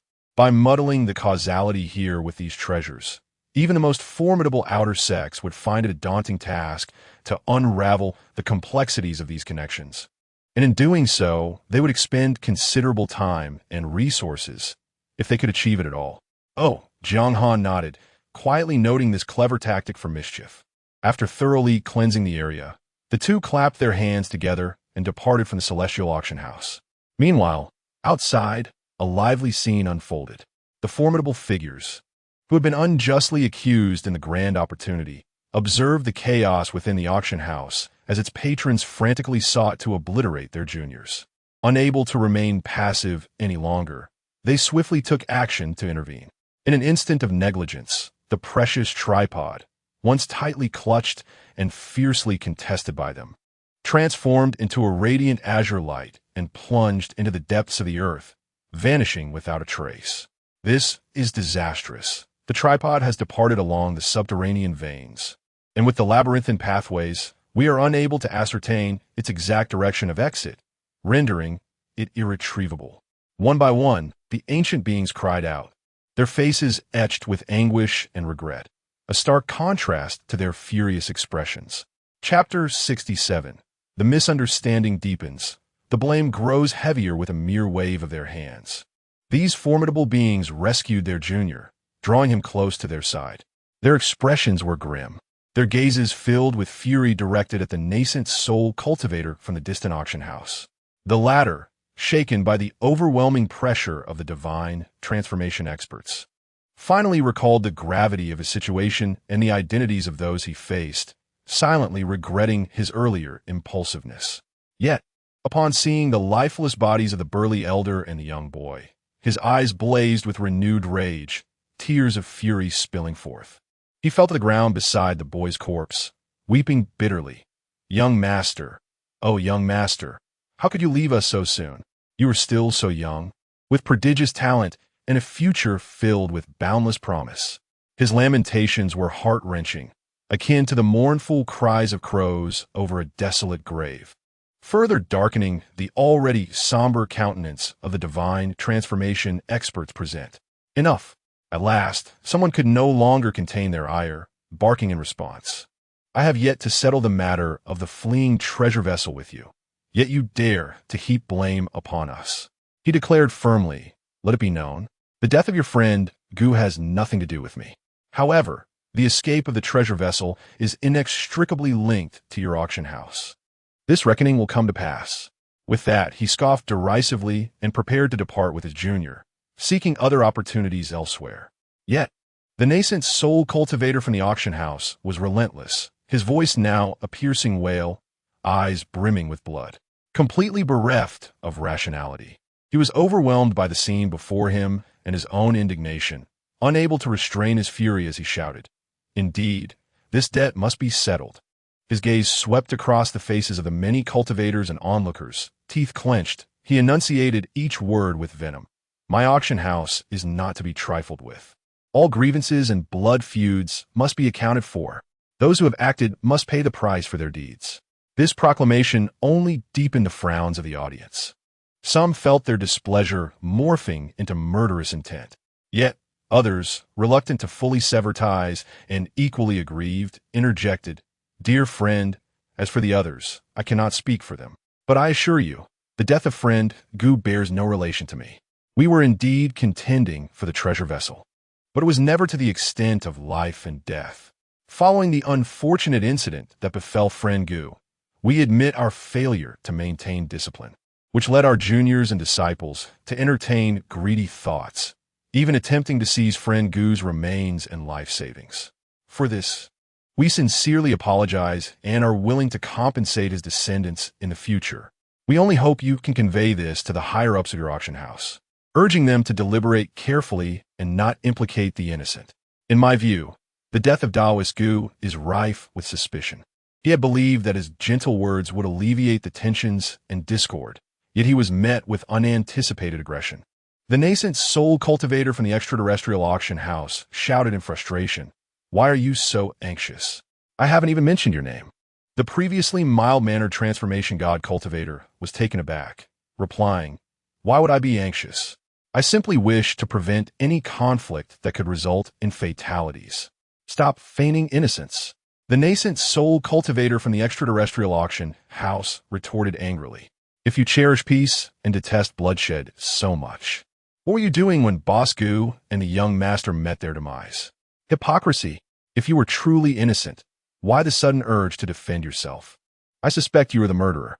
No longer able to endure the accusations, the transformation god cultivator, who had initially maintained a calm demeanor, unleashed a powerful gust of 9 winds with a flick of his sleeve.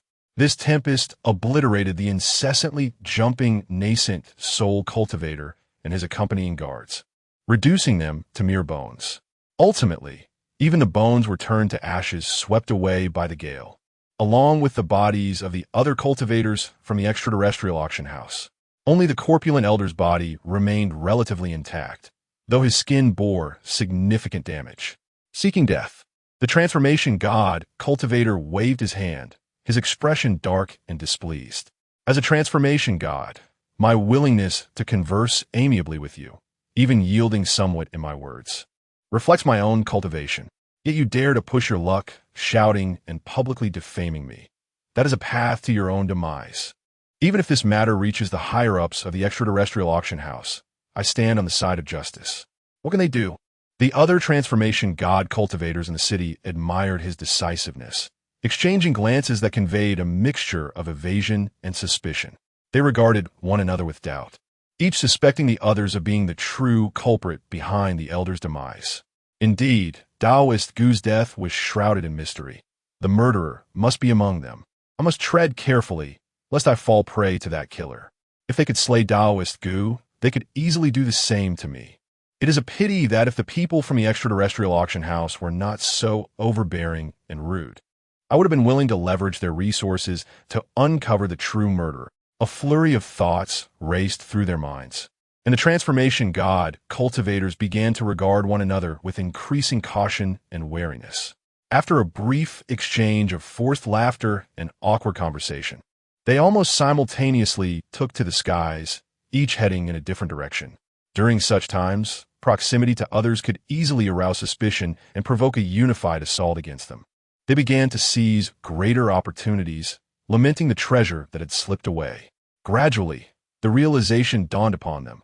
Gu Daoyu had perished, and the cultivators from the outer auction house had suffered catastrophic losses, leaving their influence in the state of Chu exceedingly frail.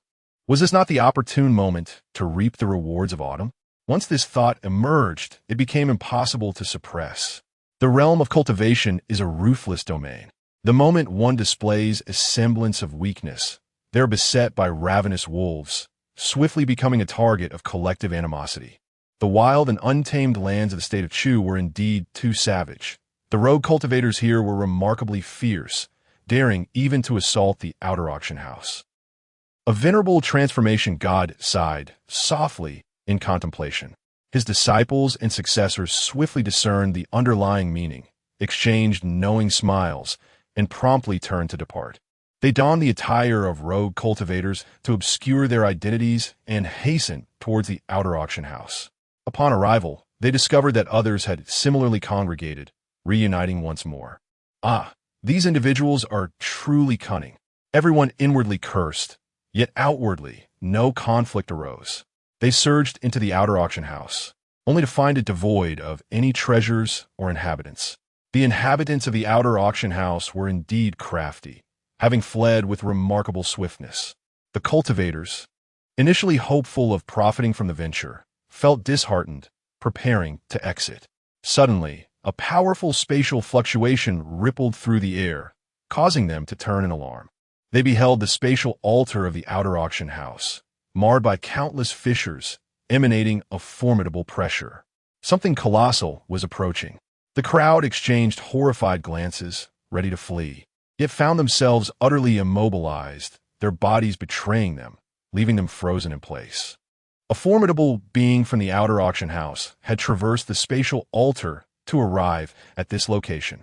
The newcomer, with a sweep of their divine consciousness, instantly comprehended the entirety of the situation at the outer auction house, including the barren underground vault and the scattered remains of the fallen guards. Fury ignited within them. "How dare you, insolent fools!" Accompanied by a roar that seemed to shake the very heavens, a colossal hand of radiance materialized, swiftly ensnaring the transformation god cultivators who had just soared into the air upon hearing the commotion above the imperial capital. Chapter 68. The Stone of Destiny. Zhou He had returned to the headquarters of the Longhu gang with Jiang Han. Initially, he was intently observing the divine herbs and roots within the cracked bowl, but a thunderous roar reverberated through the air, shaking him to his core, causing his blood to surge and a kaleidoscope of colors to dance before his eyes. It took him a considerable time to regain his composure. He lightly tapped his forehead and stepped out of the hall, gazing at the majestic primordial spirit towering beneath the heavens, feeling a profound sense of trepidation. In the presence of genuine power, I remain woefully inadequate. A clear realization dawned upon him, prompting him to clench his fists in determination. After a while, he exhaled, relinquishing the tension within. The primordial spirit grasped 8 formidable transformation realm experts, individuals hailing from distant sects, renowned for their rarity and immense authority. Yet, now they were ensnared like mere insects in a hand, experiencing an indescribable sense of humiliation and anguish. Nonetheless, they dared not resist, instead bowing their heads submissively before the wrath of the mighty being, enduring the torrent of fury directed at them. Zhou listened for a moment, nodding with satisfaction and relief. He had not anticipated the audacity of these transformation realm experts, who, despite having implicated him, dared to engage in the audacious act of robbing a robust elder under the guise of wandering cultivators at the extraterrestrial auction house. Such behavior transcended mere audacity. It was akin to professional self-destruction. The burden Zhou had cast upon them had become increasingly burdensome, seemingly impossible to shake off, even as they endured humiliation. Allowing the powerful figure to sift through their souls and scrutinize their memories, it did not dispel the suspicions that loomed over them. The other party suspected they had fabricated their memories beforehand. "Thank you for bearing the blame," he mused with a light chuckle, turning to locate the unconscious Jiang Han on the ground. Seizing the opportunity while the transformation realm experts in the sky were lamenting their plight, Zhou removed the storage ring from Jiang Han's hand, filled with treasures from the auction house, and tucked it into the cracked bowl. After all, he was uncertain of the true strength of the being above, and he needed to be cautious about the possibility of tracking these resources. Zhou attempted to fit the cracked bowl into his own storage ring, only to find it shattered under the strain. Scratching his head, he ultimately opted for a storage bag of the highest quality, meticulously refining it with his spiritual energy before finally placing the bowl inside. The storage bag appeared on the verge of bursting, yet it held together, seemingly capable of lasting another 2 or 3 days. Zhou enveloped it with his spiritual power to shield it from prying eyes, then sewed a layer of fabric around it to disguise it as an ordinary coin pouch, allowing himself a slight sigh of relief. The tumult and disputes above persisted for an extended period. The formidable being from the extraterrestrial auction house displayed profound sorrow and fury upon confronting the lifeless body of a young child, vowing to exact vengeance for the child's demise. Uncertain whether it was due to his lack of skill or some other reason, he failed to identify the perpetrator. Thus, he could only inquire about the events of that night, striving to reconstruct the series of occurrences surrounding the unfortunate child's demise. This was the course of action he took after extracting the souls of 8 formidable beings. It appeared that the soul-searching had indeed fostered a modicum of trust in these powerful entities. Zhou sipped his tea, reflecting on this notion. However, that trust was fragile and could hardly withstand scrutiny. There were other powerful beings beyond the confines of the foreign auction house.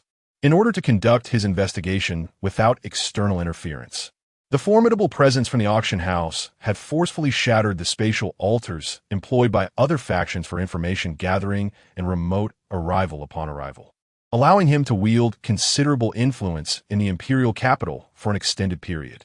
One interrogation after another, he not only probed minds but also plundered various resources and opportunities. Both the extra-mundane sects and the local forces of the Chu Kingdom were compelled to bleed internally, reluctantly surrendering the hard-won resources as a form of tribute to the foreign auction house. This was understandably met with widespread dissatisfaction. Not only was Zhou discontented, having replaced several damaged storage bags, but others shared in his displeasure as well. Within a palace of the imperial palace, the hat-wearing woman shattered the table before her with a single strike, her face a mask of fury and terror. He has noticed me. If I allow him to continue his investigation, he will inevitably discover my affiliation with the organization and the fact that I forcibly took the ancient scripture. Before her, the token once given to her by Changsheng floated quietly, casting a veil of mist. Within that mist, a bronze long table was faintly discernible, around which sat numerous figures. A voice emerged from the fog. "Very well, we shall assist you with this matter. He cannot remain in the Chu kingdom much longer." Truly, how could there be so many troubles and uncertainties? It seemed that the young master held significant importance to the foreign auction house. No wonder they were in such a frenzy. Who, indeed, had slain that young master? As the mist gradually dissipated, the voice receded into the distance. Ultimately, the iron token clattered to the ground. The hat-wearing woman exhaled deeply, retrieving the token, aware that the issue was nearing resolution. Yet, she could not have anticipated the rapidity of the unfolding events or how swiftly the powerful being from the foreign auction house had traced her. In the face of life and death peril, the hat-wearing woman, though unwilling, had no choice but to deploy the entirety of her hard-earned merits, which she had acquired from the organization, using it against the Child of Destiny. This artifact, known as the Stone of Destiny, was crafted from the skull of a child of fate and contained a reservoir of immense fortune, capable of countering other children of fate and serving various other purposes. For instance, at this moment, as fortune reversed, the hat-wearing woman instantaneously possessed luck comparable to that of a child of destiny. Relying on this enigmatic power, she barely managed to escape the clutches of the formidable being from the foreign auction house, further inciting the latter's fury as it confirmed her connection to the young master's demise. At that moment, the organization's intervention finally arrived. 8 spatial channels were opened, and from within emerged 8 formidable experts, rivals to the one from the celestial auction house before them. These individuals hailed from the 8 great powers. "Esteemed friends, might you first release my disciple?" they calmly requested. The celestial auction house's expert hesitated as he regarded the 8 transformation realm cultivators in his grasp. At that juncture, the retribution from the woman in the hat unfolded. "Do not think this will conclude so easily." She crushed the special destiny stone in her hand. The power of fate began to cloud the mind of the celestial auction house expert, dulling his intellect. Enraged, he declared, "My young master has perished. There is nothing more to discuss." With a swift motion, he crushed the 8 transformation realm cultivators, inciting widespread fury. The clash among these 9 combined realm experts wreaked havoc across the territory of Chu, damaging countless peaks and plateaus and devastating numerous regions. Ultimately, the expert from the celestial auction house met his demise in the desolate expanse outside the city. Yet this was not the end. The true turbulence and warfare were destined to erupt beyond the domain. Chu was merely one of the battlegrounds in this unfolding saga. Chapter 69. Development 3. The powerful beings of the fusion realm merely traversed the land of Chu, eliminating the formidable contenders from the outer auction house before departing. Ultimately, the true battlefield lay beyond the confines of this realm. Chu was but a mere variable in the grand scheme. They ravaged the landscape, leaving behind a trail of devastation, and departed as swiftly as they came, leaving a chaotic aftermath in their wake. Days later, once it was confirmed that the turmoil had subsided, the populace cautiously emerged, gradually resuming their normal lives. The court, too, began to regain its functionality, though the once vibrant scene of officials bustling in the court was now a distant memory. During the preceding upheaval, many had met their untimely demise amidst the strife and conflict. Not to mention the subsequent days when the fusion realm cultivators wreaked havoc in the imperial capital. The higher one stands, the harsher the fall. The more likely one becomes a target, leading to unforeseen calamities. Observing the court, now a patchwork of new and old faces, the ailing emperor of Chu found himself increasingly troubled. Compounding his woes was the reality that, although the fusion realm cultivators had departed, the practitioners who had accompanied the transformation realm cultivators to Chu chose to remain. In fact, an influx of celestial sect practitioners arrived via the spatial altar, seeking refuge from the cataclysmic battles and the grim tasks of becoming mere cannon fodder. Typically, such individuals wielded considerable influence, and Chu could ill afford to offend them. These newcomers bore explicit mandates to expedite the comprehensive cultivation reform in Chu. The previously damaged formation had been meticulously re-established, and the transformation of Chu was not only uninterrupted but also accelerating. Alongside these external changes, the envoys demanded proactive responses from the Chu court, such as dispatching cultivators to various locales to govern, educate the local populace, and guide the exceptionally gifted in their cultivation journeys. Initially, the court of Chu had eagerly anticipated this day, for after 3 centuries of development, their clan had produced a plethora of talents, with cultivators flourishing like rain. Alas, the series of preceding calamities had resulted in an overwhelming number of casualties, leaving numerous vacancies unfilled. What was once a meticulously crafted plan, one where each position was well accounted for, had become riddled with discrepancies. On one hand, there was a dire shortage of capable personnel. On the other, the relentless pressure from the envoys of the outer realms. The Emperor of Chu, feeling cornered, had no choice but to pursue a path that was generally frowned upon by the elite, recruiting wandering cultivators for official positions. This time, the previously marginalized wandering cultivators found themselves elevated as the court extended offers of official titles to them. Lacking in techniques and resources, these wandering cultivators readily accepted, and a mutually beneficial agreement was forged. Consequently, a significant number of wandering cultivators began to infiltrate the court, entering the bureaucratic arena and dispersing across the expanse of the land to assume their new roles. Throughout this process, the Longhu gang played a pivotal role, earning praise from both the Emperor of Chu and the outer envoys on multiple occasions. The Longhu gang was particularly invested in and cooperative with the court's initiative to recruit wandering cultivators, promptly sending a considerable number of their own members into the court. Additionally, they disseminated news throughout the entirety of Chu, claiming that amidst the recent upheavals, they had fortuitously acquired a tome of foundational infant cultivation techniques. The allure for the wandering cultivators is beyond imagination, instantly drawing a multitude of them to join the Longhu gang. Under the guidance of Zhou Yi, Zhao, who generously designated the technique known as Xian Yi as the gang's inherited practice, ensuring that all members of the sect could partake in it. However, to truly master it and achieve remarkable results, one would inevitably require the specialized resources provided by the Longhu gang. After a month of affiliation, these individuals were swiftly integrated into the court's plans, becoming local officials. Following this model, the influence of the Longhu gang continues to expand. In just a few months, the number of cultivators under their banner has surged to over 30,000, with more than 29,000 dispersed across the vast territories of the Chu kingdom as officials. Such a formidable power is indeed daunting. Yet, it has not incited the vigilance or hostility of the Chu emperor. On the contrary, the emperor has placed even greater trust in Zhao, who, bestowing upon him a second-tier honorary position and frequently summoning him to the palace for discussions. The rationale behind this is that despite the Longhu gang's substantial power and vast membership, its cohesion remains insufficient. Given the brief duration of their association, these wandering cultivators lack a profound sense of loyalty and attachment to the Longhu gang. Were it not for the continued constraints on their cultivation resources and the gradual dissemination of the Yuan Ying techniques by the gang, they might have already defected. These individuals are suitable for bolstering momentum and enhancing prestige, but to expect them to follow into life and death situations would be overly naive. This approach, while fraught with numerous drawbacks, also presents clear advantages. Zhou Yi is not in a hurry.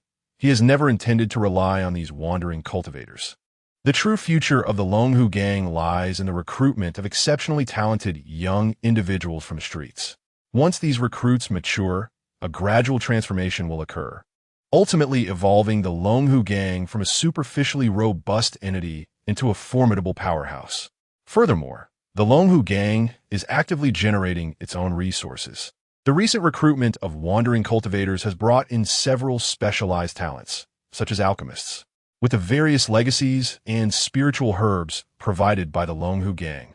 These individuals are rapidly advancing. It is anticipated that in due time, the gang will be able to mass-produce foundational cultivation pills. which will inevitably elevate both the quantity and quality of its cultivators. The previously recruited locksmith team has also resumed their activities, focusing on unraveling all the storage rings and bags acquired during the turmoil associated with the Longhu gang and Zhou. Presently, the gang faces considerable expenditures. However, it has managed to sustain itself through these resources and those from the 3 Yuaning storage rings, with expectations of reaching a balance between income and expenditure, even yielding a surplus in due course. This day is not far off. After all, the Longhu gang does not occupy such vast territories without purpose. On the rapidly evolving landscape of cultivation, there will undoubtedly emerge numerous resource-rich locations, such as mines teeming with spirit stones and mountains yielding various spiritual herbs. The members of the Longhu gang are naturally expected to provide contributions and resources back to the headquarters in exchange for support. The Longhu gang has firmly established itself, embarking on a positive internal cycle. Zhou Yi gradually ceased his involvement, glancing at the invitation in his hand. A smile graced his lips as he once again carried 2 gift boxes to attend the full moon banquet for Li Qingyun's son.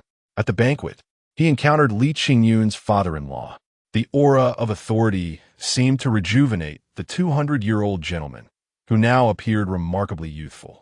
It is worth noting that he was initially the left vice minister of the Ministry of Works. However, after Zhou, he eliminated the Minister of Works in the ghost market. This elderly man, who had not advanced in over a century, found himself elevated to the position of Minister of Works. How could he not be delighted? Chapter 70. The Talent Nurturing Institute. After Li Qingyun's father-in-law ascended from the Deputy Minister of Works to the Minister of Works, Li Qingyun's status and future flourished correspondingly, often finding himself the recipient of toasts and well-wishes. His schedule became significantly more hectic than before. However, being an intellectual with a sharp mind, he adeptly managed his time. Thus, despite his busyness, he still found a moment to welcome a child with his wife. Amidst the frequent toasts and various social interactions, he even managed to carve out time to meet Zhou Yi privately, unreservedly voicing his requests. Zhou Yi was somewhat taken aback by his audacity.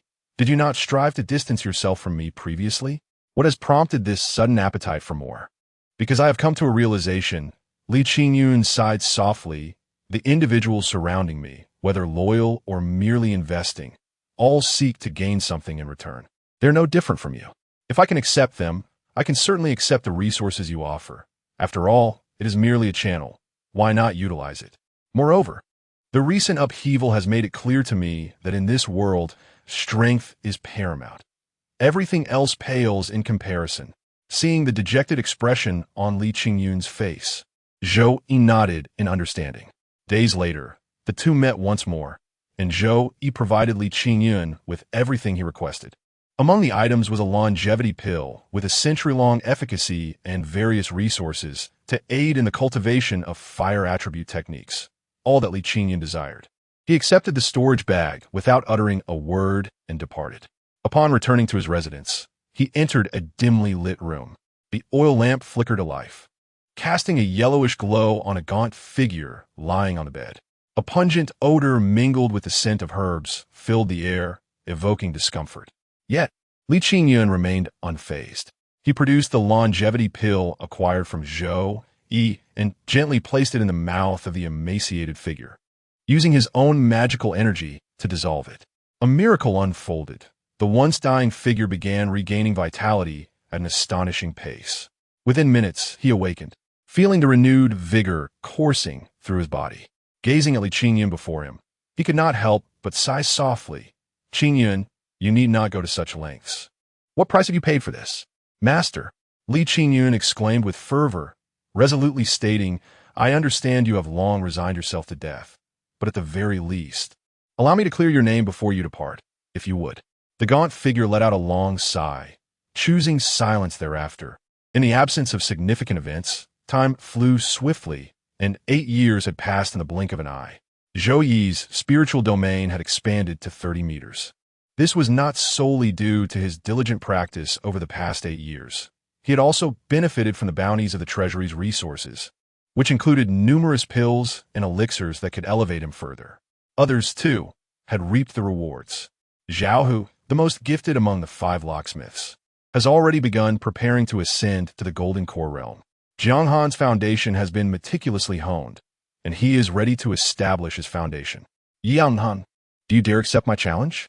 A vibrant shout, brimming with youthful exuberance, halted Jiang Han in his tracks as he was about to depart, capturing Zhou Yi's attention as well.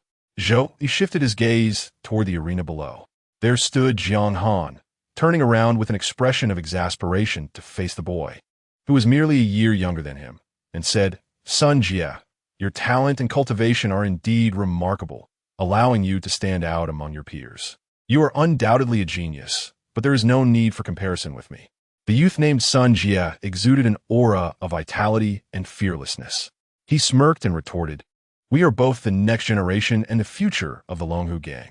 Our realms are the same, yet you have consistently overshadowed me due to your position as the young master. If not you, then who should I compare myself with? You simply benefited from joining the Longhu gang a year earlier than I did. Had we joined simultaneously, my talent would not pale in comparison to yours, and perhaps I would have been the one to ascend to the position of young master." A murmur of surprise rippled through the crowd. This place, once Zhou Yi's modest courtyard, had gradually transformed into a nurturing ground for the young prodigies of the Longhu gang, as talents from various regions were sent to the headquarters for further training. Initially, these individuals were taught the basics of literature and writing under Zhou Yi's guidance. Over time, he had grown accustomed to this change and did not oppose it. After all, although he was over 80 years old, in the grand scheme of his seemingly endless lifespan, he felt as though he had barely begun to experience life. He preferred not to adopt a demeanor burdened by age, choosing instead to engage with these youngsters, fostering a sense of childlike wonder and youthful spirit. At this moment, he leaned against the second-floor railing, savoring sunflower seeds while playfully encouraging the other children below to cheer on the duel between the top 2 contenders. Jiang Han cast a resigned glance at Zhou Yi before his expression turned serious, fixating intently on Sun Jie. In a deep voice, he declared, "I have yet to finish my previous statement. What I meant to convey is that while you may be considered a genius, you are still far from being worthy of comparison with me. If you do not believe me and insist on a confrontation, I would be more than willing to oblige." Sun Jie, infuriated by what he perceived as humiliation, could not tolerate such disdain. He immediately accepted the challenge, and the two clashed fiercely on the arena. After 20 exchanges, a battered and bruised Sun Jie was thrown from the stage, unable to continue. "Impossible. Even if there's a disparity between us, how could it be so vast?" he thought, filled with resentment. Jiang Han paid no heed to the cries of disbelief from the defeated, offering only a departing silhouette as he walked away. He diligently cultivated the Southern Talisman Immortal Sutra, utilizing resources obtained from the subterranean treasury of the Celestial Auction House, under the personal guidance of Zhou Yi. Given this confluence of factors, he deemed it entirely reasonable to emerge victorious. It would have been astonishing had he faced defeat. In fact, to preserve Sun Jie's dignity, he intentionally extended their match from a mere 5 moves to a full 20. He felt as though he embodied the essence of a considerate gentleman. Just as he exited the Yukai Institute, he observed a group of followers awaiting him outside, indicating that Zhao Hu sought his presence for a discussion. Jiang Han nodded slightly and proceeded to follow them. Chapter 71. The perfect plan. Recently, a nascent celestial realm has been discovered on the outskirts of the imperial capital. Are you aware of this? Zhao Hu sat imperiously upon the leader's throne, his voice deep and resonant, exuding the aura of a seasoned figure in the martial world. "I have heard some whispers," Jiang Han replied, nodding gently, his demeanor serene. 8 years had passed, and he was now 16, his stature having matured into that of a striking young man, capturing the hearts of countless female disciples within the Longhu gang. The perpetual air of melancholy etched upon his brow only served to further attract the gaze of the ladies. Zhao Hu nodded slightly, continuing, "I have just returned from the palace. For this matter, His Majesty convened many to deliberate. Ultimately, following the counsel of the foreign envoy, we have resolved to adhere to the traditional customs of the cultivation community. When a celestial realm first opens, only cultivators at the foundation establishment stage and below will be permitted entry. In that period, The celestial realm shall serve as your arena. The fortunes you acquire and the spiritual herbs you gather will depend solely on your own capabilities. Subsequently, our various factions will jointly oversee the celestial realm. At that juncture, everything will follow a prescribed order. Seeking additional benefits and resources will not be so simple. All must adhere to the established protocols. Upon hearing this, Jiang Han nodded in understanding, declaring, "I shall not disappoint my master." He merely needed to slightly relax and take one more step forward to reach the foundation establishment stage. With such a level of cultivation, combined with the techniques of the Nine-Dragon Jade Bai and others, Jiang Han felt confident in reigning supreme within the celestial realm. Observing the growth of his disciple, Zhao Hu could not help but nod in approval, his eyes sparkling with joy and satisfaction. "Then, my dear disciple, I wish you all the best in your endeavors." However, Zhao Hu's expression gradually turned grave as he spoke solemnly. The celestial realm is a significant matter. After all, it is the first of its kind to emerge within the land of Chu. The distribution of its internal benefits will undoubtedly influence the development and dynamics of various factions. Many will shift their focus towards it. Thus, Old Fu and I are contemplating seizing this opportunity to discreetly advance to the Golden Core stage. "You are finally prepared to take this step?" Jiang Han exclaimed, exhilarated. Although the Longhu gang was powerful, it had never commanded the respect it deserved. Indeed, some even regarded it with disdain. The reason lay in the absence of a true powerhouse at its helm, as the strongest on the surface was merely at the foundation establishment stage.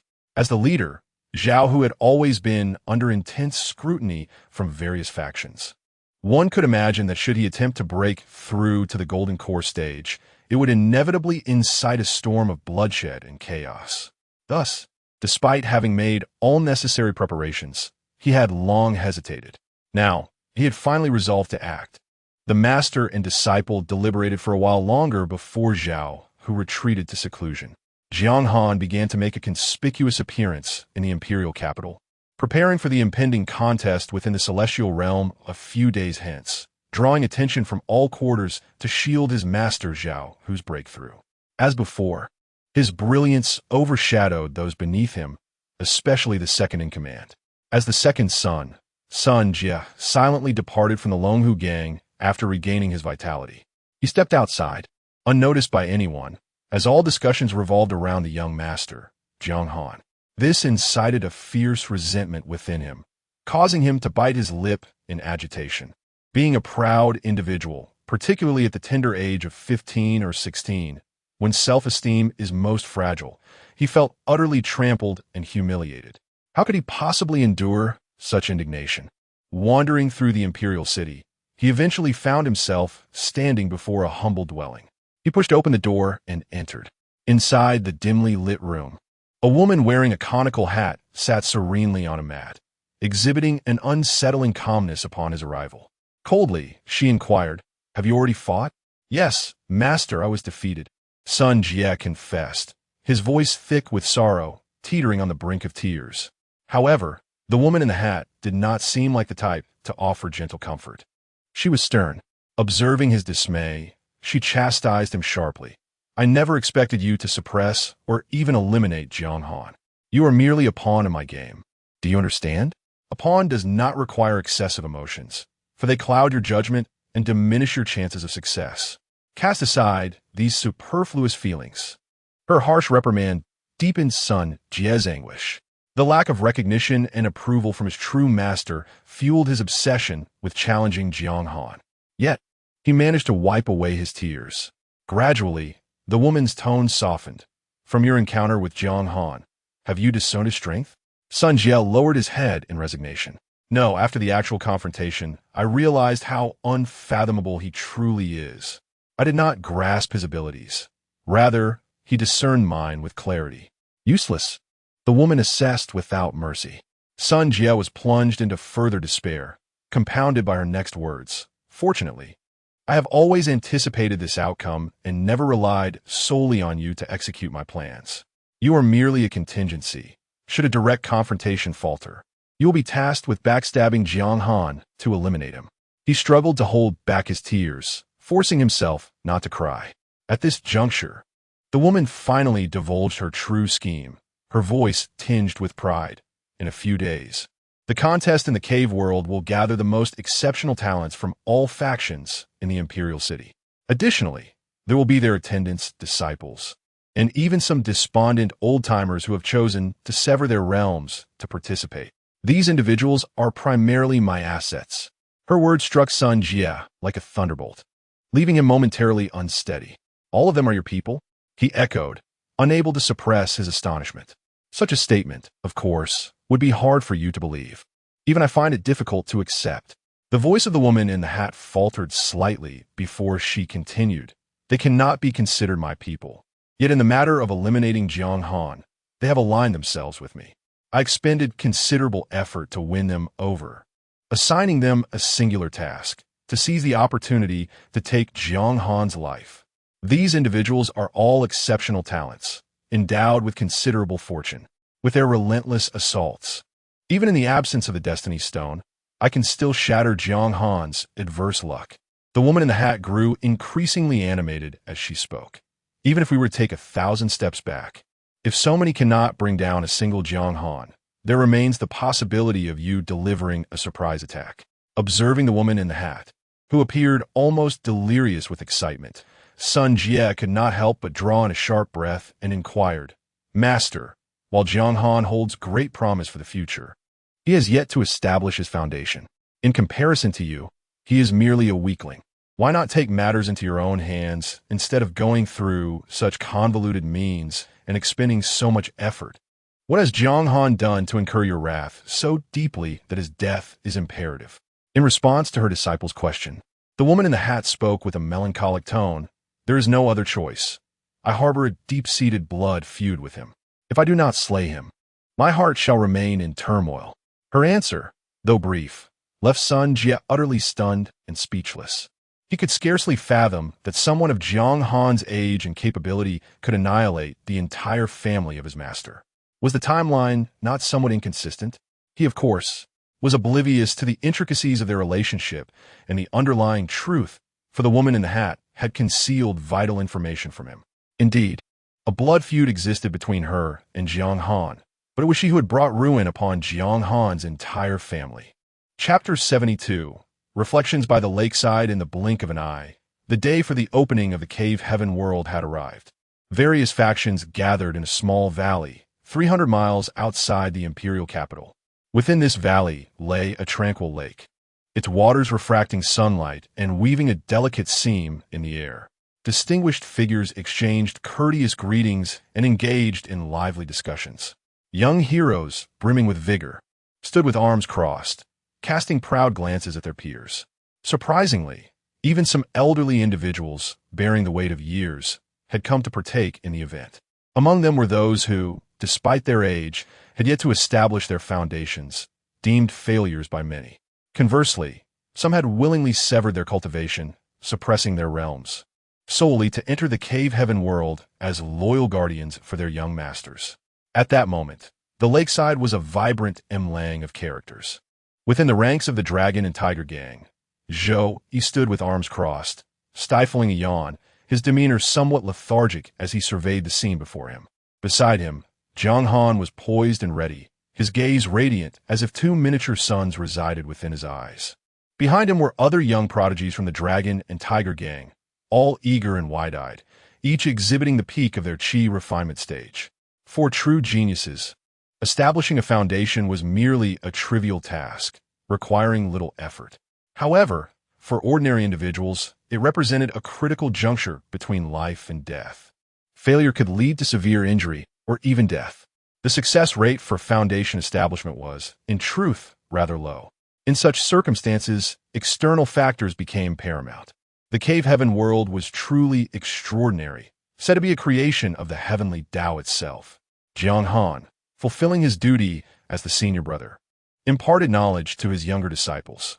Once a Cave Heaven world is formed, it invariably retains traces of the heavenly Tao's essence. Legends speak of this as the remnants of the heavenly Tao-esque creation of the Cave Heaven world. In summary, this represented a significant opportunity. Should one be fortunate enough to obtain it and utilize the essence of the heavenly Tao to aid in foundation establishment, the resulting foundation would be exceptional, allowing the cultivator to traverse their path with unparalleled ease and unlock unimaginable potential. In this endeavor to enter the cave heaven world, other treasures and opportunities were secondary. The essence of the heavenly Tao was of utmost importance. If given the chance, you must leverage this to establish your foundation. Jiang Han meticulously recounted the legends surrounding the essence of the heavenly Tao, igniting sparks of excitement in the eyes of numerous young individuals. Yet, only Sun Jie wore a troubled expression, his gaze occasionally lingering on the vulnerable points of Jiang Han's neck and back, seemingly contemplating the most opportune moment for a betrayal. Among the crowd, he spotted his master, who exhibited a remarkably low profile and seemed to deliberately evade him, disappearing swiftly within the throng. This left Sun Jie perplexed. With such profound cultivation, his master must have long since established her foundation, possibly even attained the golden core stage. Why, then, did she harbor such fear of Jiang Han? If Jiang Han were truly as formidable as she appeared, what led her to believe that we, who have yet to establish our foundation, could unite to vanquish him? The confusion within Sun Jie grew increasingly burdensome, edging towards a state of melancholy. Concealed within the throng, the woman in the conical hat cursed Sun Jie inwardly. Why does he persist in staring at me? Is he so eager to reveal my presence to Zhou Yi? It could prove fatal, you fool. She too felt a tinge of bewilderment. According to her calculations, Zhou Yi should have remained indifferent to such matters, ideally staying within the confines of the Longhu gang. This situation should have been managed by Zhao Hu, allowing for easy manipulation. Yet now, everything had shifted. Zhao Hu was absent, and instead, Zhou Yi had taken charge. The woman in the conical hat felt an unbearable anxiety. She detested events and factors that transcended her plans and control. However, she had no choice but to console herself, urging her mind to settle. It's nothing, merely a minor deviation that cannot alter the grand scheme. Zhou Yi, like me, must remain outside the cave heaven, awaiting the resolution of the turmoil within. Even if he wields the death curse without consequence, it cannot save Jiang Han from being besieged. When the restrictions of the cave heaven dissolve and everything comes to an end, he will only witness Jiang Han's lifeless form. Contemplating this, the woman in the conical hat felt her composure returning. To avoid detection, she deliberately averted her gaze from Zhou Yi's position, not daring to look at him. Zhou Yi waited listlessly for the opening of the cave heaven. His presence here was not solely due to Zhao Hu's expectations and instructions. It also stemmed from the vested interests he had in this place. From what he understood, the emergence of this cave heaven was indeed profound in its mysteries. Within it lay an abundance of invaluable opportunities, not only the alluring essence of the heavenly Tao, but also the coveted source spring of creation, which Zhou Yi yearned for. 8 years had elapsed, and the divine herb he had longed for had finally regained its vitality, taking root in the sacred soil and commencing its slow growth. Its growth was alarmingly lethargic, merely a millimeter per year. What tormented him further was that the diluted source spring water, which he had plundered from the celestial auction, had been exhausted a year ago, further impeding the herb's development. If there were no alternatives, it would be one thing, but now that the source spring lay within reach, Zhou Yi felt compelled to take a look. The spring and the water were different. If he could acquire the entire spring, he could continuously draw upon the source spring water. Serendipitously, the broken bowl in his possession could fully extract the spring, nurturing the divine herb. As this thought crossed his mind, Zhou Yi's gaze grew fervent, fixated on the shimmering golden fissure in the air. Gradually, the number of people surrounding the small lake increased, including representatives from various sects beyond the realms. The arrival of these foreign envoys cast a serious pall over many faces, and inwardly, they could not help but lament. With these powerful figures present, who would dare compete with them? Were they truly willing to relinquish the greatest opportunity so easily? Amidst the pervasive atmosphere of despair, Zhou Yi discerned a peculiar anomaly. Why did these individuals repeatedly cast glances toward Jiang Han? Had our past actions been uncovered? In the midst of this perplexity, the shimmering fissure in the air suddenly expanded into a portal large enough for passage. A chorus of delighted exclamations erupted as one by one. Those who had long been prepared soared into the light. They traversed the portal, entering the celestial realm. Many, before their entrance, cast fleeting glances at Jiang Han, their lips curling into derisive smirks. It seemed that all was nearing its conclusion. Regardless of your immense fortune, do not presume. Concealed in shadows. The woman in the conical hat was on the verge of exhaling a sigh of relief, elated by the impending success of her scheme. When she beheld Zhou Yi soaring into the air, his expression composed as he descended towards the radiant portal. Chapter 73. A clear purpose. How could this be possible? How could he so effortlessly gain entry? Wasn't he the realm of the cave, heaven, meant to reject all cultivators above the chi refinement stage? The woman in the conical hat fixated her gaze on Zhou Yi as he approached the luminous portal, her mind frantically screaming. Her complexion was ashen, her pupils quivering, and her thoughts a blank canvas. Witnessing Zhou Yi successfully traverse the light gate, unscathed by any form of rejection, plunged her deeper into despair. What on earth was happening? Where had she gone awry? Biting her lip until it bled, her pallor rivaled that of a ghost, her body trembling uncontrollably as despair burgeoned within her heart. Could it be that the son of fortune truly possessed such terrifying prowess? She had meticulously calculated every conceivable factor, weaving an intricate web of traps. Just when she believed everything was about to conclude, the heavens played a cruel jest, obliterating all her plans. This incited a wrathful fury within her, an unbearable reality to accept. Yet, being a cultivator of considerable skill, her resolve remained steadfast. She quickly quelled her tumultuous emotions and resumed her rational observation of the situation. Before long, she discerned the reason. Could it be that Zhou Yi had never actually broken through to the foundation establishment stage? How then had he survived for so many years without showing the slightest hint of aging? While this notion seemed utterly implausible, it might very well be the only truth. The woman in the conical hat inhaled deeply and began to retreat, swiftly extricating herself from the crowd. Regardless of the circumstances, since Zhou Yi had already entered, her plan was undeniably a failure, and if things went awry, he might even uncover her hidden motives. With that thought tightening her chest, she resolved without hesitation, turning to soar away on her sword. The best course of action was to flee. Meanwhile, within the realm of the cave heaven, Zhou Yi stood before the breathtaking landscapes, feeling a sense of astonishment and exhilaration. I have truly succeeded in entering. Though he had once speculated that he had not practiced chi cultivation and was not even a chi refinement cultivator, let alone one of foundation establishment, he believed he could smoothly navigate the obstacles of the cave heaven realm. However, speculation was merely conjecture. Experiencing it firsthand was an entirely different sensation. Not far from him, Jiang Han and the others also beheld Zhou Yi, their expressions filled with surprise. Master Wu, how did you get in? Others were merely astonished. But Jiang Han was taken aback. Unlike the rest, he possessed a certain degree of understanding of this Master Wu.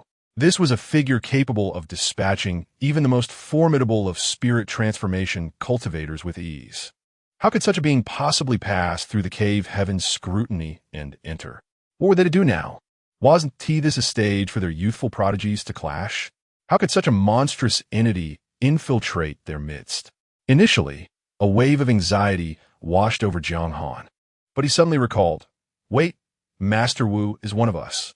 With that realization, he exhaled in relief and even erupted into cheers of joy. With Wu Shirzhuo presiding, who could possibly rival us within this vast expanse of the cave realm? This entire domain shall belong to us. Jiang Han felt a surge of excitement. Yet, having served as the deputy leader for a full 8 years, he remained astute and cautious. He swiftly approached Zhou Yi, carefully advising, Master Wu, I recognize your unparalleled prowess. But this place is teeming with the elite and cultivators of various factions. It will be prudent for us not to overreach. We can compel them to assist us in gathering herbs and seizing opportunities until the day before our cultivation is unbound in the cave world. The remaining day should be theirs to seek personal gains. After all, we cannot monopolize all the benefits. Consuming everything ourselves would surely render us public enemies. Observing Jiang Han's careful demeanor, Zhou Yi felt a mix of exasperation and perplexity. What are you babbling about? I have no time to dally with you children. Amuse yourselves. With that, Zhou Yi turned and strode away, his footsteps resonating against the magnificent landscape, causing the earth and rocks beneath him to erupt. Harnessing this recoil, he leapt swiftly over the peaks ahead, racing toward the horizon. In his hand, a broken bowl materialized silently, its walls adorned with the vibrant roots of divine herbs, radiating a dazzling brilliance. Over the course of 8 years, the roots had regained vitality. Their previous severed ends healed and gradually began to grow anew. During this time, Zhou Yi and the divine roots had forged a harmonious symbiotic relationship, with the roots releasing wisps of ethereal essence for Zhou Yi to absorb each year. Zhou Yi remained uncertain whether this diminutive entity possessed any self-awareness. However, it was inconsequential. At this moment, the divine roots appeared to come alive, actively guiding Zhou Yi towards the location of the fountain of creation. There was no time to spare. Zhou Yi could scarcely wait to exchange a few words with Jiang Han's group and surge forward.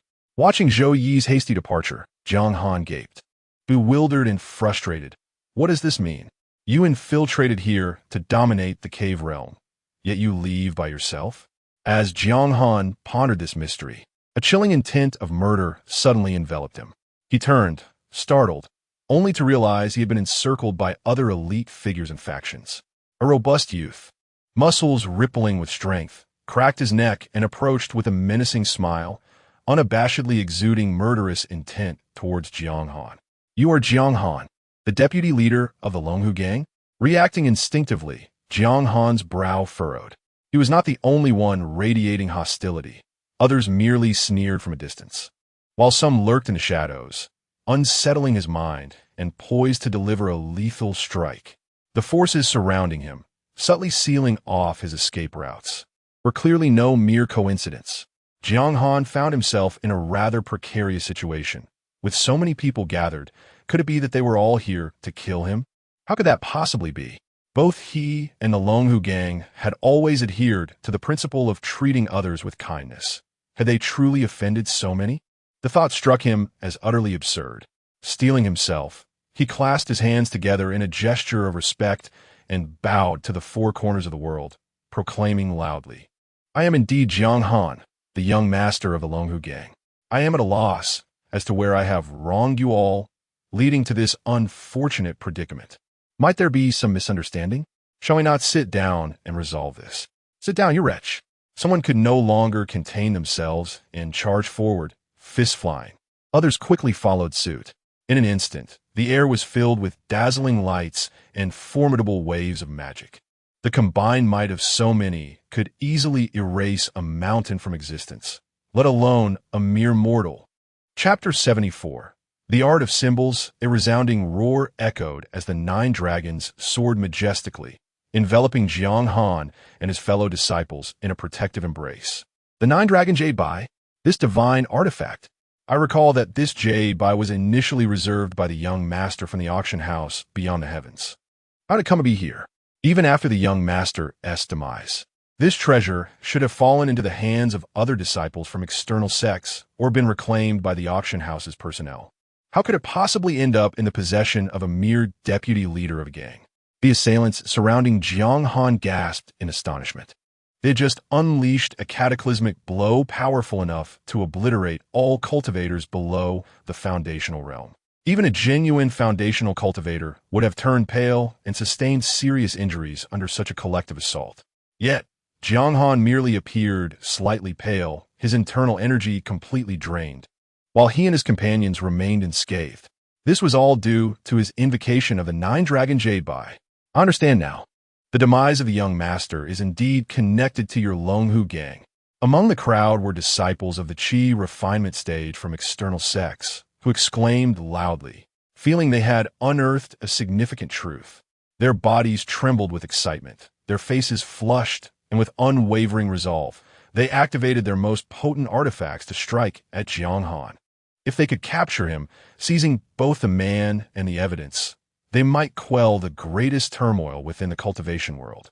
At that moment, I would not only gain fame throughout the realm, but also receive rewards and gratitude from my sect and the auction house beyond the heavens. Such thoughts propelled these individuals into a frenzy, their breaths quickening with exhilaration. Others soon regained their senses, no longer hesitating, and hastened to join the fray. Amidst this frenzied assault, the roars of the 9 dragons grew subdued, their forms gradually becoming ethereal. This was not due to the inadequacy of the 9-dragon jade buy. Rather, it was Jiang Han's cultivation level that fell short. Summoning such a potent artifact to withstand such a formidable onslaught rapidly depleted his internal energy.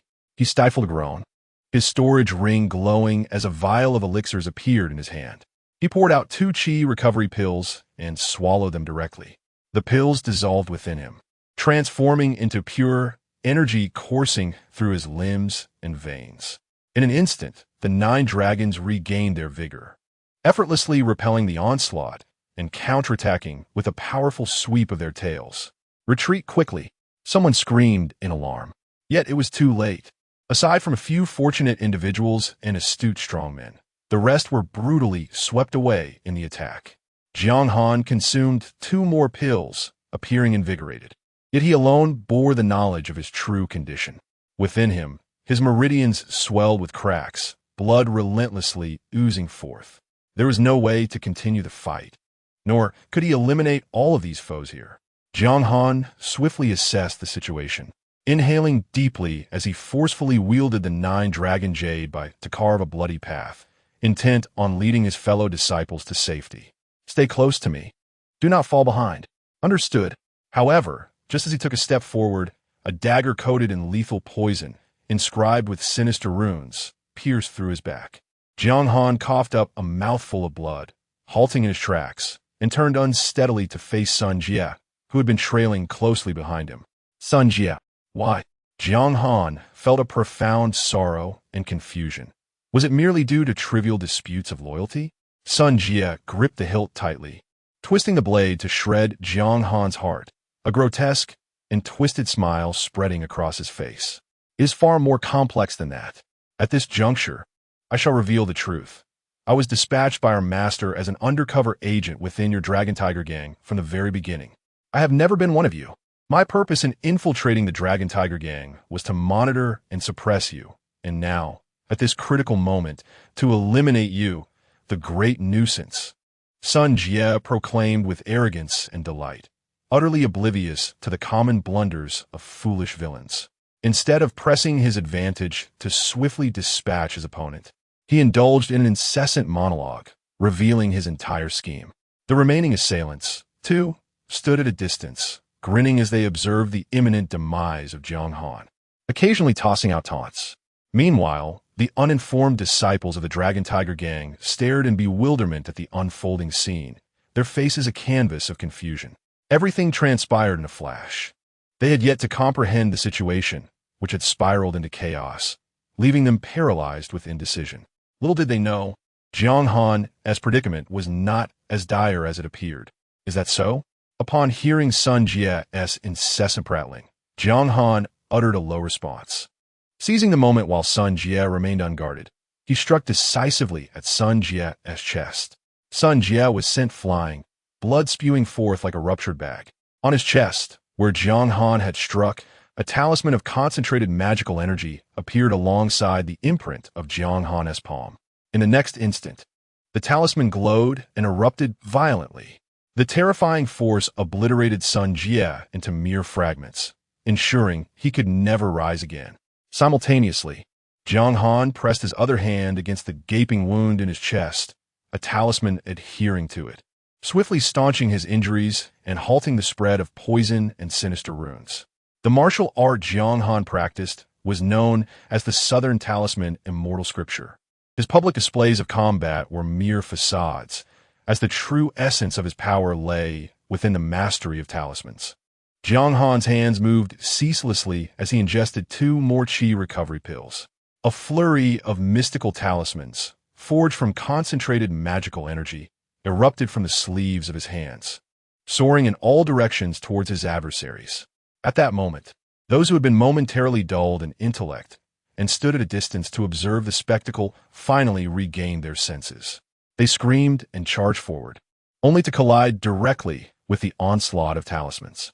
Instantly, a cacophony of explosions erupted, filling the arena with a dense veil of smoke, punctuated by the anguished cries emanating from within. Alas, my Thunderfire talismans are still too feeble. In comparison to the authentic Thunderfire talismans, their potency has diminished significantly. Otherwise, not one of you would have survived. Jiang Han's cold voice resonated through the haze, silencing those who had been vocal in their inquiries and cries, compelling them to hold their breath in silent vigilance against the impending assault lurking within the fog. Chapter 75. The Fortune Defies Destiny. As the haze lifted and visibility returned, the encircled individuals, all bearing various injuries, widened their eyes in disbelief. Where had Jiang Han and the disciples of the Longhu gang vanished to? An elderly cultivator approached the spot where Jiang Han and his companions had stood, crouched down, and examined the soil beneath his fingers. After a moment of contemplation, he declared with certainty, "It is the Earth Escape Talisman. They have escaped using the Earth Talisman." The members of the encirclement, visibly dismayed, exchanged glances filled with disbelief and sorrow. Gradually, a profound sense of indignation and murderous intent began to emerge. The woman in the conical hat had invested a substantial sum to hire them for Jiang Han's demise. These spirited youths, eager to prove themselves, felt it unacceptable to squander time on such a trivial matter, and thus resolved to eliminate Jiang Han and the Longhu gang right then and there. Initially, they had numbered around 500. However, after enduring the devastation wrought by the 9 dragons Jade Bai and the Thunderfire talismans, only a little over 300 remained. "After so many deaths, I cannot return home to face my father," lamented a once dapper young nobleman, wiping the soot from his face with a fierce expression. "That Jiang must die." Indeed, the others echoed in agreement, particularly those from remote sections. Having journeyed from distant lands, their broader perspectives rendered them especially fervent about the situation. Only they understood the immense rewards that would accompany the capture or death of Jiang Han. They felt compelled to accomplish this task before their elders from the sects outside could intervene. Otherwise, it would no longer concern them. With such fervor, they acted with keen initiative. Jiang Han has already expended considerable energy using the 9 dragons Jade by twice. He may very well be incapable of using it again. Otherwise, he would not have resorted to the Thunderfire talisman for a 3rd time. Indeed, others concurred, their analyses becoming increasingly astute. Sun Jie's death was not in vain. His ambush indeed posed a threat to Jiang Han. He cannot have fled far. Search. The entire group sprang into action, employing various search techniques that proved effective. Excitement surged among them as they eagerly followed the traces left behind. Meanwhile, Jiang Han and the disciples of the Longhu gang had taken refuge in a cave they had recently excavated. Jiang Han sat cross-legged in a corner, attempting to circulate his energy to expel the toxins coursing through his body. However, the poison was potent. With his current strength, he was unable to extract it, and even suppressing it was becoming increasingly arduous. "This cannot continue. I will surely perish." After exhausting various methods to no avail, Jiang Han's sense of crisis reached its zenith. It was not merely the toxins within him, but also the relentless pursuit of those outside. His limited abilities could only delay them for so long. They would inevitably catch up, with both internal and external pressures mounting. Jiang Han's anxiety intensified. The disciples surrounding him were in a state of panic, incessantly chattering about how they could assist Jiang Han. Despite their good intentions, Jiang Han hastily waved them off, his face as pale as parchment, refusing to let them approach. The recent betrayal by Sun Jie had instilled a deep-seated fear within him, rendering him distrustful of these younger disciples. Who could say if any among them harbored treachery akin to Sun Jie's? The disciples, attuned to Jiang Han's demeanor, quickly perceived the underlying cause of his behavior, their hearts sinking with apprehension. The atmosphere grew increasingly peculiar, steeped in unspoken tension and suspicion. Suddenly, a tremor coursed through Jiang Han's body as he raised his weary gaze to the cavern ceiling. The warning talisman he had set nearby had been triggered, signaling that the pursuers were drawing near. Upon hearing this dire news directly from Jiang Han, panic ensued among the group, with some of the less composed disciples even breaking into tears. "Do not be afraid. Stay here and remain silent. I will draw the pursuers away." Yam Han declared, rising to his feet at this critical moment. The younger disciples were momentarily taken aback by their elder brother's selflessness and unwavering spirit of sacrifice. Before they could express their heartfelt gratitude through tear-filled eyes, Jiang Han activated the earth talisman and exited the cave.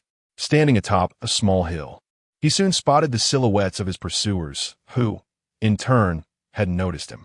Both sides, fueled by intensity, unleashed a flurry of spells from a distance. "You pathetic fools dare to hunt me?"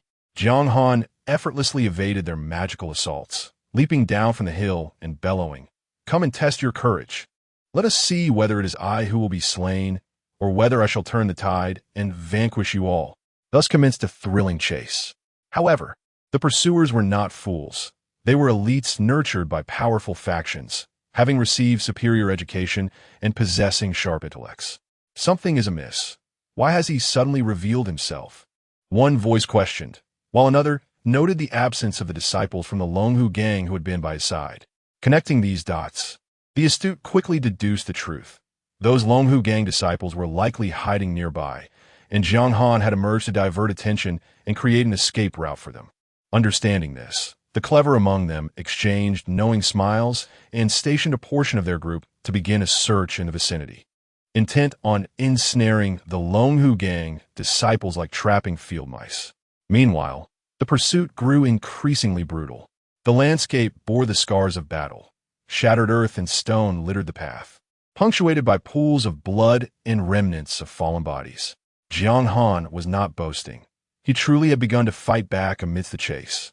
Even disciples nurtured by formidable powers and envoys hailing from distant lands, when ensnared within the traps and talismanic formations he had meticulously set, faced inevitable demise. This grim reality rendered the pursuers hesitant, causing their pace to considerably falter. Jiang Han found himself in dire straits.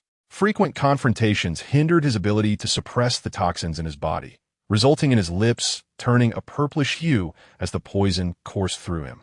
Not only did his speed diminish, but his steps became unsteady, and both his strength and magical energy waned rapidly. He realized that he could not persist in this manner. If he continued, he would surely perish from exhaustion. Suddenly, he recalled that within the realms of cave heavens, a life-giving spring typically emerged. A wondrous creation born from the essence of transformation, capable of cleansing and rejuvenating one's spirit and corporeal form, as well as healing all ailments and restoring severed limbs. A spark of hope ignited in Jiang Han's eyes as he swiftly devised a plan. If he could locate the spring of creation, salvation would be within his grasp. Demonstrating keen intellect, he quickly assessed the terrain of the forest and promptly set off in the direction where flora thrived abundantly. The location of the spring, undoubtedly rich in vital energy, was the path he must pursue. With each step, Jiang Han's admiration for his own sagacity grew. The verdant surroundings, with towering ancient trees, confirmed that he was indeed on the right track. It must be said that his fortune was remarkably favorable. His original position was not far from the spring of creation. Having discerned the correct direction, he soon arrived at his destination. He beheld the mountain peak where the essence of creation ascended, and at its foot, he spotted the fearsome beast that once guarded the spring, now lifeless beyond any semblance of vitality. All of this was due to the man standing with hands clasped before the sacred spring. Upon seeing this figure, Jiang Han was overwhelmed with emotion, tears brimming in his eyes. Master Wu, Chapter 76. A glance full of contempt Zhou, he heard a call and turned in surprise, only to behold Jiang Han, who was staggering up the mountain. He could not help but feel astonished. What on earth happened to you? As the esteemed deputy leader of the Longhu gang, you find yourself in such a pitiful state, disheveled, poisoned to the core, and drenched in blood. This is hardly dignified. As the deputy leader, you should always be mindful of your demeanor and behavior. Consistently presenting the admirable image of our Longhu gang to the world, he unflinchingly criticized Jiang Han. Yet, rather than feeling aggrieved, Jiang Han was overwhelmed with emotion, tears welling in his eyes and a fiery warmth swelling in his heart. "Oh, Master Wu, you cannot fathom the trials I have faced." He yearned to confide in Zhou Yi about his grievances, but in a moment of instability, he stumbled and fell upon the mountain path. Once he hit the ground, he found himself unable to rise again, resorting to crawling on hands and knees in a desperate attempt to ascend. Zhou Yi stood at the summit, furrowing his brow as he observed him. "Master Wu, I am on the verge of succumbing to this poison. Can you truly just stand there and watch? Would it be too much to ask you to lend me a hand?" Jiang Han finally expressed a hint of indignation. Zhou Yi, however, responded with palpable difficulty. "I wish to assist you, but as you can see, I am not an ordinary mortal. You have been poisoned to the marrow, and the venom seeps through your skin.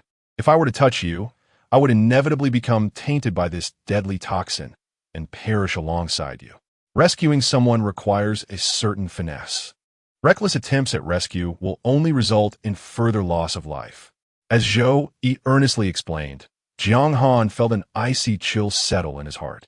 He recalled Zhou Yi's past feats, slaying a transformation god with a mere glance, vanquishing a golden core with a single gaze, and glanced back at the terrifying beast whose form could encompass an entire small mountain, feeling as though Zhou Yi was merely brushing him off. "Master Wu, please do not jest," he implored, eyes pleadingly fixed upon Zhou Yi. Zhou Yi understood that it was futile to reason with this naive child. With a resigned sigh, he ceased his explanations and instead began to scan his surroundings, swiftly locating a tool of his preference. Before long, he uprooted a small tree nearby. After discarding its branches and roots, he approached Jiang Han with the trunk, which was as thick as his forearm, and maneuvered it under Jiang Han. The small trunk was positioned beneath Jiang Han's armpit, and with all his might, Jiang Han clamped down on it, allowing Zhou Yi to hoist him up. At that moment, a series of piercing sounds echoed through the air. One after another, pursuers burst forth from the dense forest, arriving at the foot of the small mountain. Their eyes widened in shock as they beheld the beast, lifeless on the ground. But once they confirmed its demise, a wave of relief washed over them. They lifted their gazes and soon spotted Jiang Han, who was struggling at the brink of death, their expressions brightening with delight. "Huh, just as we suspected, this fellow can no longer hold on," one of them exclaimed with a hearty laugh. Some individuals nodded with smiles, their gazes subtly sweeping over the surrounding figures, already concocting schemes of discord and plotting to seize Jiang Han's lifeless body along with the critically important nine-dragon jade bai. Others, with keen perception, swiftly discerned the ethereal aura of creation rising from the small hill, and soon realized the significance of the location, exclaiming in delight, "Ah, could it be that the legendary spring of creation is up there?" Indeed, the prospect of such a miraculous phenomenon was exhilarating. Upon this revelation, the eyes of all present glowed with fervor. They were acutely aware of the spring's immense worth, a treasure capable of forging divine bodies and paving a smooth path for one's future. A single spring would suffice for all of us to bathe in together. There was no need for hasty conflict. This sentiment, voiced by one among them, quelled the impending strife and bloodshed. Unity was restored, and they jested. Jiang Han truly possesses some extraordinary qualities. He must be attempting to harness the power of the spring to cleanse himself of toxins and advance further. If he succeeds, then with a divine body, he might indeed turn the tables on the rest of us. Little did they realize, his actions merely served to weave a bridal gown for their own demise. "Look, there is still another person up there, likely a member of the Longhu gang.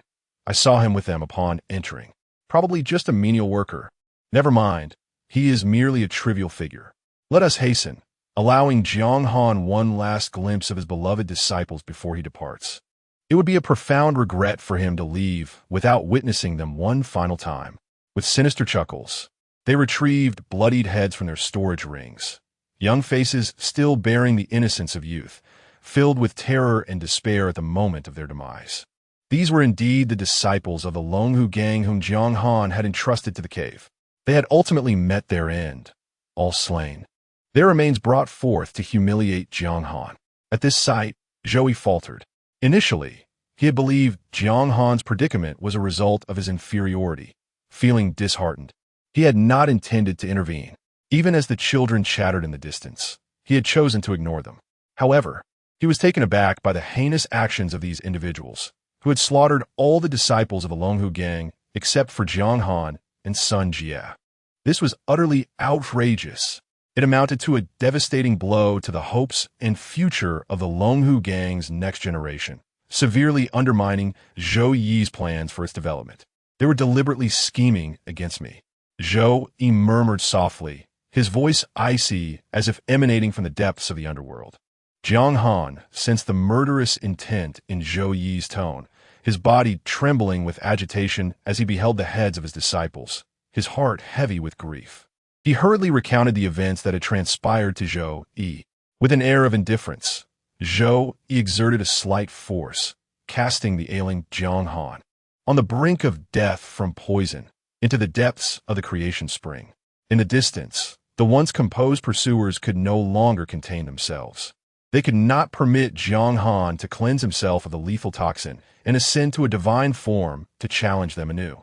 One by one, the young prodigies raised their voices in unison, charging up the small hill with astonishing speed, their hands poised to unleash deadly attacks. Their intent was to eliminate the obstructing menial first, then plunge into the spring to eradicate Jiang Han, who was in the midst of detoxification. However, reality would not unfold according to their desires.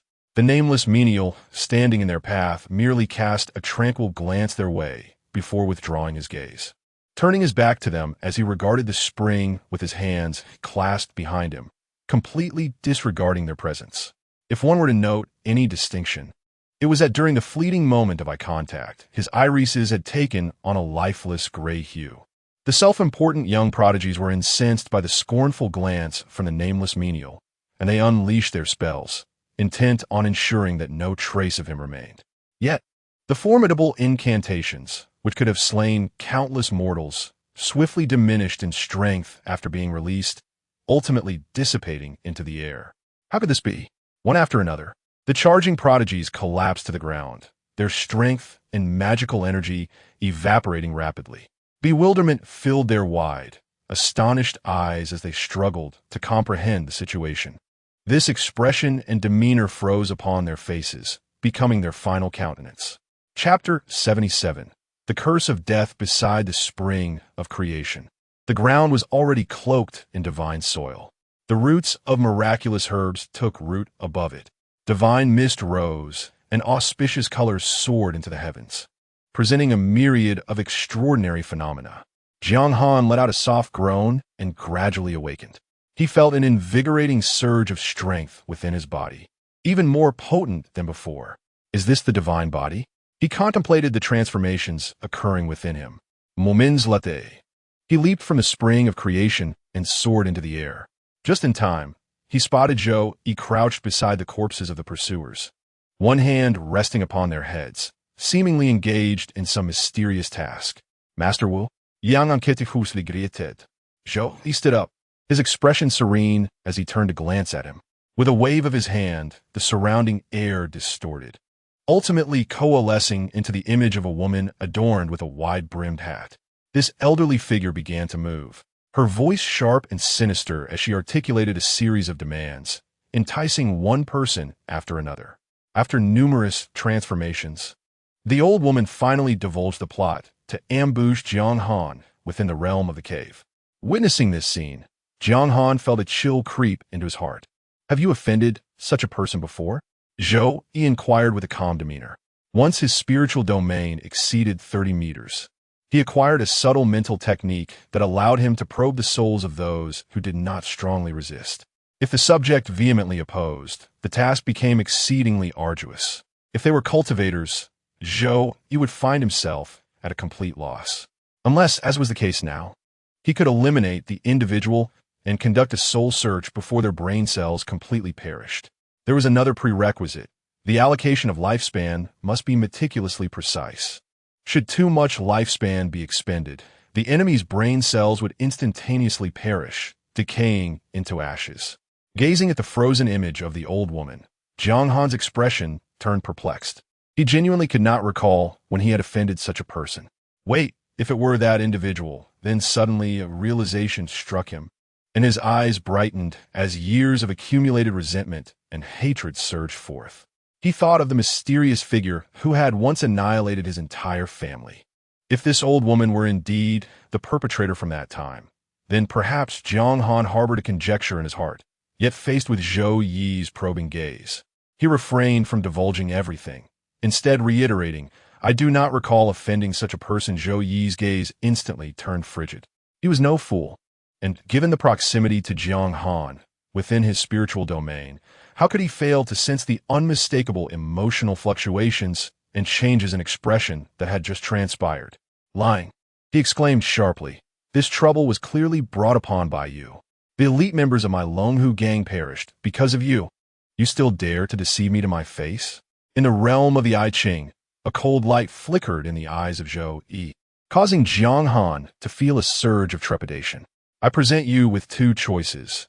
Either confess all at once and allow me to verify through soul searching, or face immediate death, followed by the same fate of soul extraction.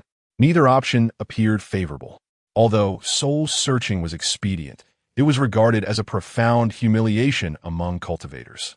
Confronted with such an indignity, Jiang Han steeled himself and stammered, "I shall speak. I shall speak." Internally, he lamented his previous recklessness, nearly forgetting the formidable nature of Wu Shi. The true master of the Longhu gang was not Zhao Hu, who was merely a subordinate. The gravity of angering such a figure was not to be underestimated. His life would be extinguished without a moment's hesitation. Realizing this, he dared not delay or conceal any longer, hastily recounting the entire sequence of events. He also produced his transcription of the Southern Talisman Sutra and a stone blade as proof. Even so, he was compelled to relinquish his mental defenses, allowing Zhou Yi to conduct a thorough, soul-searching examination before the matter could be considered resolved.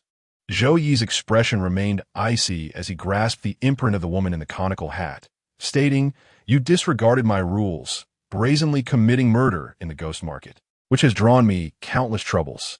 You have secretly plotted against the Longhu gang, leading to the downfall of many of our prodigies and disrupting my plans. If I do not teach you a lesson, what face would I have left to exist in this world?" His pupils turned a lifeless gray.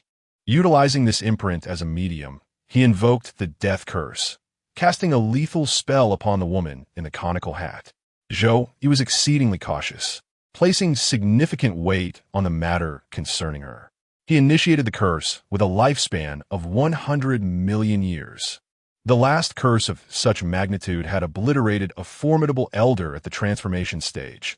He pondered whether she could withstand it. Gazing at the imprint in his hand, Zhou Yi's eyes were filled with an enigmatic depth.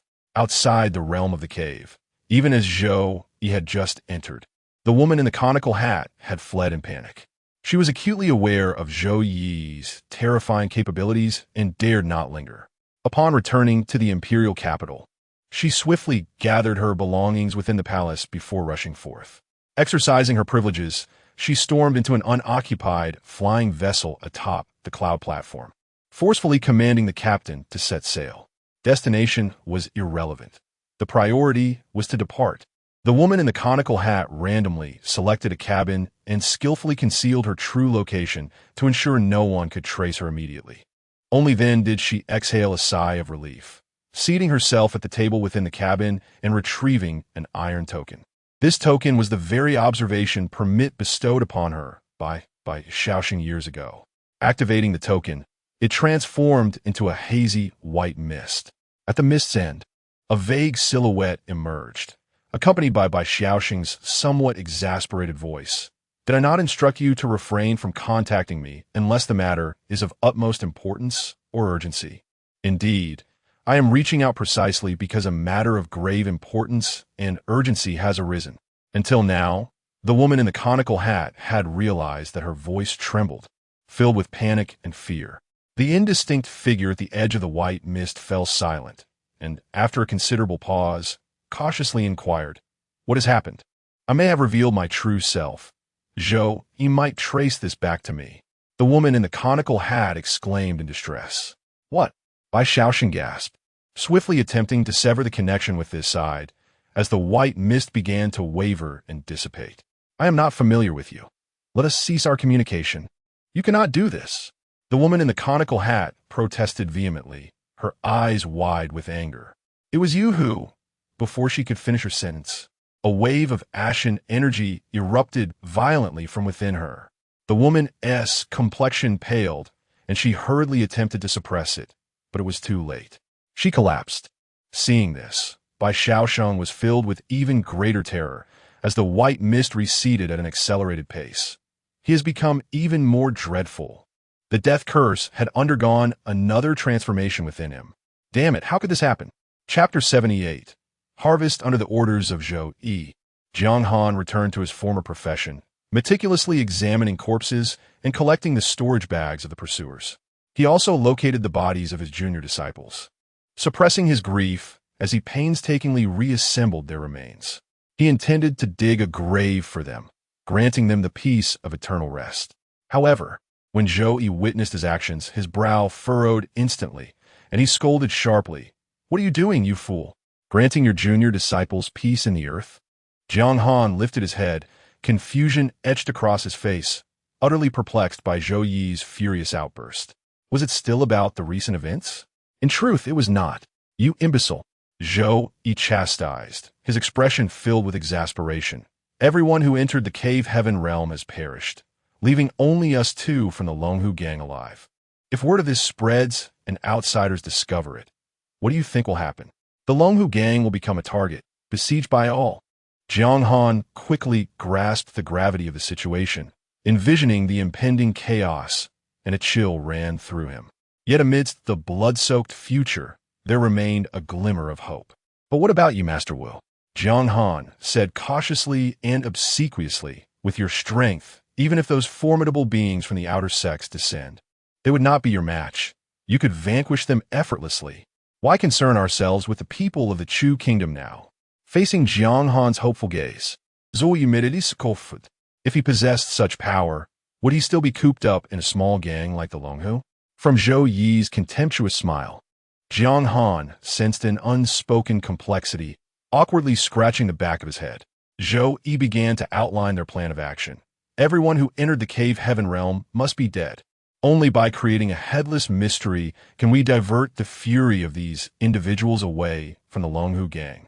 We might even manipulate these fellows to assist us in investigating the Hat Girl. Although Zhou Yi had already cursed the Hat Girl to death, many mysteries still lingered. Chief among them was the enigmatic figure rumored to be behind her, the celestial mechanic. This matter had reached a conclusion 8 years prior. If not for the existence of a celestial mechanic, the Hat Girl could not have fortuitously appeared at the ghost market of the Longhu Pass at the precise moment to seize the ancient scripture.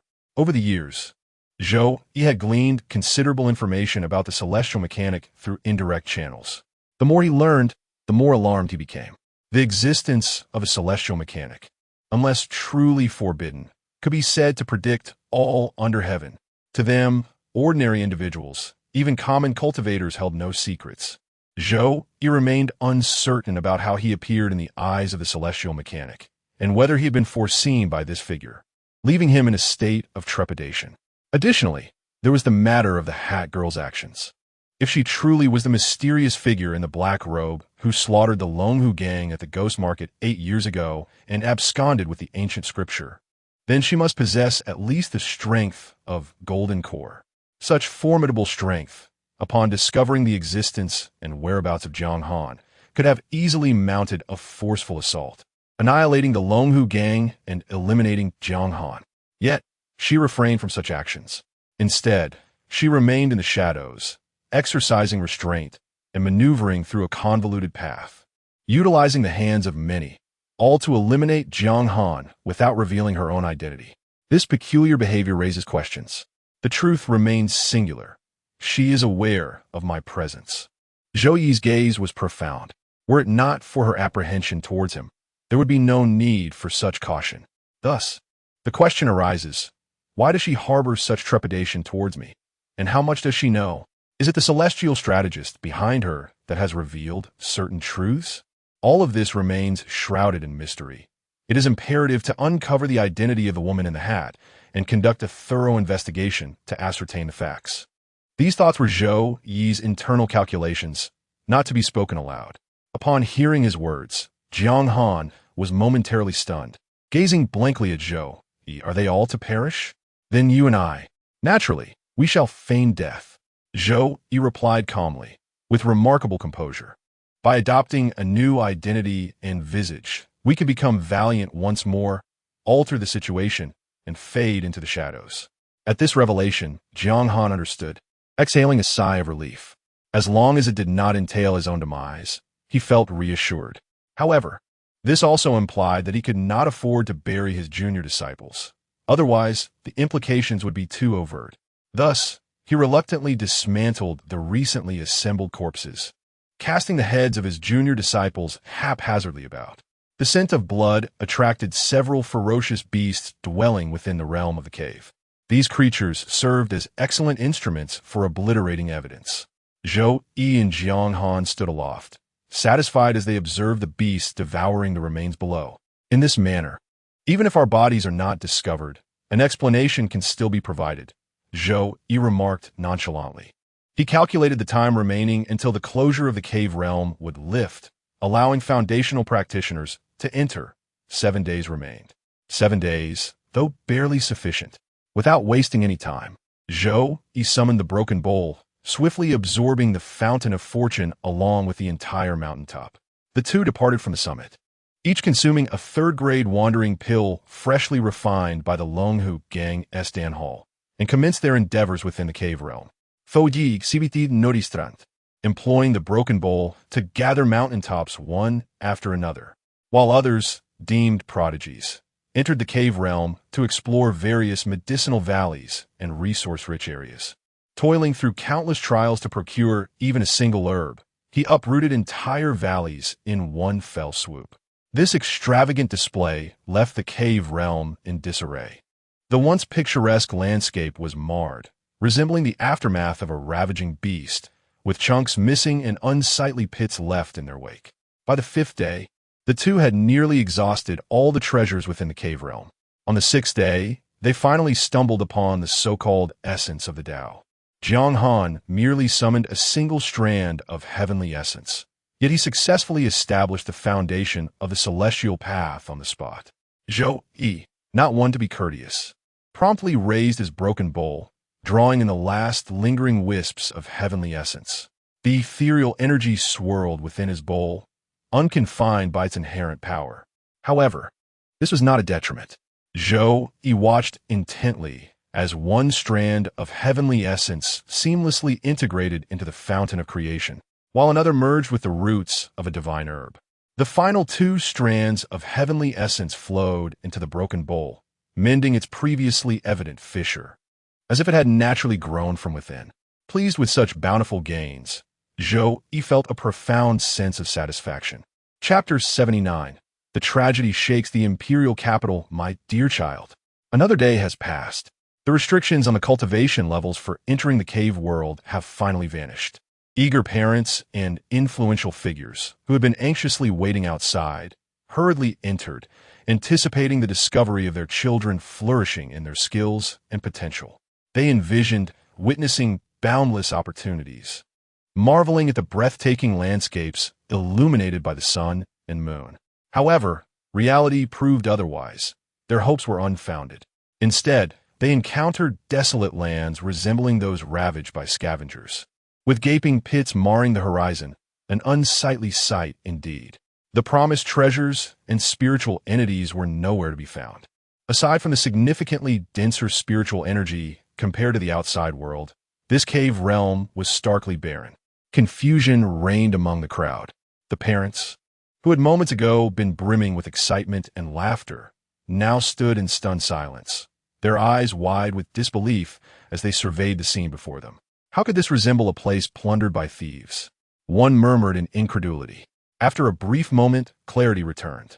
Beams of light shot forth as individuals hastened deeper into the cave world, their anxiety palpable. A disquieting premonition settled in their hearts. As anticipated, all the treasures of the cave world had been claimed, leaving nothing behind. Even more alarming was the absence of a single living soul upon their entry, including those prodigies who had ventured in first. This incited panic among some parents and factions. They ascended to the skies, amplifying their voices with magical prowess to call out their children's names. Yet their efforts bore no fruit. The vast expanse lay barren, devoid of any children. Observing the distraught parents above, Zhou, Yi, and Jiang Han, who had initially concealed their presence, now adeptly blended into the chaos, their expressions mirroring the collective panic. They loudly called out fictitious names, feigning concern. Jiang Han remained closely at Zhou Yi's side, unwilling to stray even a step away. The duo had completed their disguises, ensuring that no one could recognize them among the throng. While ordinary mundane skills held no secrets before cultivators, Zhou Yi was different. As long as they remained within his mental domain, he could guarantee the concealment of their identities, even from powerful beings of the nascent soul stage, who would only perceive the false facade crafted by Zhou Yi's mental realm. Amidst the turmoil surrounding them, Jiang Han felt an exhilarating thrill. Prior to the arrival of these individuals, the pair had already scoured the cave world, meticulously erasing any traces that might expose them. Thus, at this moment, he felt nothing but excitement and exhilaration, devoid of any worry. With so many searching collectively, they soon stumbled upon bloodied scraps of cloth scattered across the vast earth, accompanied by sporadic bloodstains and fragments of magical artifacts. Those who recognized these remnants were overcome with grief, unable to contain their sorrow. The remaining individuals, still awaiting definitive news, could not help but feel a surge of anxiety within their hearts. Return and summon everyone, even if it means turning the entire world upside down. We shall uncover the whereabouts of my son, someone shouted, their eyes brimming with tears. Others hastily joined in. Zhou Yi, accompanied by Jiang Han, casually affirmed their agreement before feigning the role of a messenger, swiftly departing towards the exit of the celestial realm. In the midst of the chaos, with emotions running high, no one paid heed to the identities of these two individuals. They dashed through the tumult, unimpeded, and returned to the imperial capital. Disguised anew, they calmly re-entered the Dragon Tiger gang. At that moment, the atmosphere within the gang was one of jubilance. Everyone was immersed in joy, unaware of any impending misfortune. Zhao Hu's plan had been remarkably successful. While all attention was drawn to the celestial realm outside the city, he and the most talented member of the lock-picking quintet, a cultivator of the Fu surname, had successfully formed their core. The Dragon Tiger gang had thus gained two formidable core-formed cultivators. Although lacking an infant soul to anchor them, they had undeniably risen to a position of significance. Just as the revelry continued, a messenger from the Dragon Tiger gang returned, breathless and pale. Upon hearing the dreadful news, the members of the gang felt as if struck by a thunderclap. Without pausing for further discussion, they surged forth under the guidance of the two newly formed core cultivators, heading straight for the celestial realm. This incident had stirred considerable turmoil, overshadowing even the news of the two core cultivators. On that day, the entire imperial capital echoed with furious roars. The following day, the city was draped in white cloth. Nearly all the powerful factions were engaged in funerals, opening mourning halls, and the lamentations filled the air, inciting the ire of those unable to empathize with the grief. The Dragon Tiger gang was no exception. After shedding a few tears in the mourning hall, Zhao Hu claimed to be overwhelmed with sorrow and retreated to his quarters to rest. In his secluded training chamber, Zhou Yi leisurely sipped tea, while the lockpicking quintet and Jiang Han sat nearby. The quintet, skillfully dismantling various storage rings and bags, could not help but voice their grievances. Boss, while we understand your penchant for risk, could you perhaps inform us in advance? You cannot imagine the shock we felt when the news first reached us. We genuinely feared that some unfathomable horror lurked within that celestial realm, capable of obliterating you. Thankfully, after our extensive searches, we found no trace of your or Jiang Han's demise. which gave us a modicum of reassurance. Upon returning to the Dragon Tiger gang, the six were taken aback to find Zhou, Yi, and Jiang Han, who had been waiting for them.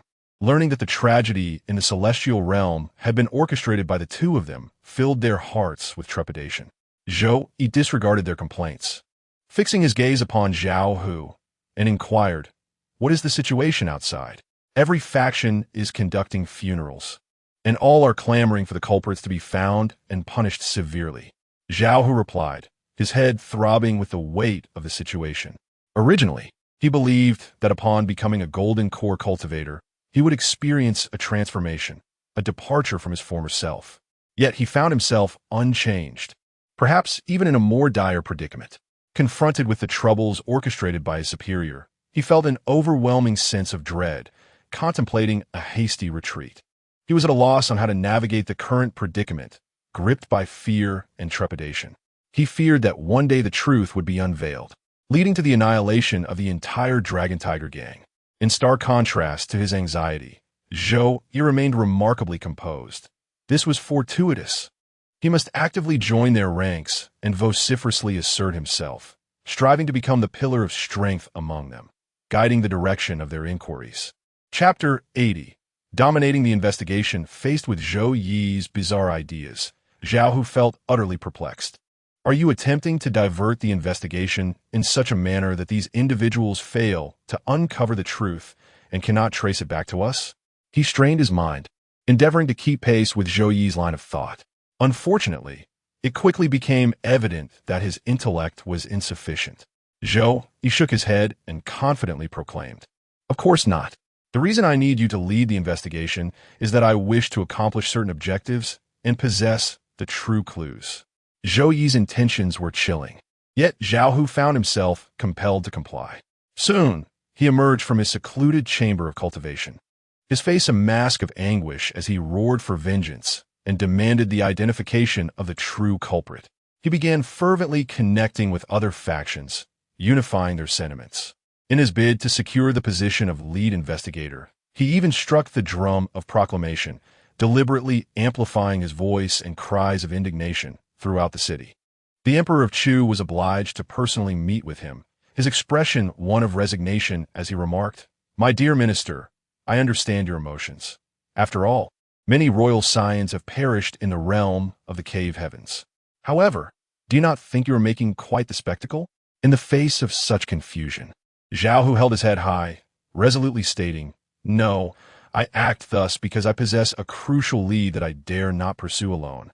Therefore, I must escalate this matter to draw in more people, for only then can I uncover the truth behind this tragedy and identify the true villain, providing everyone with closure." Oh, this declaration immediately piqued the emperor's interest, prompting him to inquire about the nature of the lead. Zhao Hu, unreserved, revealed, after the calamity, while sorting through the belongings of the victims, we discovered an anomaly among the possessions of a prodigious talent from our Longhu gang named Sun Jie, which pointed towards a mysterious individual. According to Sun Jie's final letter, this enigmatic figure is exceedingly secretive and possesses grand ambitions, having been actively orchestrating an earth-shattering conspiracy since the cave heavens were first discovered. As he spoke, he presented a forged letter that he had concocted merely an hour prior to the emperor. Upon reading it, the emperor fell into a contemplative silence. The contents indeed echoed Zhao Hu's assertions, while other details remained vague, replete with sensational exaggerations. Isn't this a touch too exaggerated?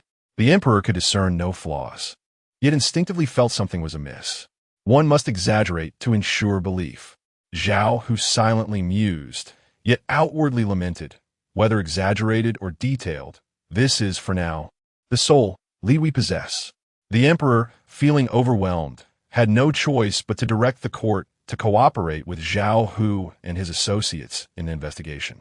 There was no alternative. The clean sweep in the realm of the cave heavens left no clues behind, and it was inconceivable to trouble a transformation expert for such a trivial matter.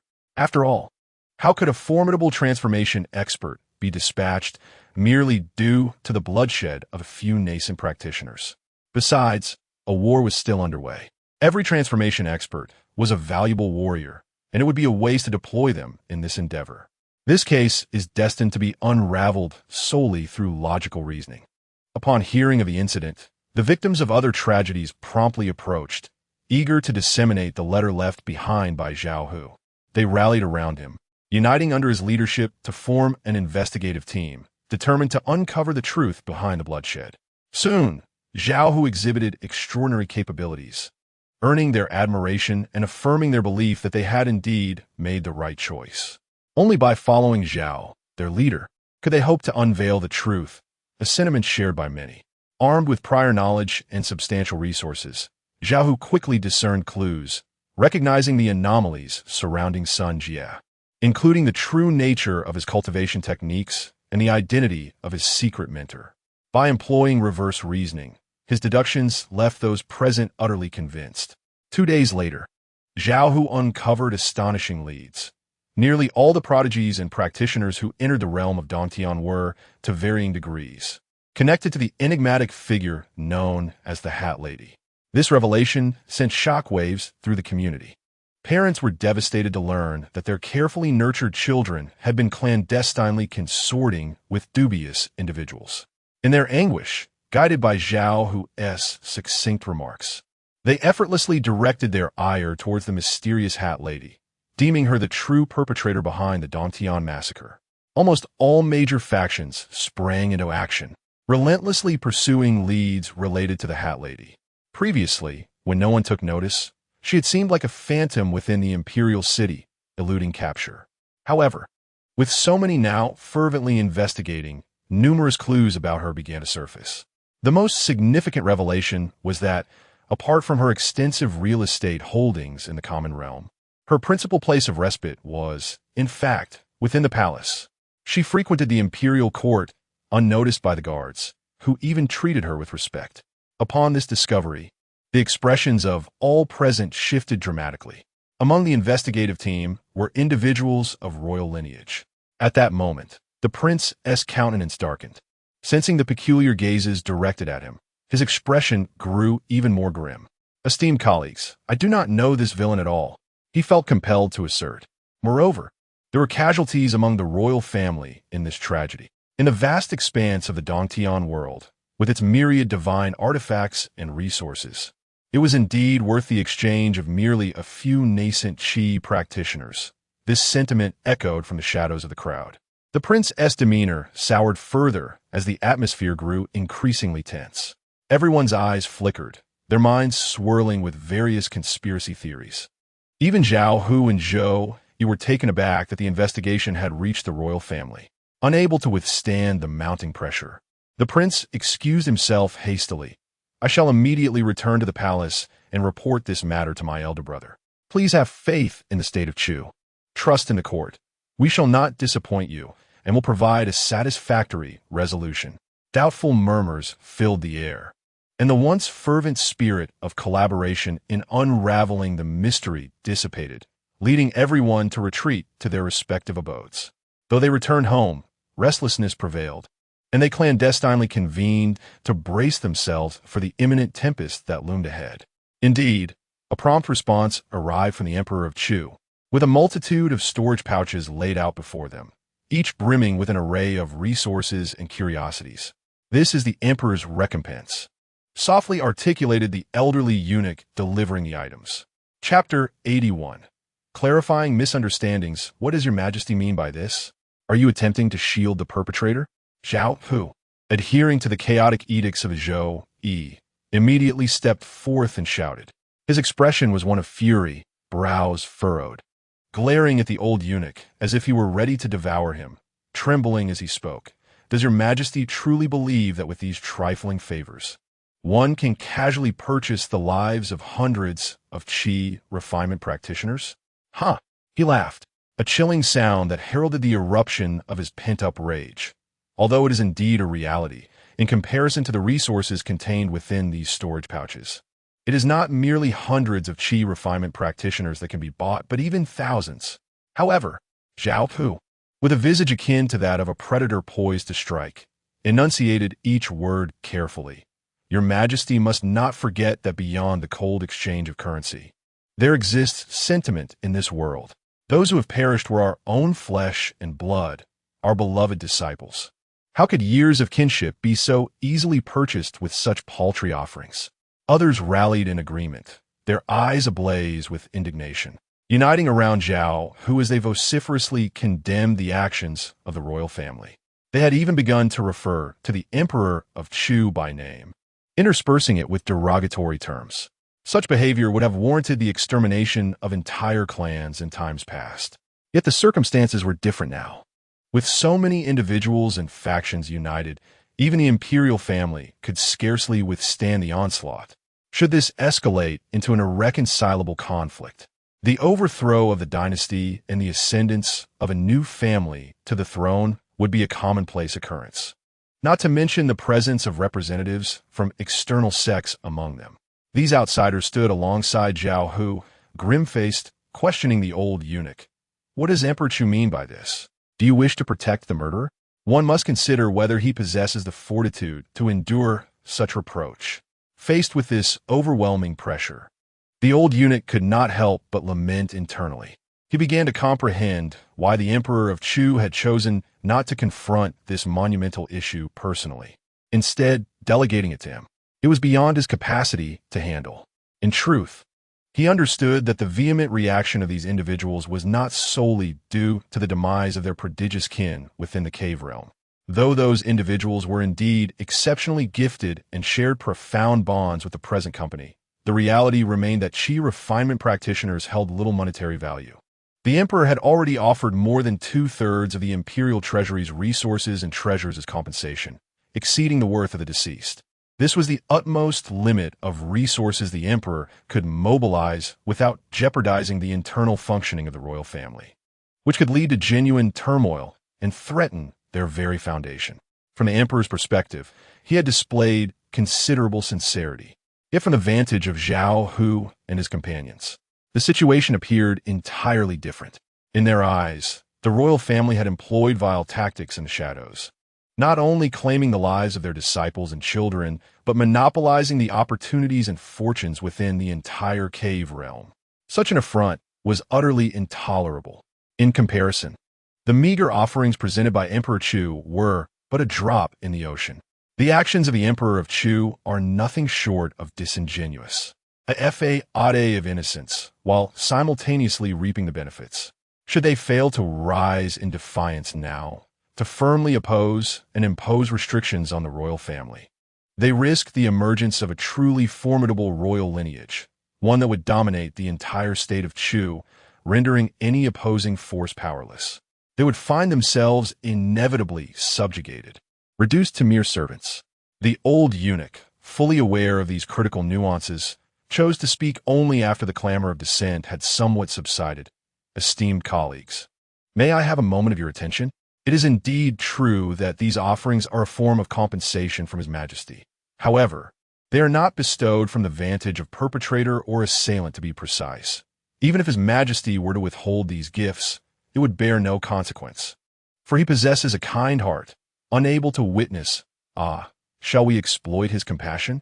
Zhao Hu has once again stirred the pot, interrupting the eunuch with his mocking tone. The eunuch felt the heat of the moment and recognized the urgency of his situation. He could no longer afford to dawdle. If this continued, it was likely that this group had already devised plans for usurpation and palace coup. He needed to act decisively. Thus, he refrained from engaging with Zhao Hu and asserted, the true culprit behind the Dantian tragedy is indeed a member of the royal family.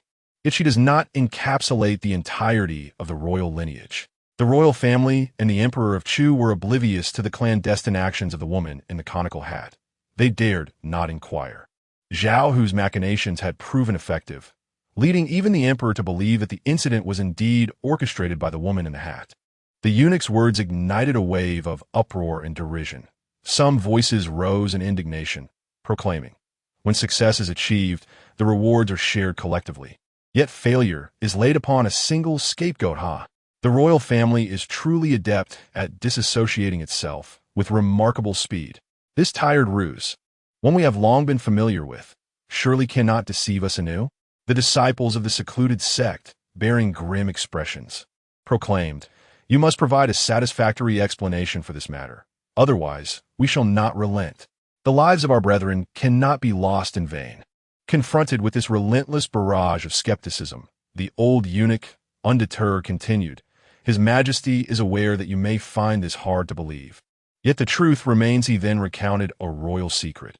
Upon entering the realm of cultivation, in a bid to cast a wide net and gather more allies, the royal family had embarked on numerous investments. The true perpetrator of the Dantian tragedy, the woman in the conical hat, is none other than the current Princess Chang. The revelation of the hat-wearing woman's identity sent shockwaves through the assembly. Before the crowd could fully absorb this shocking revelation, the eunuch unveiled an even more staggering piece of news. Our esteemed Princess Chang has encountered extraordinary fortunes, having traversed many trials in the outside world, ultimately becoming a member of a clandestine organization deemed taboo. Subsequent to that point, a deliberate distance was maintained between the imperial family and the Grand Princess. Although we have indeed benefited from certain privileges and resources bestowed by her, we remain oblivious to her actions and the clandestine scheme she orchestrates. To lend weight to his words, the aged eunuch solemnly produced a box, within which lay a metal token, marred by intricate fissures along its edges. Upon sighting this object, the local dignitaries and powerful figures of the Chu kingdom were left in a state of bewilderment, while the disciples of distant, reclusive sects appeared as if bitten by venomous serpents, retreating several steps in horror, frantically gesturing for the eunuch to close the box. Chapter 82. The gathering at Changsheng. The numerous powerful figures present displayed a sudden shift in their expressions. While the locals could not discern the true significance of the iron token, the reactions of the disciples from the outside sects stirred a sense of unease within them. Observing their demeanor, Zhao Hu realized that his mission was destined to fail.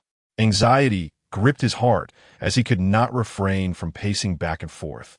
Yet he found it increasingly difficult to incite the crowd as he had before.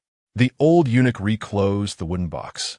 Casting a glance at the assembly and the lingering discontent in the eyes of the dragon and tiger gang leader, he felt a wave of fatigue wash over him, but steeled himself to speak.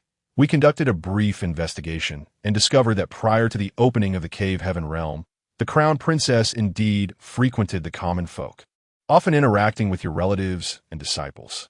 On the day the Cave Heaven realm opened, she also made her way to the lakeside. Subsequently, she hurriedly returned to the imperial capital, quickly packed her belongings, and departed. She purchased an entire airship with the intent of fleeing the capital. However, for reasons unknown, she perished en route. We only found her corpse alongside this token. We searched her storage pouch and all personal effects, but found no signs of fortune or opportunity within the Cave Heaven realm." As the audience absorbed these discrepancies, furrowed brows and glances imbued with skepticism turned towards the old eunuch. Whispers of conspiracy began to circulate anew. Once suspicion and division take root in the hearts of men, they are difficult to eradicate. The old eunuch sighed softly, patting his waist pouch, from which the corpse of the hat woman emerged, laid flat upon the ground. "Gentlemen, the emperor is sincere. The crown princess's body lies here untouched. You are welcome to examine it. Should you uncover anything, it would be most fortuitous. However, if the leads dissipate due to your own shortcomings, do not cast blame upon fate or others." Under Zhou Yi's command, Zhao Hu was the first to approach the hat woman's corpse, extending his hands to inspect it. The others hurriedly followed suit. The disciples from the outside sects deliberated briefly, then silently positioned themselves to observe. After a flurry of activity, they ultimately found no clues. Doubtful gazes once again gravitated towards the old eunuch. He had not lied. The corpse had indeed remained undisturbed until now. A leading disciple from the outside sects affirmed this, holding a burnt piece of talisman paper in his hand. Though his words were few and his tone unassuming, they carried immense authority, convincing many to rise, brows knitted in contemplation. Receiving a directive from Zhou Yi through the mental imprint within him, Zhao Hu adopted a contemplative expression and approached the old eunuch, inquiring, "Might I examine that token?" The old eunuch, taken aback, did not refuse. The disciples of the secluded sects were taken aback, their expressions tinged with a hint of fear. They had not anticipated that someone would dare to disregard the taboos in such a remote location. Truly, ignorance breeds audacity. One disciple from the secluded sect muttered quietly. Yet his voice was audible to many, including Zhao Hu, with a smile adorning his face. Zhao Hu retrieved the iron token from its box and approached the disciple who had spoken, directly offering the token to him. "What do you intend to do?" questioned the disciple, confusion and fear evident as he instinctively recoiled. Was such retaliation warranted merely for a taunt? Indeed, the harsh environment breeds cunning individuals. Zhao Hu, however, had his own motives and explanations. "I possess a humble cultivation and limited knowledge. Many crucial matters elude my perception even when laid before me. Thus, I seek your assistance. I wish to ascertain whether this token, aside from serving as a means of identification, harbors any additional mysteries, such as the ability to transmit items across distances." After a brief moment of hesitation and the encouragement of those around, the disciples of the secluded sect gathered to deliberate. Ultimately, they reached a consensus, if activated. This token indeed had the potential to transfer items over considerable distances to another individual holding a similar token, provided that both parties engaged in a proper connection with their tokens. Understanding dawned upon Zhao Hu, who nodded slightly, exuding an air of confidence as he began his speculation. Is it conceivable that the Grand Princess, in her attempt to flee with the resources and fortunes of her realm, contacted her superior within that forbidden organization? Initially, all progressed smoothly until a dispute arose over the division of spoils. The outcome we now know: the Grand Princess perished. Her fortunes and opportunities vanished, and the token suffered some damage. The onlookers appeared contemplative. Eventually, they slapped their foreheads in admiration, gazing at Zhao Hu with renewed respect. This indeed seems quite plausible.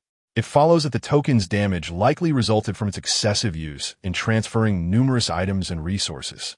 All pieces of the puzzle are falling into place. Excitement coursed through the group, only to be dampened by a sobering realization. The true culprit lay dead. What further discussions could ensue? Though there were still individuals behind the scenes, what of it? They belonged to a forbidden organization that even the disciples of the secluded sects feared. Were they mere local dogs capable of provoking such forces? If the adversaries did not come to seek retribution, they should consider themselves fortunate. Feeling a sense of disillusionment, the disciples collected their compensation from the Emperor of Chu before departing. Zhao, who was the last to leave, seizing the moment when he stood alone, he approached the old eunuch and formally inquired about the name of the forbidden organization. The old eunuch, surprised, regarded Zhao Hu. He had not expected such emotional depth from this individual, willing to inquire about the name of the organization for the deceased young leader. Did he harbor intentions of confronting them in the future? The elderly eunuch did not refuse. Instead, he conveyed 3 words through thought: Changsheng meeting. Zhao Hu nodded and, in accordance with the principles of the I Ching, requested the token. The eunuch was once again taken aback. He regarded Zhao Hu with admiration and, with great reverence, placed a box containing the token into Zhao Hu's hands, earnestly advising, "Zhao Gangzhong, act within your means." Chapter 83. 20 years later, the sensational incident in the cave world concluded rather anticlimactically, leaving many spectators feeling dissatisfied and unable to refrain from voicing their grievances. Yet, such is the nature of existence. Not everything can unfold to one's satisfaction. According to the preordained allocation, various factions continued to divide the cave world amongst themselves, each claiming a portion of the territory to establish their own strongholds and branches. Although the myriad treasures and resources within had been stripped away, the cave world itself remained a part of destiny. Its concentration of spiritual energy far surpassed that of the outside world, rendering it an exceptional place for cultivation. As the external world gradually calmed, everything returned to its original state. Zhou Yi and Jiang Han assumed new identities and appearances, rejoining the Longhu gang. Jiang Han, possessing foundational cultivation, became the head of the gang's training division within the cave world, delegating daily affairs to his subordinates while dedicating considerable time to secluded training. Zhou Yi returned to the Longhu gang under the guise of Wu Wei, a distant relative of the former advisor Wu Yong, continuing to serve as Zhao Hu's advisor. Everyone praised Zhao Hu for his deep sense of loyalty. The situation gradually stabilized, and operations resumed their normal rhythm. The Longhu gang continued to scout and nurture talent across the vast expanse of Chu, sending one genius after another to the headquarters for cultivation. This was a regulation instituted by Zhao Hu at Zhou Yi's suggestion, ostensibly to enhance the sense of belonging and cohesion among the gang members. Thus, outstanding individuals from various locales were required to spend time refining their skills at the imperial capital's headquarters. In reality, this served to facilitate Zhou Yi's imprinting of a spiritual mark upon them. Consequently, even if local branches harbored ulterior motives, there was no cause for concern, as Zhou Yi held their very fates in his hands. The Longhu gang's regulations stipulated that any member who had not undergone training at the imperial capital's headquarters could not assume significant positions within local branches. Thus, in the initial stages, this rule functioned quite effectively. As long as the groundwork was laid properly, substantial changes were unlikely to occur in the future. In the blink of an eye, 20 years had passed. During this time, everything appeared to have changed, yet also remained the same. Zhou Yi's spiritual domain expanded to 50 meters, and he acquired a variety of unique techniques and abilities. A prodigy like Jiang Han, continuously supplied with top-tier resources and having cultivated the divine body of creation, had reached the pinnacle of foundational cultivation and was preparing to form his elixir. The process of elixir formation is categorized into various grades. The highest is the golden elixir, followed by the scarlet elixir and the blood elixir. The blood elixir is the easiest to form, while the golden elixir is the most challenging. Yet, this difficulty brings its own advantages, paving a smoother path for future endeavors and granting a decisive edge over practitioners of the other two elixirs. Zhao Hu was imparting this knowledge to Jiang Han, sharing his insights and experiences regarding elixir formation. He had only succeeded in forming a blood elixir, which was the utmost limit of his relentless efforts. Alas, sometimes innate talent proves to be a formidable obstacle. Despite having acquired numerous top-tier resources from Zhou Yi over the years, 2 decades had passed, and he had only advanced to the mid-stage of the golden elixir. In this lifetime, the prospect of achieving the primordial infant stage seems bleak. Beside him is Fuan, another core formation cultivator from the Longhu gang, whose circumstances are somewhat more favorable, having attained the Crimson Core. 2 decades have elapsed, and under Zhou Yi's relentless investment of resources, he has cultivated to the later stages of core formation. His innate talent surpasses that of Zhao Hu, and his comprehension is remarkable. Over the years, as the leader of the Lockpicking Five, he has diligently contributed to Zhou Yi's endeavors, which he rightfully deserves. Perhaps, in his lifetime, he may indulge in the fantasies of the splendor of the primordial infant stage. Fuan harbors no reservations towards Jiang Han, generously imparting all his knowledge. Jiang Han and those seated beside him nod in agreement, for this wisdom proves invaluable to them. It is not only Jiang Han who aspires to break through to core formation. 3 others within the Lockpicking Five have also reached this juncture. If all 4 of you could attain core formation, it would indeed herald a grand era. Observing the quartet before him, Zhao Hu cannot help but exclaim. At that point, the Longhu gang would boast 7 core formation cultivators, several of whom have their sights set on the primordial infant stage, with Zhou Yi serving as a steadfast leader. The future of the Longhu gang appears exceedingly bright. Over the past 2 decades, the Longhu gang has thrived, steadily advancing and transforming many, including Zhao Hu himself. This former loose cultivator has now evolved into a competent leader of a formidable faction, having cast aside his previous mindset as a wanderer. Witnessing the flourishing Longhu gang, the founder feels a profound sense of achievement, having already resolved to contribute to its cause, even if it means yielding his position to someone more capable. However, beneath this flourishing surface lies a lurking concern. Fuan cautions Zhao Hu, our elder one is not to be underestimated. I have observed his recent restlessness, and he may have coveted your position for quite some time. Elder one is also a core formation cultivator of the Longhu gang, Yet his situation is rather intricate. Primarily, he does not occupy a central role within the Longhu gang and remains unaware of Zhou Yi's true identity and strength. Initially, he was merely a loose cultivator, drawn to the reputation of the Longhu gang and subsequently joining its ranks. He was meant to be dispatched to local governance like other loose cultivators.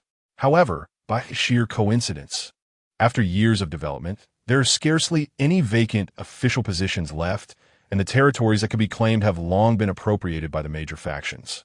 What remains is a one-to-one allocation of positions.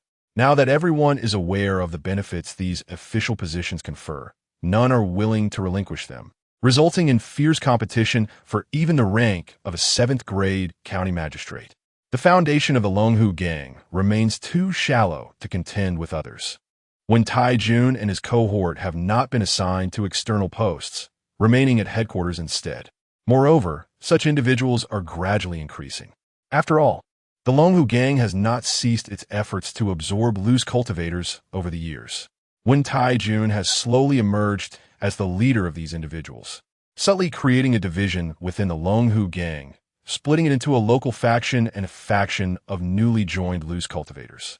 Had it merely been this way, it would have been of little consequence.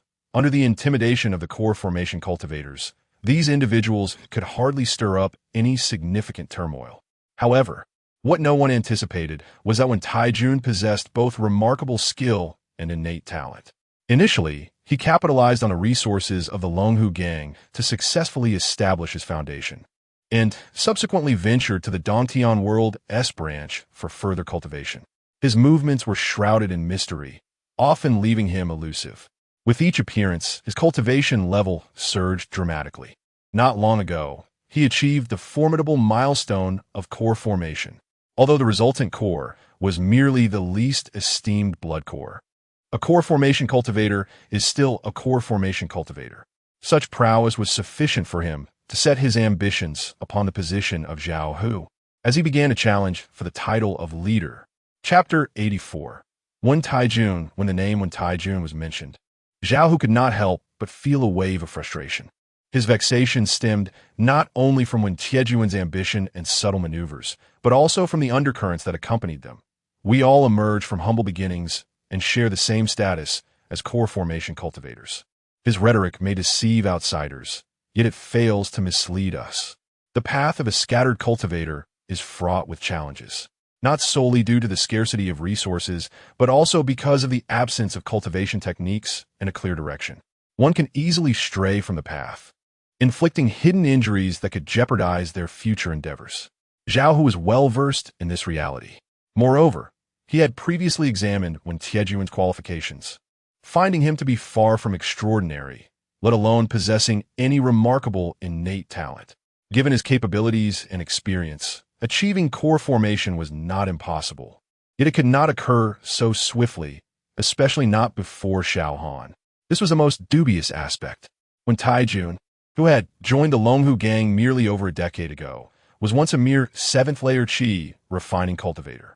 What justified his surpassing Jiang Han, who had established his foundation years earlier, to achieve core formation ahead of him? Zhao Hu and his companions were not fools. Upon sensing the subtle rifts within the gang, they endeavored to address the situation. One of their strategies was to suppress Wen Taijun, the leader of the scattered cultivators. It was inconceivable that he could access sufficient resources to achieve core formation. This individual's journey was replete with too many questions. I suspect he may be affiliated with another faction or has already pledged allegiance to one. Zhao Hu exhaled a heavy sigh as he spoke. The others nodded in agreement, sharing the same suspicions. Zhao Hu's expression darkened. The political landscape had indeed become turbulent lately, with various hidden currents surging. The previous 28 years had been relatively tranquil, as the Chu kingdom had only just embarked on its formal path to cultivation, with resources abundant. Everyone had their share, allowing for a harmonious coexistence. However, the current situation was starkly different. The few remaining positions were fiercely contested, with each official selection and role resulting from prolonged negotiations and conflicts. The resources of the Chu kingdom were nearing depletion, transforming the landscape from one of growth to a saturated market, where allies had become rivals, and the atmosphere was far from amicable. This was a natural development. Years ago, astute individuals had foreseen this scenario. Logically, everyone had reaped substantial benefits, ample enough for a prolonged period of contentment, allowing them to continue their lives in partnership. Yet, regrettably, some individuals were unwilling to live such a mundane existence, constantly seeking to stir trouble. Zhao Hu gazed at the flickering candle flame with a sense of helplessness, his thoughts momentarily drifting elsewhere. The others fell silent until, after a brief pause, Jiang Han spoke up. Could we not enlist Master Wu's assistance? Zhao Hu shook his head. Resigned. We cannot trouble the boss with every little matter, and this is a family issue for our Longhu gang. If I cannot even handle a cultivator of a lower realm like Wen Taijun, then I am utterly incompetent. There was one thing he refrained from voicing. Zhou Yi was not particularly invested in this matter. The opposing party does not occupy the same position as him.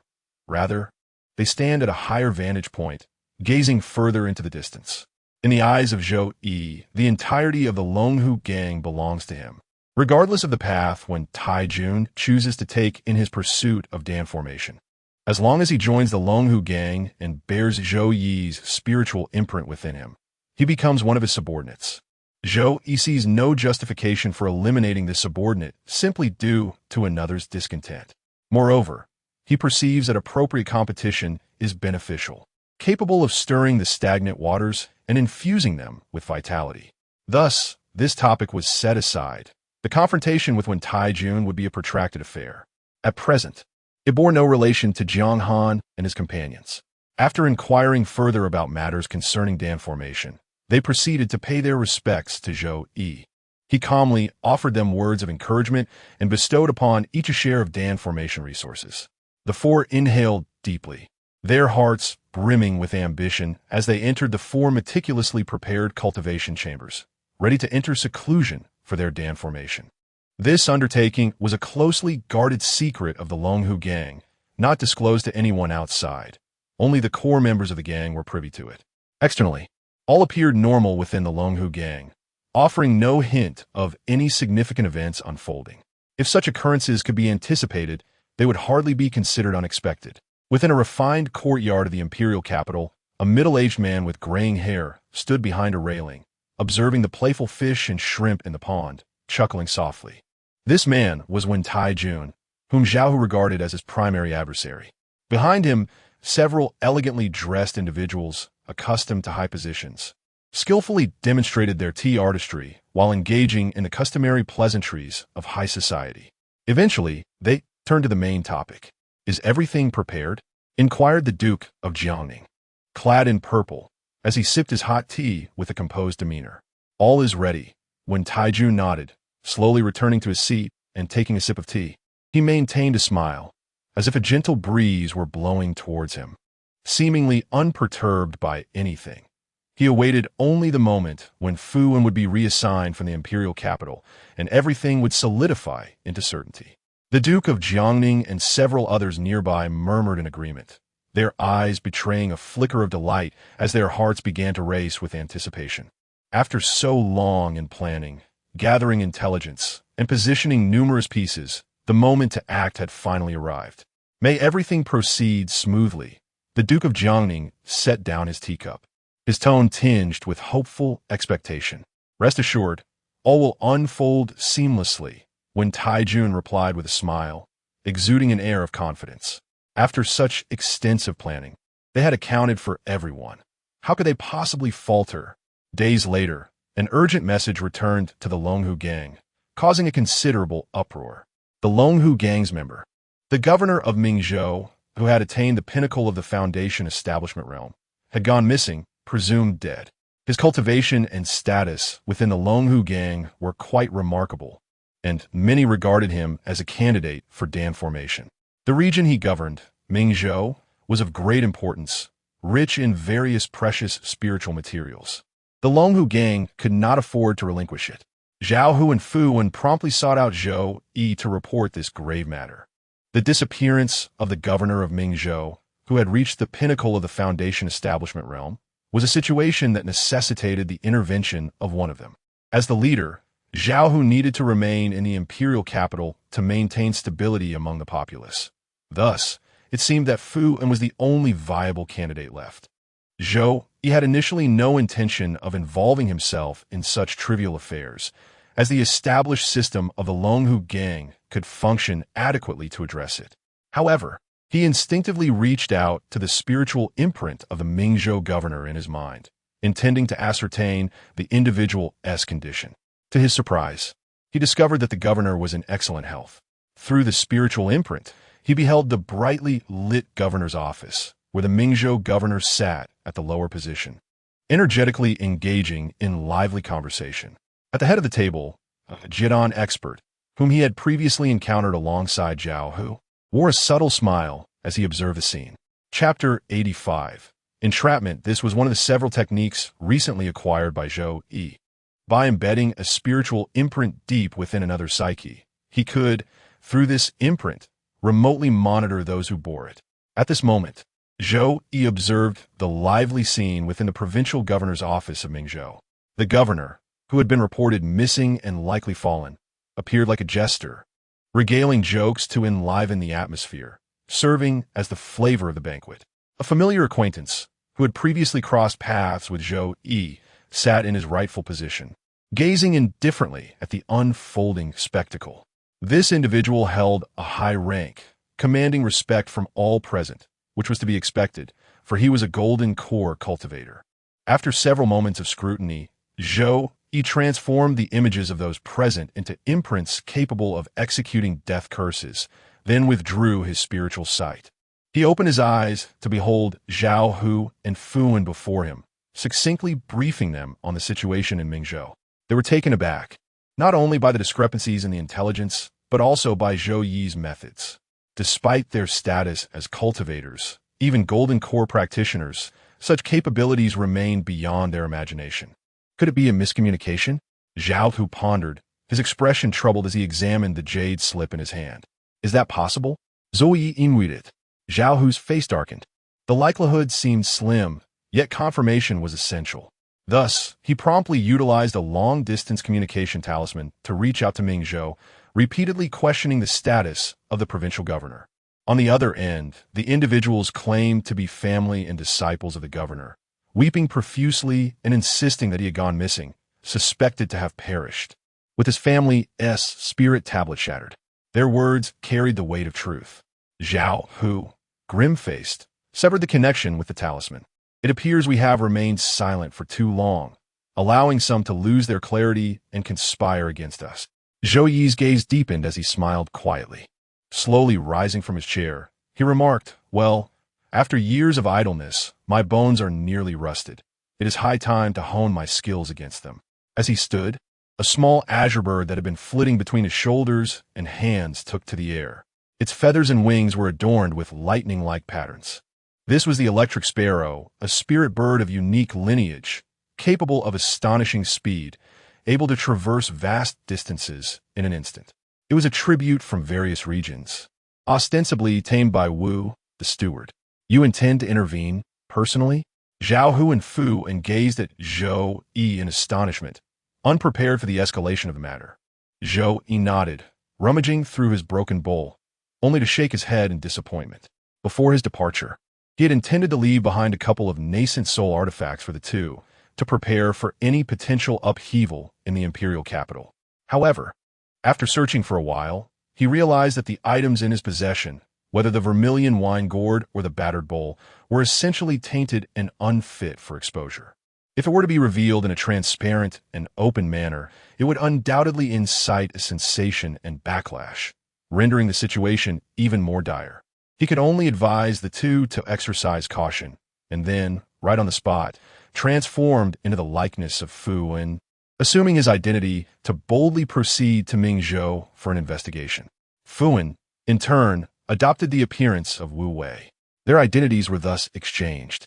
Accompanying Zhou, he was a foundational cultivator from the Longhu gang, a figure chosen by Zhao who is the next governor of Mingzhou. When he made his formal introductions at the Ministry of Personnel, the officials there gazed at him with a mixture of astonishment and peculiar expressions, as if they were stifling laughter, clearly aware of some underlying truths. However, they refrained from voicing their thoughts, dutifully assisting Zhao Hu in completing the necessary procedures. thereby ensuring that the Longhu gang could maintain its grip on Mingzhou. The members of the Longhu gang were decisively proactive, dispatching a core formation cultivator for the investigation, simultaneously bringing along the newly appointed governor, inadvertently bolstering their own strength while more confidently preparing for potential upheavals in Mingzhou. Observing the departing figures of Zhao Hu and the new governor, many officials within the ministry, privy to the intricacies of the situation, wore sardonic smiles. Yet, this was ultimately a fleeting illusion, devoid of substance. The Longhu gang and other assorted factions were merely transitional tools during a peculiar epoch. Now that we have regained our vitality, it is time for them to return to their rightful places. Just a mere dog, yet it dares to aspire to become master, standing shoulder to shoulder with us? Their laughter was rife with derision. As news of the Longhu gang's response spread, champagne was already being uncorked. They remained oblivious to the fact that Fu Wen, who was departing the city, was actually Zhou Yi in disguise, genuinely believing their plan had succeeded, each one beaming with joy, as if they were blooming flowers. The first course of action upon reclaiming the historical stage would be to take decisive action against the Longhu gang. Everything had drawn to a close, the dust settling. At this rare moment, the usually composed Marquis of Jiangning had indulged a bit too much in drink. Listening to the drunken confessions of these individuals, when Tai Jun, who had closely collaborated with them, wore a grim expression. No one enjoys being incessantly insulted as a dog. Ah well, one must endure a moment of humiliation to secure a broader horizon in the future. He forcibly suppressed his discontent, continuing to advance his plans steadily. After the ostensible Fu An's departure, the capital became increasingly turbulent and unpredictable. Many were aware of the underlying currents. Some watched the unfolding drama, while others fanned the flames of discord, eager to seize a chance amidst the chaos. During this period, the probing and friction directed at the Longhu gang began to multiply. Each stronghold and shop belonging to the Longhu gang within the capital began to encounter troubles. Even the branch located in the outer realm of the cave heaven was plundered, leaving devastation in its wake. How impatient they must be! Within the flying vessel en route to Mingzhou, Zhou Yi opened his eyes, the light within them frigid. Although he had departed from the capital, he retained a firm grip on the situation there through every mental imprint left upon the members of the Longhu gang. Those tragedies, those troubles, and the individuals responsible have all been etched into his memory. Their images have been meticulously preserved by Zhou Yi, ready to be cursed at any moment. There is no rush, no haste. The final reckoning has yet to arrive. He closed his eyes, silently awaiting the inevitable. Were these people now merely insignificant fish in a vast ocean? He seeks to catch the great fish. He intends to draw out all those who harbor thoughts and malice towards the Dragon Tiger gang, and then ensnare them all in one fell swoop. Chapter 86. Poisoning a colossal flying vessel soared above the clouds. Outside the cabin, individuals occasionally moved about. The newly appointed governor of Mingzhou, following Zhou Yi, sat somewhat uneasily opposite him. Elder Fu, what do you think is truly happening in Mingzhou? This individual was one of the earliest followers of Zhao, who, a senior elder within the Dragon Tiger gang. Through years of diligent effort, he had earned a foundation-building pill as a reward and successfully established his foundation. Yet, that was the extent of his accomplishments. In his earlier years as a loose cultivator, he had taken many misguided paths, resulting in numerous hidden injuries within. His foundational understanding of the great Tao had long been compromised. That he could establish a foundation was merely due to ancestral blessings. Unless unforeseen circumstances arose, he would likely remain at the initial stage of foundation building for the rest of his life, until he passed away. However, fate had smiled upon him. Just when he saw no hope ahead, a significant opportunity presented itself in the form of a vacancy for the governor of Mingzhou. Rather than continuing to struggle along a path devoid of hope, it was far more appealing to settle down as a local official wielding substantial power. He could even forge a prosperous cultivation family lasting for centuries, which was quite commendable. He accepted his fate with equanimity, finding satisfaction in such an arrangement. Yet, once aboard the flying vessel, his anxiety intensified. He recalled the former governor, whose cultivation far surpassed his own, yet had mysteriously vanished, possibly even met his demise. This made him feel that Ming Zhou was akin to a den of dragons and tigers. Fortunately, he was accompanied by a golden core elder.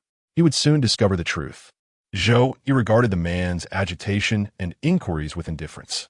After all, the individual was a brother of Zhao Hu, and he felt no particular connection to him. At that moment, a graceful maid approached, carrying an array of delectable dishes. After respectfully bowing to both men, she filled their tables to the brim with food. On this journey to Mingzhou, the two men had not shared a vessel with other passengers. It would have been too embarrassing for a golden core cultivator and the Dragon Tiger gang. They had chartered a flight, riding in a vessel managed by the Dragon Tiger gang over the years. The ambience was spacious and pleasant. The new governor noticed Zhou Yi's aloofness towards him, and after offering an awkward smile, he reached for his chopsticks to sample the food. Unexpectedly, he heard Zhou Yi's caution, "I advise you not to partake in this meal." What? The new governor paused, his gaze fixed on Zhou Yi's serious expression. It dawned on him that the man was not jesting, and his alertness surged. Is there a problem? Having once fought through blood and fire as a loose cultivator, he turned his attention to the maids serving the dishes. The maids, in a state of panic, knelt down and trembled as they spoke. "Esteemed elders, please take heed. We vow with our lives that there is absolutely no issue with this food. If you remain doubtful, I am willing to personally taste it for you." This young maid spoke with conviction, her demeanor sincere. The new governor's expression wavered as he regarded Zhou Yi. Upon witnessing the scene before him, Zhou Yi, with an air of calmness, abruptly overturned the dining table, disregarding the kneeling maidens around him, and declared, "The food is poisoned." What? The newly appointed governor was taken aback, his expression swiftly morphing into one of fury. He seized the maid who had previously sworn fealty, his gaze fierce as he demanded, "As a member of the Longhu gang, why would you conspire against us? Are you aware of the consequences of your actions?" His bewilderment was palpable. This vessel was constructed and operated by the Longhu gang, and the crew and service staff were undoubtedly their own. Logically, one would feel a sense of security in such familiarity. Yet, now he found himself on the brink of death due to this misplaced trust. Confronted by the ire of a foundational cultivator and the scrutiny of a nascent soul cultivator, the maid's pupils quivered slightly. However, she gritted her teeth and defiantly replied, "We are merely responsible for serving the dishes. I assure you, there were no issues during the serving process. As for the cooking, that is beyond my knowledge." The governor was almost amused by the maid's obstinacy. Elder Fu's words are law. He has declared the food to be poisoned, and you dare to dispute it? The maid felt an overwhelming sense of injustice. The implication was clear. Elder Fu was an authority beyond question. His proclamation held more weight than the truth itself. Even if the food were innocuous, it would still be deemed toxic by his mere assertion. Their lives hinged not on facts, but solely on a casual remark from Elder Fu. Zhou Yi found humor in the governor's reasoning. After a prolonged silence, the maid finally expressed her frustration. "If the governor seeks to appease Elder Fu with our lives, then by all means proceed. Yet I reiterate, the food is absolutely not poisoned. If you doubt me, I am willing to taste it myself." The governor turned his questioning gaze toward Zhou, for the decision of life or death rested upon him. Zhou Yi remained composed in his seat and replied coolly, "You're unafraid to test for poison because you know it to be a slow-acting toxin. Even after consuming the food, there will be no immediate discernible reaction. The poison will spread insidiously, undetectable even by nascent soul cultivators. Its effects minimal at first. However, should you engage in a confrontation with peers or those stronger than you, and they are aware of this poison, the danger escalates. Defeat could come in an instant." Upon hearing this, the maid's complexion paled. Disbelief etched across her face as she gazed at Zhou Yi. "How could you possibly know?" "Guess," Zhou Yi replied with a slight smile. He would not disclose that he had been observing while they conspired and received orders from above to poison. The depths of a nascent soul cultivator, indeed, were unfathomable. Although Zhou Yi did not express concern, the young maid had already filled in the gaps with her own assumptions. With a bitter smile, laden with resentment, she declared, "But do not think that this is the end. In the face of overwhelming circumstances, Even a core formation cultivator is powerless to alter the course.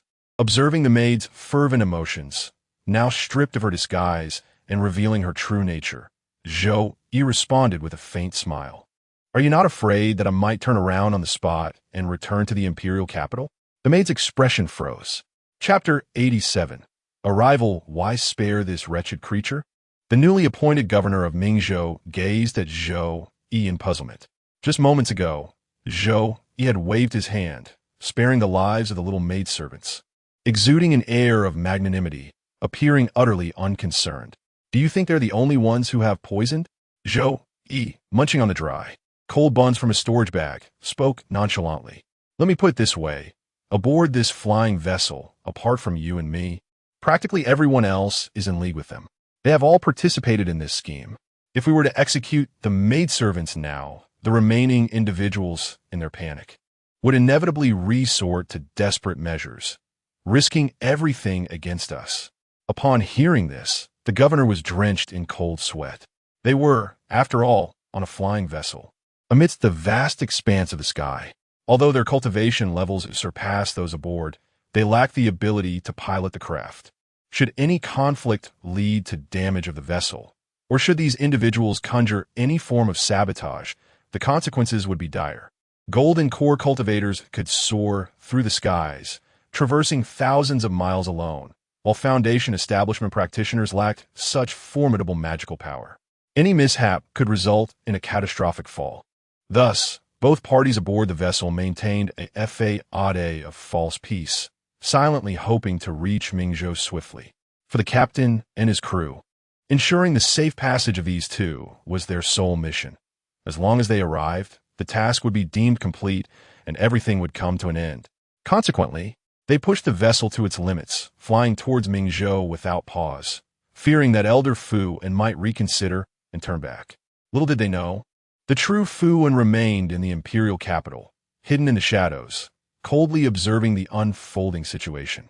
The individual aboard was merely an impostor who, like them, wished to avoid a disastrous fate. The journey ahead was serene. The passengers ceased their antics and refrained from engaging with Zhou Yi and his companion, each engrossed in their own affairs. Zhou Yi and his companion also chose not to seek conflict, retreating to their respective chambers to wait and cultivate in silence. Meanwhile, the situation in the imperial capital grew increasingly intricate. More and more factions opted to intervene, even those from the secluded sections. The entanglement was expanding immensely. Zhou Yi sighed softly. His mental space, once a void of darkness, now sparkled with a multitude of luminous points, resembling a dazzling array of stars, adding a unique charm to the monotonous abyss. These were individuals marked by Zhou Yi, those who bore his spiritual imprint over the years, as well as those who left an impression upon him. The commonality among them was singular. They could fall victim to his deathly curse. After this tumultuous episode, how many of these twinkling stars would remain? Gazing at the radiant points, Zhou Yi found himself momentarily overwhelmed with melancholy. This time, it is destined that many shall perish. A few days later, the airship began to decelerate and descend. Mingzhou was upon them. Gazing down at the cloud platform and the flourishing city, Zhou Yi's gaze was profound. Behind him stood the newly appointed governor of Mingzhou, who observed the ship's captain with cautious scrutiny. The captain was the one responsible for maneuvering the airship. On the deck, only the three of them remained. The maids and cooks had inexplicably vanished, retreating to unknown corners. The captain was a weathered man, his skin a deep, sun-kissed hue, his square face resolute, emanating a sense of steadfastness.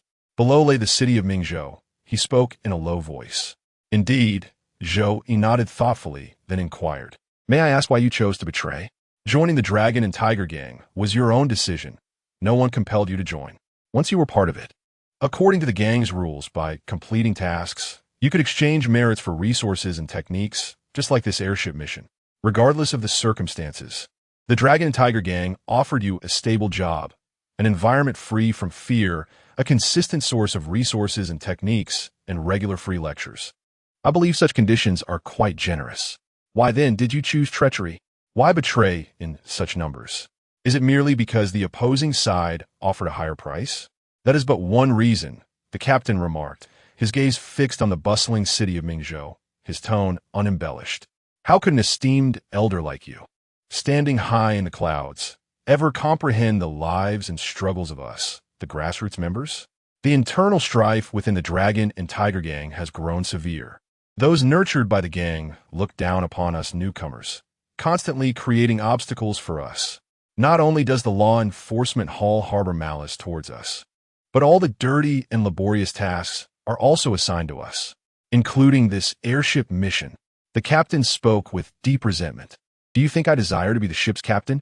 Who wouldn't wish to remain at headquarters, enjoying boundless resources, and then successfully establish their foundation and achieve the golden core? Who would want to engage in this endless cycle of arrivals and departures?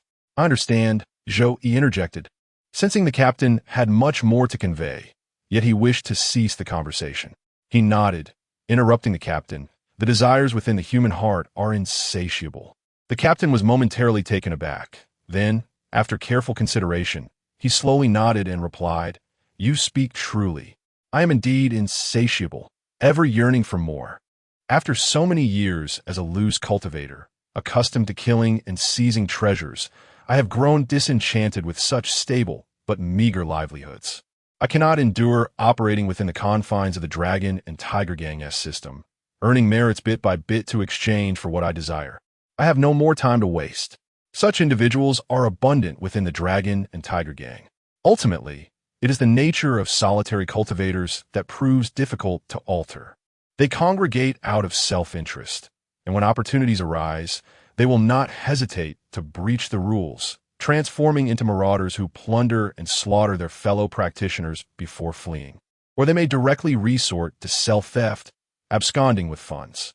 Every year, Zhou Yi must eliminate many such individuals.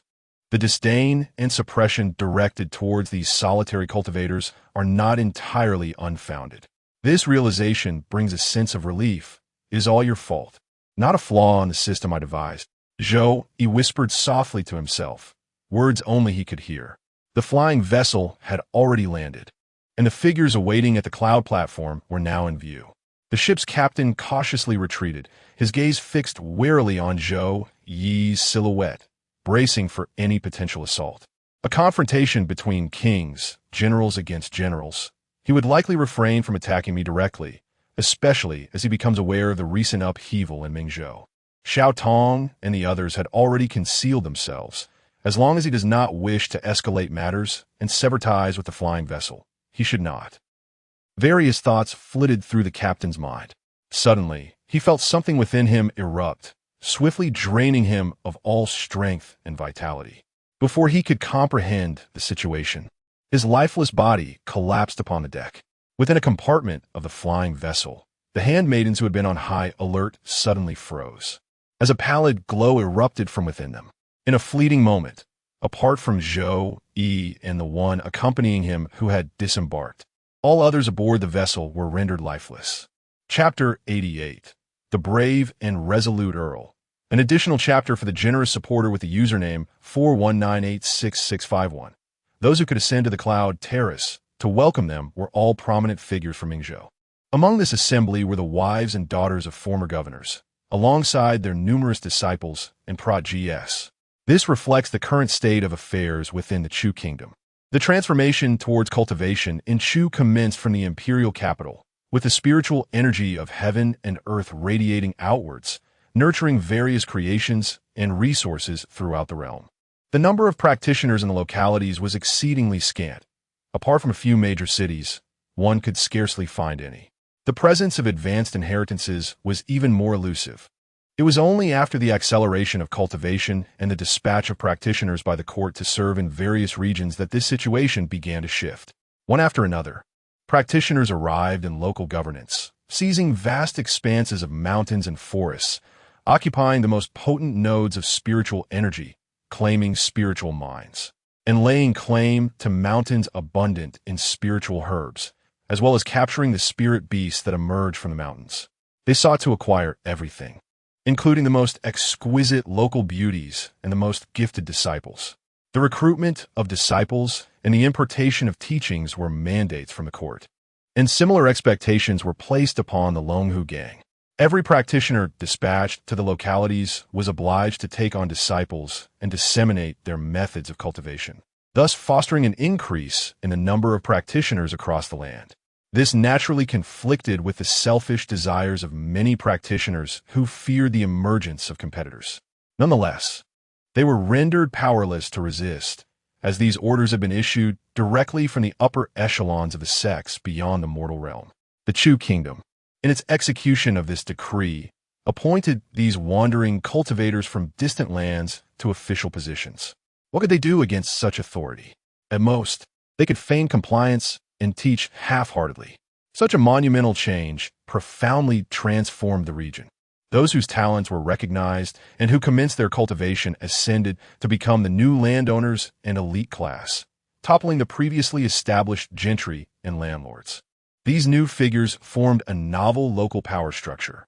Through the bonds of master and disciple and the control over resources of cultivation, local officials could easily dominate their territories. This shift would inevitably give rise to further complications. Presently, this issue had emerged prematurely.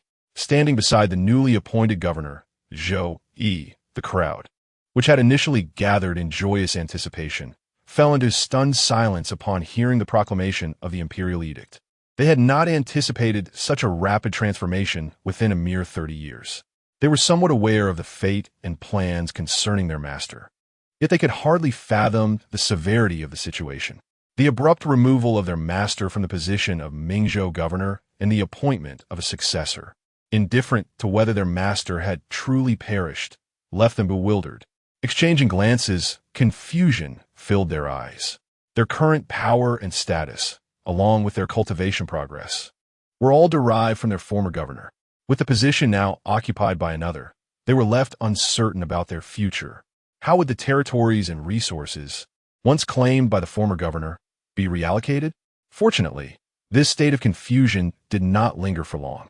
They appear to have been subtly reminded by some unseen force, each one breaking free from their confusion, rekindling their fervor, and inviting the two to their designated resting place. "No need for that. Please take me directly to the governor's office," stated the newly appointed governor with an air of determination and decisiveness. "I am a foundational cultivator, brimming with vitality. This slight fatigue from travel is of no concern to me. With this time, it would be far more prudent to engage with local governance and familiarize myself with the circumstances at hand." A pall fell over the faces of the assembled, yet they dared not display their discomfort in front of a foundational cultivator and a nascent soul cultivator. They could only turn and lead the two toward the governor's office. Under the weight of absolute power, these individuals shed any semblance of local authority and were instead subjected to the new governor's domineering presence, receiving a harsh lesson in respect. He finally grasped the benefits of holding office and wielding authority, unable to suppress his exhilaration, even reveling in such delight. More distastefully, he brazenly flirted with the women left behind by the former governor. The eldest disciple of the previous governor stepped forward, intending to speak a word of justice, only to be struck down effortlessly. As he witnessed his wife and daughters on the verge of humiliation, the seemingly fallen former governor could no longer contain himself. Emerging from the shadows with the formidable aura of a perfected foundational cultivator, his gaze fierce as it locked onto the new governor. The confrontation between the two governors was charged with tension. Though the new governor was undeniably weaker, he remained unfazed, retreating behind Zhou Yi and hurling insults at the former governor, while Guang Yunsheng, so vibrant and full of life. "Yet you dare to deceive the headquarters with false claims of your demise.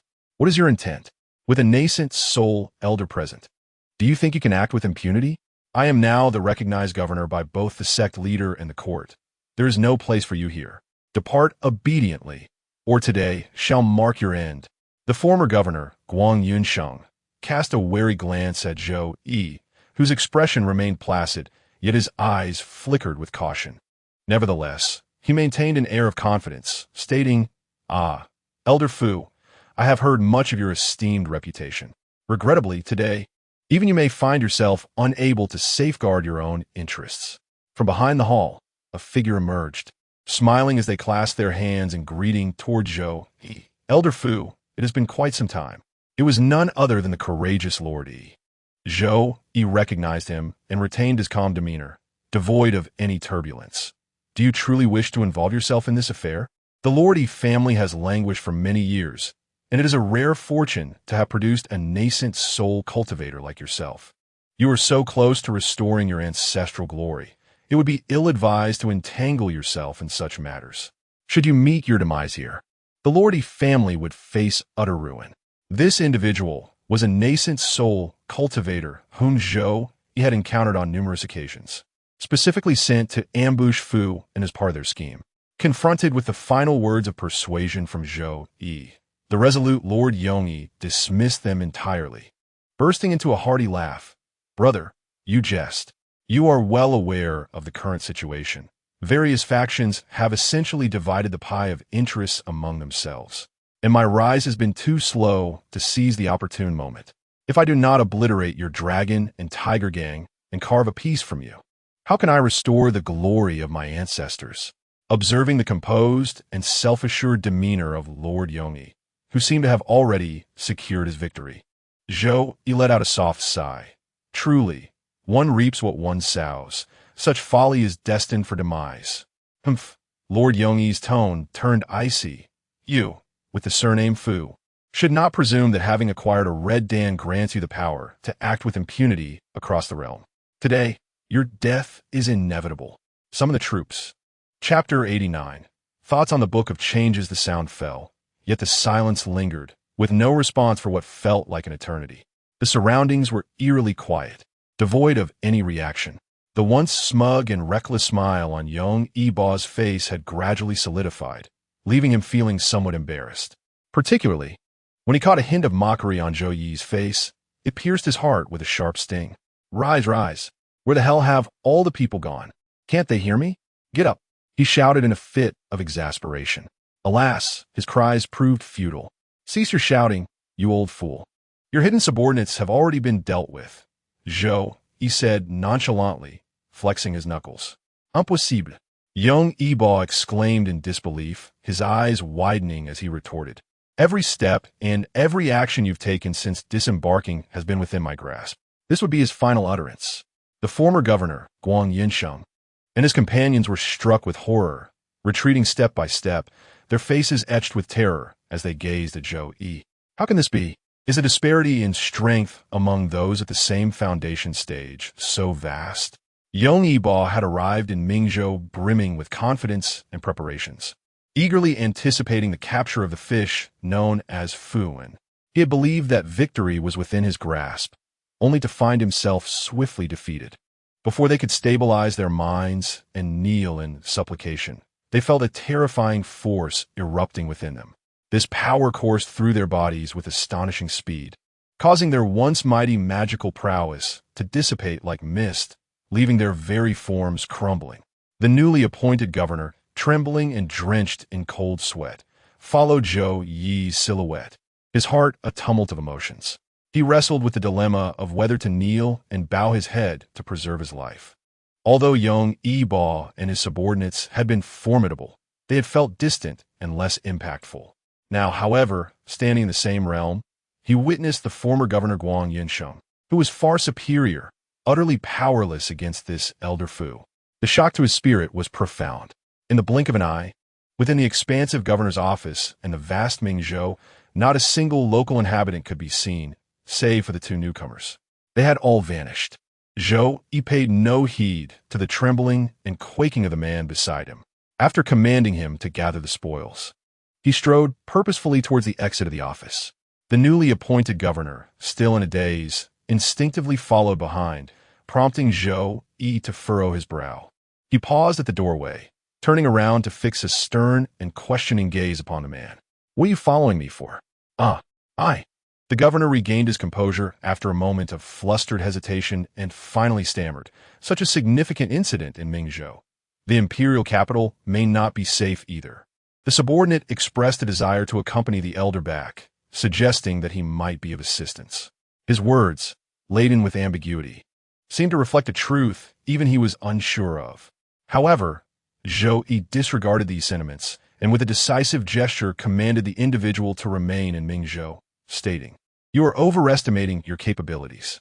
With your limited strength, returning to the imperial capital would only lead to your demise.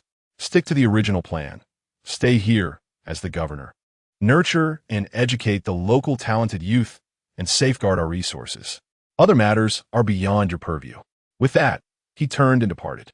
The governor harbored a strong desire to follow Zhou Yi, but as he found himself alone in this unfamiliar territory, amidst a crowd in a place that had once conspired against his life, an unsettling sense of insecurity enveloped him. Yet he had no choice. The elder's command was absolute, and he could only remain trembling while attempting to manage local affairs. Meanwhile, Zhou Yi had exited the city of Mingzhou. He chose not to board a flying vessel, nor did he intend to return to the imperial capital. Once outside the city, he transformed his appearance, shedding the guise of Fu and to assume that of a carefree traveler. Although the situation in Mingzhou presented its complexities with keen foresight, even a single person like Fu and could navigate it effectively. Zhou Yi opted to exchange identities with Fu and to evade the incessant probes and troubles from various factions. His resolve was to establish a formidable reputation and bring the state of Chu under his control once and for all. To execute this plan effectively and safeguard his own fragile existence, he resolved to leave the imperial capital in advance. At present, the situation in the imperial capital unfolded precisely as he had anticipated. Tensions had accumulated to a breaking point, destined to erupt during the forthcoming centenary celebration of Zhaohu. Days later, Zhaohu's centenary celebration arrived. Zhou Yi, while wandering aimlessly through the mountains, found himself oblivious to his exact location, yet he found it inconsequential. He chose a picturesque summit, seated himself cross-legged, and gradually closed his eyes. He entered his spiritual realm, in the pitch-black expanse of his mental space. Luminous points reminiscent of stars floated, creating a magnificent spectacle. Zhou Yi had already meticulously organized and categorized these points. With a flick of his hand, a portion of them drew near to him in an instant. These points represented individuals upon whom he had left his spiritual imprint. Silently, he invoked the power of his consciousness, causing these imprints to awaken. Even across thousands of miles, with these individuals and their spiritual marks, Zhou Yi maintained a firm grasp on the dynamics within the imperial capital.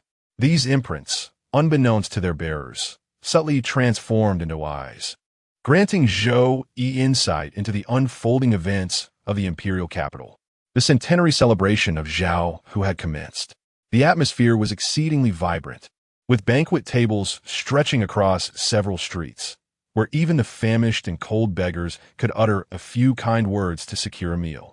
The headquarters of the Longhu gang was truly a hub of camaraderie, bustling with activity. Nobles from various households, esteemed officials, and representatives from numerous sects had all sent envoys to extend their congratulations. It was a scene imbued with splendor and festivity. However, as the host of the celebration, Zhao, who sat at the head of the table, his smile appearing somewhat strained. Chapter 90. The Unwelcome Birthday Celebration in Truth. Zhao, who harbored some reluctance towards hosting this centennial birthday celebration, given the current circumstances in the imperial capital. He was acutely aware of the various factions that had targeted him. He could easily surmise that if he were to proceed with the festivities, trouble would soon come knocking at his door.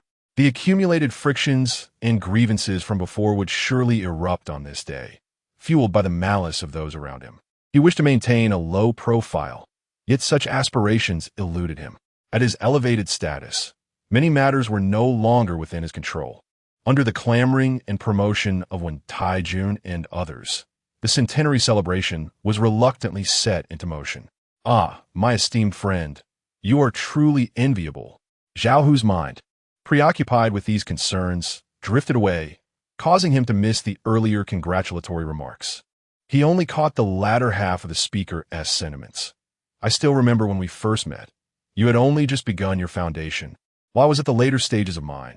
In the blink of an eye, decades have passed, and you have soared to great heights, becoming a renowned Jiedan practitioner, whereas I remain mired in the perfection of my foundation. You need not be overly modest. I observe that you are still quite youthful, significantly younger than I, with boundless potential. Surely, in the future, you will surpass me, and by then, Zhao, who took a moment to study the man before him, feeling a strange familiarity, yet he could not recall the individual's identity. Perhaps he was merely an inconsequential passerby. Zhao Hu mused and offered a few perfunctory responses. Witnessing Zhao Hu's indifference, Dong Hao felt a pang of bitterness in his heart. Has even a minor figure like him begun to disregard me? This thought brought him back to their initial encounter. At that time, in pursuit of a chance to re-enter the sect, he had diligently investigated the matter of the drunken elder and traced it back to the Longhu gang. Their prior conversation had been marked by mutual respect and courtesy, a stark contrast to the present situation. Dong Hao soon lost the desire to continue the discourse. After hastily downing a cup of wine, he withdrew, taking his place to congratulate Zhao, who was the well-known newcomer in the court, Li Qingyun, who had the backing of a high-ranking minister through his father-in-law. As Dong Hao observed the lively scene and sought out his own junior disciples, he retreated to a corner, suddenly overwhelmed by sorrow, tears streaming down his face. Had the occasion been more fitting, he might have succumbed to an outburst of grief. His fellow disciples, busy with their meals, were taken aback and rushed to console him. How could he not feel heartbroken when those who once lacked his foundation, magical prowess, and influential backing had now achieved Jidan status and wielded such power, while he remained stagnant, with an uncertain future? After a night of turmoil, the Huiyun sect dispatched new disciples to take residence. These newcomers showed no courtesy towards the abandoned group, making their predicament widely known. Thus, everyone became aware that they had been forsaken by the Huiyun sect.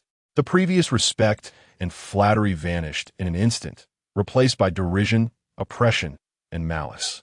Had it not been for Dong Hao's foresight many years ago, aligning himself with the court and the royal family, it is likely that he would have long since met his demise in some obscure corner, his sole search for the secrets of the Fire Cloud sect. For Dong Hao, merely surviving demanded an immense exertion and sacrifice, let alone making any further breakthroughs in his cultivation. In the past, he had been able to accept such a life in reality. Yet now, witnessing those who once paled in comparison to him surpassing him, offering their overtures and ignoring him with disdain, how could he not feel sorrow? Struggling to suppress his tears, Dong Hao mechanically consumed the food and drink before him, appearing as if his spirit had taken flight. He had thought he would muddle through the longevity banquet in a daze, return to his abode in a stupor, and continue his existence into the following day in a similar manner. However, he was abruptly awakened by a sudden upheaval in the gathering. Startled by the commanding shouts and the oppressive presence of golden elixirs, he was astonished to see that the once vibrant and harmonious atmosphere of the banquet had been shattered. The area once filled with tables and chairs was now cleared, and three imposing figures stood facing Zhao Hu on the stage. Their aura was overwhelming. Though they had yet to strike, their power radiated around them. Under their combined force, it was a testament to Zhao Hu's profound foundation that he could remain seated rather than be overwhelmed. One at the golden core stage and two at the nascent soul stage. Dong Hao's eyelids twitched as he discerned the cultivation levels of the three individuals. And as he recognized their identities, he felt a pang of sympathy for Zhao Hu, the Duke of Jiangning, the Minister of Justice. Observing the two individuals standing beside Wen Taijun and feeling the oppressive aura that left him breathless, Zhao Hu's expression darkened considerably. Might I inquire what offense I have committed to warrant your presence beside this traitor, interfering in the affairs of my Longhu gang? Chief Zhao, it seems you have forgotten something, the Duke of Jiangning replied with a gentle smile, facing Zhao Hu. Since its inception, the Longhu gang has been but a hound of the Jiangning Duke's residence, a force at my disposal. Wherever I desire my influence to extend, it shall do so. Whoever I deem worthy shall become the leader of the Longhu gang. With his head held high, the Duke of Jiangning spoke with unrestrained authority. Meanwhile, the Minister of Justice, stroking his beard with a chuckle, added, I have long held an acquaintance with the Duke of Jiangning, and at this moment, it is only fitting that I assist him in restoring order. This, of course, was a falsehood. Years ago, due to issues surrounding the Longhu gang, The Minister of Justice and the Duke of Jiangning were far from amicable. Their relationship was one of mere convenience, a dance of interests. In light of the recent turmoil that had caused significant losses among the royal family and these noble clans, with many of their cultivated heirs and numerous kin perishing, the previously well-divided spoils had become problematic. With fewer individuals available to partake and the external sects pressing hard, they were left with no choice but to begrudgingly allow the Longhu gang and other loose cultivators to profit.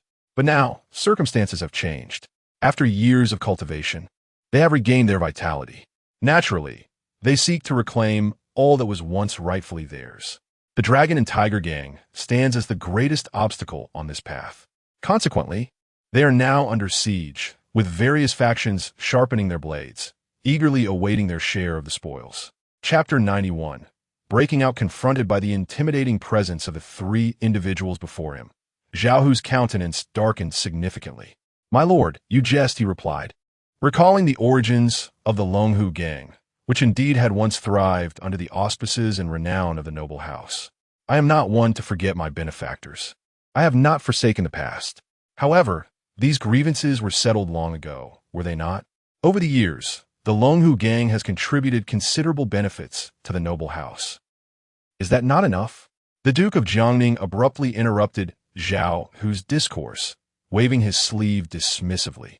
"What I seek is the entirety of the Longhu gang." This declaration had stripped away any pretense, revealing the raw animosity beneath. Clenching his fists, Zhao Hu retorted, "Have you truly made this decision? The vast enterprise of the Longhu gang is not something you can simply seize at will. If you and the esteemed minister had not considered this, why would you have cultivated my rise?" One Taijun, dismissive of Zhao Hu's threats, snapped his fingers.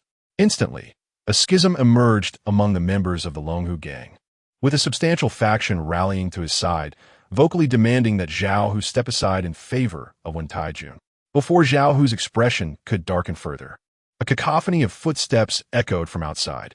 One by one, members from various local branches of the Longhu gang surged into the birthday celebration, disregarding the prevailing situation and the formidable figures present. They approached Zhao Hu directly, laying numerous letters upon his desk, declaring, "The governor of Guangzhou believes your virtues do not match your position and that you should yield to Elder Wen. The Qiao Prefecture branch of the Longhu gang declares independence. Elder Gon from the Zhuo Prefecture warns that the Longhu gang is on the brink of collapse and, to safeguard the gang's assets, will temporarily withhold resources from tribute. Elder Kuan from the Ji Prefecture asserts that one must acknowledge their mistakes and step back when outmatched." Each letter conveyed the stance of a segment of the Longhu gang's local branches. This was by no means a comprehensive representation. Given the vast territory of the Longhu gang and the multitude of local divisions, there were surely astute individuals who discerned the underlying relationships and interests at play. They understood that supporting Wen Taijun would jeopardize their positions, stripping them of the conveniences and advantages they currently enjoyed. The Longhu gang would ultimately become a mere pawn of the powerful, with their territories and resources fragmented, leaving them, like strays, without a place to call home. Regrettably, amidst the clever, there are always the foolish. While some exhibited wisdom, others were short-sighted, prioritizing immediate gains over long-term consequences. Those who boldly supported Wen Taijun, even conspiring to strike at this pivotal moment, were precisely such fools. Observing the shifting dynamics, the guests at the celebration wore peculiar expressions. Sensing the impending changes in the landscape, the factions that had previously been tentative, now unable to contain their ambitions, surged forth into the fray. "Dear Zhao, I urge you to clear your vision and comprehend the current situation. In my hometown, we have a saying, 'Those who recognize the times are the true heroes.' Alas, my dear brother, witnessing your predicament under such relentless assault, I can no longer stand idly by. Why not consider this? Entrust a portion of the Dragon and Tiger Gang's assets and resources to me for safekeeping. What do you think?" These individuals, under various pretenses, have entered the fray, sharpened their knives, eager to claim their share during the forthcoming feast of division. Even the disciples from the 8 great sects have risen, voicing their opinions. If one merely clashes with a single faction, outsiders cannot discern right from wrong. However, if one is scorned and targeted by all, it is time to reflect on one's own issues. Those unworthy of their position have no right to hoard such resources. They too wish to partake in the spoils. Moments later, the once admired grand eunuch of the palace, known for valuing loyalty, entered with a stern visage, devoid of any personal sentiment. He promptly announced the imperial edict, stripping Zhao Hu of all his positions and bestowing them upon Wen Taijun. Wen Taijun immediately donned a new official robe, looking triumphantly at Zhao Hu. "What do you have to say now?" Observing the chaotic scene, witnessing the once amicable guests suddenly rise in unison, over 90% joining forces against Zhao Hu, Dong Hao and his fellow disciples were left in shock. "Brother, should we?" Someone cast a glance at Dong Hao. It was evident that he too was tempted to step forward and claim a share. Lacking support from their sect and possessing no assets or territory, they relied solely on their meager salaries from serving the court, insufficient for their cultivation. If they could obtain even a morsel from the powerful dragon and tiger gang, it would be transformative. Even a mere sip of broth would suffice to double their overall strength. Dong Hao glanced around and noticed his juniors were already filled with excitement. Yet, he remained clear-headed, decisively shaking his head to quell their reckless enthusiasm. Others can act thusly because they have power behind them and are formidable themselves. What do we possess? Only humiliation awaits us. Let us merely observe the spectacle without involvement. Not everyone participated in the assault on Zhao Hu. Aside from Dong Hao and his group, some remained seated. They were the leaders of other scattered factions, akin to the Dragon and Tiger Gang, having seized the winds of change at a crucial moment to flourish. Yet their strength paled in comparison to the Dragon and Tiger Gang, lacking even an alchemy realm cultivator, perpetually reliant on the gang's protection. Now, witnessing their leader under siege, it was evident that these old forces aimed to harvest the new factions, yet they dared not utter a sound, paralyzed by fear. The crowd launched into a new wave of verbal assault. Amidst the incessant counsel, veiled threats, and heartfelt suggestions, Zhao Hu found himself increasingly swayed, his confusion mounting. Why had the leader yet to take action, just as Zhao Hu felt he could bear no more? The long-dormant 4 secret cultivation chambers within the headquarters of the Longhu gang suddenly erupted with 4 astonishing auras. Jiang Han and his 3 companions broke through the earthen walls, soaring into the sky, reveling in the brilliance of the sun. Everyone was left in awe. The Longhu gang possessed 4 additional members at the core formation stage. It appeared they had just achieved their breakthroughs. This could spell trouble. Chapter 92. The unveiling of the eye, Ching, the expressions of pride and delight on the faces of the crowd gradually solidified, their gazes fixed in astonishment upon the 4 newly ascended golden core practitioners in the sky. A tumult of emotions swirled within their hearts, particularly for Wen Taijun. Until now, there had been only 3 golden core members within the Dragon Tiger gang, and both Fu and Zhao Hu far surpassed him in strength.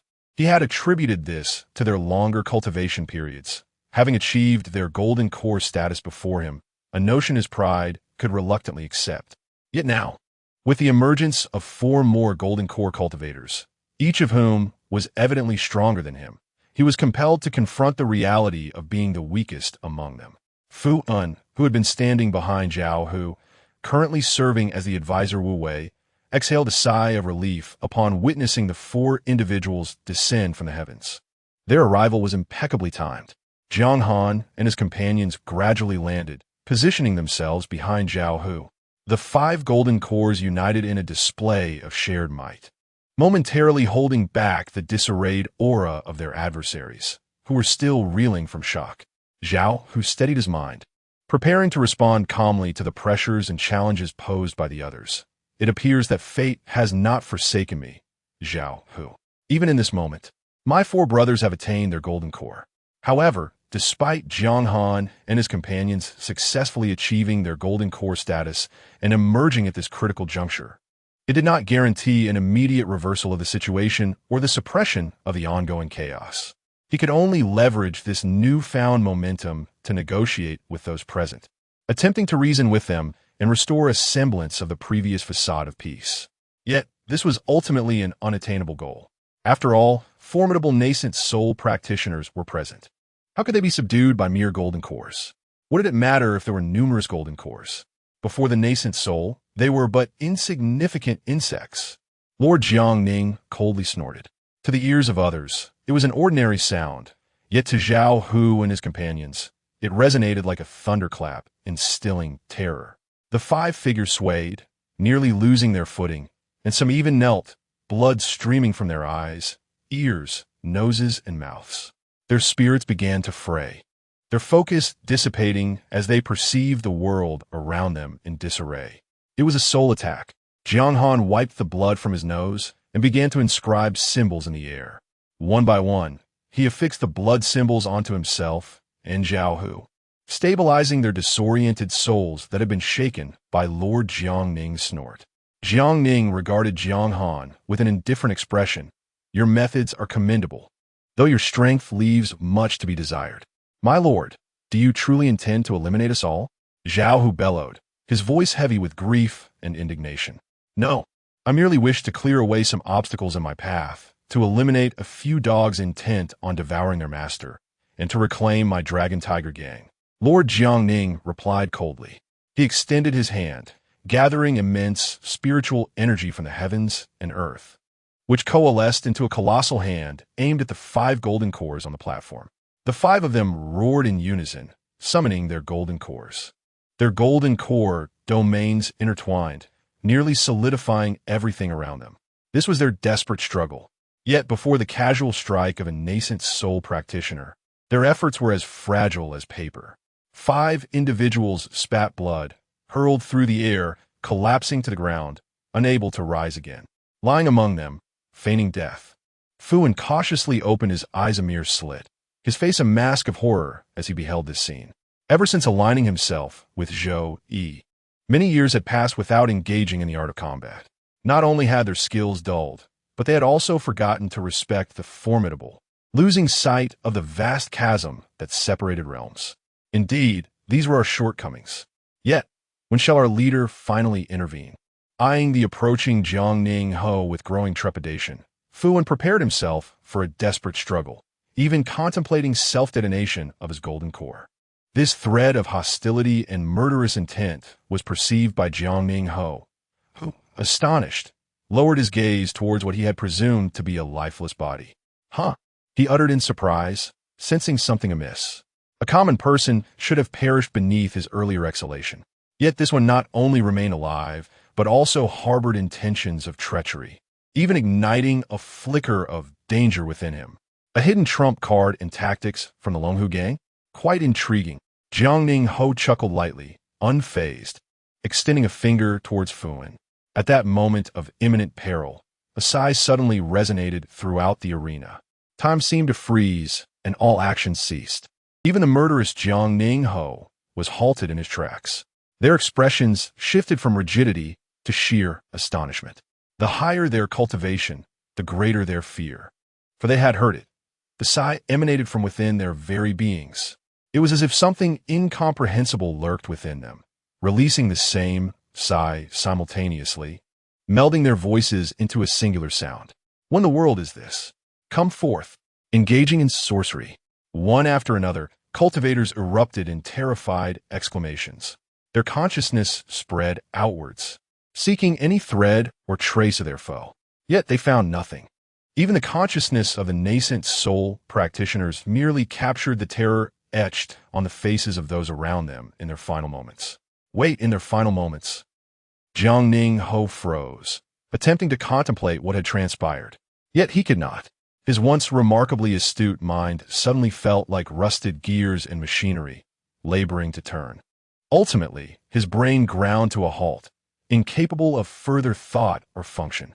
Along with it, his heart and lungs ceased to operate, and his magical energy dissipated rapidly. In the end, Jiangning Ho could not fathom what had occurred. For Zhou, he had expended a significant portion of his lifespan. In the grand banquet hall of the Longhu gang headquarters, where guests had once brimmed with unyielding confidence, now lay an eerie emptiness. The ground was littered with heaps of ashes. Dong Hao and his fellow disciples gazed in terror at this scene, their fear overflowing. The leaders of the scattered sects nearby were even more pitiable. In a moment of sheer terror, someone screamed and hastily scaled the wall to flee, while others collapsed to the ground, their trousers soiled by a sudden loss of control. Alas, how could this happen? No, my lifespan, my body. Yet, amidst the chaos, there were unforeseen developments. The disciples from the secluded sects ultimately received a measure of grace. They did not perish under Zhou Yi's deadly curse.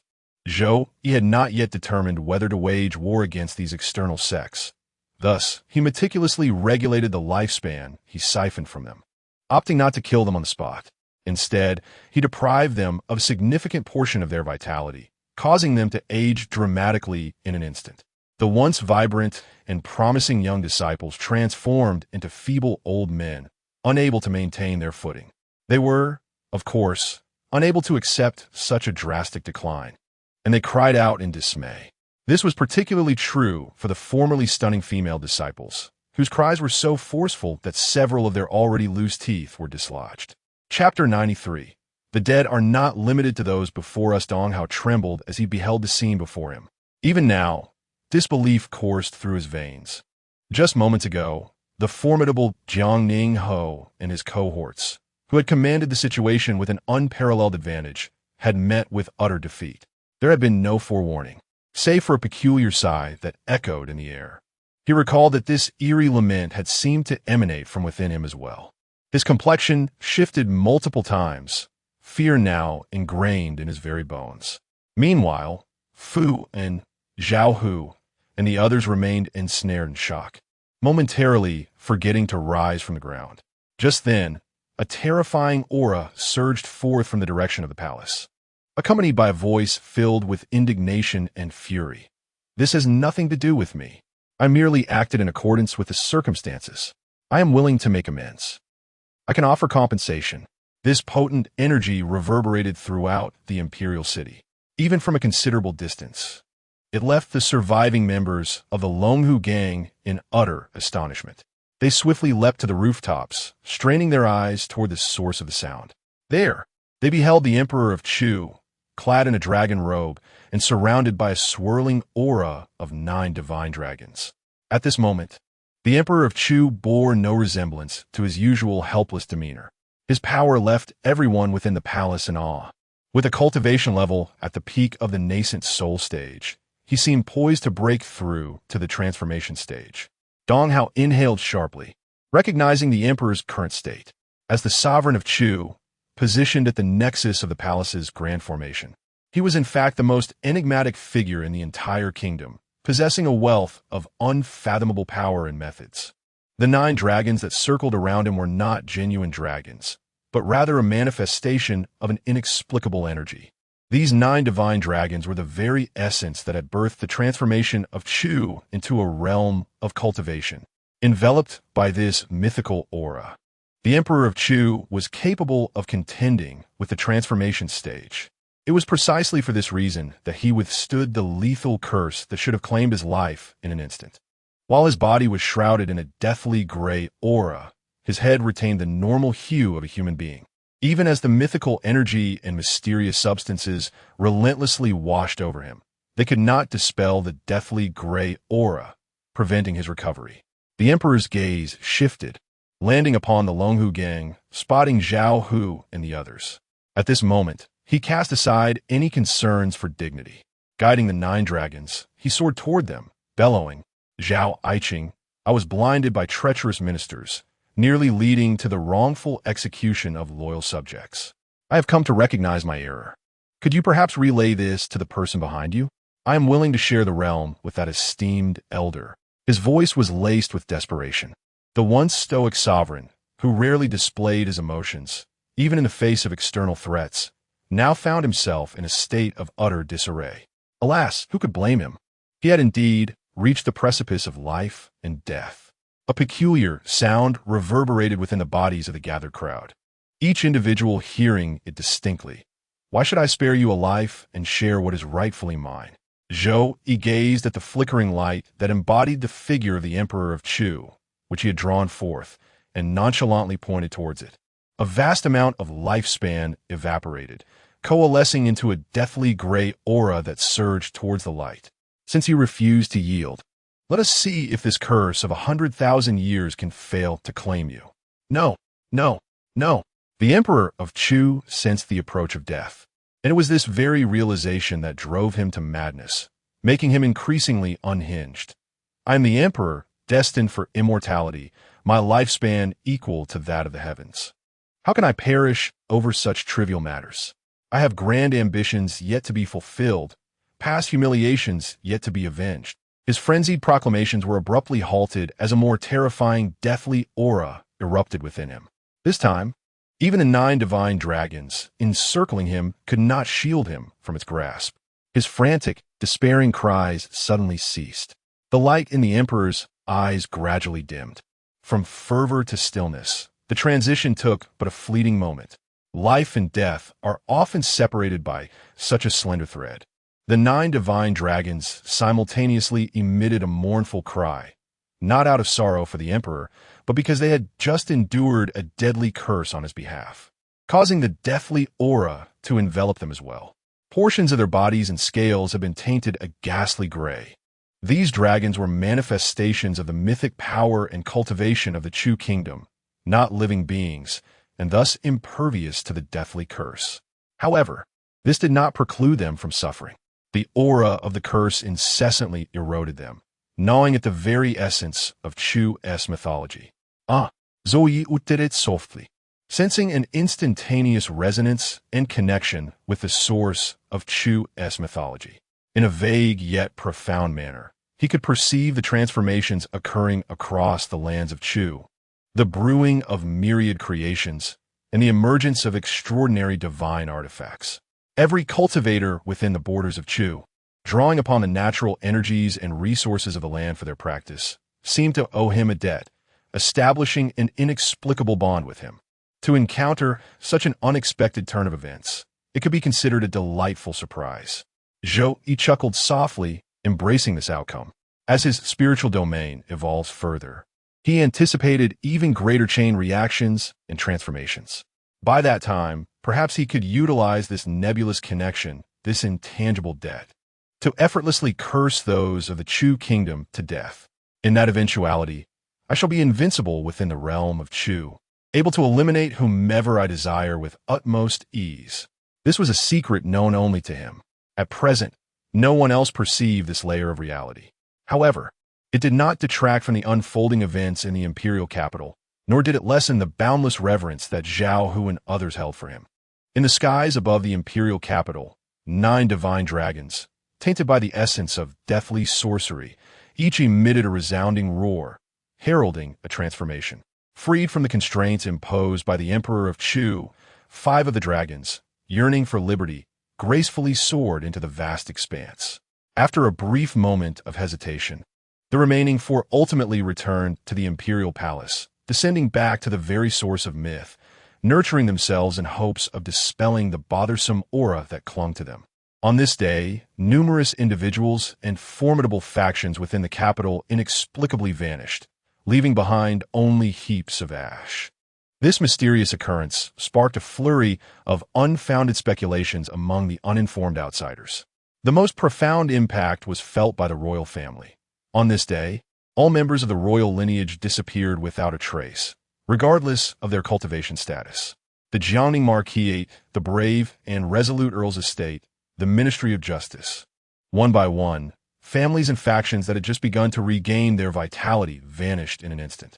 The upper echelons of the Chu nation seemed to evaporate into thin air, as if they had conspired together. The ensuing power vacuum was significant, and the ramifications of this event were undeniably monumental. Chapter 94. The struggle for power. Li Qingyun could hardly recall how he returned to his abode, but even now, he is engulfed by a profound sense of terror and disbelief. He had attended Zhao Hu's centenary celebration, and when the tumultuous accusations arose, he had joined the fray, hoping to seize a morsel of opportunity. Little did he anticipate that such a dire outcome awaited him. The sole consolation was that he had not met the same grim fate as those around him, who had either perished on the spot or been reduced to ashes. This peculiarity was notably perplexing to Zhao Hu and his associates. For the disciples of the secluded sects, who had suddenly aged beyond recognition, it was all the more striking. Li Qingyun vividly recalls the dazed manner in which he left the headquarters of the Longhu gang, as those around him, in a frenzy, approached him, grasping at his sleeves and arms, desperately inquiring why he had been spared from catastrophe. He knew the reason, yet he could not divulge it. Upon returning home, before he could gather his thoughts in solitude, a servant delivered the news that his father-in-law sought his counsel. Moments later, he found himself at the residence of the Minister of Works. This was the first time Li Qingyun had witnessed his father-in-law so visibly uncomposed. Even during the last stroke of fortune that had elevated him to the position of Minister of Works with his nascent golden core cultivation, he had not displayed such disarray. Yet, it was understandable, he mused silently. Today, the imperial capital had been shaken by an overwhelming number of significant events. The mere demise of the Chu emperor was enough to send the Minister of Works into a state of panic. However, the news that emerged from his father-in-law's lips was far graver. They were all dead. Every last one of them. With trembling hands, the minister attempted to lift a cup of hot tea to soothe his parched throat, only to spill its contents in a most uncharacteristic manner for one of his stature as a nascent soul cultivator. Such an occurrence was unfathomable. It should never have transpired in his presence. Yet here it was. Li Qingyun was not astonished by this minor incident. His heart had become numb from the shock. He soon realized that the deceased were not limited to the Chu emperor and the guests at the celebration. Nearly all those who had participated in the coup against Zhao who had perished, including their familial lineages, and even members of the imperial family were among the fallen. Was this the dawn of a new dynasty? After a long pause, Li Qingyun hoarsely inquired. His father-in-law, the Minister of Works of the Chu kingdom, rubbed his temples and, in a state of bewilderment, replied, "I fear it is far from a mere change of dynasty. For the powerful and local forces, a change of dynasty was simply a shift in allegiance to a new name and figure. It bore no real impact on their lives. Their daily existence would continue as it always had. However, this situation was markedly different. A significant purge of the elite had occurred. Such occurrences, if mishandled, could destabilize the very foundations of the state. For those in positions of power, even possessing overwhelming strength should prompt cautious deliberation. As long as those individuals are clever enough to surrender early, they may escape death. Yet the situation this time is quite different. Even the Minister of Works finds himself engulfed in fear. He has traversed the imperial capital, where the royal family, the powerful, and the high-ranking officials have all but perished. Presently, he stands as the highest-ranking official in plain sight within the capital. Li Qingyun has finally regained his composure, no longer shaken or lost in thought over the recent events, and he refrains from expending energy pondering the reasons. The most pressing matter now is to focus on the present and strategize for the future. Taking a deep breath, he declares, "First and foremost, we must convey our stance to the Longhu gang, even if it means placing Zhao Hu on the throne. It is imperative that we demonstrate our willingness to submit to the one behind the Longhu gang. Indeed, this is of utmost importance. I shall personally pay them a visit shortly." The Minister of Works nods fervently. In that moment, he recalls his former superior, who also fell victim to the Longhu gang. From that time onward, it became evident that the Longhu gang was not to be trifled with, for there were likely powerful figures behind it. Thus, all factions within the imperial capital have approached this situation with caution.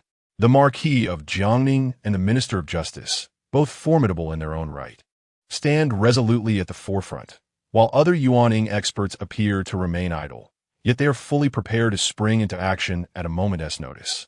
Furthermore, the aloof Emperor of Chu, capable of wielding transformative powers, observes with a detached gaze. It was assumed that this would suffice to prevent the tragic fate of the former Minister of Works from repeating. Who could have anticipated that they would ultimately underestimate the individual behind the Longhu gang? Li Qingyun falls into a moment of contemplation. In truth, he knows precisely who this individual is: Zhou Yi, a former tenant of his, a mysterious benefactor who invested in him, enabling his ascent to this level of cultivation. When that sigh resonated within him, Li Qingyun recognized Zhou Yi's voice. He had not anticipated that Zhou Yi would prove to be so formidable. Despite his efforts to overestimate Zhou Yi and the forces he commanded, reality has demonstrated that he has still underestimated them. He understands that had it not been for the investment Zhou Yi made in him, he would have never emerged alive from the Longhu gang's headquarters. Now, it is time for him to be of use. Li Qingyun steadies his mind and begins to discuss the next steps with his father-in-law. At present, you're the highest-ranking administrative official in the entirety of Chu, and you could easily assume the role of chancellor and issue orders to stabilize the situation in Chu. I believe this is something the individual behind the Longhu gang will be pleased to see.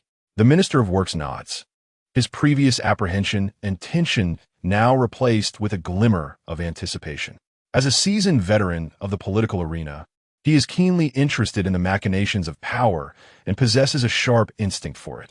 Recognizing this as a rare opportunity, Li Qingyun first accompanies the Minister of Works to the Longhu gang to express goodwill before discreetly parting ways and returning to his long-abandoned hometown.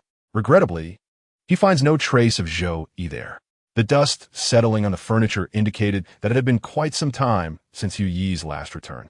Disheartened, Li Qingyun departed, entirely oblivious to the ancient tree swaying its branches as if to welcome him.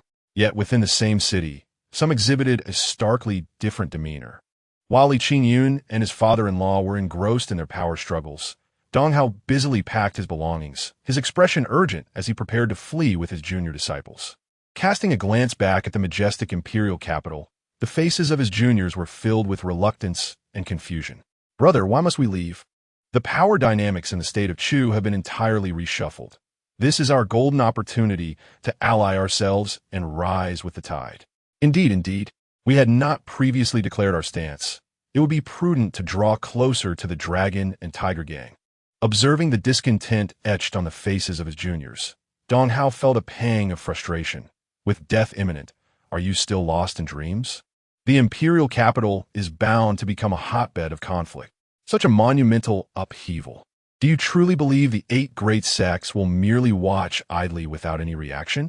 Before he could further elucidate, he sensed a spatial fluctuation emanating from the imperial capital, followed by a terrifying presence.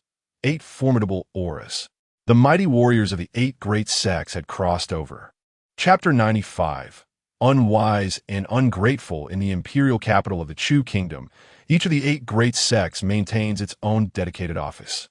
Here, disciples from distant realms stand guard, safeguarding not only the various resources presented to the Chu kingdom annually, but also certain unique artifacts, including the spatial altars that allow foreign powerhouses to descend. At this moment, all 8 spatial altars have been activated. One after another, formidable beings temporarily escape from the foreign battlefield and arrive at this cherished spiritual field. "Oh, Master Ancestor, you must avenge us. Look at what has become of us." The elderly figures, weeping pitifully, lament the actions of the individual behind the Dragon and Tiger gang, who's shown them no respect. Despite having received preliminary information from their sects, the newly arrived powerhouse cannot help but frown upon witnessing the sorrowful scene before him. You are the 13th direct descendant of the Grandmaster. You are the personal disciple of Sister Xiangmei. You are the disciple sent by the ancestor Fengyue for cultural exchange with our sect. Recognizing the identities of the elderly individuals kneeling before the altar, the sect's representative, despite their advanced age, identifies them through their disciple tokens and familiar faces. At that moment, he finds himself in a rather difficult predicament. Many of those who could evade the brutal battles on the foreign battlefield and seek refuge in such a secluded and safe place possess considerable backing. The elders kneeling at the forefront have affiliations so powerful that they would pose a challenge even for the newly arrived sect powerhouse. "Rest assured, I shall seek vengeance for you," the sect representative declares solemnly, his expression earnest. He has assessed their conditions and knows that it is beyond his power to restore their youth. Their lifespans have been forcibly diminished. Unless they consume an unparalleled divine fruit capable of significantly extending life and rejuvenating their vitality, they cannot regain their youth and will inevitably perish within a short span of time. Such divine fruits, even within the entire cultivation world, are exceedingly rare and highly sought after. Their emergence would incite a frenzy among countless aging cultivators, who would risk everything for a chance at survival. In the past, even their founding patriarch could not procure one, ultimately passing away with regrets. How could these younger generations possibly obtain it? Thus, their future and fate have become all too predictable and unchangeable. The arriving sect powerhouse can only offer words of vengeance. The kneeling elders grasped the implication of the master's words, and once again, they succumbed to their grief, wailing uncontrollably.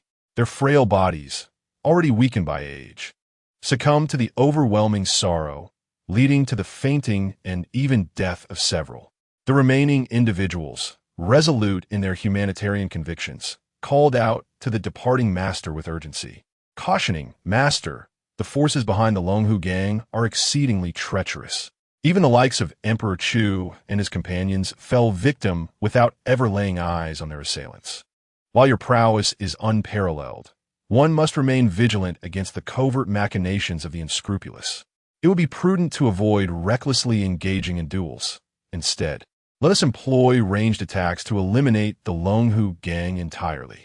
The powerful sect members descending from the heavens cast a surprised glance at the one who offered this sage advice, nodding slightly, a sigh of appreciation escaping their lips. Then, they ascended into the sky, uniting with their 7 fellow companions. The 8 formidable figures briefly conferred among themselves, swiftly arriving at a consensus. They acknowledged that while the Longhu gang may not boast numerous strong warriors, their insidious tactics were indeed formidable. Notably, their influence sprawled extensively across the entirety of Chu, with their agents lurking in every corner. Alas, the vast expanse of Chu's territory posed a daunting challenge. One could only ponder how much time would be squandered in systematically eradicating them. Their words brimmed with regret and dissatisfaction. Yet their tones were laced with a lightheartedness and mirth. There was no choice. Even the most tedious tasks must be undertaken, for loyalty to the sect demanded it. Not a single rat from the sewers could be allowed to escape. Everyone echoed this sentiment, smiles adorning their faces. The external conflict had been dreadfully brutal, with casualties occurring at an alarming rate. They had danced perilously close to death on numerous occasions, witnessing the demise of familiar faces, instilling within them a profound sense of dread. This rare opportunity for a secure assignment was not to be squandered.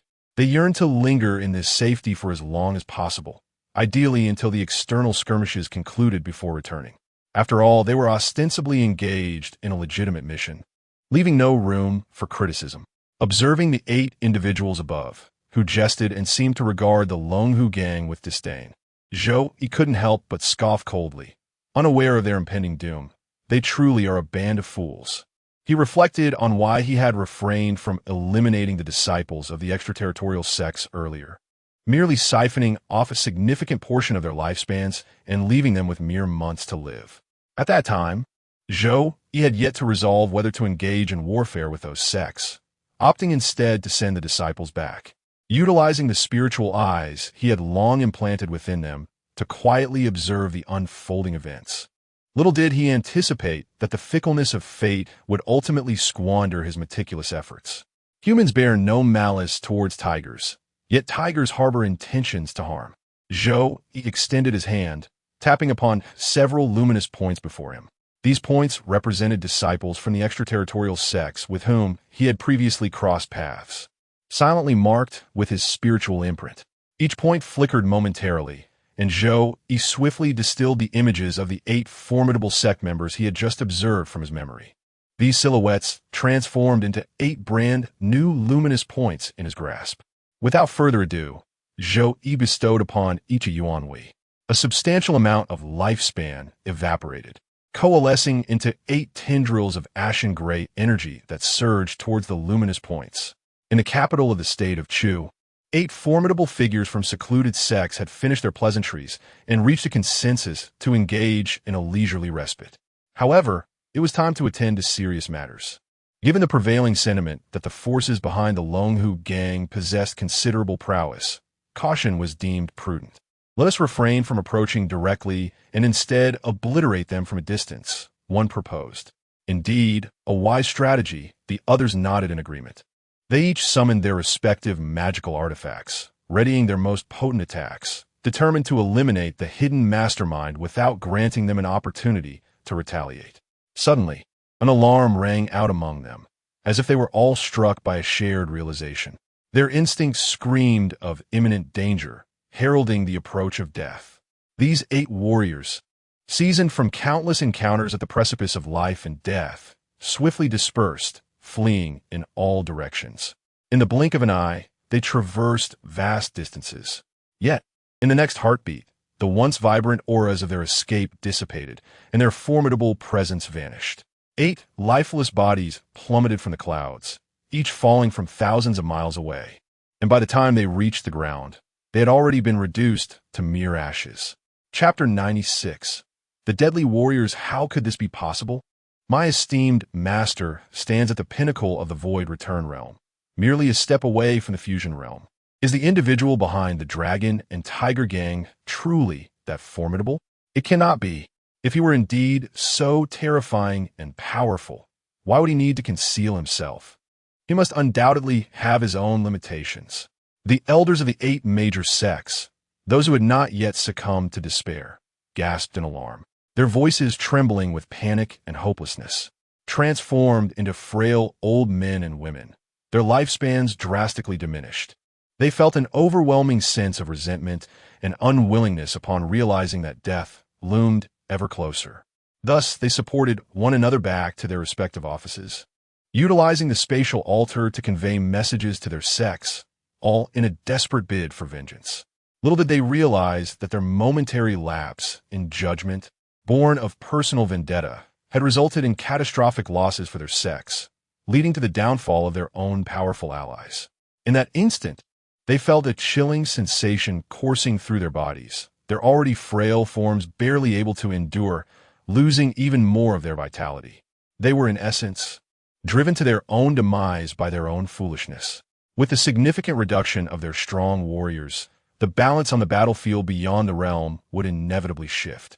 Should the forces from beyond seize the opportunity to expand their gains, gradually increasing their advantage, it could potentially snowball into a cataclysmic force capable of annihilating the alliance of 8 sects. The elders who still clung to life were resolutely determined. They wiped the blood from their lips, their eyes bloodshot, yet they tirelessly activated their aged minds, striving to analyze the future situation, seeking a glimmer of hope for themselves and their sections. But it was too late. The sound of approaching footsteps echoed from outside, struggling to turn their bodies. The few remaining elders beheld a formidable group of burly men clad in Dragon and Tiger Gang uniforms, their expressions cold and ruthless as they advanced. How the tables have turned. Previously, they had feigned generosity, allowing us to depart at will, but now they have cast aside all pretense. The remaining elders cried out in furious indignation. Wretches like you, insignificant and feeble, I wouldn't have even glanced at you in my prime. This was the unvarnished truth. The burly men before them were predominantly at the chi refinement level, some merely ordinary individuals. Had he not encountered the series of calamities today, he would have dismissed such weaklings with a mere flick of his finger, capable of extinguishing countless lives. Alas, there are no what-ifs in this world. These perceived weaklings bore no respect for him in return. It was you who first spurned our kindness. How can you now blame us for our change in stance? The leader had already granted you the opportunity to leave alive, yet you displayed ingratitude, even seeking to repay kindness with malice, inciting the slaughter of our Dragon and Tiger Gang. Remember, the outcome of today is of your own making. Regardless of the elders' lamentations, the outcome remained unchanged. They were slaughtered by those they deemed weak, met with the same fate as chickens and dogs, having slain the elderly. And after delivering the final blows to those who lay incapacitated, the members of the Black Tiger Gang did not depart. Instead, they produced the exquisite spirit stones entrusted to them by Zhao Hu and placed them within the recesses of the spatial altar, preparing to activate it once more. At this juncture, if any among you harbors trepidation and wishes to withdraw, now is the time to do so. Fear not, no one shall mock your decision, proclaimed the leader a warrior of the 8th layer of Qi refinement from the Black Tiger Gang. The other warriors standing behind him erupted into hearty laughter, asserting that it was unnecessary to speak further at such a moment. Their allegiance to the gang had brought them this far, and now was the time to repay that loyalty. Among the gathered brethren, there was not a single coward or ingrate. Upon reflection, it had been over 40 years since the establishment of the Black Tiger Gang. In that span, even mere endurance would have forged a cadre of devoted followers. Not to mention that this mission had been personally orchestrated by Zhou Yi. Zhao, who executed his duties with utmost seriousness, having personally nurtured these warriors.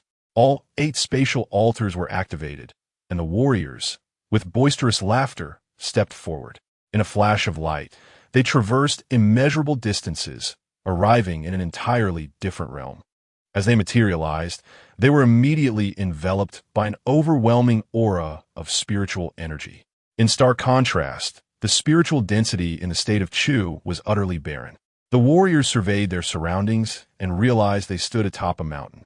Beneath their feet lay the spatial altar, with others nearby. Gazing upward, they beheld a celestial vista. Spirit cranes soared through the air, and the spiritual energy enveloped them like mist. Elegant sword immortals glided effortlessly, while terrifying auras reverberated through the heavens. Before they could take in more, the disciples guarding the spatial altar noticed their presence, their brows furrowing in immediate concern. "Who are you? There is no trace of our sect's cultivation techniques upon you, nor do you possess the tokens of our disciples. Our venerable ancestor has just entered. What has transpired?" Though these disciples were formidable in strength, the Black Tiger Gang warriors, who had just emerged from the altar, were swiftly subdued without resistance. Yet, rather than panic, their faces bore an uncanny smile. "Are you certain you wish to know? This matter may well exceed your understanding and capacity to resolve. Perhaps you should escort us to meet the formidable elders and leaders of your sect." Though the disciples were perplexed, they did not dwell on their confusion. They promptly reported the incident and, upon receiving authorization, escorted the Black Tiger Gang warriors to meet their sect as higher-ups and powerful figures. In their eyes, the hierarchy and disparities within the cultivation world were deeply entrenched. These individuals appeared so feeble that they could not even overcome their own limitations, let alone confront the ancient ancestors of their sect. Even if they harbored malicious intent, they would be powerless to enact it. Yet, history would reveal the folly of their assumptions. Upon being ushered into the grand hall of the sect, the venerable ancestors, who were previously seated with unwavering resolve, were suddenly overtaken by panic, their cries echoing with a fervor surpassing that of startled hens. "Quickly, remove them. A great terror is upon us." The disciples, still reeling from the shock, had scarcely begun to comprehend the situation when their bodies were reduced to mere ashes.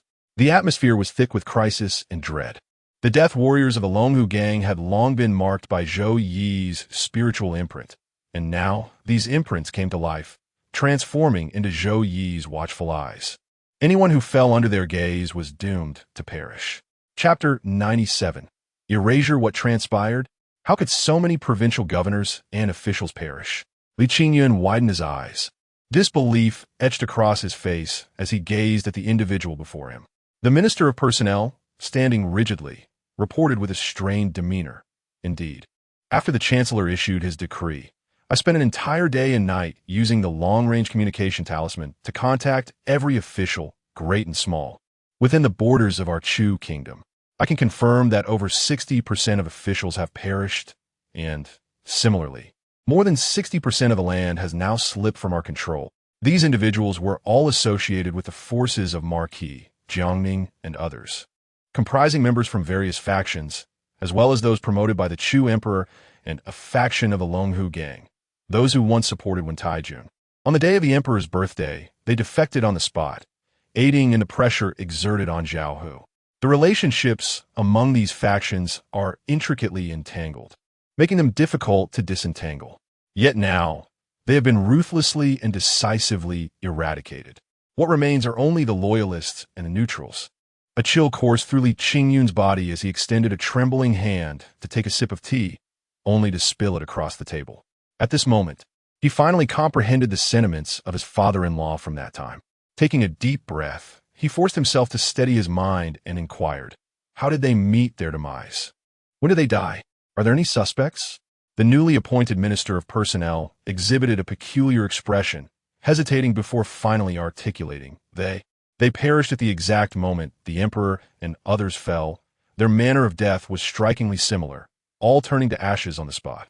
His gaze towards Li Qingyun gradually morphed into a look of doubt.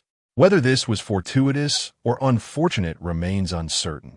Just a day prior, he had been an inconspicuous minor official within the capital.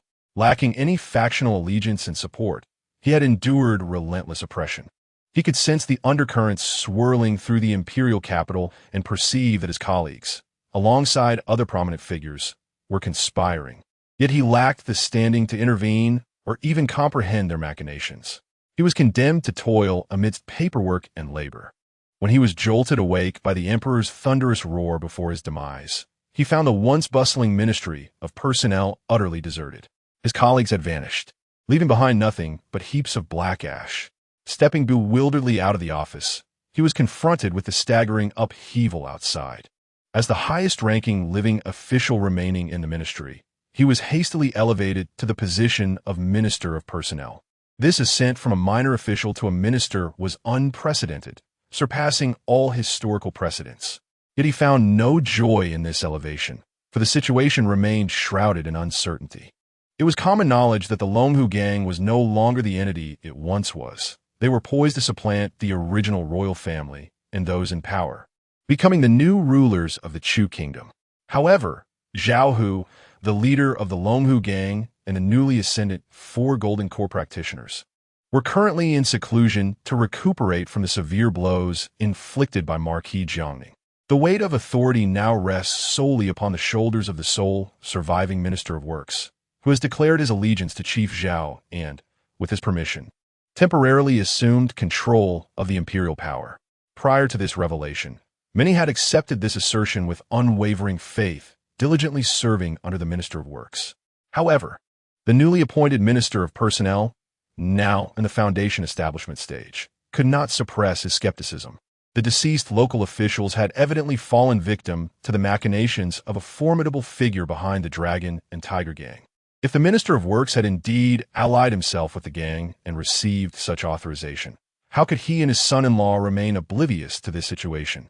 Faced with the scrutinizing gaze of the new Minister of Personnel, Li Qingyun, recently elevated to the Minister of Rights, felt a pang of frustration as he pinched the bridge of his nose. He could not help but mentally berate Zhao Hu and his associates for their lack of clarity before their seclusion. In truth, he had misjudged Zhao Hu and the others. They too were unaware of the developments. Nevertheless, after venting his frustrations, he recognized the necessity of resolution. Fortunately, after years of growth, our Chu state boasted a wealth of talent. Even amidst significant casualties and temporary vacancies in the upper echelons, the ranks below could be promptly replenished. But first, let us address the gaps within the Dragon and Tiger gang. After a brief discussion, the Minister of Personnel promptly set to work. His first stop was the Dragon and Tiger gang, where he elucidated the circumstances and borrowed a roster of the gang's members. With this list in hand, he began the process of issuing appointments en masse.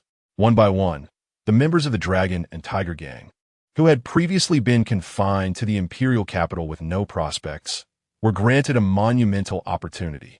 They would be dispatched as officials, securing territories for the gang. Unlike their predecessors, who had acted with reckless abandon, these individuals, having witnessed the recent upheaval and comprehended the gang's true strength, were imbued with reverence, no longer daring to entertain disloyal intentions or attempts at defection. After 2 days of diligent work, the Minister of Personnel estimated that he had nearly filled the necessary positions. While not every member of the Dragon and Tiger gang had been assigned roles, and a few vacancies remained among local officials, it was imperative not to deplete the gang entirely. The headquarters required personnel to maintain operations. Moreover, local appointments could not be entirely allocated to members of the Dragon and Tiger gang.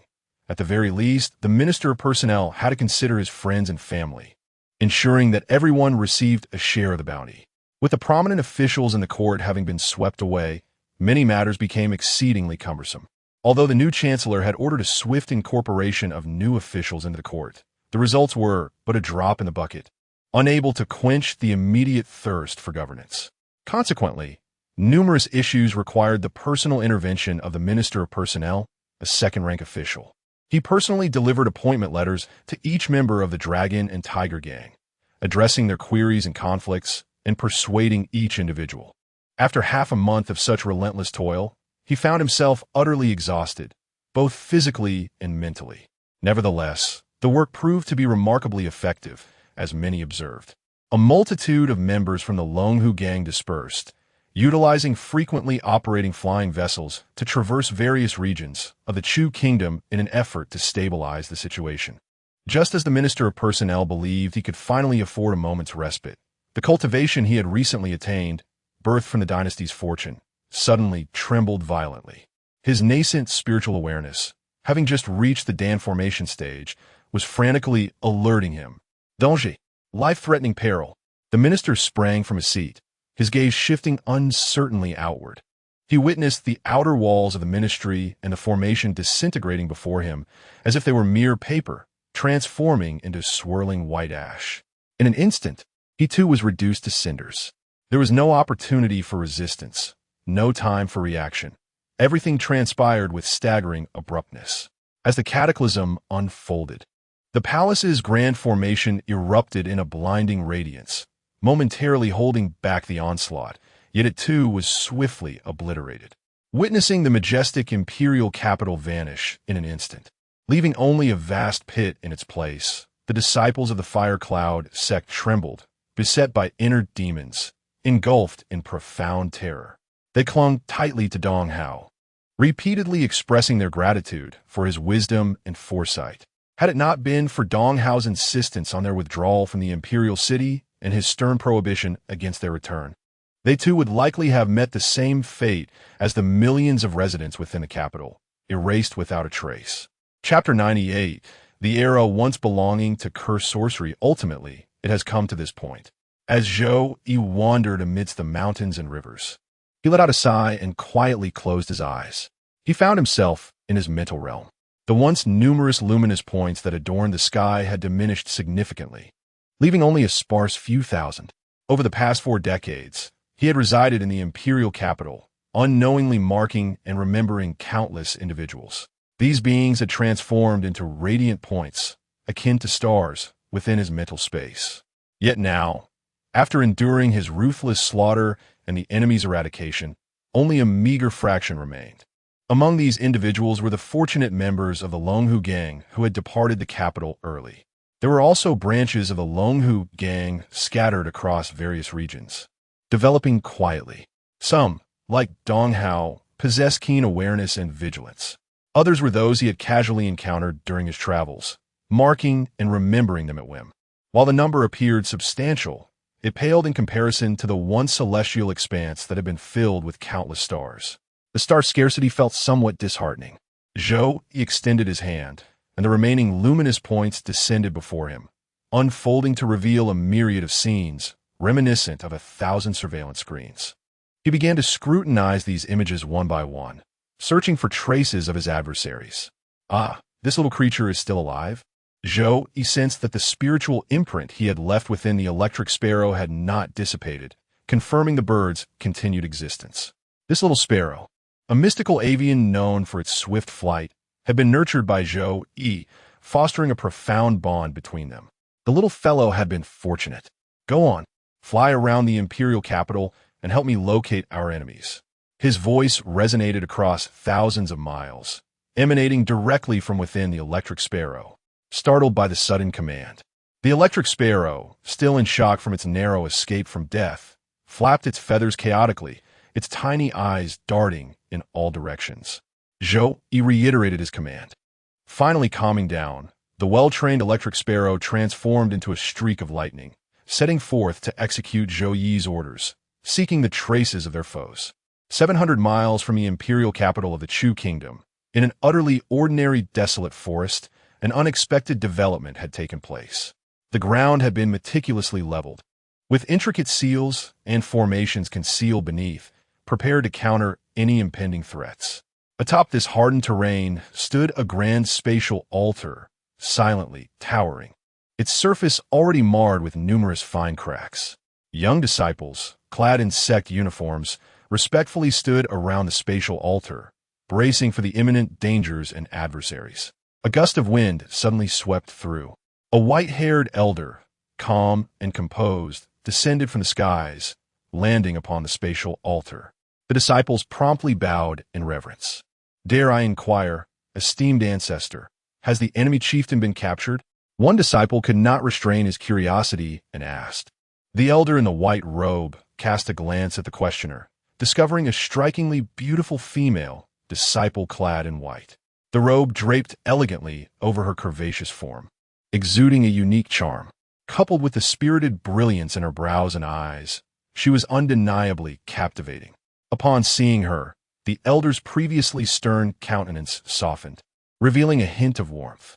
She was truly a prodigious talent within the sect, representing the hope for the next generation.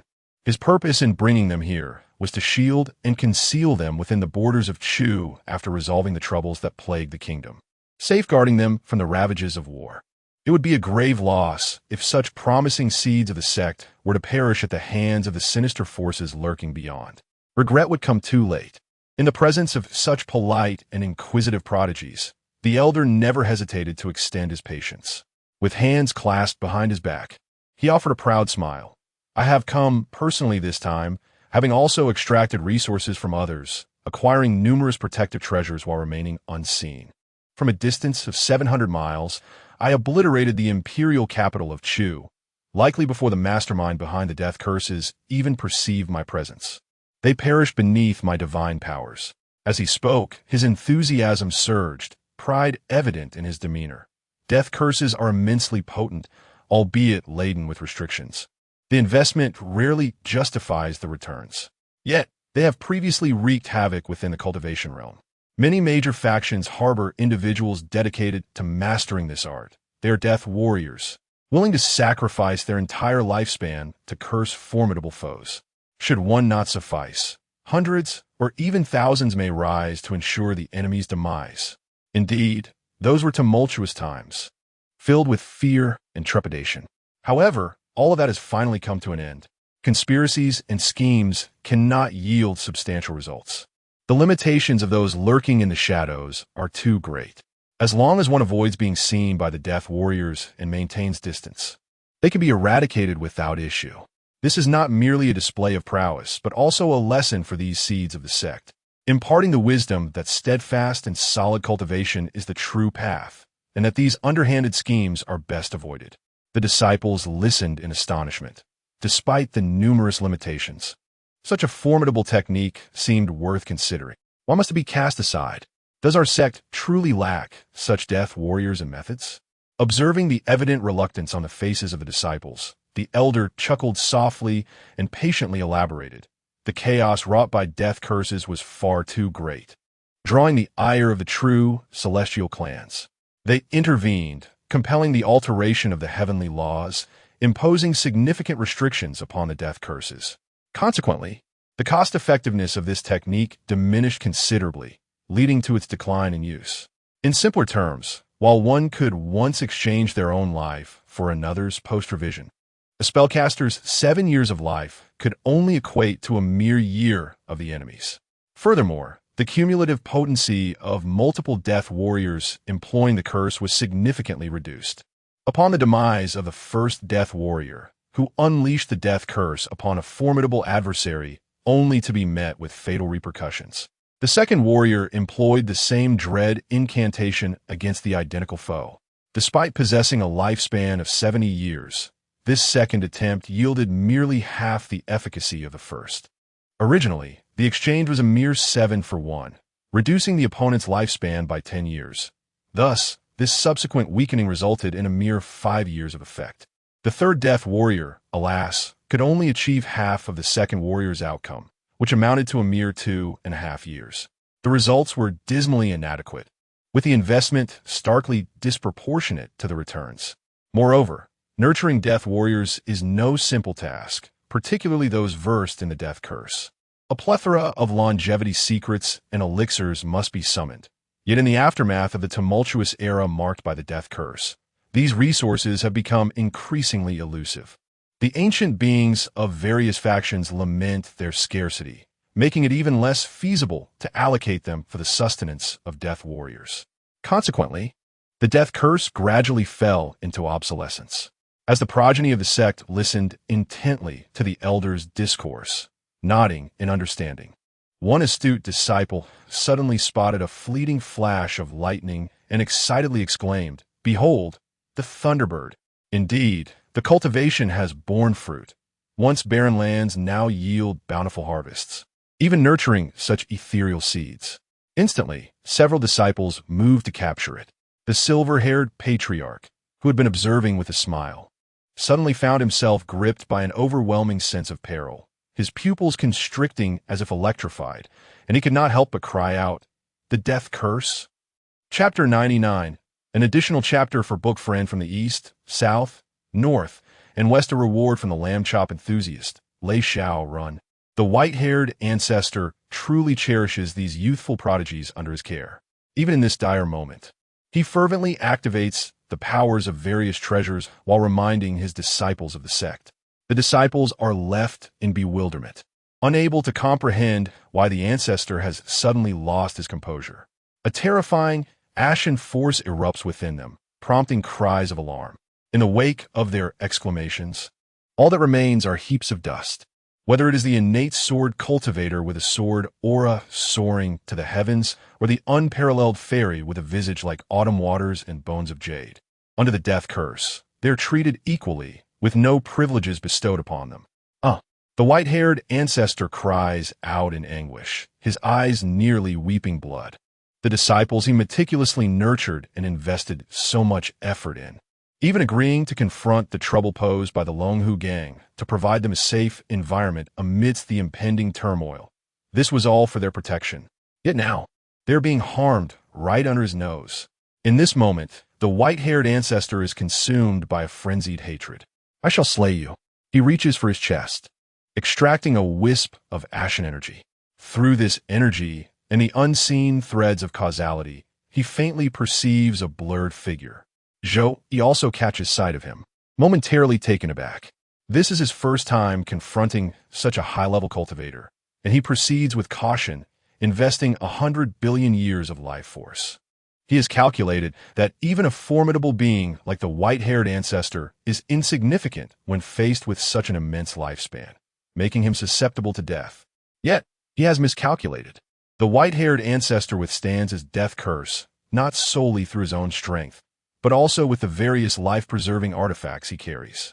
This is Zhou Yi's first encounter with such a scenario. After his initial attempt fails to eliminate the opponent, he is astonished to find that the ancestor can vaguely meet his gaze through the characteristics of the curse. This serves as a wake-up call. The world of cultivation is vast, teeming with extraordinary beings and phenomena. Nonetheless, he yearns to see whether these artifacts can endure the death curse fueled by trillions of years of lifespan. With determination, Zhou Yi expends a significant portion of his life force, transforming it into an intensely rich ashen energy, directing it toward the light that embodies the white-haired ancestor's image, as glimpsed through the electric sparrow. Meanwhile, after observing Zhou Yi and noting his presence, the white-haired ancestor points decisively. A streak of light pierces through layers of void, swiftly catching up to the electric sparrow that has already fled 2,000 miles, obliterating the little spirit bird. Without hesitation, the white-haired ancestor extends his hand, summoning a vast array of longevity elixirs and divine artifacts, which he consumes in one gulp. The spatial altar beneath him illuminates, and a space portal is opened. He steps forward, entering the portal. The sensation of weightlessness envelopes him as the scenery shifts before his eyes. He appeared at another space altar, facing 7 ancestors of the same realm as himself. How could this be? These individuals, too anxious to regard their shattered protective artifacts in which they had invested, turned to the white-haired elder for answers. It was a failure. The elder wished to voice his speculations and the doubts he had uncovered. The enemy seemed capable of employing puppet techniques to remotely control other beings' eyes, thereby executing deadly spells.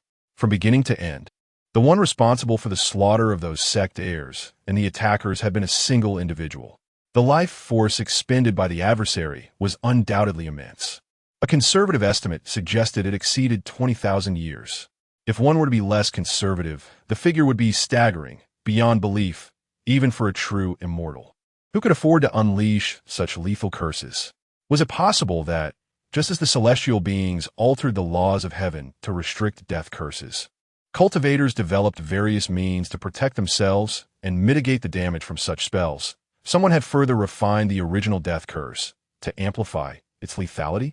Yet, such amplification seemed excessively terrifying. Were the times of death curses destined to return? The white-haired elder's thoughts raced. With his profound intellect and comprehension at the combined stage, he instantly envisioned countless possibilities. He had withstood the initial death curse thanks to ancient relics unearthed from the treasure vaults of various sections. These artifacts, inherited from the era of death curses, could counteract such spells and diminish their potency. The most powerful among them could reduce the efficacy of a death curse, which would normally last a millennium, to merely 10 years of merit. Thus, he had been able to defend himself and survive to this day. Considering the situation, he surmised that the adversary must have similarly amplified the death curse's power. If he could master this method and the improved death curse, what fear would a mere outer celestial faction hold? With this thought in mind, the white-haired elder was poised to share his deductions and the information he had gathered, intending to unite with the 7 fellow practitioners to take action. Only then would he have the confidence to draw out and capture the enemy from the state of Chu. In an instant, countless thoughts flashed through his mind, leading him to this monumental decision, such as the nature of a combined stage cultivator. Such a grand scheme and conspiracy, however, came to an abrupt halt at the very first word he attempted to utter, for his mouth had turned to dust. Following that, so too did his body. It was the death curse. That scoundrel was cursing him again.